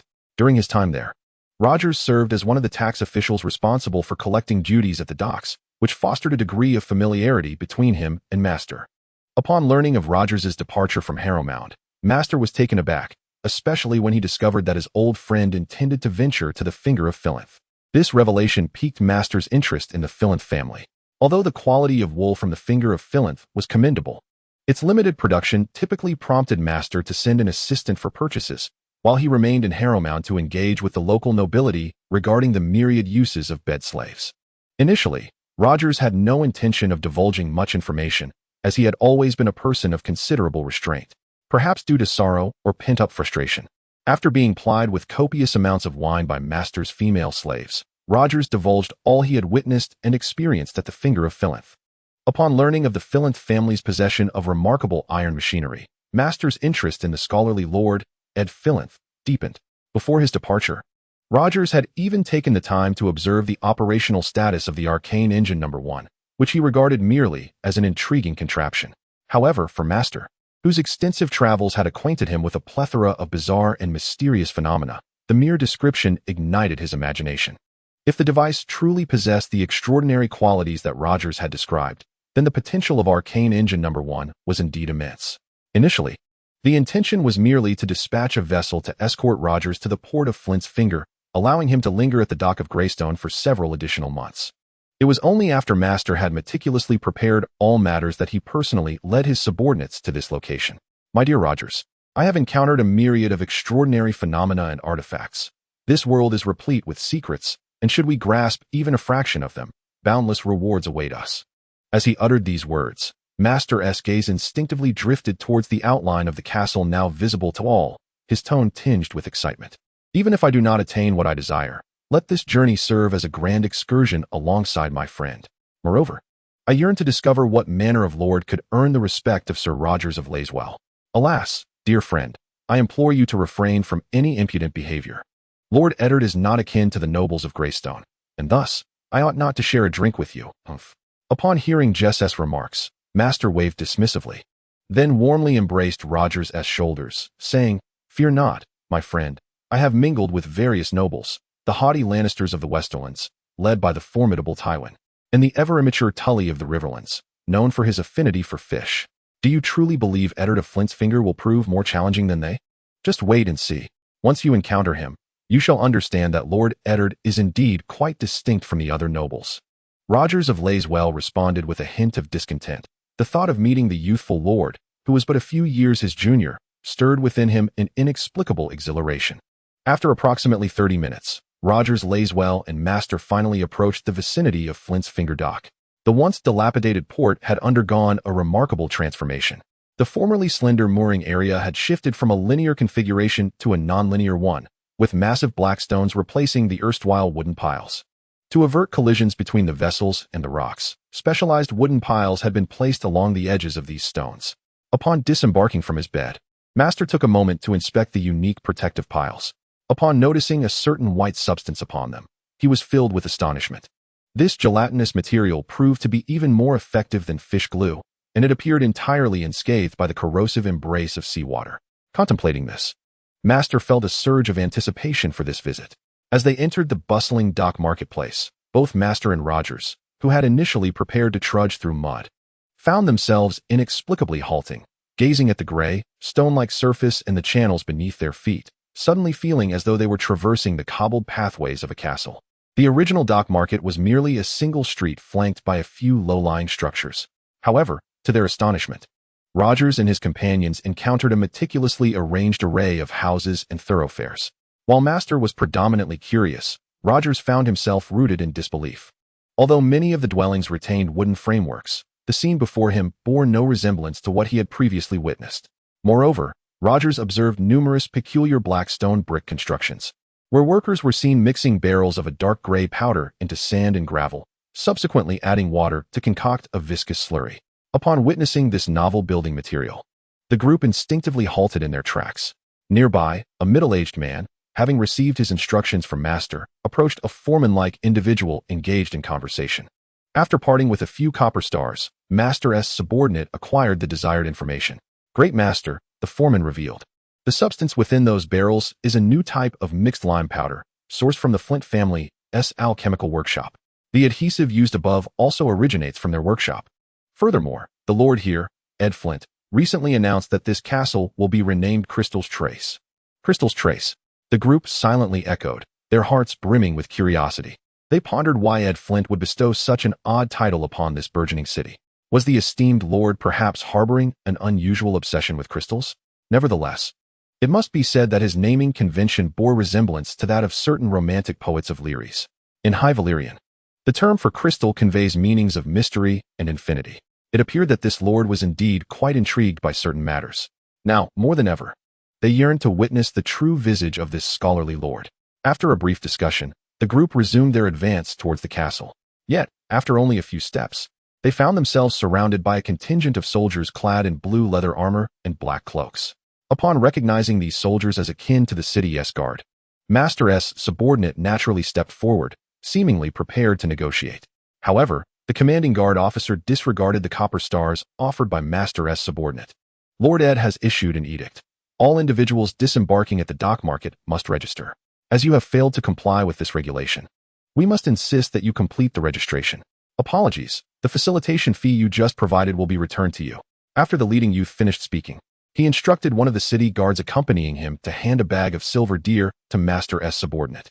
Upon their arrival at the docks, a secretary adorned with the Flint family crest approached them for registration. However, Master's subordinate found the process cumbersome and simply tossed a bag of silver deer to the secretary, which led to the subsequent events. Ultimately, after negotiations between the two parties, Rogers and his companions returned to the registration office at the docks, where the secretary provided them with an explanation. Without explicit directives from the castle, all external visitors entering the Crystal Scar must be registered. Once Rogers and his group completed their registration, the city guards departed, amicably informing them that officials of the Flint family do not accept any form of facilitation fees and extending a warm welcome to Rogers and his companions. They also learned that a reception center had been established on the Wine Street in the Outer District, where they could meet Barise, the Flint family's external liaison, who was also a former tax officer of the Flint family. Chapter 38. Experiments and Guests in the North, on the Kraken Peninsula, at the Flint's Finger. Within the Crystal Scar Castle, there exists a secondary chamber on the 4th floor, adjacent to Ed's master bedroom. To facilitate magical experiments, Ed has meticulously transformed this space into a magical laboratory. At present, Ed stands alongside Bachelor Albert before a colossal crystal pillar, seemingly observing something of significance. This laboratory spans approximately 40 square meters, devoid of ordinary construction materials and furnishings, entirely enveloped in black dragon crystal. Upon entering the laboratory, one feels as though they have stepped into an underground dragon crystal mine. The imposing dragon crystal pillar before Ed and Albert rises over 3 meters in height, resembling a typical hexagonal crystal prism. However, within this immense pillar lies a substance akin to liquid, within which slumbers a peculiar creature resembling a lizard. Beside Ed, Bachelor Albert is fervently scribbling notes, his left hand holding a wooden clipboard while his right hand swiftly maneuvers a quill pen across the paper. A closer inspection reveals that this quill pen appears to write continuously. This is due to Ed's craftsmanship. The quill features a finely crafted golden nib and a hollowed-out gold tube as its ink reservoir, exemplifying its exquisite quality and meticulous design. Subject number 1's indicators are normal. Preparation for the extraction test is underway. As Ed's voice faded, an oval aperture slowly opened within the crystalline column before him, allowing the liquid within to flow forth gradually. Beneath the crystal pillar, an object resembling a flowerpot's base suddenly emerged from the ground, subsequently absorbing the liquid into the crystalline surface beneath Ed and his companions. Coughing and gasping echoed through the air as a wingless, dragon-like creature reminiscent of a lizard cautiously poked its head out from the opening of the crystal pillar, seemingly sniffing the scents of the outside world. When its gaze fell upon Ed, its movements momentarily froze. Just as this draconic aberration attempted to extricate itself from the crystal column, its body convulsed violently. Almost instantaneously, its small head flushed a vivid crimson, and after several streams of blood poured from its mouth and nostrils, the creature perished within the confines of the crystal pillar. Alas, how could it have met such a fate? It was a dragon, after all. Albert, the scholar, gazed upon the lizard creature with a tinge of regret. This being was a product of Ed's transformation of a magical egg, a hybrid of the neckbeard lion lizard and a demon, initially conceived to create a dragon. Regrettably, this experiment had now culminated in failure. Previously, after Ed had completed the transformation of the mine, he returned to the Finger of Flint, where he embarked on a series of reforms across the Flint family's territory, encompassing urban reconstruction, military reorganization, and municipal system establishment.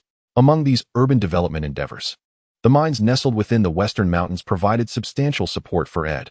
With the aid of the dragon crystal inferior demon and the crystal spider matron, LaHaven, Ed's mine evolved into a complex subterranean labyrinth.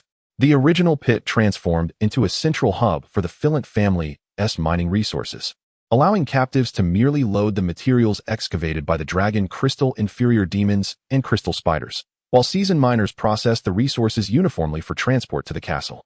With the backing of dragon crystal mines and other mineral deposits, Ed's alchemical workshop flourished swiftly.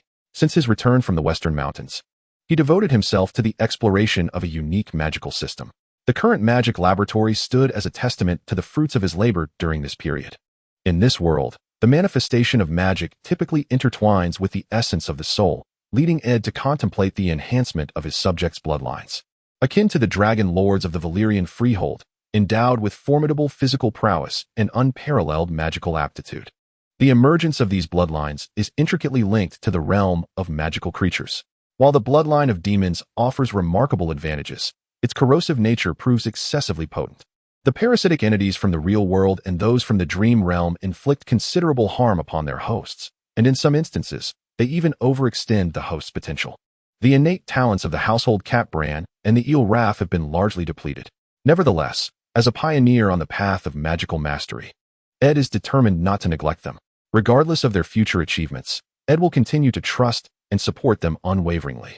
Although this biological experiment has ended in failure, Ed's prior endeavors in enhancing bodies through parasitic magic have met with resounding success.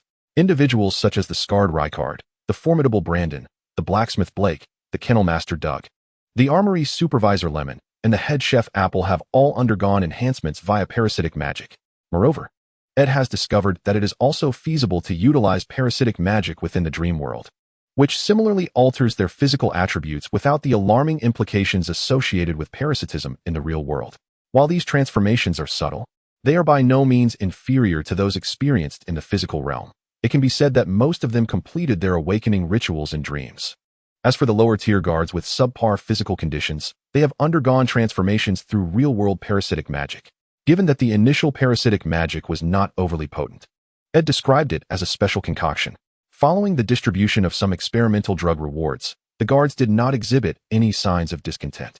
Bachelor Albert gazed sorrowfully at the fallen grotesque lizard, lamenting the absence of a dragon, which he had long believed would manifest under his gaze. Having already undergone the awakening ritual orchestrated by Ed, Albert was transformed in two ways to ensure the survival of this singular individual who could genuinely assist Ed. He received a parasitic enhancement in the dream realm, while in the real world, he was modified using a dragon crystal. Now, Albert's posture is no longer stooped.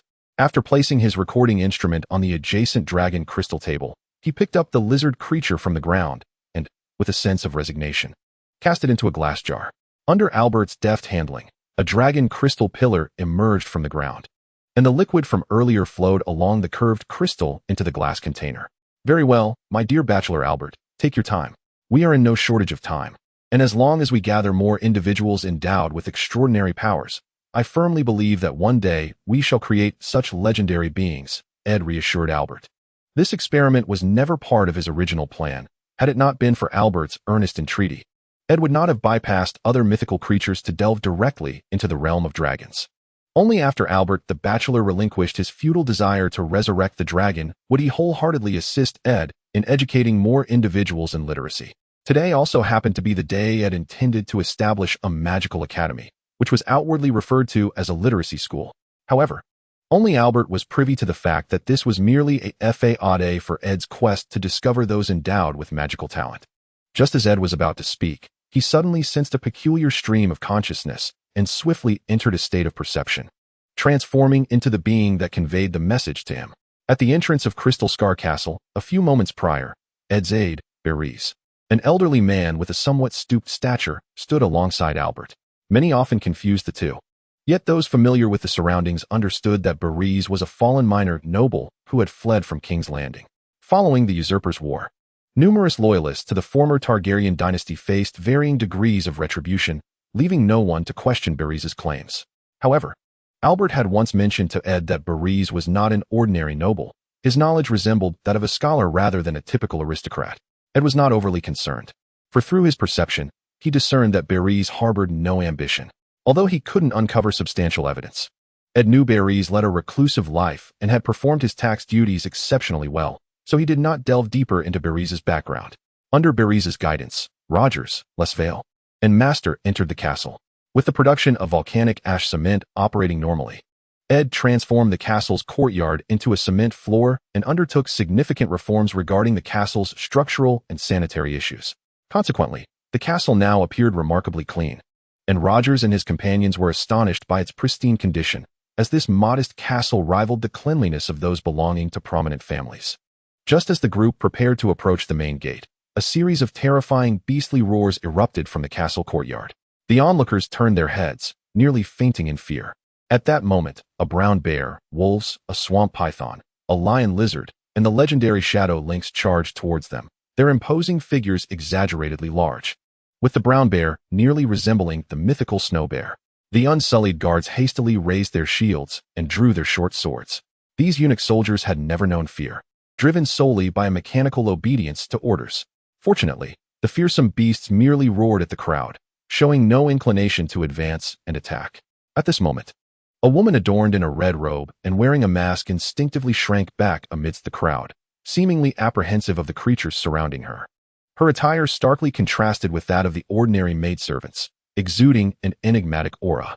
"Doug, what are you doing? Aren't these creatures typically docile? Do you intend to harm Lord Ed's guests?" Berries, witnessing this rather awkward scene, felt his face flush crimson, akin to a monkey's rear. To him, this was utterly disrespectful, prompting him to vociferously express all his grievances, his voice momentarily overpowering the roars of the beasts. With Berries' words hanging in the air, a middle-aged man wielding a whip suddenly dashed out from a nearby building adjacent to the main fortress. His speed was remarkable as he surged forward, cracking the whip violently against the ground before directing a series of wild shouts at the feral creatures, seemingly attempting to drive them away. Regrettably, the beasts paid him no heed, continuing their warning roars, which made Berries increasingly anxious, nearly compelling him to intervene and assist the kennel master, Doug, in taming these wild animals. Just then, an enormous shadow panther emitted a peculiar series of roars, causing the surrounding creatures to scatter, leaving only the formidable shadow panther in their wake. Within the shadow panther, Ed observed a veiled woman in a red robe among the crowd. Though her face was obscured, her distinctive attire evoked memories of a certain figure from his past, memories that, though distant, remained vivid due to their intensity. This was a red-robed priestess. Even with her veil, Ed distinctly recalled the strikingly beautiful women clad in such unique red garments, adorned with peculiar gemstones around their necks. While this woman was not the red-robed Melisandre, she was undoubtedly connected to that bold, heart-shaped-faced priestess, perhaps even more powerful. At this moment, Ed could clearly perceive the shift in her gaze, from shock to curiosity, and now to an inexplicable fervor, akin to a starving beggar encountering a sumptuous feast. After a fleeting glance at her, Ed signaled the Shadow Panther to proceed towards the castle, leaving only his silhouette for the onlookers. Berries, feeling somewhat helpless, glanced at the departing Shadow Panther and then addressed the crowd. "I sincerely apologize, everyone. These are Lord Ed's trained pets. Initially, they did frighten quite a few people, but they have always been remarkably gentle. Over time, no one has felt the need to oversee them closely. Their behavior today is indeed peculiar, but all is well now. Please, let us proceed this way. Upon witnessing the shadowy links depart, Master and Rogers both secretly exhaled in relief, subsequently directing their gaze towards a particular woman amidst the crowd. It was evident that they had surmised the connection between the recent events and their crimson-robed companion. Despite the unease lingering in their hearts, they resolved to persist, for they were now drawing ever closer to their objective. Chapter 39, Trade Agreement in the North. At the peninsula of the Sea Monster, within the Crystal Scar, in the Castle's Council Hall, a peculiar cry resonated as the shadowy lynx made its entrance through the side door, and simultaneously, Sir Albert appeared beside it. As they approached the dais, they found Rogers and his entourage already seated upon the benches before the throne. Upon sighting the shadowy lynx, the attendees instinctively recoiled, for the beautiful, silver-patterned beast evoked an unsettling apprehension, as if it might suddenly lash out. The shadowy lynx is the apex predator of the continent of Westeros, a fearsome creature that occupies the space between tiger and lion. Unless in a state of extreme hunger, these creatures do not emerge during daylight, nor do they attack humans unprovoked. The ancient clans referred to them as night shadows, while the wildlings beyond the wall called them ghost cats. Observing the massive lynx nuzzling against Ed's pant leg, Rogers and his companions felt as though they were in the midst of a fantastical tale. However, the tension was quickly alleviated when the usher, Varys, rose to introduce the group to Ed. My lord Ed, I have severed ties with House Dustin and shall henceforth have no further connection with them. I hope you will accept my loyalty, and I shall swear my oath beneath the heart tree. After Varys introduced Rogers and his party, Rogers was the first to stand, articulating his true purpose for the visit and expressing his intent to pledge his oath beneath the heart tree. The heart tree is revered as sacred and solemn. To the followers of the old gods, this is a profoundly holy ritual, as they believe that those who violate the oath sworn beneath its branches shall endure dreadful curses and a grim fate, ultimately being devoured by wolves and death. I accept your loyalty and respect your request for an oath beneath the heart tree. You will be temporarily assigned to my newly established municipal center. Bachelor Albert will arrange work for you based on your circumstances. Yes, my lord Ed. Upon hearing Ed's words, Rogers, filled with excitement, bowed respectfully before instinctively moving towards Varys and the others. My lord Ed, this gentleman is master from the city-state of Lannisters. He has come specifically to pay you a visit and hopes to establish a long-term trade relationship with you. And this lady is the priestess of the light from Volantis, Lady Sinvara. Sinvara? Upon hearing the name, Ed experienced a fleeting sense of familiarity. However, the passage of time had rendered him unable to recall such a figure, leaving only the visage and exquisite form of the crimson-robed Melisandre in his memory. Welcome to both of you. I am truly grateful for your presence. Let us defer our discussion regarding certain transactions involving Master and Crystal's Edge until after lunch. Yet, I must admit, I am perplexed as to why Lady Sinvara has come to me, for we are not acquainted, are we? Moreover, I am a devout follower of the old gods, which surely bears no relation to your Lightbringer. I have no intention of propagating the worship of other deities within my domain. Ed first extended his welcome to Master, subsequently making arrangements for him. After completing these tasks, he turned his attention to the enchanting crimson-robed Lady Sinvara and posed his inquiry. My dear Lord Ed, I am here at the behest of the divine, and until I receive further guidance, I shall remain here. The king is the god of all, the sole, true deity, and he has revealed many truths to me. However, I believe certain matters are best kept from outsiders, and all I seek is a conversation. I hope you will grant me this opportunity. Sinvara spoke with utmost sincerity, and her demeanor suggested she possessed knowledge of certain things. These priests of the Lightbringer, with their mystical powers and rare ability to manifest divine miracles, were indeed enigmatic figures in this world. Although Ed had contemplated the likelihood of encountering such beings in the future, he had never anticipated that they would come to him directly. Yet, it appeared that they bore no ill will. Otherwise, given their fanaticism, they would have already threatened to incinerate him. Very well, I shall seek you out after the banquet. Aside from the upper floors of the castle, you may explore freely. After a moment's reflection, Ed issued his directive. In response, Sinvara lowered her veil and smiled at Ed, eliciting a chorus of audible swallows throughout the hall. Thank you for your support and understanding, Lord Ed. However, I would prefer to accompany you, as your company is truly captivating. Ed then invited Sinvara and Master to rest in the hall, while he would take Rogers to pledge his oath before the heart tree. In the beliefs of the ancients, the oath before the heart tree held great significance, since Rogers had solemnly declared his intention to swear fealty to Ed beneath its branches. Ed felt compelled to honor this commitment. Although he harbored doubts regarding the binding nature of oaths, he recognized the necessity of adhering to local customs. Any overt deviation might jeopardize his position of authority. In the land of the flowered people, deities serve merely as tools and spiritual anchors. However, in this medieval-like world dominated by Western culture, gods symbolize everything, particularly for enchanting women like Melisandre.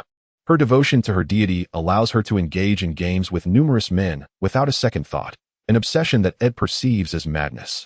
Although Master and Sinvara both revere the Lord of Light, their curiosity is piqued by Roger's oath ceremony. Thus, upon receiving Ed's consent, they proceed to the heart tree. This heart tree is a node of the white sacred tree within this realm. In a sense, it embodies the old gods of Flint. The so-called oath merely entails allowing the white sacred tree to witness the loyalty ceremony. The white sacred tree of the Flint family is approximately 500 years old, with rumors suggesting it was planted after the castle's establishment. Previously, the Flint family's heart tree resided within the Western Mountains. There are also tales that the Flint family did not originally worship the old gods. They began their veneration only after being defeated by House Stark. The veracity of such claims remains elusive, and although they may pertain to Ed's source of power, he lacks the time to delve into them, as numerous responsibilities await him. The sacred grove of the Flint family is modest. Aside from the heart tree, there are only some lilacs and smoke vines. The massive heart tree sways gently in the breeze, as if welcoming them, while the newly sprouted leaves glisten like translucent rubies. I, Rogers Liswell, under the witness of the heart tree, swear my allegiance to Lord Ed Flint. My sword shall be wielded for the Flint family, and my blood shall flow for the Flint family. Flint family, my oath is as solid as a rock. As Rogers uttered his vow, he drew his long sword from his side and knelt before Ed, embedding the sword into the ground before him, his hands clasped in prayer over the hilt. In that moment, Rogers resembled a devout supplicant of the Seven, and upon pronouncing the family motto, Ed approached him. I, Ed Flint, Lord of the Flint family, accept your fealty under the witness of the old gods. May the old gods bless you, and may their blessings be with you always. The surrounding members of the Flint family erupted in cheers at Ed's words, subsequently lining up to embrace Rogers as a gesture of acceptance. Master and his followers also extended their congratulations to Ed's group, while the red-robed Sinvara gazed intently at the towering heart tree, seemingly captivated by its presence. In the dreamlike realm, the white holy tree issued a warning to Ed, sensing the lurking presence of an unknown entity. However, the influence of this power was rather subtle, barely perceptible unless one was specifically attentive. Following the oath of the heart tree, Ed extended an invitation to Master to the council hall, where Bachelor Albert had already placed an array of items produced by the alchemical workshops for Ed to showcase and introduce. The long table in the council hall measured over 3 meters in length, already adorned with various black glass vessels and steel items. Most striking among them was a long sword, its blade etched with peculiar patterns, which Master immediately noticed upon entering. Additionally, on a tray lay a shimmering, exotic fabric, reminiscent of silk, which Master had never encountered before. Instantly, a sense of discovery washed over him. He realized he had stumbled upon a veritable gold mine, one ripe for immediate exploitation. Suppressing his excitement, Master discreetly wiped the drool from the corner of his mouth, prompting Ed to roll his eyes. Yet this reaction was precisely what Ed sought. The steel and glass were merely appetizers, while the icy silk was merely the main course. He had yet to unveil the true delicacies.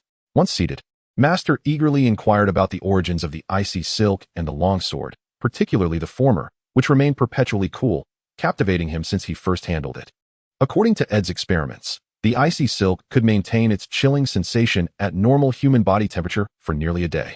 Once the minuscule energy from the ice dragon crystal was depleted, it required recharging with the crystal, which came in 3 grades: initial, intermediate, and advanced, each with differing recharge times.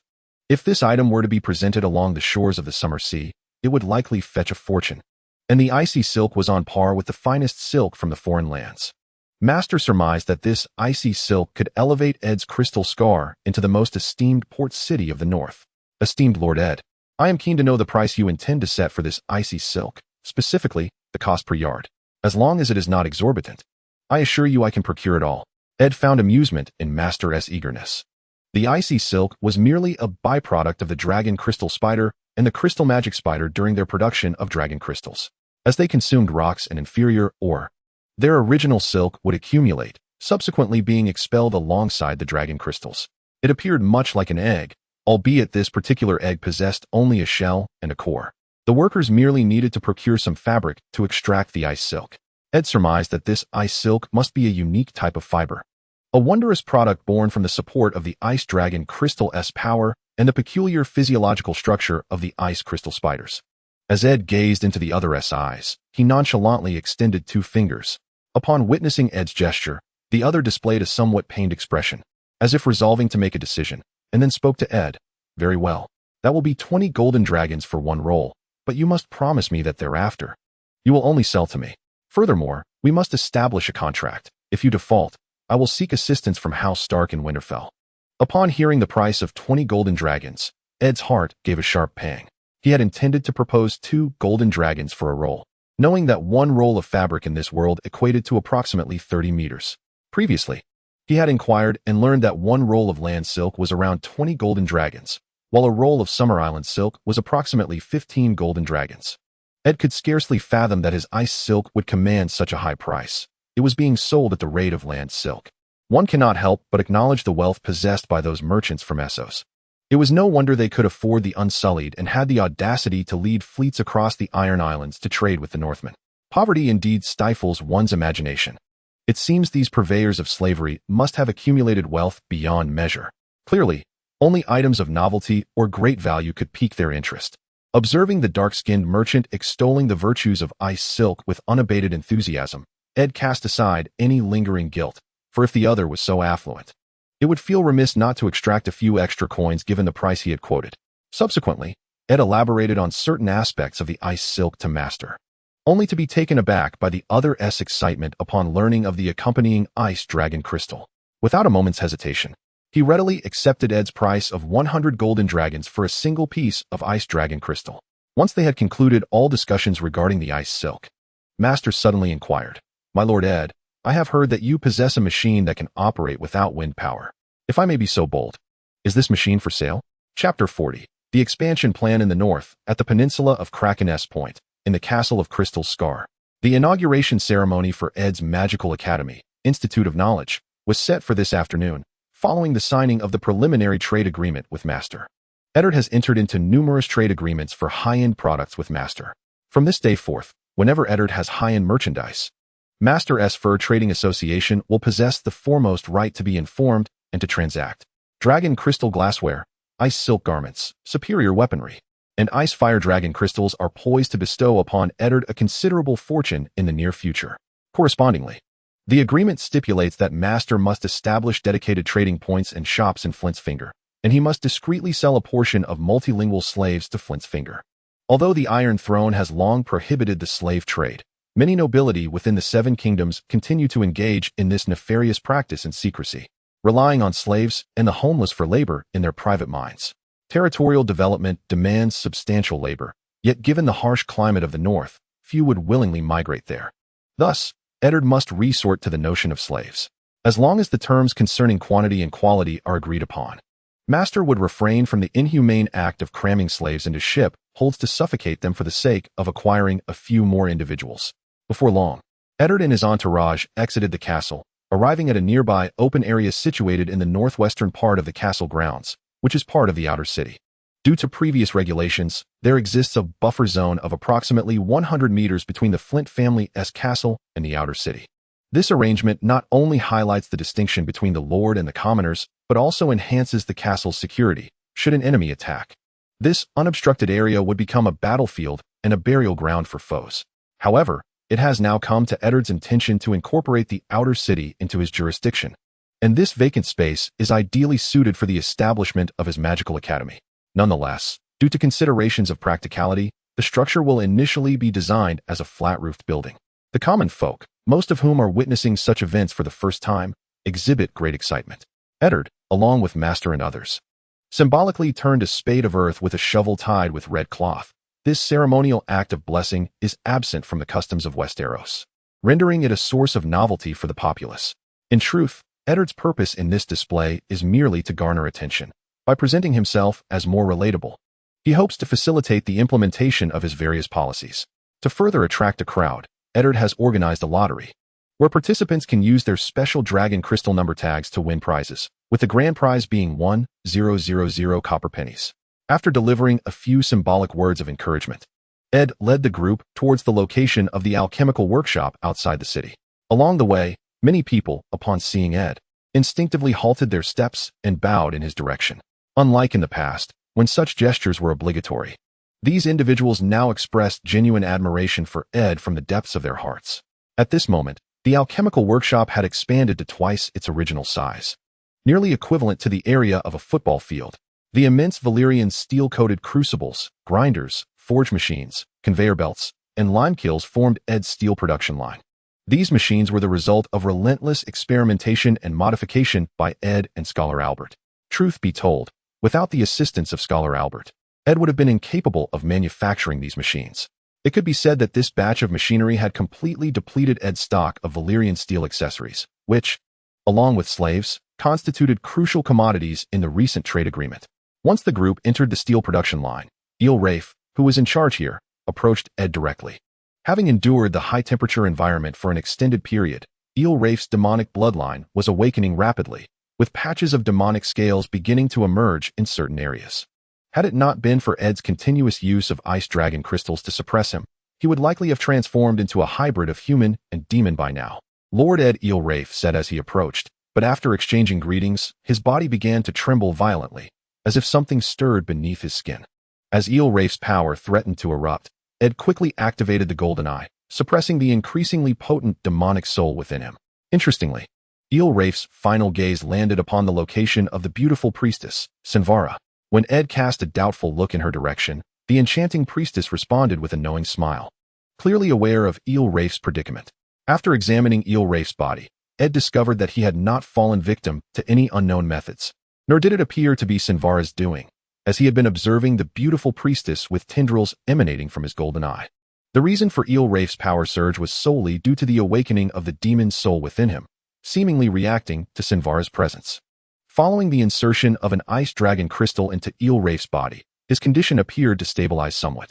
Consequently, Ed ordered the factory workers to escort him for rest. Eel Rafe was currently in a precarious state of balance. The slow fusion of the demonic soul with his own had prevented him from fully mastering his inherent power. After the encounter with Sinvara, the challenge has become significantly simpler.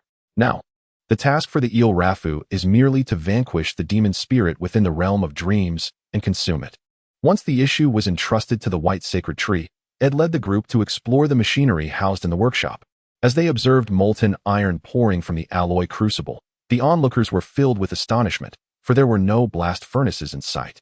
Witnessing the blacksmiths skillfully operating the machines to forge steel, Master was nearly overcome with excitement, nearly leaping from his feet. He quickly turned to Ed and inquired, "My Lord Ed, this is truly remarkable. Might I ask if this machine can be repurposed into siege weaponry? If that were indeed possible, I dare say even the Red Keep in King's Landing would crumble beneath the hammer forged by this machinery." "Haha, Master, you are quite amusing. I created this device specifically for production, not for warfare. King's Landing, much like Old Town, is merely a city built upon heaps of refuse, and I have no fondness for it. If my subordinates were to perish in battle, who then would accept my rule or assist me in tilling the land? I cannot afford to employ it for military purposes. Of course, should you insist on repurposing it, I would not object. But I trust your discerning mind recognizes where its true value lies. Mage Engine number 1 has its merits, yet it lacks the rapid start and stop capabilities of modern machinery. Moreover, once activated, the Ice Dragon Crystal and Fire Dragon Crystal remain in a continuous state of release. However, this issue may only be addressed in due time, when Ed's forces are expected to grow stronger. At that juncture, I can simply delegate the problem to them. My Lord Ed, I wish to know how this machinery operates and how transactions are conducted." "Oh, great King of Light, this is truly a divine gift," Master exclaimed eagerly after surveying all the machines. "Even if I were to sell you this machinery, you would find it unusable. However, I possess another set of similar machines that can burn wood, charcoal, or coal, which I believe you would also find appealing. I will arrange for someone to instruct you on its operation," Ed explained with a hint of exasperation after hearing Master's words. Initially, Master felt disheartened, but upon learning of the alternative machinery, his spirits soared once more. The machine Ed intended to sell to Master was, in fact, the centerpiece of this trade, a steam engine he had modified alongside Scholar Albert. With the advent of the magical version of the Stirling engine, Ed had become quite adept at refining steam engines. The construction of the boiler, cylinder, connecting rod, governor, gas valve, safety valve, and flywheel is designed to be as straightforward as possible. Excessive complexity would render them unusable and unmaintainable. Even the smallest steam engine vastly outperforms windmills and watermills. As Ed's flagship product, he has invested considerable effort into the steam engine, with many of its components personally coded by him.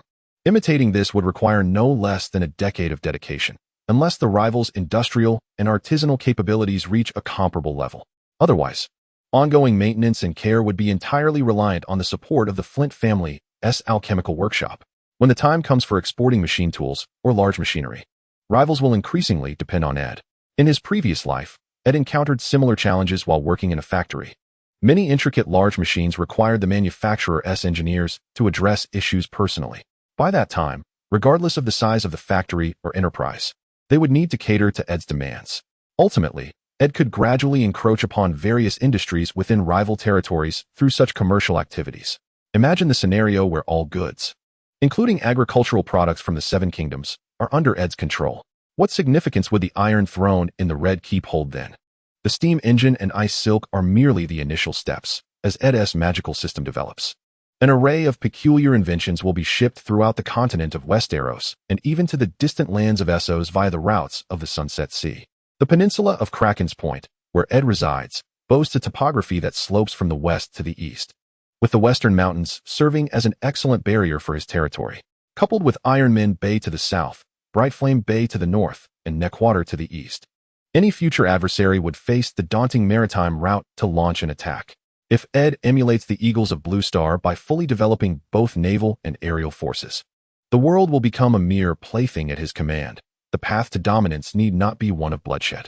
The Eagles of Blue Star have excelled in this regard, instigating conflicts for profit while compelling the nations of the world to bear the financial risks. They even seize opportunities to exploit their adversaries. Furthermore, once Ed's overall strength reaches a certain threshold, he can initiate long-distance aquaculture, allowing people from other regions to become his spiritual subjects. Envision a time when all individuals in the Seven Kingdoms aspire to be Ed's vassals, extolling the fragrance of crystal scar and the sweetness of the air. What distinction would exist between him and the king? When all the discerning minds and talents of the Seven Kingdoms yearn to join the Flint family, even the most formidable noble houses would find themselves compelled to act in accordance with Ed's will. In the end, under Ed's leadership, Master finally beheld the wondrous machine he had longed for, and with the assistance of the workers, he witnessed the complete steam engine come to life. During this period, Ed demonstrated remarkable thoughtfulness by elucidating certain considerations regarding the steam engine for Master. To ensure the safety of the boiler and cylinder, Ed ingeniously modified a rudimentary pressure valve apparatus, which would release steam once the internal pressure reached a certain threshold. However, as the Valyrian steel ornaments gradually diminished, the production of some of Ed's intricate devices would inevitably be affected to a certain extent. Yet, it was not realistic to expect him to discover a material as effective as Valyrian steel. Thus, he turned his attention to Master. Having navigated the realms of Westeros and Essos for many years, Master surely possessed a considerable quantity of Valyrian steel ornaments, and if all else failed, he would resort to purchasing them. Ed had an overwhelming number of matters to investigate. Perhaps, in due course, once he thoroughly comprehended the demonic magical runes, these issues would resolve themselves. For now, however, investment was crucial, and earning money remained the priority. After witnessing the functionality of the steam engine, Master joyfully entered into a subsequent trade agreement with Ed, wherein the steam engine would be sold for the sum of 1,000 gold dragons. Should the market flourish, Master would undoubtedly become the primary supplier. Due to his insufficient supply of gold dragons on this occasion, Master would settle his debts using slaves and some Valyrian steel ornaments. Pleasant cooperation, my Lord Master. I hope our trade can flourish indefinitely. Moreover, I would appreciate it if you could carry a message regarding the Iron Islands. Some matters can only be resolved through messengers. Upon seeing Ed extend his hand, Master happily clasped it in a firm handshake, his excitement palpable, causing him to tremble with anticipation. Rest assured, dear Lord Ed, I shall diligently fulfill my duties. The Ironborn are not merely a band of brutish individuals. Among them are those who can perceive the prevailing circumstances, and these individuals will become our allies in the future, safeguarding our trade routes. Chapter 41, The Red Priestess. Kinvara in the north, at the peninsula of Kraken's Point, in the castle's banquet hall of Flint, Laughter resonated through the air. Ha ha. Come, let us raise a toast. Long live the Lord. As dusk approached, amidst the revelry, the welcoming feast hosted by the Flint family commenced punctually. Almost all of Ed's subordinates had arrived, including the castle's guard, workers from the alchemical workshop, and the families of the castle's servants. As a minor noble, Ed had few noble subordinates. The knight Arthur Stone was among the highest ranking of his retainers. Influenced by the Stark family of Winterfell, the northern nobility did not exhibit the same arrogance seen among their southern counterparts. Most of the northern nobles coexisted harmoniously with the common folk, although certain families held a different perspective. As she observed the vassals toasting to Ed below, the crimson-robed priestess, Sinvara, cast a curious glance in his direction. Her pale green eyes brimmed with intrigue, exuding an alluring charm. The Essos continent is home to a myriad of ethnicities, boasting a spectrum of skin tones. Sinvara, resembling the people of Larena, stood somewhat shorter than Ed, her figure gracefully curvaceous, with an alluring silhouette that seemed to vanish into obscurity. Her exquisite visage, paired with her porcelain skin, shimmered enchantingly under the soft glow of the lights, while her prominent nose and enticing red lips distinguished her amidst the throng of women, rendering her the most radiant star of the evening. Upon sensing Sinvara's gaze, Ed raised his goblet in a subtle acknowledgement. It must be said, this enchanting priestess possessed a captivating aura, a fact that Master had alluded to in their private conversations. This beautiful crimson-robed priestess held the esteemed title of the High Priestess of Volantis, one of the 9 free trade city-states of Essos. Among the followers of the Lord of Light, she stood as one of the most significant figures. When Ed learned she would accompany him to Westeros, he felt a twinge of apprehension. Lord Ed, I urge you to exercise caution. It appears this former High Priestess anticipated my arrival from the very beginning. Though I am a devotee of the Lord of Light, I trust you understand certain matters. Thus, I sincerely hope you remain vigilant. After all, you are my most crucial ally, and I would dislike seeing you become akin to the Mad King Targaryen, a man who delighted in setting others aflame. As Ed regarded her, the words once spoken by Master echoed in his mind. Lord Ed, why are you not partaking in the feast? At that moment, a melodious voice, laced with a heavy Valyrian accent, suddenly graced Ed's ears. Almost immediately, he felt a warm, soft form press against him. Lord Ed, will you not sample this exquisite smoked plum wine? Or shall I feed you instead? As Ed reveled in the sensation of the soft figure against him, another delicate feminine presence entwined itself on his other side, accompanied by a glass goblet, delicately lifted by a hand as smooth as ivory. At this juncture, 2 beautiful and delicate women nestled close to Ed, their striking resemblance evident. With silver hair and lavender eyes, they showcased the Valyrian blood coursing through their veins. Although their faces bore a few freckles, it did little to obscure their beauty and charm. These 2 silver-haired, violet-eyed maidens were recently acquired by Master from Lys, originally intended as gifts for a prominent figure in the north. However, due to the recipient's discreet nature and reluctance to accept such bed slaves, the 2 beauties remained until this day. Master had always wished to present a commendable gift to his partner, Ed. Unfortunately, he found himself with only 2 suitable offerings at hand. Observing that Ed did not decline his service and was attentively watching his movements, Master felt a sense of relief. Typically, only 2 maidens were permitted to stand beside the Lord in the main seat, but with the presence of these 2 silver-haired beauties, the head maid, Aunt Igu, and the petite maid, Wild Rose, found themselves relegated to the sidelines.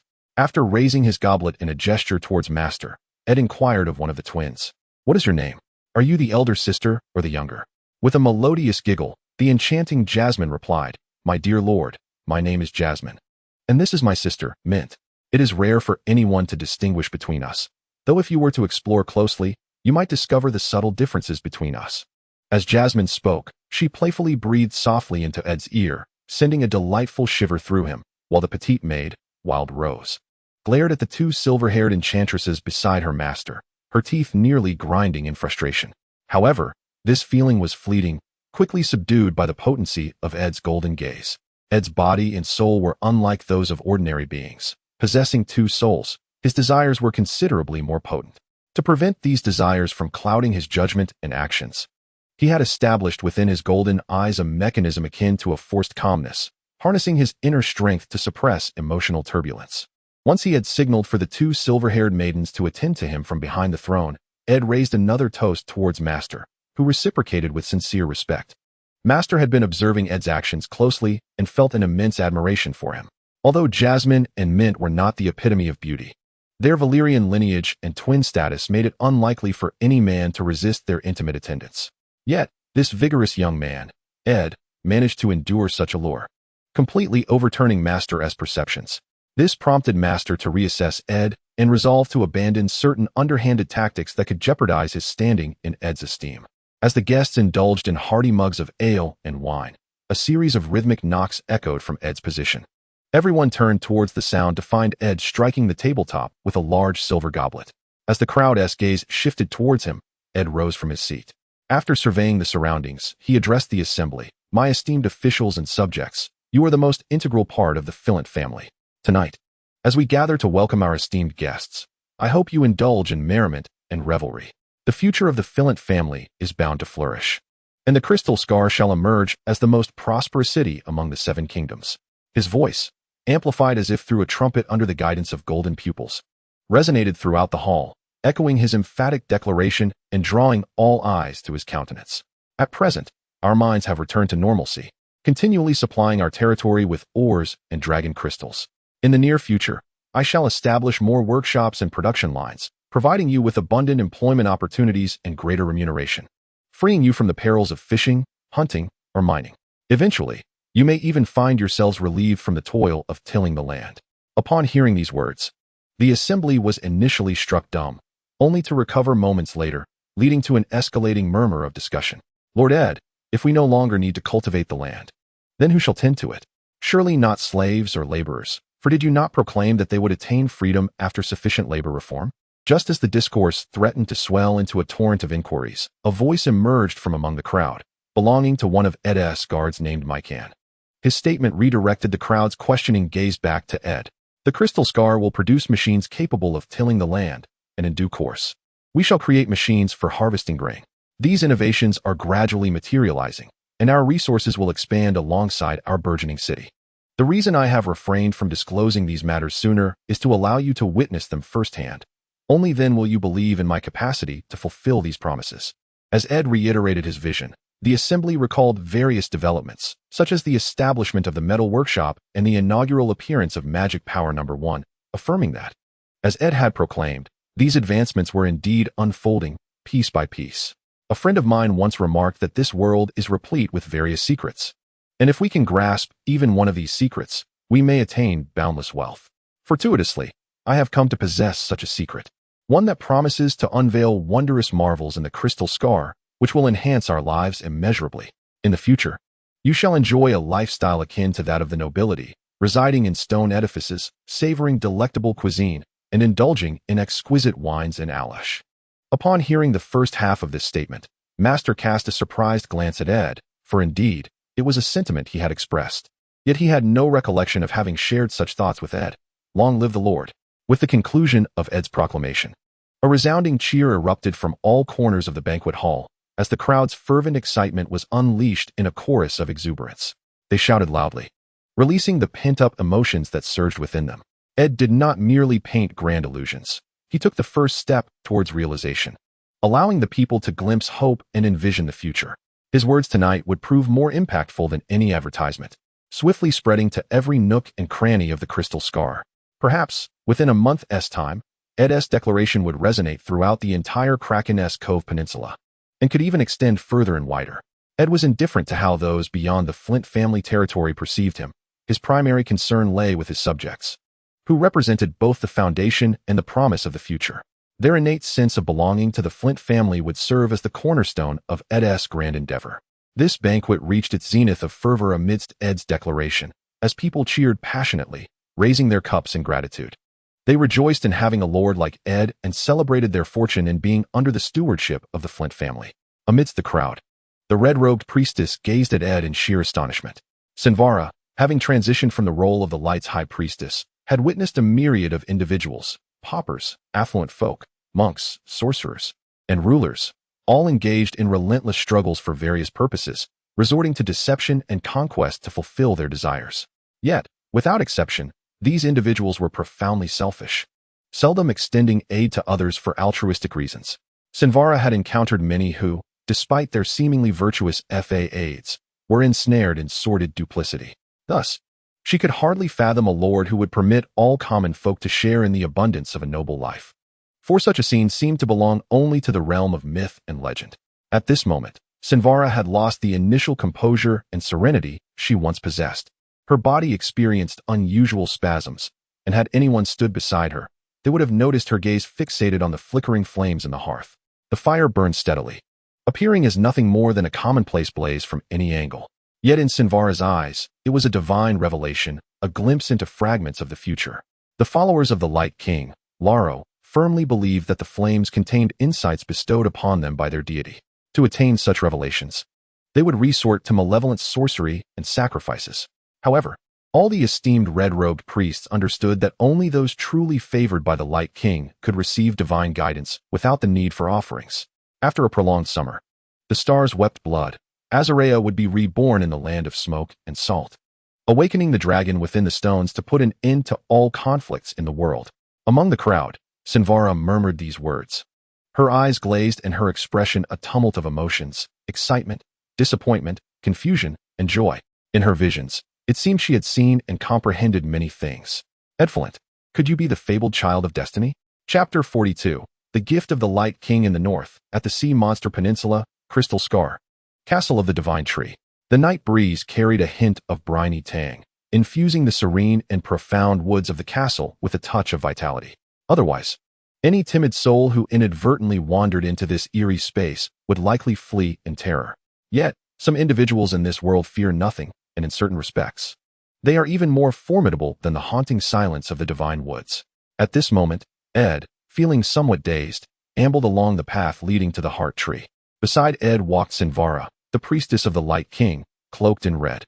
She had regained her initial grace and elegance. Under the moonlight, she resembled a fairy bathed in celestial glow. Soon, guided by Ed, they arrived at the base of the magnificent Heart Tree.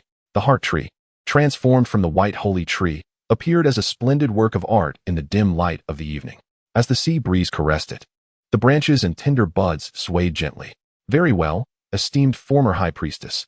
This place is devoid of any disturbances. You may now reveal your purpose, or perhaps, what that presence behind you desires. Upon reaching the base of the Heart Tree, Ed suddenly turned to Sinvara, noting the enigmatic aura that enveloped her, distorting the fabric of time and space around her, rendering Ed incapable of perceiving her true state. However, from the latter part of the recent banquet, Ed had been overwhelmed by an unsettling sensation, as if something was watching him. This feeling was not overtly apparent. Even the white holy tree remained oblivious to it. Yet, the scrutiny was undeniably present, as if Ed's very soul was issuing a warning. Suddenly, a faint yet palpable source of heat erupted near Sinvara, rapidly escalating in intensity.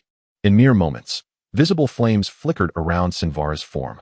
The blood-red robe he wore swiftly carbonized under the searing heat and was soon whisked away by the ascending inferno.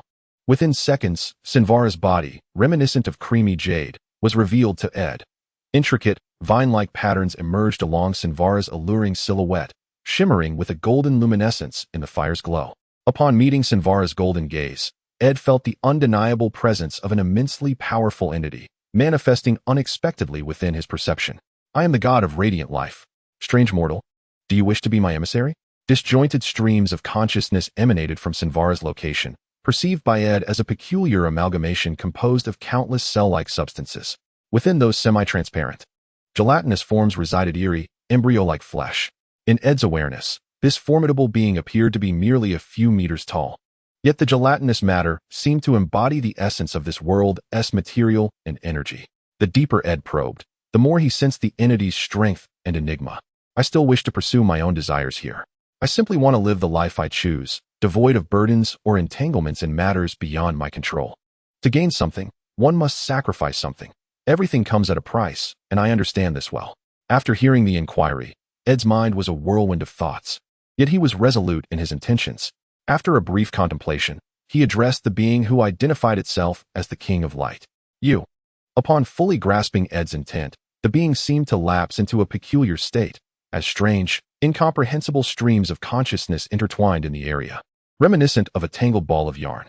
The peculiar, enlarged cellular-like substance fixated on Ed, while the embryo-like forms appeared to animate, their gaze fixated on him, causing every hair on his body to stand on end. Time, intertwined with fate, beckons us to engage in a transaction with the unknown. An interval, the duration of which remains elusive, elapses before a stream of consciousness abruptly infiltrates this perception.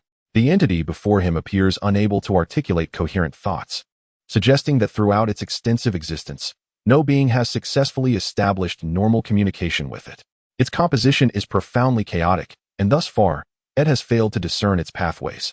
The faith in the King of Light reigns as the predominant belief on the continent of Erzoth, yet it lacks the comprehensive doctrines and dogmas characteristic of the Seven Gods Church.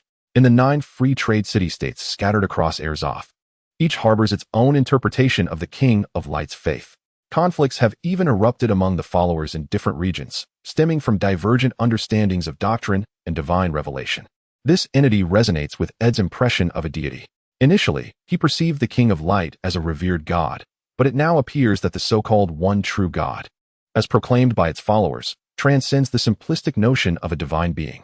The existence of the King of Light resembles the descriptions found in the arcane knowledge of demons, embodying primordial and conscious deities, or perhaps an even more enigmatic entity. Ed has finally grasped why the blessings of the King of Light sometimes seem capricious. In truth, it seems these so-called followers of the King of Light have not genuinely garnered its favor. They resemble parasitic mosquitoes, thriving on the King's casual dismissals and the outflow of its essence, which they interpret as divine inspiration and power.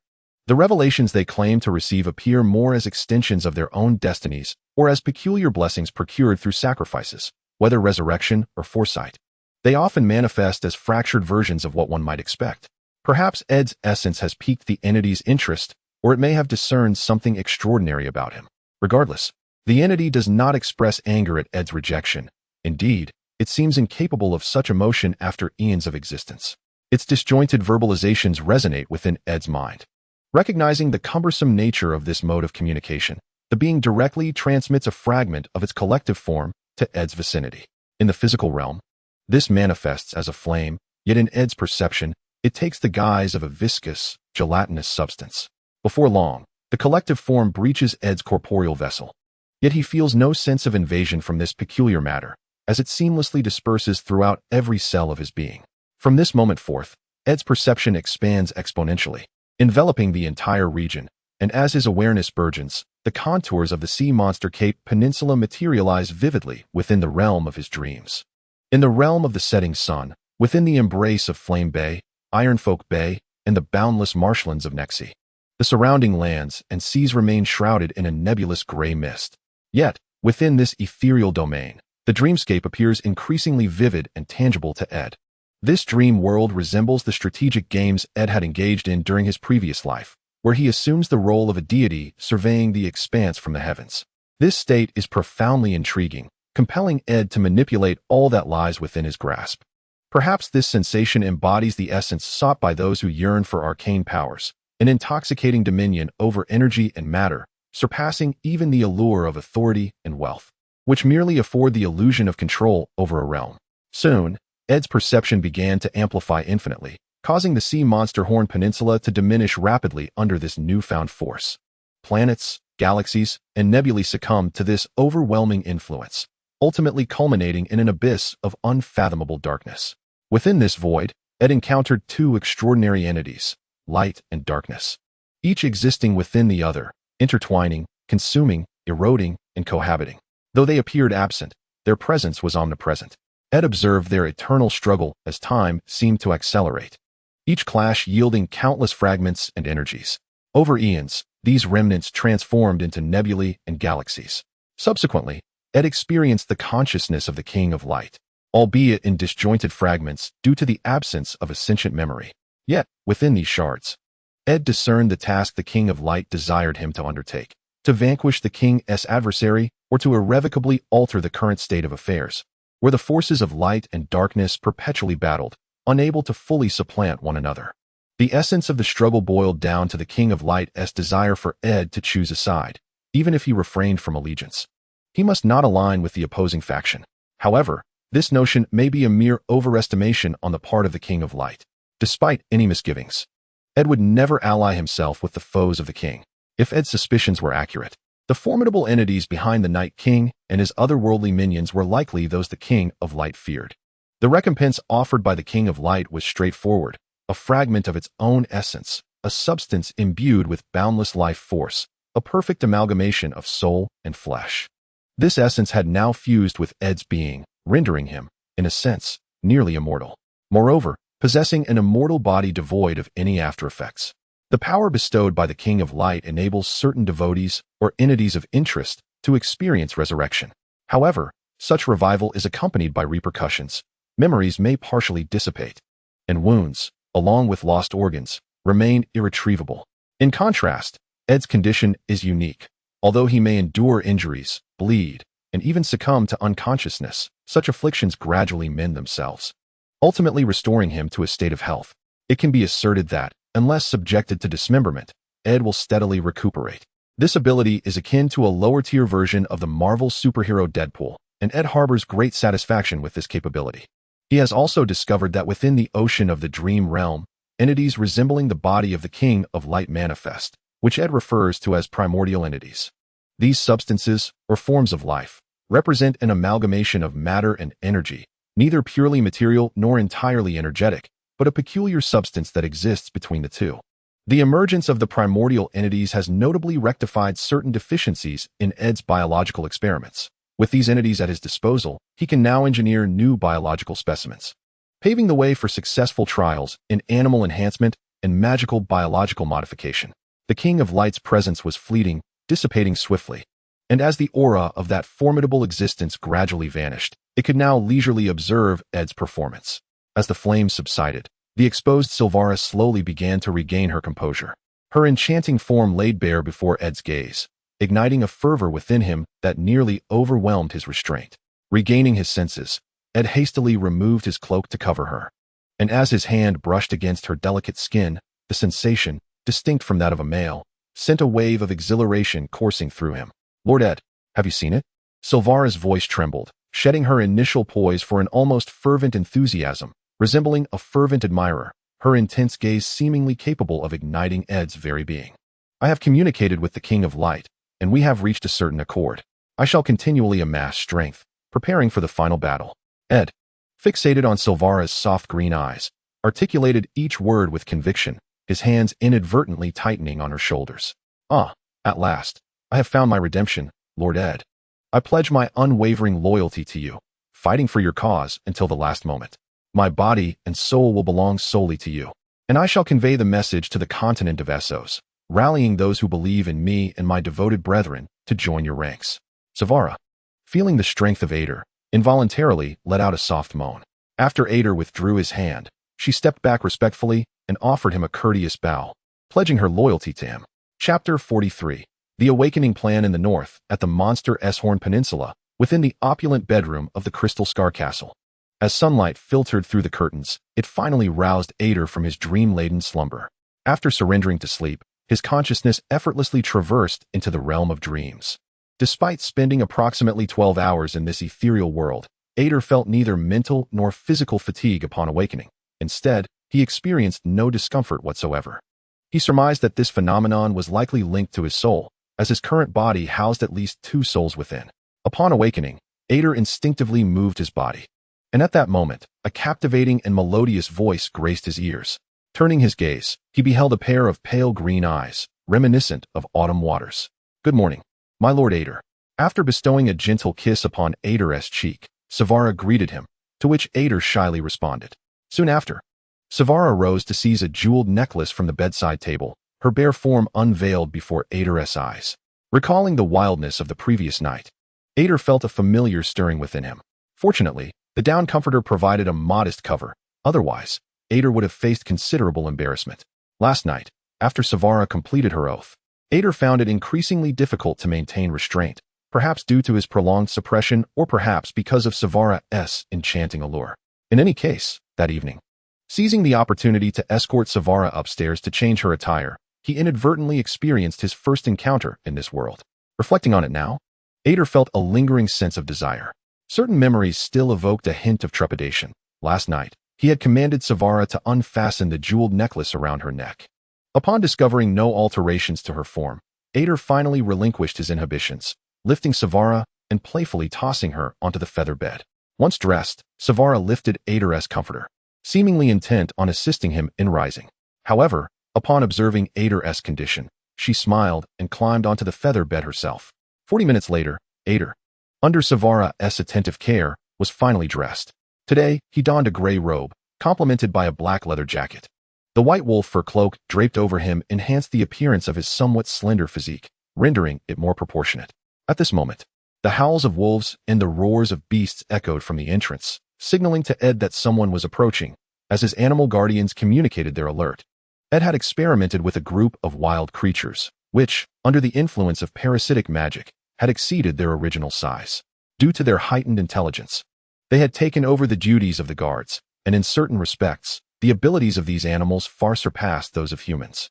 The wolves and shadow lynxes possessed remarkably acute senses, enabling them to detect the scent of strangers ahead of time. The swamp python patrolled the castle's periphery and rooftops, while the lion lizard lay in ambush within the garden pond. The brown bear exhibited formidable combat prowess and explosive strength, outfitted with armor. It would be akin to a tank. With such successful cases, Ed began to cultivate new war beasts, envisioning the Flint family as a dominant force in the future trade of weaponry. Imagine, when the enemy's arms and mounts all stem from the crystal scar. Unseen hands could sway the balance of power in that region. As the door swung open, Ed stepped out alongside Sinvara, who was met at the threshold by 4 of his handmaidens. The head maid Aunt Igu, the young maid Wild Rose, and the Valyrian-blooded Jasmine and Mint sisters. Except for Aunt Igu, the other 3 maids glared at Sinvara, their expressions filled with indignation. They had all aspired to win Ed's favor, but found their chance snatched away by this outsider. Sinvara, however, remained composed and graceful. Aside from the barely noticeable kiss mark on her neck, one could easily perceive her as a noblewoman hailing from an esteemed family. Ahem. Sinvara will be residing in the castle from now on. She, like you, belongs to our Flint family. Do you understand? Yes, my lord Ed. Upon hearing Ed's decree, everyone bowed respectfully before him, and he led them towards the dining hall. As dawn approached, many laborers had already toiled for quite some time. Yet Ed still desired a light breakfast, for he anticipated a long day ahead. His endeavors the previous night had not solely revolved around sampling Sinvara. After entering the dream realm, he had conducted various experiments. By today, his research into the bloodline of the demon Bellic had progressed significantly. After synthesizing the strengths and weaknesses of all the bloodlines, Ed was ready to initiate dream awakening trials with the first batch of students. The most pressing task today was to select, categorize, and train these students, ensuring they learned to harness their powers and could effectively contribute to Ed's magical industrial endeavors. Ed's educational institution operated on a unified 3-tier system for ages 8 to 16. Those exceeding 16 and displaying considerable talent would be enrolled in remedial classes for concurrent learning. Ed's teaching primarily centers on literacy, supplemented by magical education. Those with exceptional talent are instructed either by him or by the scholar Albert.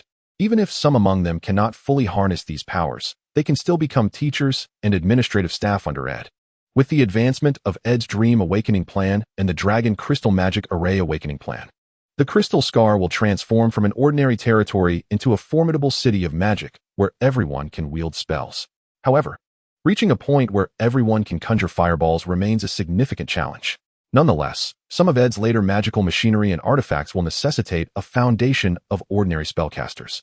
At present, Ed's priority is to establish that foundation, allowing everyone to gradually explore and systematically construct a comprehensive magical framework. Although Ed is uncertain whether such cataclysmic magic will emerge in the future, he is acutely aware that all of these advancements are predicated on the foundational magic system. Without the inception of the fireball spell, how could one even contemplate the subsequent reign of fire? After enjoying a meticulously prepared breakfast by the head maid, Aunt Igu, Ed led Sinvara to the temporary training facility of the Magic Academy, situated in a makeshift tent area near the castle entrance. Scholar Albert had arrived early, as he aspired to one day become a doctor, teaching and authoring a book bearing his name. The nobility of Westeros has become accustomed to the tradition of the Citadel cultivating literate individuals, with few recognizing the significance of knowledge. The lords of the Seven Kingdoms are primarily concerned with their territories, gold dragons, power, and beautiful women.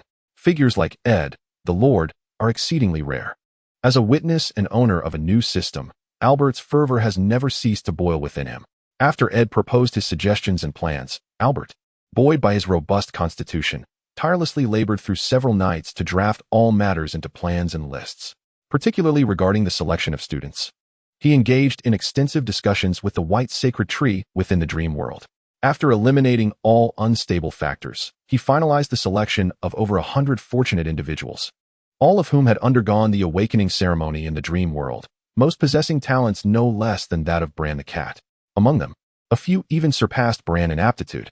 Most of this group have familial connections to the castle's servants and are somewhat familiar with certain affairs of Ed. The inhabitants of the North are seldom influenced by the doctrines of the Seven Gods, allowing most of them to begrudgingly accept the existence of magic. This group not only forms the foundation for the future of the Crystal Scar, but also serves as a benchmark when extraordinary abilities can be acquired through learning. It represents a windfall for those eager to advance. As these individuals gradually reveal their capabilities, Ed will enhance their treatment and benefits, paving the way for opportunities and diminishing the fear of the unknown regarding magic. Once the populace realizes that magic is merely another tool akin to a longsword, Ed's transformative plan will come to fruition. At that point, excessive promotion will be unnecessary, as his magical system will begin to spread across the continent, drawing more individuals to the Crystal Scar. As Ed stepped onto the makeshift stage, the crowd erupted in excited cheers. Aside from those who had previously awakened in the dream world, over 100 volunteers of all ages and genders had gathered, representing nearly every social class, most of whom were drawn by the opportunity for free learning. Ed had explicitly stated on the bulletin board near the castle gates that, in the later stages, the alchemy workshop would only recruit those who could read and write, with exceptional performers having the chance to become officials in the municipal center. Although Ed's municipal center currently comprises only the construction, taxation, and commerce departments, many agencies under these divisions remain inactive. With such vast prospects outlined, Ed was confident that no one could resist the allure.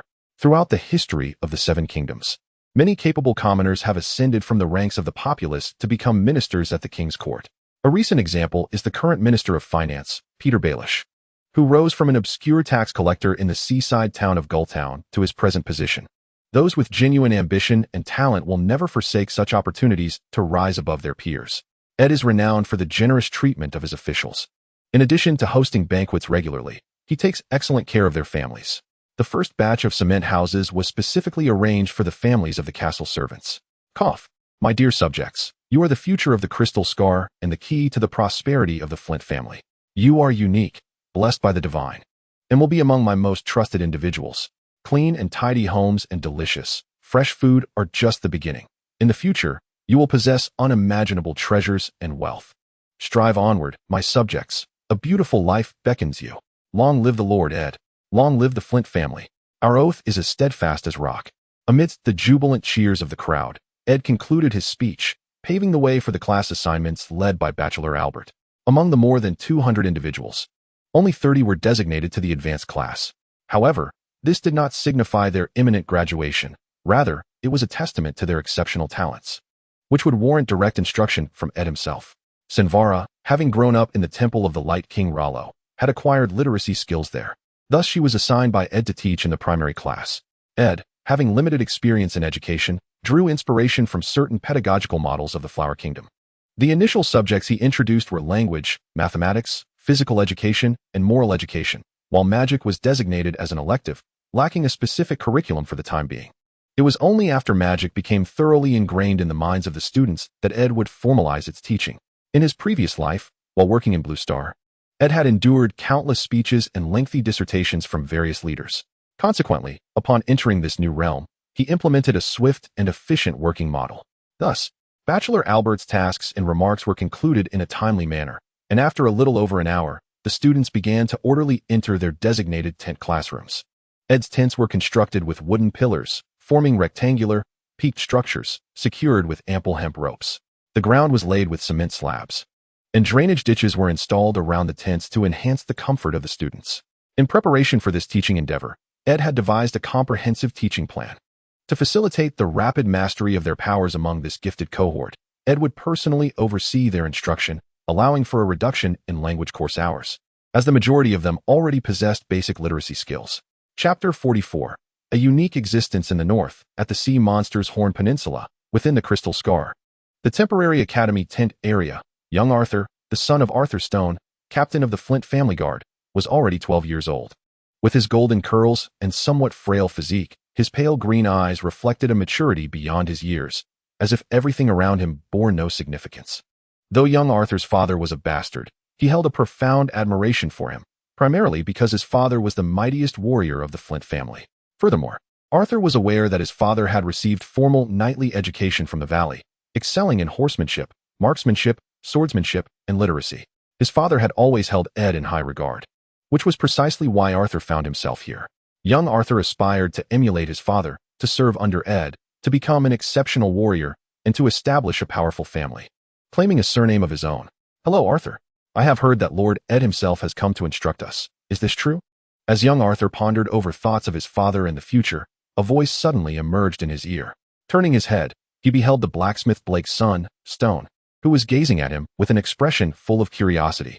Stone was of a similar height and age to Arthur, yet his physique appeared more robust and his skin somewhat darker. Due to the makeshift nature of the tent, they lacked proper tables and chairs, having only cement blocks that served merely as seats. "I heard from Scholar Albert that our future lessons will indeed be overseen by the Lord. There are rumors suggesting that the Lord was expelled from the academy for studying magic, and I wonder if we will learn about it. Furthermore, it is said that Lord Ed's ability to create those machines stems from his mastery of wondrous magic, akin to that of the ancient kings from the Age of Heroes." "Oh, is that true? So, if I misbehave, will Lord Ed turn me into a toad?" Cough, cough. Stone's inquiry was quite amusing, nearly causing young Arthur to choke. Just as he was about to retort, the tent's fabric was abruptly drawn aside, revealing a colossal shadow panther before them. Wow. Most of the students inside the tent were boys and girls around the ages of 15 and 16, and upon seeing the large feline, they erupted into excited shouts. However, several boys stood resolutely in front of the girls, including young Arthur and Stone. With Ed's arrival, the shadow panther dashed to his side. After giving its head a gentle scratch, Ed approached the podium. The podium, constructed from cement, was a massive cube with a shelf below. As Ed ascended, the shadow panther settled down in a position behind him. "All right, you may all take your seats. Your performances were commendable. I am quite pleased. What just transpired was a test for everyone. Those who bravely stepped forward in the face of the unknown are the true warriors." After commending young Arthur and the others, Ed gestured for everyone to sit down. The children, upon witnessing Ed's motion, obediently returned to their seats. Subsequently, Ed produced a roster and began to call names. This roster not only listed the names of the children present, but also indicated their families and parents' names. These children had been meticulously chosen by Scholar Albert and the White Tree, representing the most talented among them. After being infused with the bloodline of the primordial entity by Ed, the bloodline of the demon child underwent a certain sublimation, evolving towards a more advanced lineage. This malevolent being, upon receiving the resonance of the King of Light's primordial essence, transformed into a form reminiscent of the fire element. Subsequently, Ed infused it with the power of dragon crystals, and under this influence, a wholly new creature emerged within the dream realm, a remarkable being endowed with 3 distinct elemental powers. Ed named it the Fire Demon. The following students were all beings with a high affinity for the Fire Demon, likely to become the first practitioners of fireball conjuring. Now that the roll call has concluded, let us commence today's lesson, which will continue uninterrupted. Should anyone require a break or need to use the restroom, please raise your hand. However, be aware that if you miss any of the knowledge I impart, you will have to review it on your own afterward. The materials will be stored with Scholar Albert, but you may only borrow them, not take them away. Do you understand? Yes, Master Ed. Upon hearing their responses, Ed nodded in satisfaction and then opened his teaching plan, initiating the first phase of instruction. I believe you have all heard whispers, or perhaps even guessed what I am about to teach you. Indeed, some of these matters are akin to the tales recounted by many. Now, I can unequivocally declare that I have mastered magic. The students below erupted in excitement at Ed's proclamation, engaging in animated discussions. Had it not been for Ed's presence, some might have leapt from their seats. In truth, many of the rumors circulating about the crystal scar have been orchestrated by Ed himself, but upon hearing his affirmation, the students were filled with exhilaration. The Targaryen dynasty of the previous era is often cited as the lineage that wielded magic. Many still believe that they possess some arcane power, enabling them to command fire-breathing dragons. Although dragons have been extinct for many years, prophecies and legends persist, suggesting their eventual resurrection. Master Ed, will we be able to learn magic? Ed glanced at the bold child who posed the question, filled with curiosity about this daring little one, who he surmised to be the son of the blacksmith, Blake. Ha ha ha, is it you, Stone? You can indeed be bold in your inquiries. Just as you all suspect, one day, dragons will resurrect on the continent of Westeros, and you shall be their witnesses and creators. Oh, if the initial reaction was one of astonishment. The current group of students has been thoroughly invigorated by Ed. They are now shouting and conversing with voices even louder than before.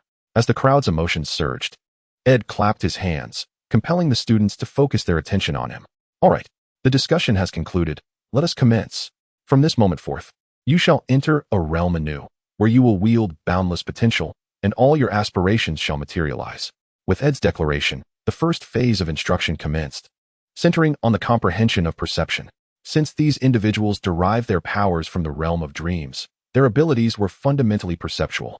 To harness pure mental energy, a complete transformation of their bloodline would be requisite, a process Ed estimated would necessitate at least 3 generations for mastery. Now, dear students, you may close your eyes and direct your consciousness to the area between your brows. Envision the sensation of slumber and endeavor to embrace and feel it. As Ed's voice resonated, the students, under his guidance, entered a state of perception, only to be astounded by the scene before them. Ed's form in the dream realm was indeed terrifying, featuring a head composed of countless eye-bearing tendrils, with one side resembling a fearsome, scaled demon and the other a daunting crystalline pillar akin to dragon crystal. Ed towered around 5 meters in height, appearing as a giant in the eyes of the students. Ah, help! A monster! Various cries erupted from their lips. Yet, when they turned to glance beside them, they beheld a horrifying creature reminiscent of molten lava, its lizard-like exterior lacking scales, replaced by crystalline structures resembling cooled dragon crystal.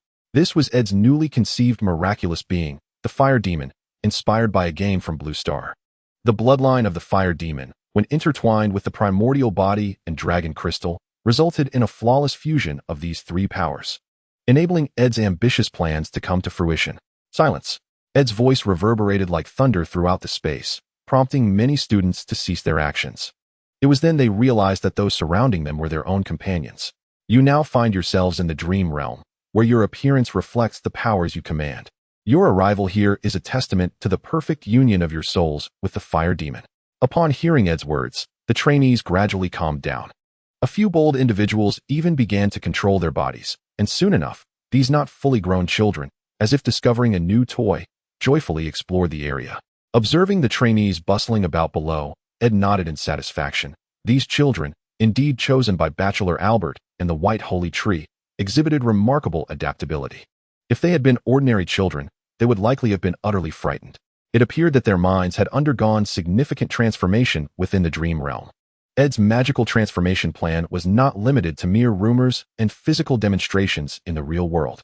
He also insisted that the White Holy Tree alter the dreams of all the citizens within the territory of the Flints family. Initially, this involved reinterpreting certain myths and legends from the 7 kingdoms. Among the many tales in the 7 kingdoms, many ancestral kings were depicted as possessing extraordinary abilities, and stories of Emperor Egan riding dragons to conquer parts of the 7 kingdoms were intertwined within these dreams. The dreams, a blend of truth and fiction, helped prevent the trainees from being overwhelmed by fear. Take a moment to truly feel your current state. The power of fire magic has completely merged with you. Our task now is to learn how to wield it in the real world. Ed's words prompted the trainees to focus, as they sought to comprehend the power within their bodies. As the temperature rose, the dragon crystal would melt. As it fell, the magma would transform back into dragon crystal. Speak up, Ed commanded as he noticed a trainee raise his hand. His voice resonated like a thunderclap, instilling a sense of pressure among the students. Lord Ed, how can we return to our previous state? Ed, through his golden eyes, recognized the speaker as young Arthur, the son of the guard captain, Arthur Stone. This young lad possessed remarkable talent, to the extent that Bachelor Albert believed he could very well become the first true master of fire magic. You are Arthur, correct? That is an excellent question. However, I am curious to know your thoughts. Feel free to voice any ideas you may have in the future. I will reward those who offer insightful suggestions. Ed's words invigorated Arthur, who, under the gaze of his peers, shared his perspective. Young Arthur posited that all their current transformations were related to perception. Encouraged by Ed, he made his first attempt, and as anticipated, he fully restored himself. In the blink of an eye, young Arthur regained his composure, and upon feeling the tangible sensations in his body, he finally understood that he had returned to the real world. In the subsequent period, students gradually emerged from the realm of dreams, and those who were the first to awaken began, under Aid's guidance, to notice the new transformations within their bodies. The power of the fire demon resides within you. In the dream world, you are unified. Thus, in the physical realm, you can likewise wield its strength. It is akin to your own corporeal form. You need not possess its entirety, merely a fragment suffices. After his return, Aid descended from the platform, and as he passed by each student, waves of spatial distortion enveloped them, a manifestation of Aid's interference with their powers through the might of the golden eye, enabling them to perceive their strength more tangibly. At long last, amid a cacophony of anguished cries, a dragon-like claw materialized from young Arthur, an ethereal entity that seemed to sprout from him like spun sugar, invisible to ordinary eyes and discernible only in a heightened state of awareness. Master Aid, I have succeeded. Chapter 45. The Dragon Crystal Magic Array in the Northern Region, at the Monsterhorn Peninsula, Crystal Scar, the temporary encampment of the School of Magic. Following the conclusion of the morning lessons, Aid proceeded to another tent. The advanced students were learning swiftly by the time lunch arrived. 10 students had managed to wield their powers, while the exceptionally gifted Arthur was already able to manipulate flames with some effort. This tent occupied a central position within the area, and at its heart lay a substantial collection of dragon crystals, sourced from the primordial dragon crystal mines excavated by the dragon crystal matron, Arithwen, which bore slight differences from the manufactured variants. Currently, Aid employed 2 types of dragon crystals. One was indigenous to this world, commonly utilized by the Valyrians and the Children of the Forest for spellcasting, while the other was produced by Arithwen. Although this latter variety possessed a lower soul storage capacity than the primordial crystals, it compensated with greater quantity and rapid production, serving as an emergency resource for storing weaker souls. Master Aid, what purpose do you have for these frostfire crystals? According to ancient legends from the continent of Essos, the Valyrian dragon kings would wield frostfire for spellcasting and crafting glass candles. Shall I have the honor of witnessing such a marvel today? After completing her teaching duties, Sinvara accompanied Aid to this location, and upon seeing the multitude of dragon crystals, she posed this curious inquiry. As the High Priestess of the Light, King Rollo, Sinvara possesses profound knowledge of many arcane secrets, particularly those concerning the legends of the dragon crystals. Were it not for the fact that the High Priestess of the Light King does not require dragon crystals to wield magic, these artifacts would likely have become a scarce resource on the continent of Essos. I once possessed a piece of glass candle, yet I have yet to uncover the method of its creation. However, I have stumbled upon a most intriguing revelation. The glass candle is, in fact, alive. Upon hearing Ed's words, Sinvara was taken aback, especially upon witnessing the dragon crystals, which appeared as if they were some dreadful creatures. She comprehended the weight of Ed's statement. As a High Priestess of the Light King, she was, to some extent, familiar with ancient lore. Many priests of the Light King Rollo are aware that the demise of the free fortress of Valeria was due to the Dragon King's abuse of magic. Certain texts within the temples of the Light King Rollo document that the Dragon Kings, in their quest for more dragon crystals, obstructed all the volcanoes on the 14 fire peaks, utilizing magic to continuously extract the energy of the dragon crystals from within. The cataclysm that befell the free fortress of Valeria was a direct result of the simultaneous eruption of all volcanoes on the 14 fire peaks. Ultimately, this calamity stemmed from the Dragon King's excessive exploitation of dragon crystal resources. Through my research on dragon crystals, I have devised a method that combines demonic magic circles to transform the dragon crystals, thus establishing a novel power system and enabling more citizens to learn the art of magic. Demons? Sinvara raised a question after hearing Ed's remark. While this world indeed has its own legends of demons, these tales lack a unified classification, leading to many twisted and dark creatures being referred to as demons. However, most individuals have never witnessed the true visage of these terrifying beings. Within the teachings of the Light King Rollo, the greatest adversary is the Frost God, a deity symbolizing death and ice. Some texts of the Light King Rollo recount that the minions of the Frost God hail from the north, spreading death and despair across the world. In the eastern lands, the Frost God is known as the Night Lion, which rendered Sinvara perplexed by Ed's newly coined term, as it differed significantly from the entities she typically encountered. You may regard them as peculiar beings from another realm, endowed with formidable power. Perhaps the Frost God is connected to these creatures, as their exhibited abilities bear resemblance to those of demons. Ed's elucidation enabled Sinvara to grasp the meaning of demons.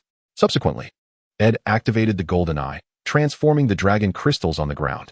With the infusion of the pure soul of the forest child, the dragon crystals began to heat rapidly, and in a short span, they transformed into a molten golden state.